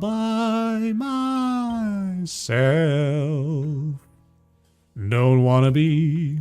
Yeah, if Trump comes out to start making a speech or something, I'll carry that here as well. I'm just muting the commentary by the speakers at the news site there because it's all been. It's starting to be laid on a bit too thick and a little bit too sycophantic for my liking. It's like, yeah, okay, yep, we know what the news is. You can report everything, but yeah. Anyway, let's see.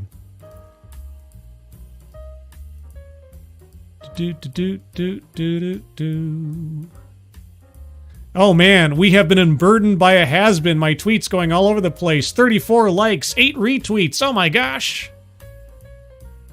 Let's see if it picks up some more. I thought that was pretty clever.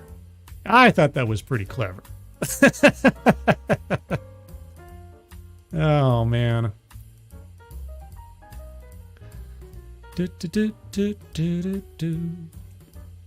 Yeah, I gotta say I'm decidedly more upbeat now than I was when I started the stream, because I was like, oh man, it could go sideways.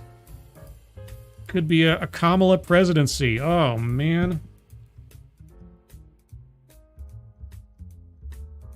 Well, I'm sure it's already happened, but I'm waiting for the America's just too sexist to allow for a female president yet.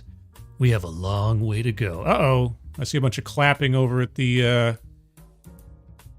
Is Trump making his way, or is it just people just cheering for the sake of cheering? Let's go listen in for a second. It's electric here. Everyone in this room, they're hugging.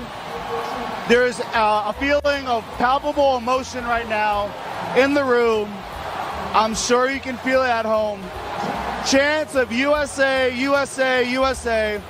Donald J. Trump has been reelected President of the United States of America as the 47th president, the only president since Grover Cleveland to win 2 non-consecutive terms.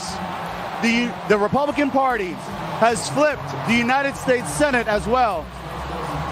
We are looking at a landslide election in the United States of America, the likes of which no pundit, no media organization would have ever believed, would have never admitted to the possibility. And here, Donald Trump has won. It is 1:48 in the morning in West Palm Beach, Florida.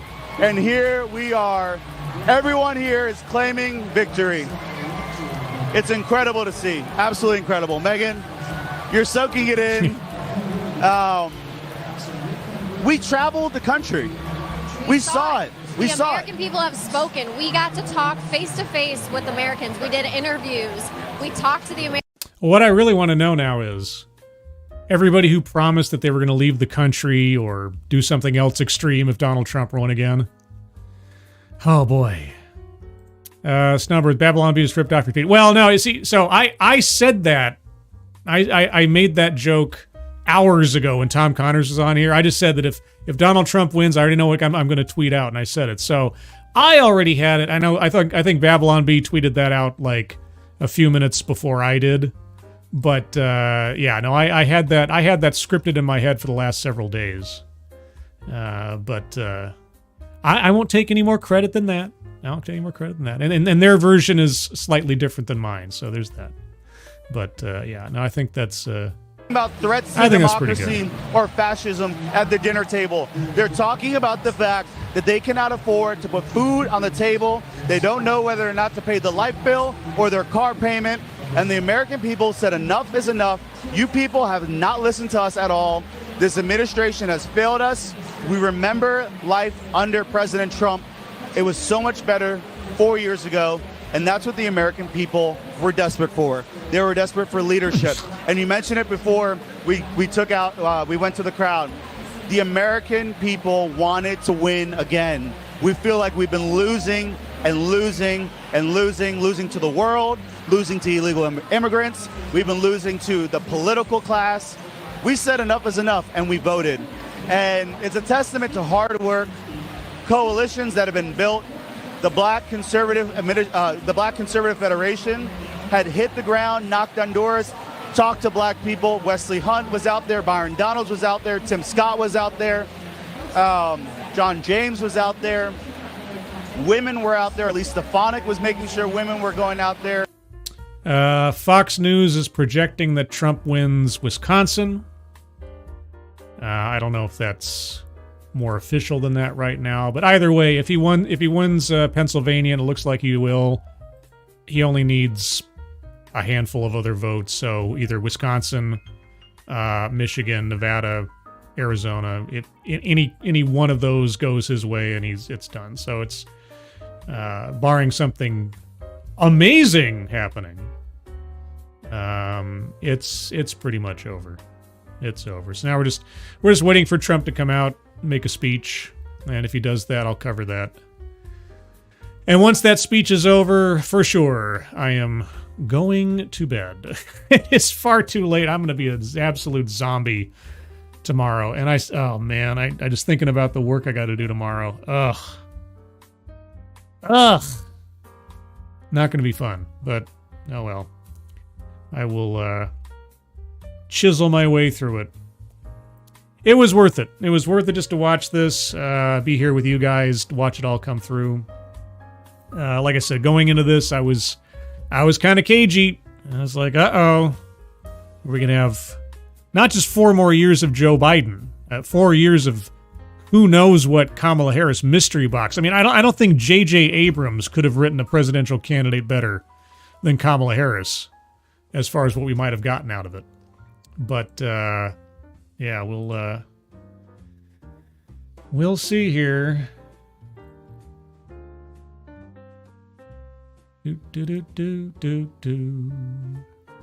What is this? Scribe'S. Buffalo grease flavored chuck yogurt is on about, but Twump says mean things. Yeah, he did things for people, but says mean things. Yeah, mean tweets. Remember, mean tweets were everything that was bad. Stig Helmer, do you think Biden will cause a mess before leaving, like giving Ukraine a trillion?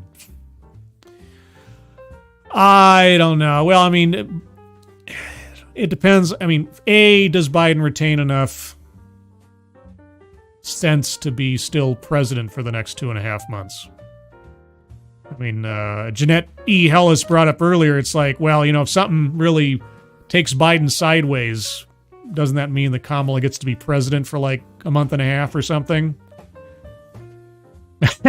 That would be funny if Kamala Harris becomes president for like a month because Joe Biden it gets sick, and then Tim Walz has to be the one to officiate the presidency of Donald Trump. I'd rather Kamala be there to be the one to have to officiate Donald Trump's presidency next January. Oh, that would be funny. That'd be funny. Especially if there's a whole bunch of like Democrats and Democratic supporters that are like, Kamala, you can overturn it. Kamala, you have the power. You don't have to let it happen, Kamala. Oh, man. Abe, appreciate the stream. Well, I appreciate you hanging out. I appreciate you hanging out with me. I know it's been a long haul. I know I'm probably not all that entertaining in spots. Tried to keep it going. Yeah, and if you haven't already, be sure to do the rounds with Ranting Monkey and Sinatra Says with the AAA stream and Price of Reason live streams. Go say hi to Price of Reason live on YouTube. Say Scribe sent you. Let's see. Yeah, I'm kind of in a little bit of a sleep-deprived mind space right now. I'm now like 3 some odd hours past my bedtime. Sin is spying on my stream. What? Well, Sinatra Says, if that is your name. Nice to know you're lurking on me, I guess. That didn't come out right. Or maybe it came out exactly right. I don't know. Oh, man. Come on, Trump. Get out, make the speech so I can go to bed. Although, Donald Trump is not going to make a short speech. I just realized he's going to be up there for like an hour and a half just going on and on. And yeah, he'll have earned it. But man, he's going to do the weave. He's going to do the weave for about 90 minutes or more. You know it. Oh, boy. Yeah, I might have to call. Yeah, I'll wait until he gets up there and gives a bit of a speech, but I might have to call it after that because I don't know how much longer I can stay awake. Oh boy.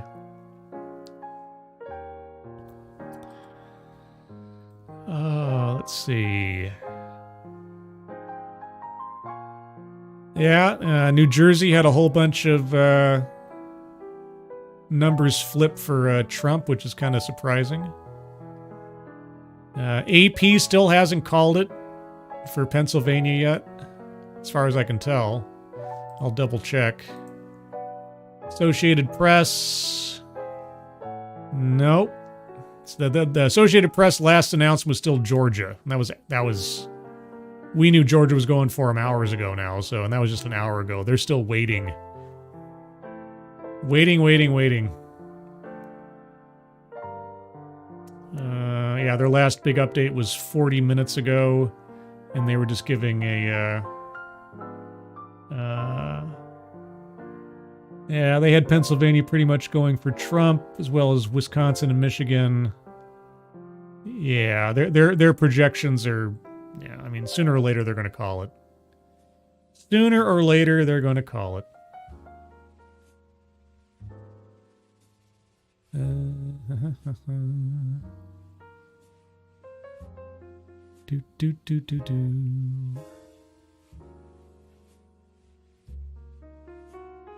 Oh man, is that a still frame of? Okay, I can't help but have to showcase this. I really hope this is a screen grab from current events, let's say, and not something from the past. Let me pull this up here. We have another event. Now, I cannot confirm this, but this may indeed be the face of failure from Cenk Uygur.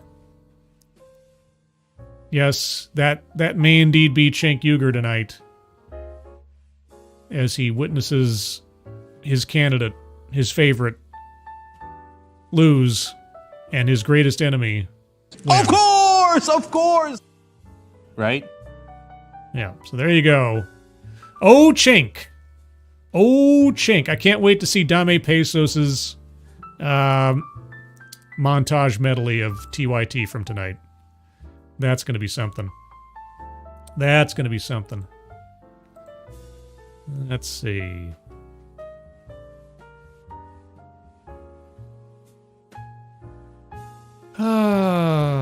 Just waiting for something more official or waiting for Trump to come out on the stage. One of the two. One of the two. Do. La da da dee da da do. La da dee. La da do. La da da da da da da da dee. Oh, Stretchy. Oh, I am Stretchy. Yeah,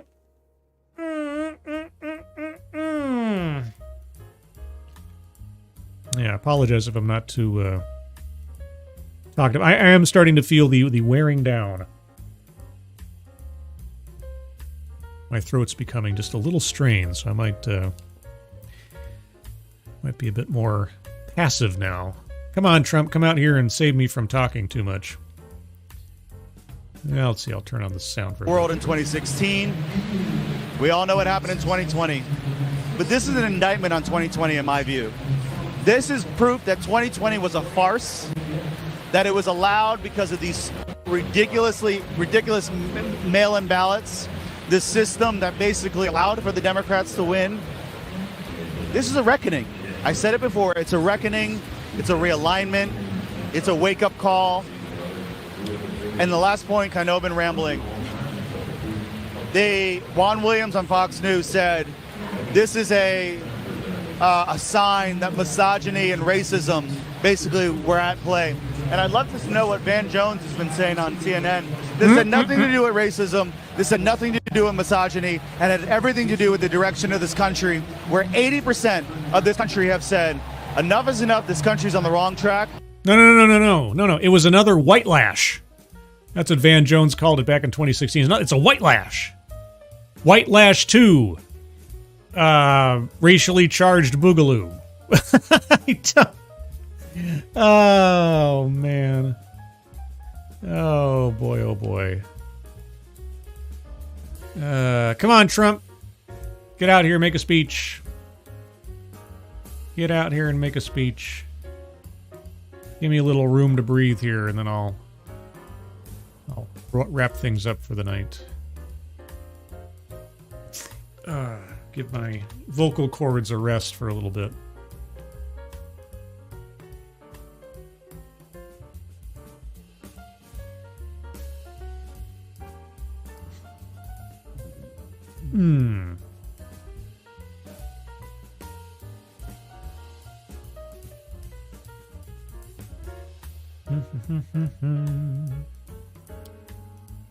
Come on, AP, call it. Just call Pennsylvania. That's all we need. Just get it over with. Get it over with. It's ridiculous. Ridiculous. Do do do do do do do do do do do do do. Okay, well, 270 to win, as officially called it. At least, at the very least, for whatever that's worth. Let me pull that up real quick here. Hopefully, Trump's not going to come out in the next 2 seconds or something. But let's yeah.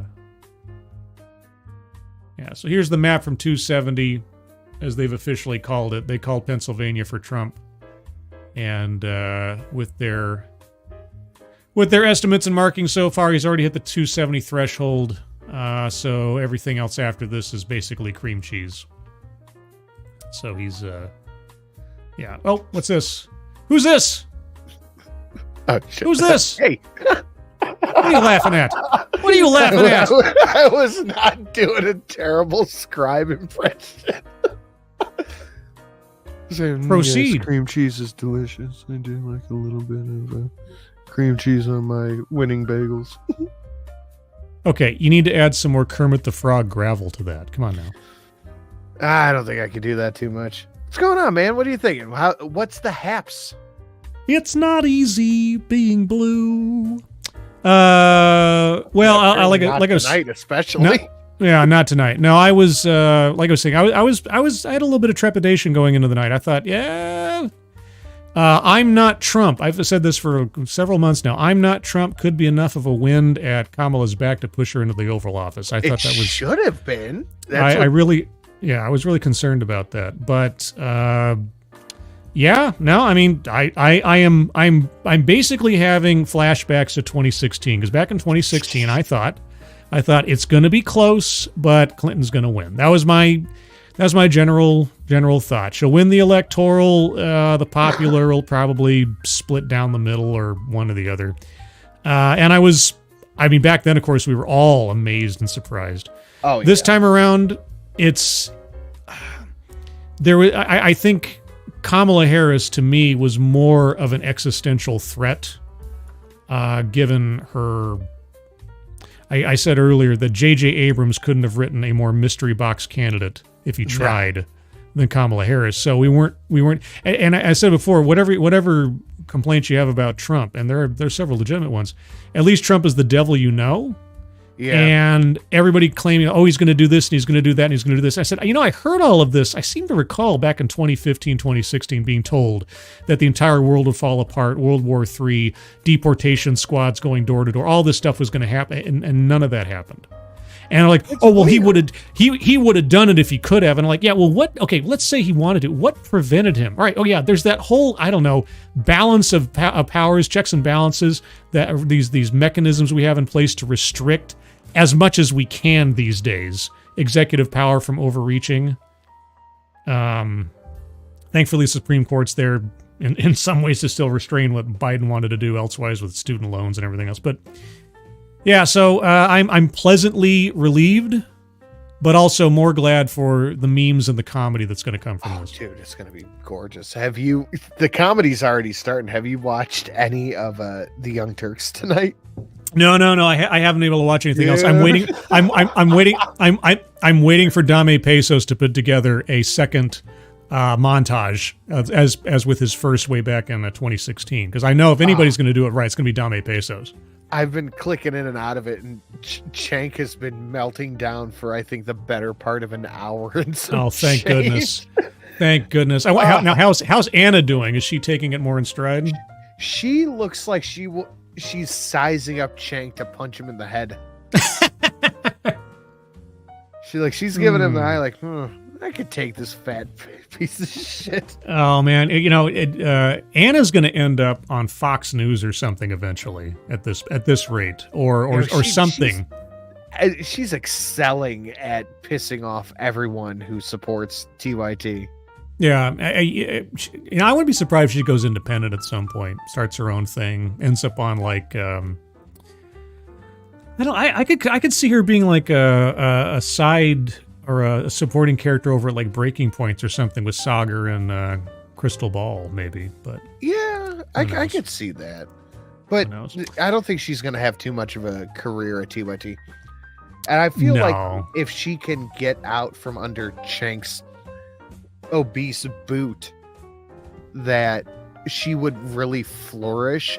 And like she's shown the opinions and stuff that she has had change over the past, but I wonder how much of that she's like keeping tucked away and doesn't talk about. Yeah, I figure at one point either they're going to part over creative differences. I don't think Chink can fire her outright or anything. I assume that she's under some kind of contract. When it comes up, they'll renegotiate, or she'll go the way of Dave Rubin and start her own thing, or who knows, something like that. But that wouldn't be too bad. Yeah. So how did your stream go? What's the haps over there? What's going on?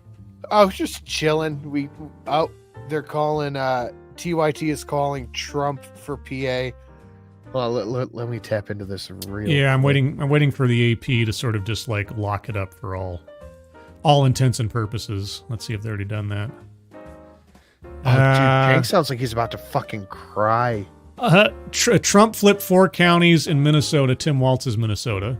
Let's see. NBC News projecting Pennsylvania the winner for Donald Trump. Okay, besides the AP doing it, you can't get much better than that. So yeah, there you go. Even NBC. Yep. And with Alaska certainly getting in there, and probably Nevada and Arizona, yeah, it's done. He doesn't even need Wisconsin and Michigan at this point. No, he could lose both of them. Yep. Yeah. Because that was the only way Harris had, is if she took Michigan, Minnesota, Nevada. That's the only thing she had. Yeah. So yeah, it's done. Trump is at 280. Yeah. 270 to win has always been like my solid base point. Oh yeah.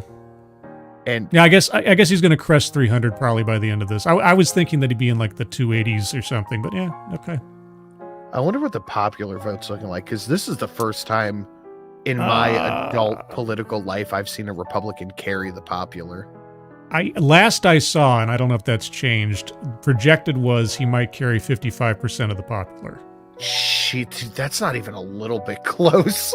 Yeah, that's just an estimate I saw from, I don't know, maybe an hour ago or something, and I don't know how much that is, but right now they've got him at Google has him at 67.6 million and Harris at 62.6.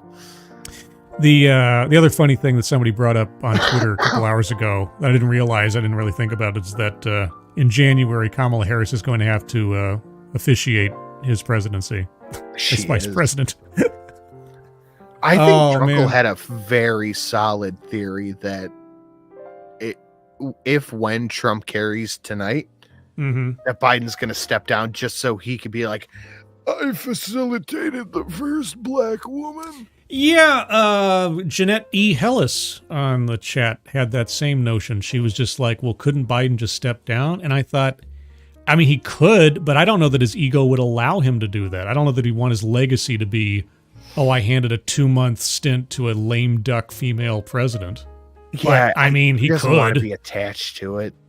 Yeah, and especially since she's affected. I mean, why would he want to sully the tail end of his single presidency by putting on a twice presidential loser as the capstone to his administration? I forgot he was still president. Part of me really wants to think that Trump is working with Biden in the back, because he put on the MAGA hat and he came out and said, "Yeah, you're all garbage supporters," and Trump's like, "Hey, I got a garbage truck." Oh God.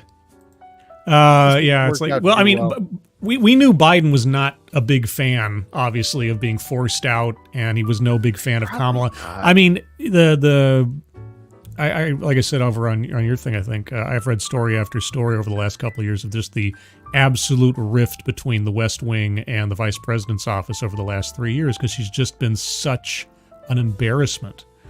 And Can I share keeping my her screen to you? I believe you can. And thank you, Dead Man, so much. And it's gone.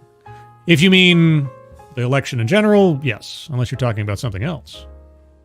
But yeah, you can just share your screen, and I can stop sharing the. I don't want. Oh no, I don't want Chrome tab. Should find the entire screen. Window, yeah, this. Okay. Chank's losing his mind. People are saying. All right, just make sure I'm not rebroadcasting something copywritten or anything. It's just TYT. Oh, is it not sharing? Maybe it's because I have some. Hold on, let me stop this screen real quick. Okay, so see what happens now when you try it. I'll keep an eye in case if Trump walks out on the stage in a second or something. I'll bring it back. Okay. Oh, there's no sound. What? Yeah. They're blaming. He's blaming young black men right now. All right. Yeah, I can't even get any sound out of it for some reason. Oh shit. Yeah, Cenk is losing his mind over Trump right now. Okay. Yeah. Now the oops. Oh no, that was the election map. Yeah. Now the next 72 hours is going to be filled with just me watching clips of montages of MSNBC, CNN breaking down and losing their minds. And is that him talking, or is it? No, that's somebody else. Sorry.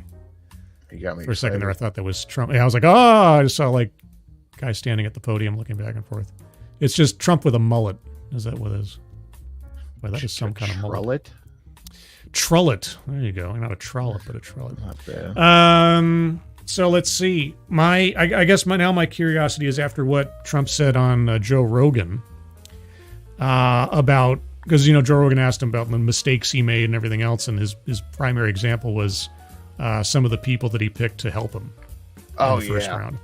And he made a good case, though. He's like, the problem is that I can't just go and pick up some guy I know from Business World or something else, because you have to have these guys vetted, and most of the people that have been vetted to the dirt are the ones that have been there. And because that was one of my major sort of like, even though I didn't vote for him the first time, my major complaint about Trump at the beginning was, well, you said you were going to drain the swamp, and yet everybody surrounding you are just the entire old guard of the Republican Party for the last 30 years anyway. So what do you mean drain the swamp? And then it wasn't until his Rogan speech where I kind of understood, like, well, yeah, he's got a point, I guess.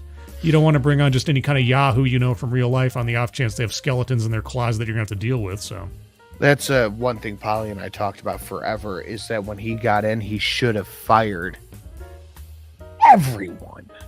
Yeah. Every single person who was an Obama holdover, just like, you're fucking out of here.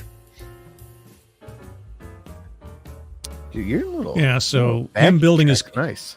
Yeah, him building his cabinet tonight. Oh, yeah, my piano. Oh, yeah, Tom Connors, my friend at Midnight's Edge, he created on the fly as he was on here visiting 2 AI soundtracks for me. Whoa. Yeah, so here's the we're looking for something that sounded like super serious news election night kind of thing. Here's this. Okay, yeah. Let me turn it up just a smidge.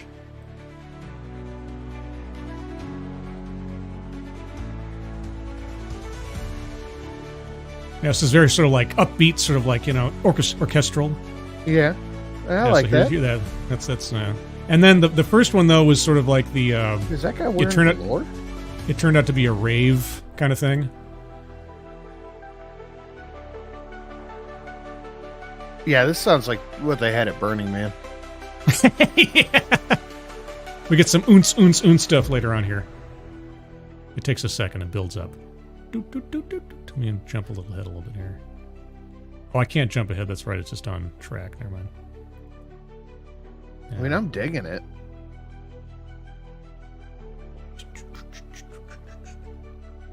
Is that seriously? Is that guy wearing velour or like suede? Which guy? I think this is the Fox News stream. Yeah, it looks like suede. Oh, I can't see that. Yeah, no, I can only see the one I got. It's possible. Fox News is fancy. Oh yeah, okay, I hear it speeding up.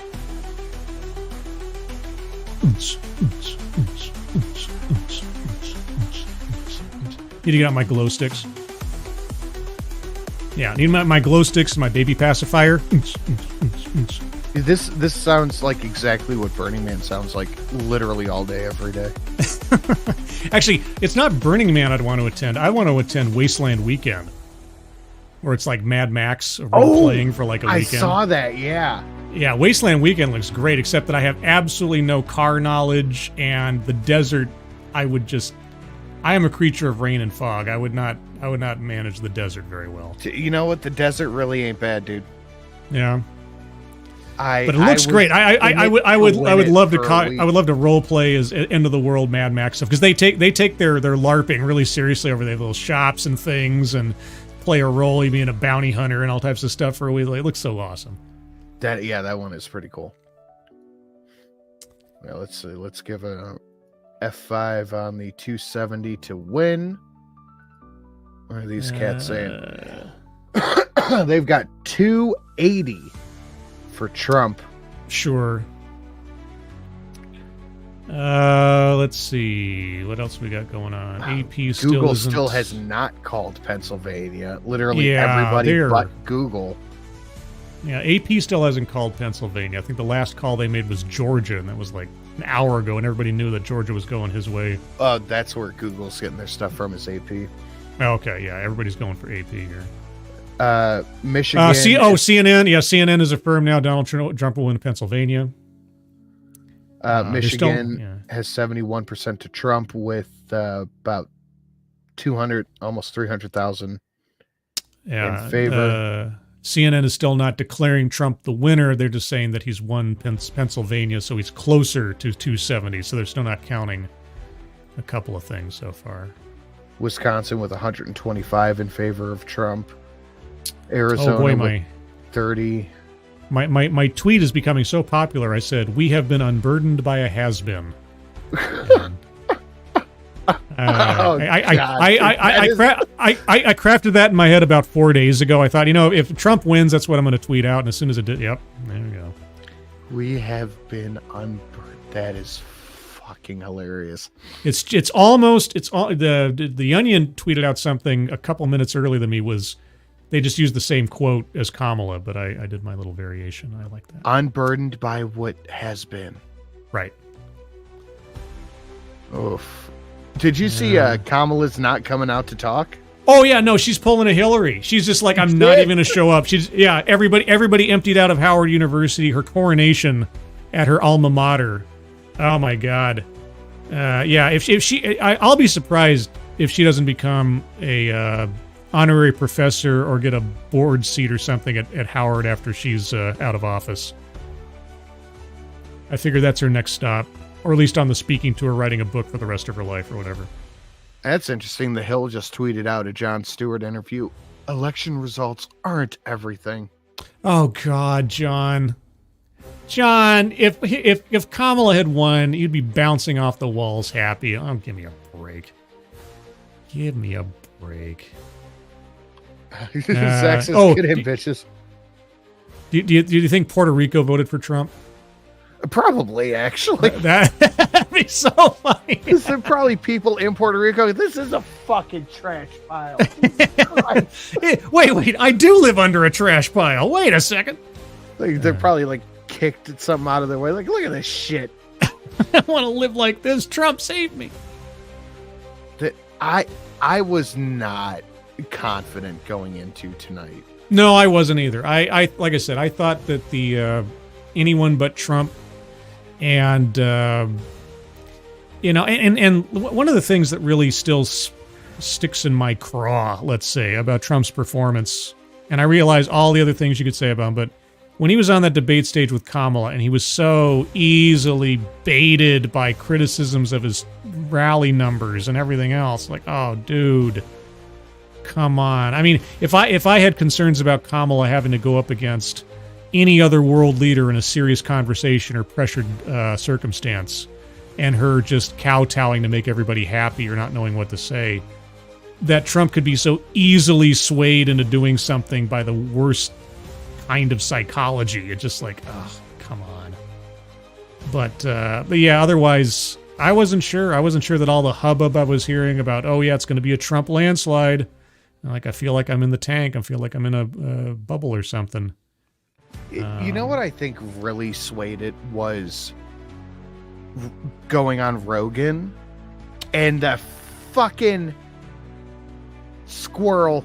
The fucking squirrel. Yeah, the squirrel thing definitely got people worked up. But yeah, the Rogan thing definitely showed that he was willing to have just a casual, extemporaneous conversation with somebody without any bars or yeah, you might even say, yes, indeed it's not. You might even say substantive.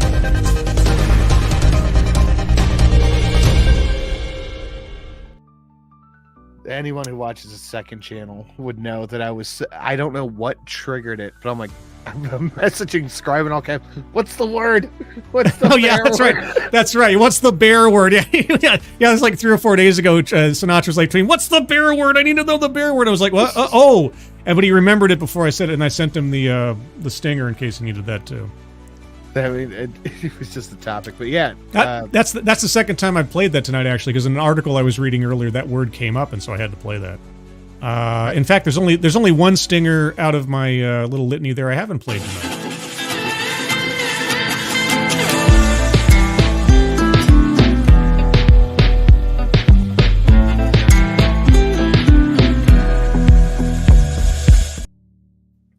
Fantastic.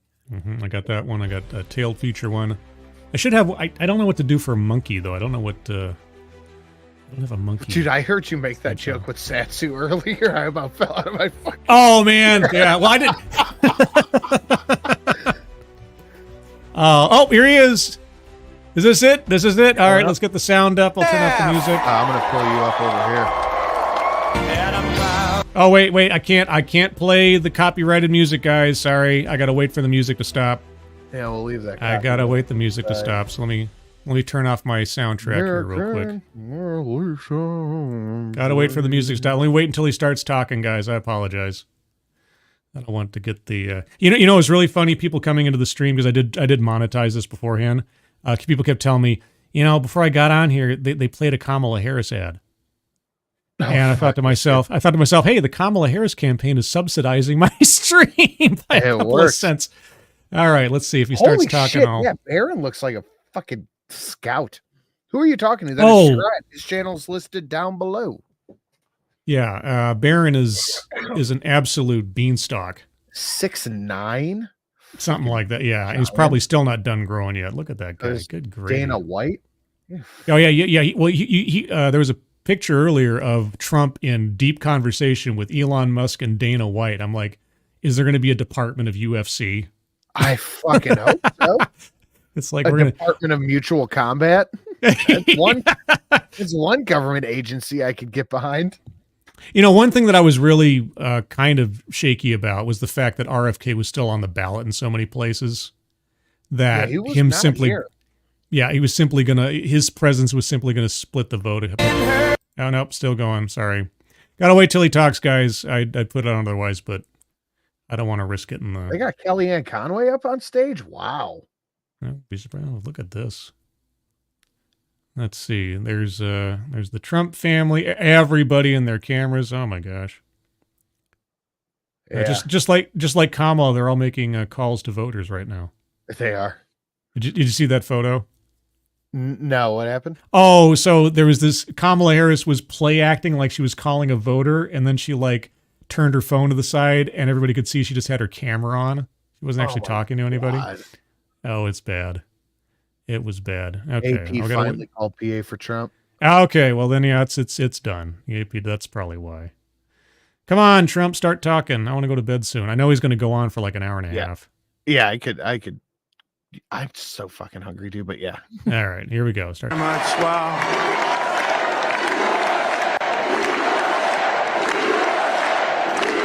I haven't called the last thing after Well, I want to thank you all very much. This is great. These are our friends. We have thousands of friends in this incredible movement. This was a movement like nobody's ever seen before. And frankly, this was, I believe, the greatest political movement of all time. There's never been anything like this in this country. Huge. It's huge.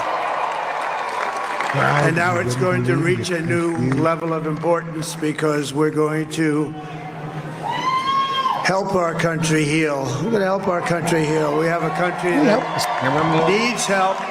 Sorry, what? And it needs help very bad. Help the fucking cameraman. He's having a hard time. Yeah, he's trying to figure out who to focus on. Our country, and we made history for a reason tonight, and the reason is going to be just that. We overcame obstacles that nobody thought possible, and it is now clear that we've achieved the most incredible political thing. Look what happened. Is this crazy? Where's Melania? But it's a political victory that our country has never seen before, nothing like this. I want to thank the American people for the extraordinary honor of being elected your 47th president and your 45th president. Jesus. Oh, man. And every citizen, I will fight for you, for your family, and your future. Every single day, I will be fighting for you, and with every breath in my body, I will not rest until we have delivered the strong, safe, and prosperous America that our children deserve and that you deserve. This will truly be the golden age of America. That's what we have to have. Still a salesman. Yeah. This is a magnificent victory for the American people that will allow us to make America great again. And in addition to having won the battleground states of North Carolina, I love these places. Georgia, Pennsylvania, and Wisconsin. We are now winning in Michigan, Arizona, Nevada, and Alaska, which would result in us carrying at least 315 electoral votes, but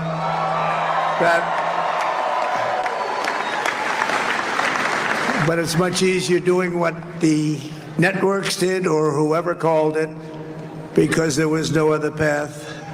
There was no other path to victory. We also have won the popular vote. That was great. Very proud of that.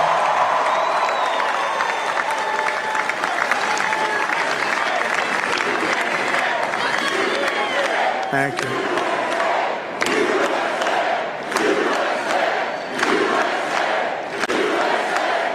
Thank you very much. Thank you. Now, winning the popular vote was very nice, I will tell you. It's a great feeling of love. We have a great feeling of love in this very large room. He's what? He's over 5 million ahead in the popular vote. Oh, geez. Well, I mean, that'll help tramp down any accusations of a unfair deal. Very proud of your vote. I hope that you're going to be looking back someday and say that was one of the truly important moments of my life when I voted for this group of people beyond the president, this group of great people. America has given us an unprecedented and powerful mandate. We have taken back control of the Senate. Wow, that's good.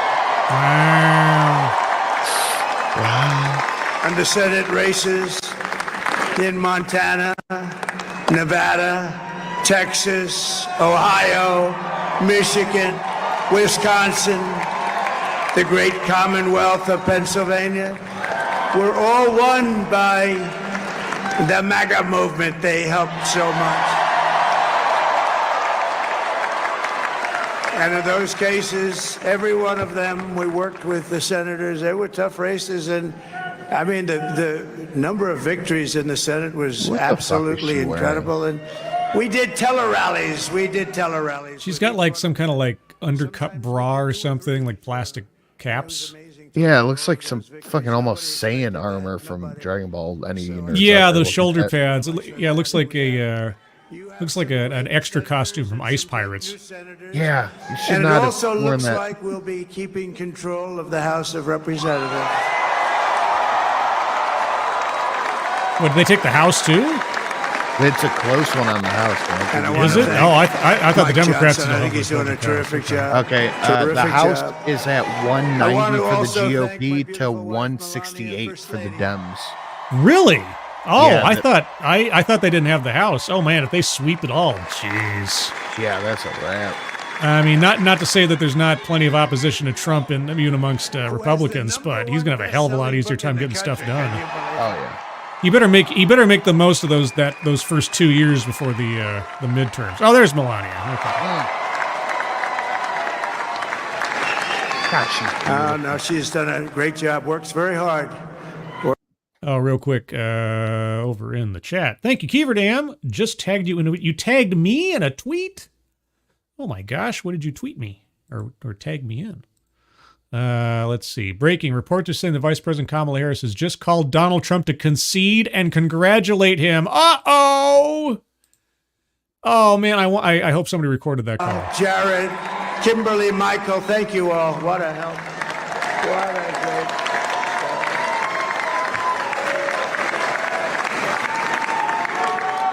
My father-in-law, Victor, is tremendous, and we miss very much Melania's mother, Amalia. We miss Amalia, don't we? Huh? She would be very happy right now, standing on this stage. She'd be so proud. She was a great woman. Do you think Joe Biden's awake right now? Inside and out. I think Joe Biden has shuffled off to sleep as a grumpy old man. Probably. But also maybe a little bit vindicated in a way, because I don't think he wanted Kamala to best him. No. Because now at least Biden can say, I'm still the only Democrat that beat Trump. Yeah. Yeah. He still gets to hold on to that brass ring because Hillary couldn't do it, Kamala couldn't do it, but I, Joe Biden, I beat Trump. Scribe'S. And he is a feisty guy, isn't he? You know, I've said, go into the enemy camp, and you know the enemy camp is certain networks, and a lot of people don't like to, sir, do I have to do that? He just goes, okay. Which one? CNN, MSDNC? He'll say, MSDNC. "Oh, thank you very much." I thought he just fucked up saying. I know, I did too. No. And then he just goes and absolutely obliterates them. Say a couple of words.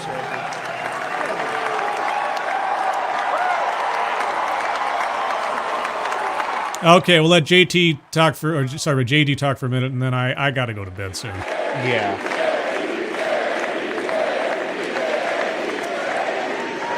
Well, Mr. President, I appreciate you allowing me to join you on this incredible journey. I thank you for the trust that you placed in me.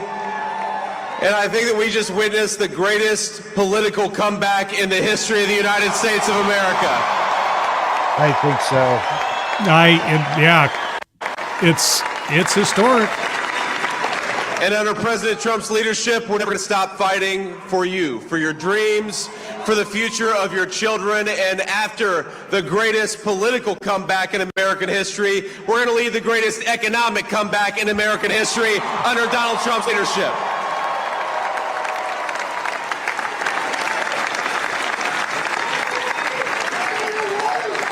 Thank you very much. He's turned out to be a good choice. Jesus. I took a little heat at the beginning, but he was, I knew the brain was a good one, about as good as it gets. And we love the family, and we're going to have a great 4 years, and we're going to turn our country around, make it something very special. Okay, guys, I really need, I got work in the morning. I'll be up again in like 4 hours to get back to work. So I'm going to call it here. Think the total is going to be if you had to guess on the electoral? Well, let's see. Let me be more accurate than I could otherwise. So we know we took Pennsylvania and North Carolina and Georgia, assuming he's going to take Nevada. I'm going to still probably give Michigan to Kamala, Wisconsin. So are you playing with 270 as well? I'm thinking, let's see. No, that one's going to go to Kamala. I say 296 to 242. Okay, sorry, Nebraska. Nebraska is all red. Sorry, take that back. 297. I'm being optimistic. I'm going to call it 312. I'm giving Michigan to Trump because it's not even remotely close. Oh, okay. I thought Michigan was leaning Kamala. No, Michigan is 74% with Trump ahead by like 300,000 votes. Oh, okay. Well, then all right. Yeah, then I'm with you. 312. 312. All right, Scribe's calling it. I'm going to call it too. I need some food. I've been here for 7 hours. He's been here for like 8 and change. Yeah, 8:36. So everybody who joined me for the bulk of this or all of it, I don't know who stayed with me the entire time, but thank you guys so much for your resilience and your stamina. I'm going to mute you had StreamYard and I'll be back with you in 1 second. Okay. But yeah, everybody, thank you so much for joining me for this. And I hope you had an opportunity, because I know this wasn't exactly a hopping, entertaining stream the entire time. I hope you have the opportunity to go check out Ranting Monkey stream, Sinatra stream, Price of Reason stream, and had some fun tonight. Yeah, it was eventful. It was a lot different than I thought it might be. Entertaining in a way, and I'm looking forward to seeing all of the memes, all of the meltdown montages, and everything else that's going to come out over the next couple of days. I want to thank Tom Connors for popping in earlier, and especially for providing me with 2 new soundtracks for my streams. Also want to thank Satsu 2 Cents for popping in and saying hello and hanging out with me for a bit and being my co-pilot, as he often is. Also want to say thank you to Squishy for taking care of Satsu, and of course my niece Aaliyah, whose little soundbite I'll be working to work into one of my intro videos here pretty quick. Also to Sinatra for letting me on his show to talk for a bit, and also for popping on and hanging out for a little bit. Outside of that, yeah, so Thursday at the usual time, 6 p.m. Pacific, 9 p.m. Eastern, I'll be doing another TED Excellence. I already have one lined up if I don't have anything else popping up. And Sunday stream per usual, 8 a.m. Pacific, 11 a.m. Eastern. I think I should be on Midnight's Edge in the morning tomorrow. It all depends on work stuff. So if you guys want to hang out and talk about movies and stuff, and probably talk about the fallout from the election and any reactions that there are from Hollywood and elsewise, it'll probably be really fun to see. And yeah, Sinatra, you with me, Big Gun? I am. All right. Anything you'd like to plug, Sinatra, before bedtime? I'll be doing a Sunday stream at 3 o'clock Eastern on the Sin and Sash channel, then AAA on Polydub's channel at 5:30. Well, technically tonight it's fucking 3 a.m. I know. But I'll be over there doing things, and check out my Twitter for all that stuffs with the things and the over there's. Good stuff. Everybody, thank you so much for joining me. Moderators, thank you for keeping an eye on things, even though everyone here, despite the divisiveness of this campaign and everything else, everybody here has been so well behaved. You have very, very little to do. Everybody who donated either to myself or to the GoFundMes and fundraisers at the top of the chat box, thank you guys so much for your generosity. I really do appreciate it. I'd like to thank the Kamala Harris campaign for sidewise funding this stream with their advertising. Every little penny helps. And everyone, otherwise, I hope you all have a good rest of your, well, I guess now Wednesday, as it is almost for most people. The rest of the week ahead of you. I hope you're all safe and well. If you're not well, please get well soon. And we'll see you on the next one. Take care. Bye-bye. Say bye, Sinatra. No. Fine.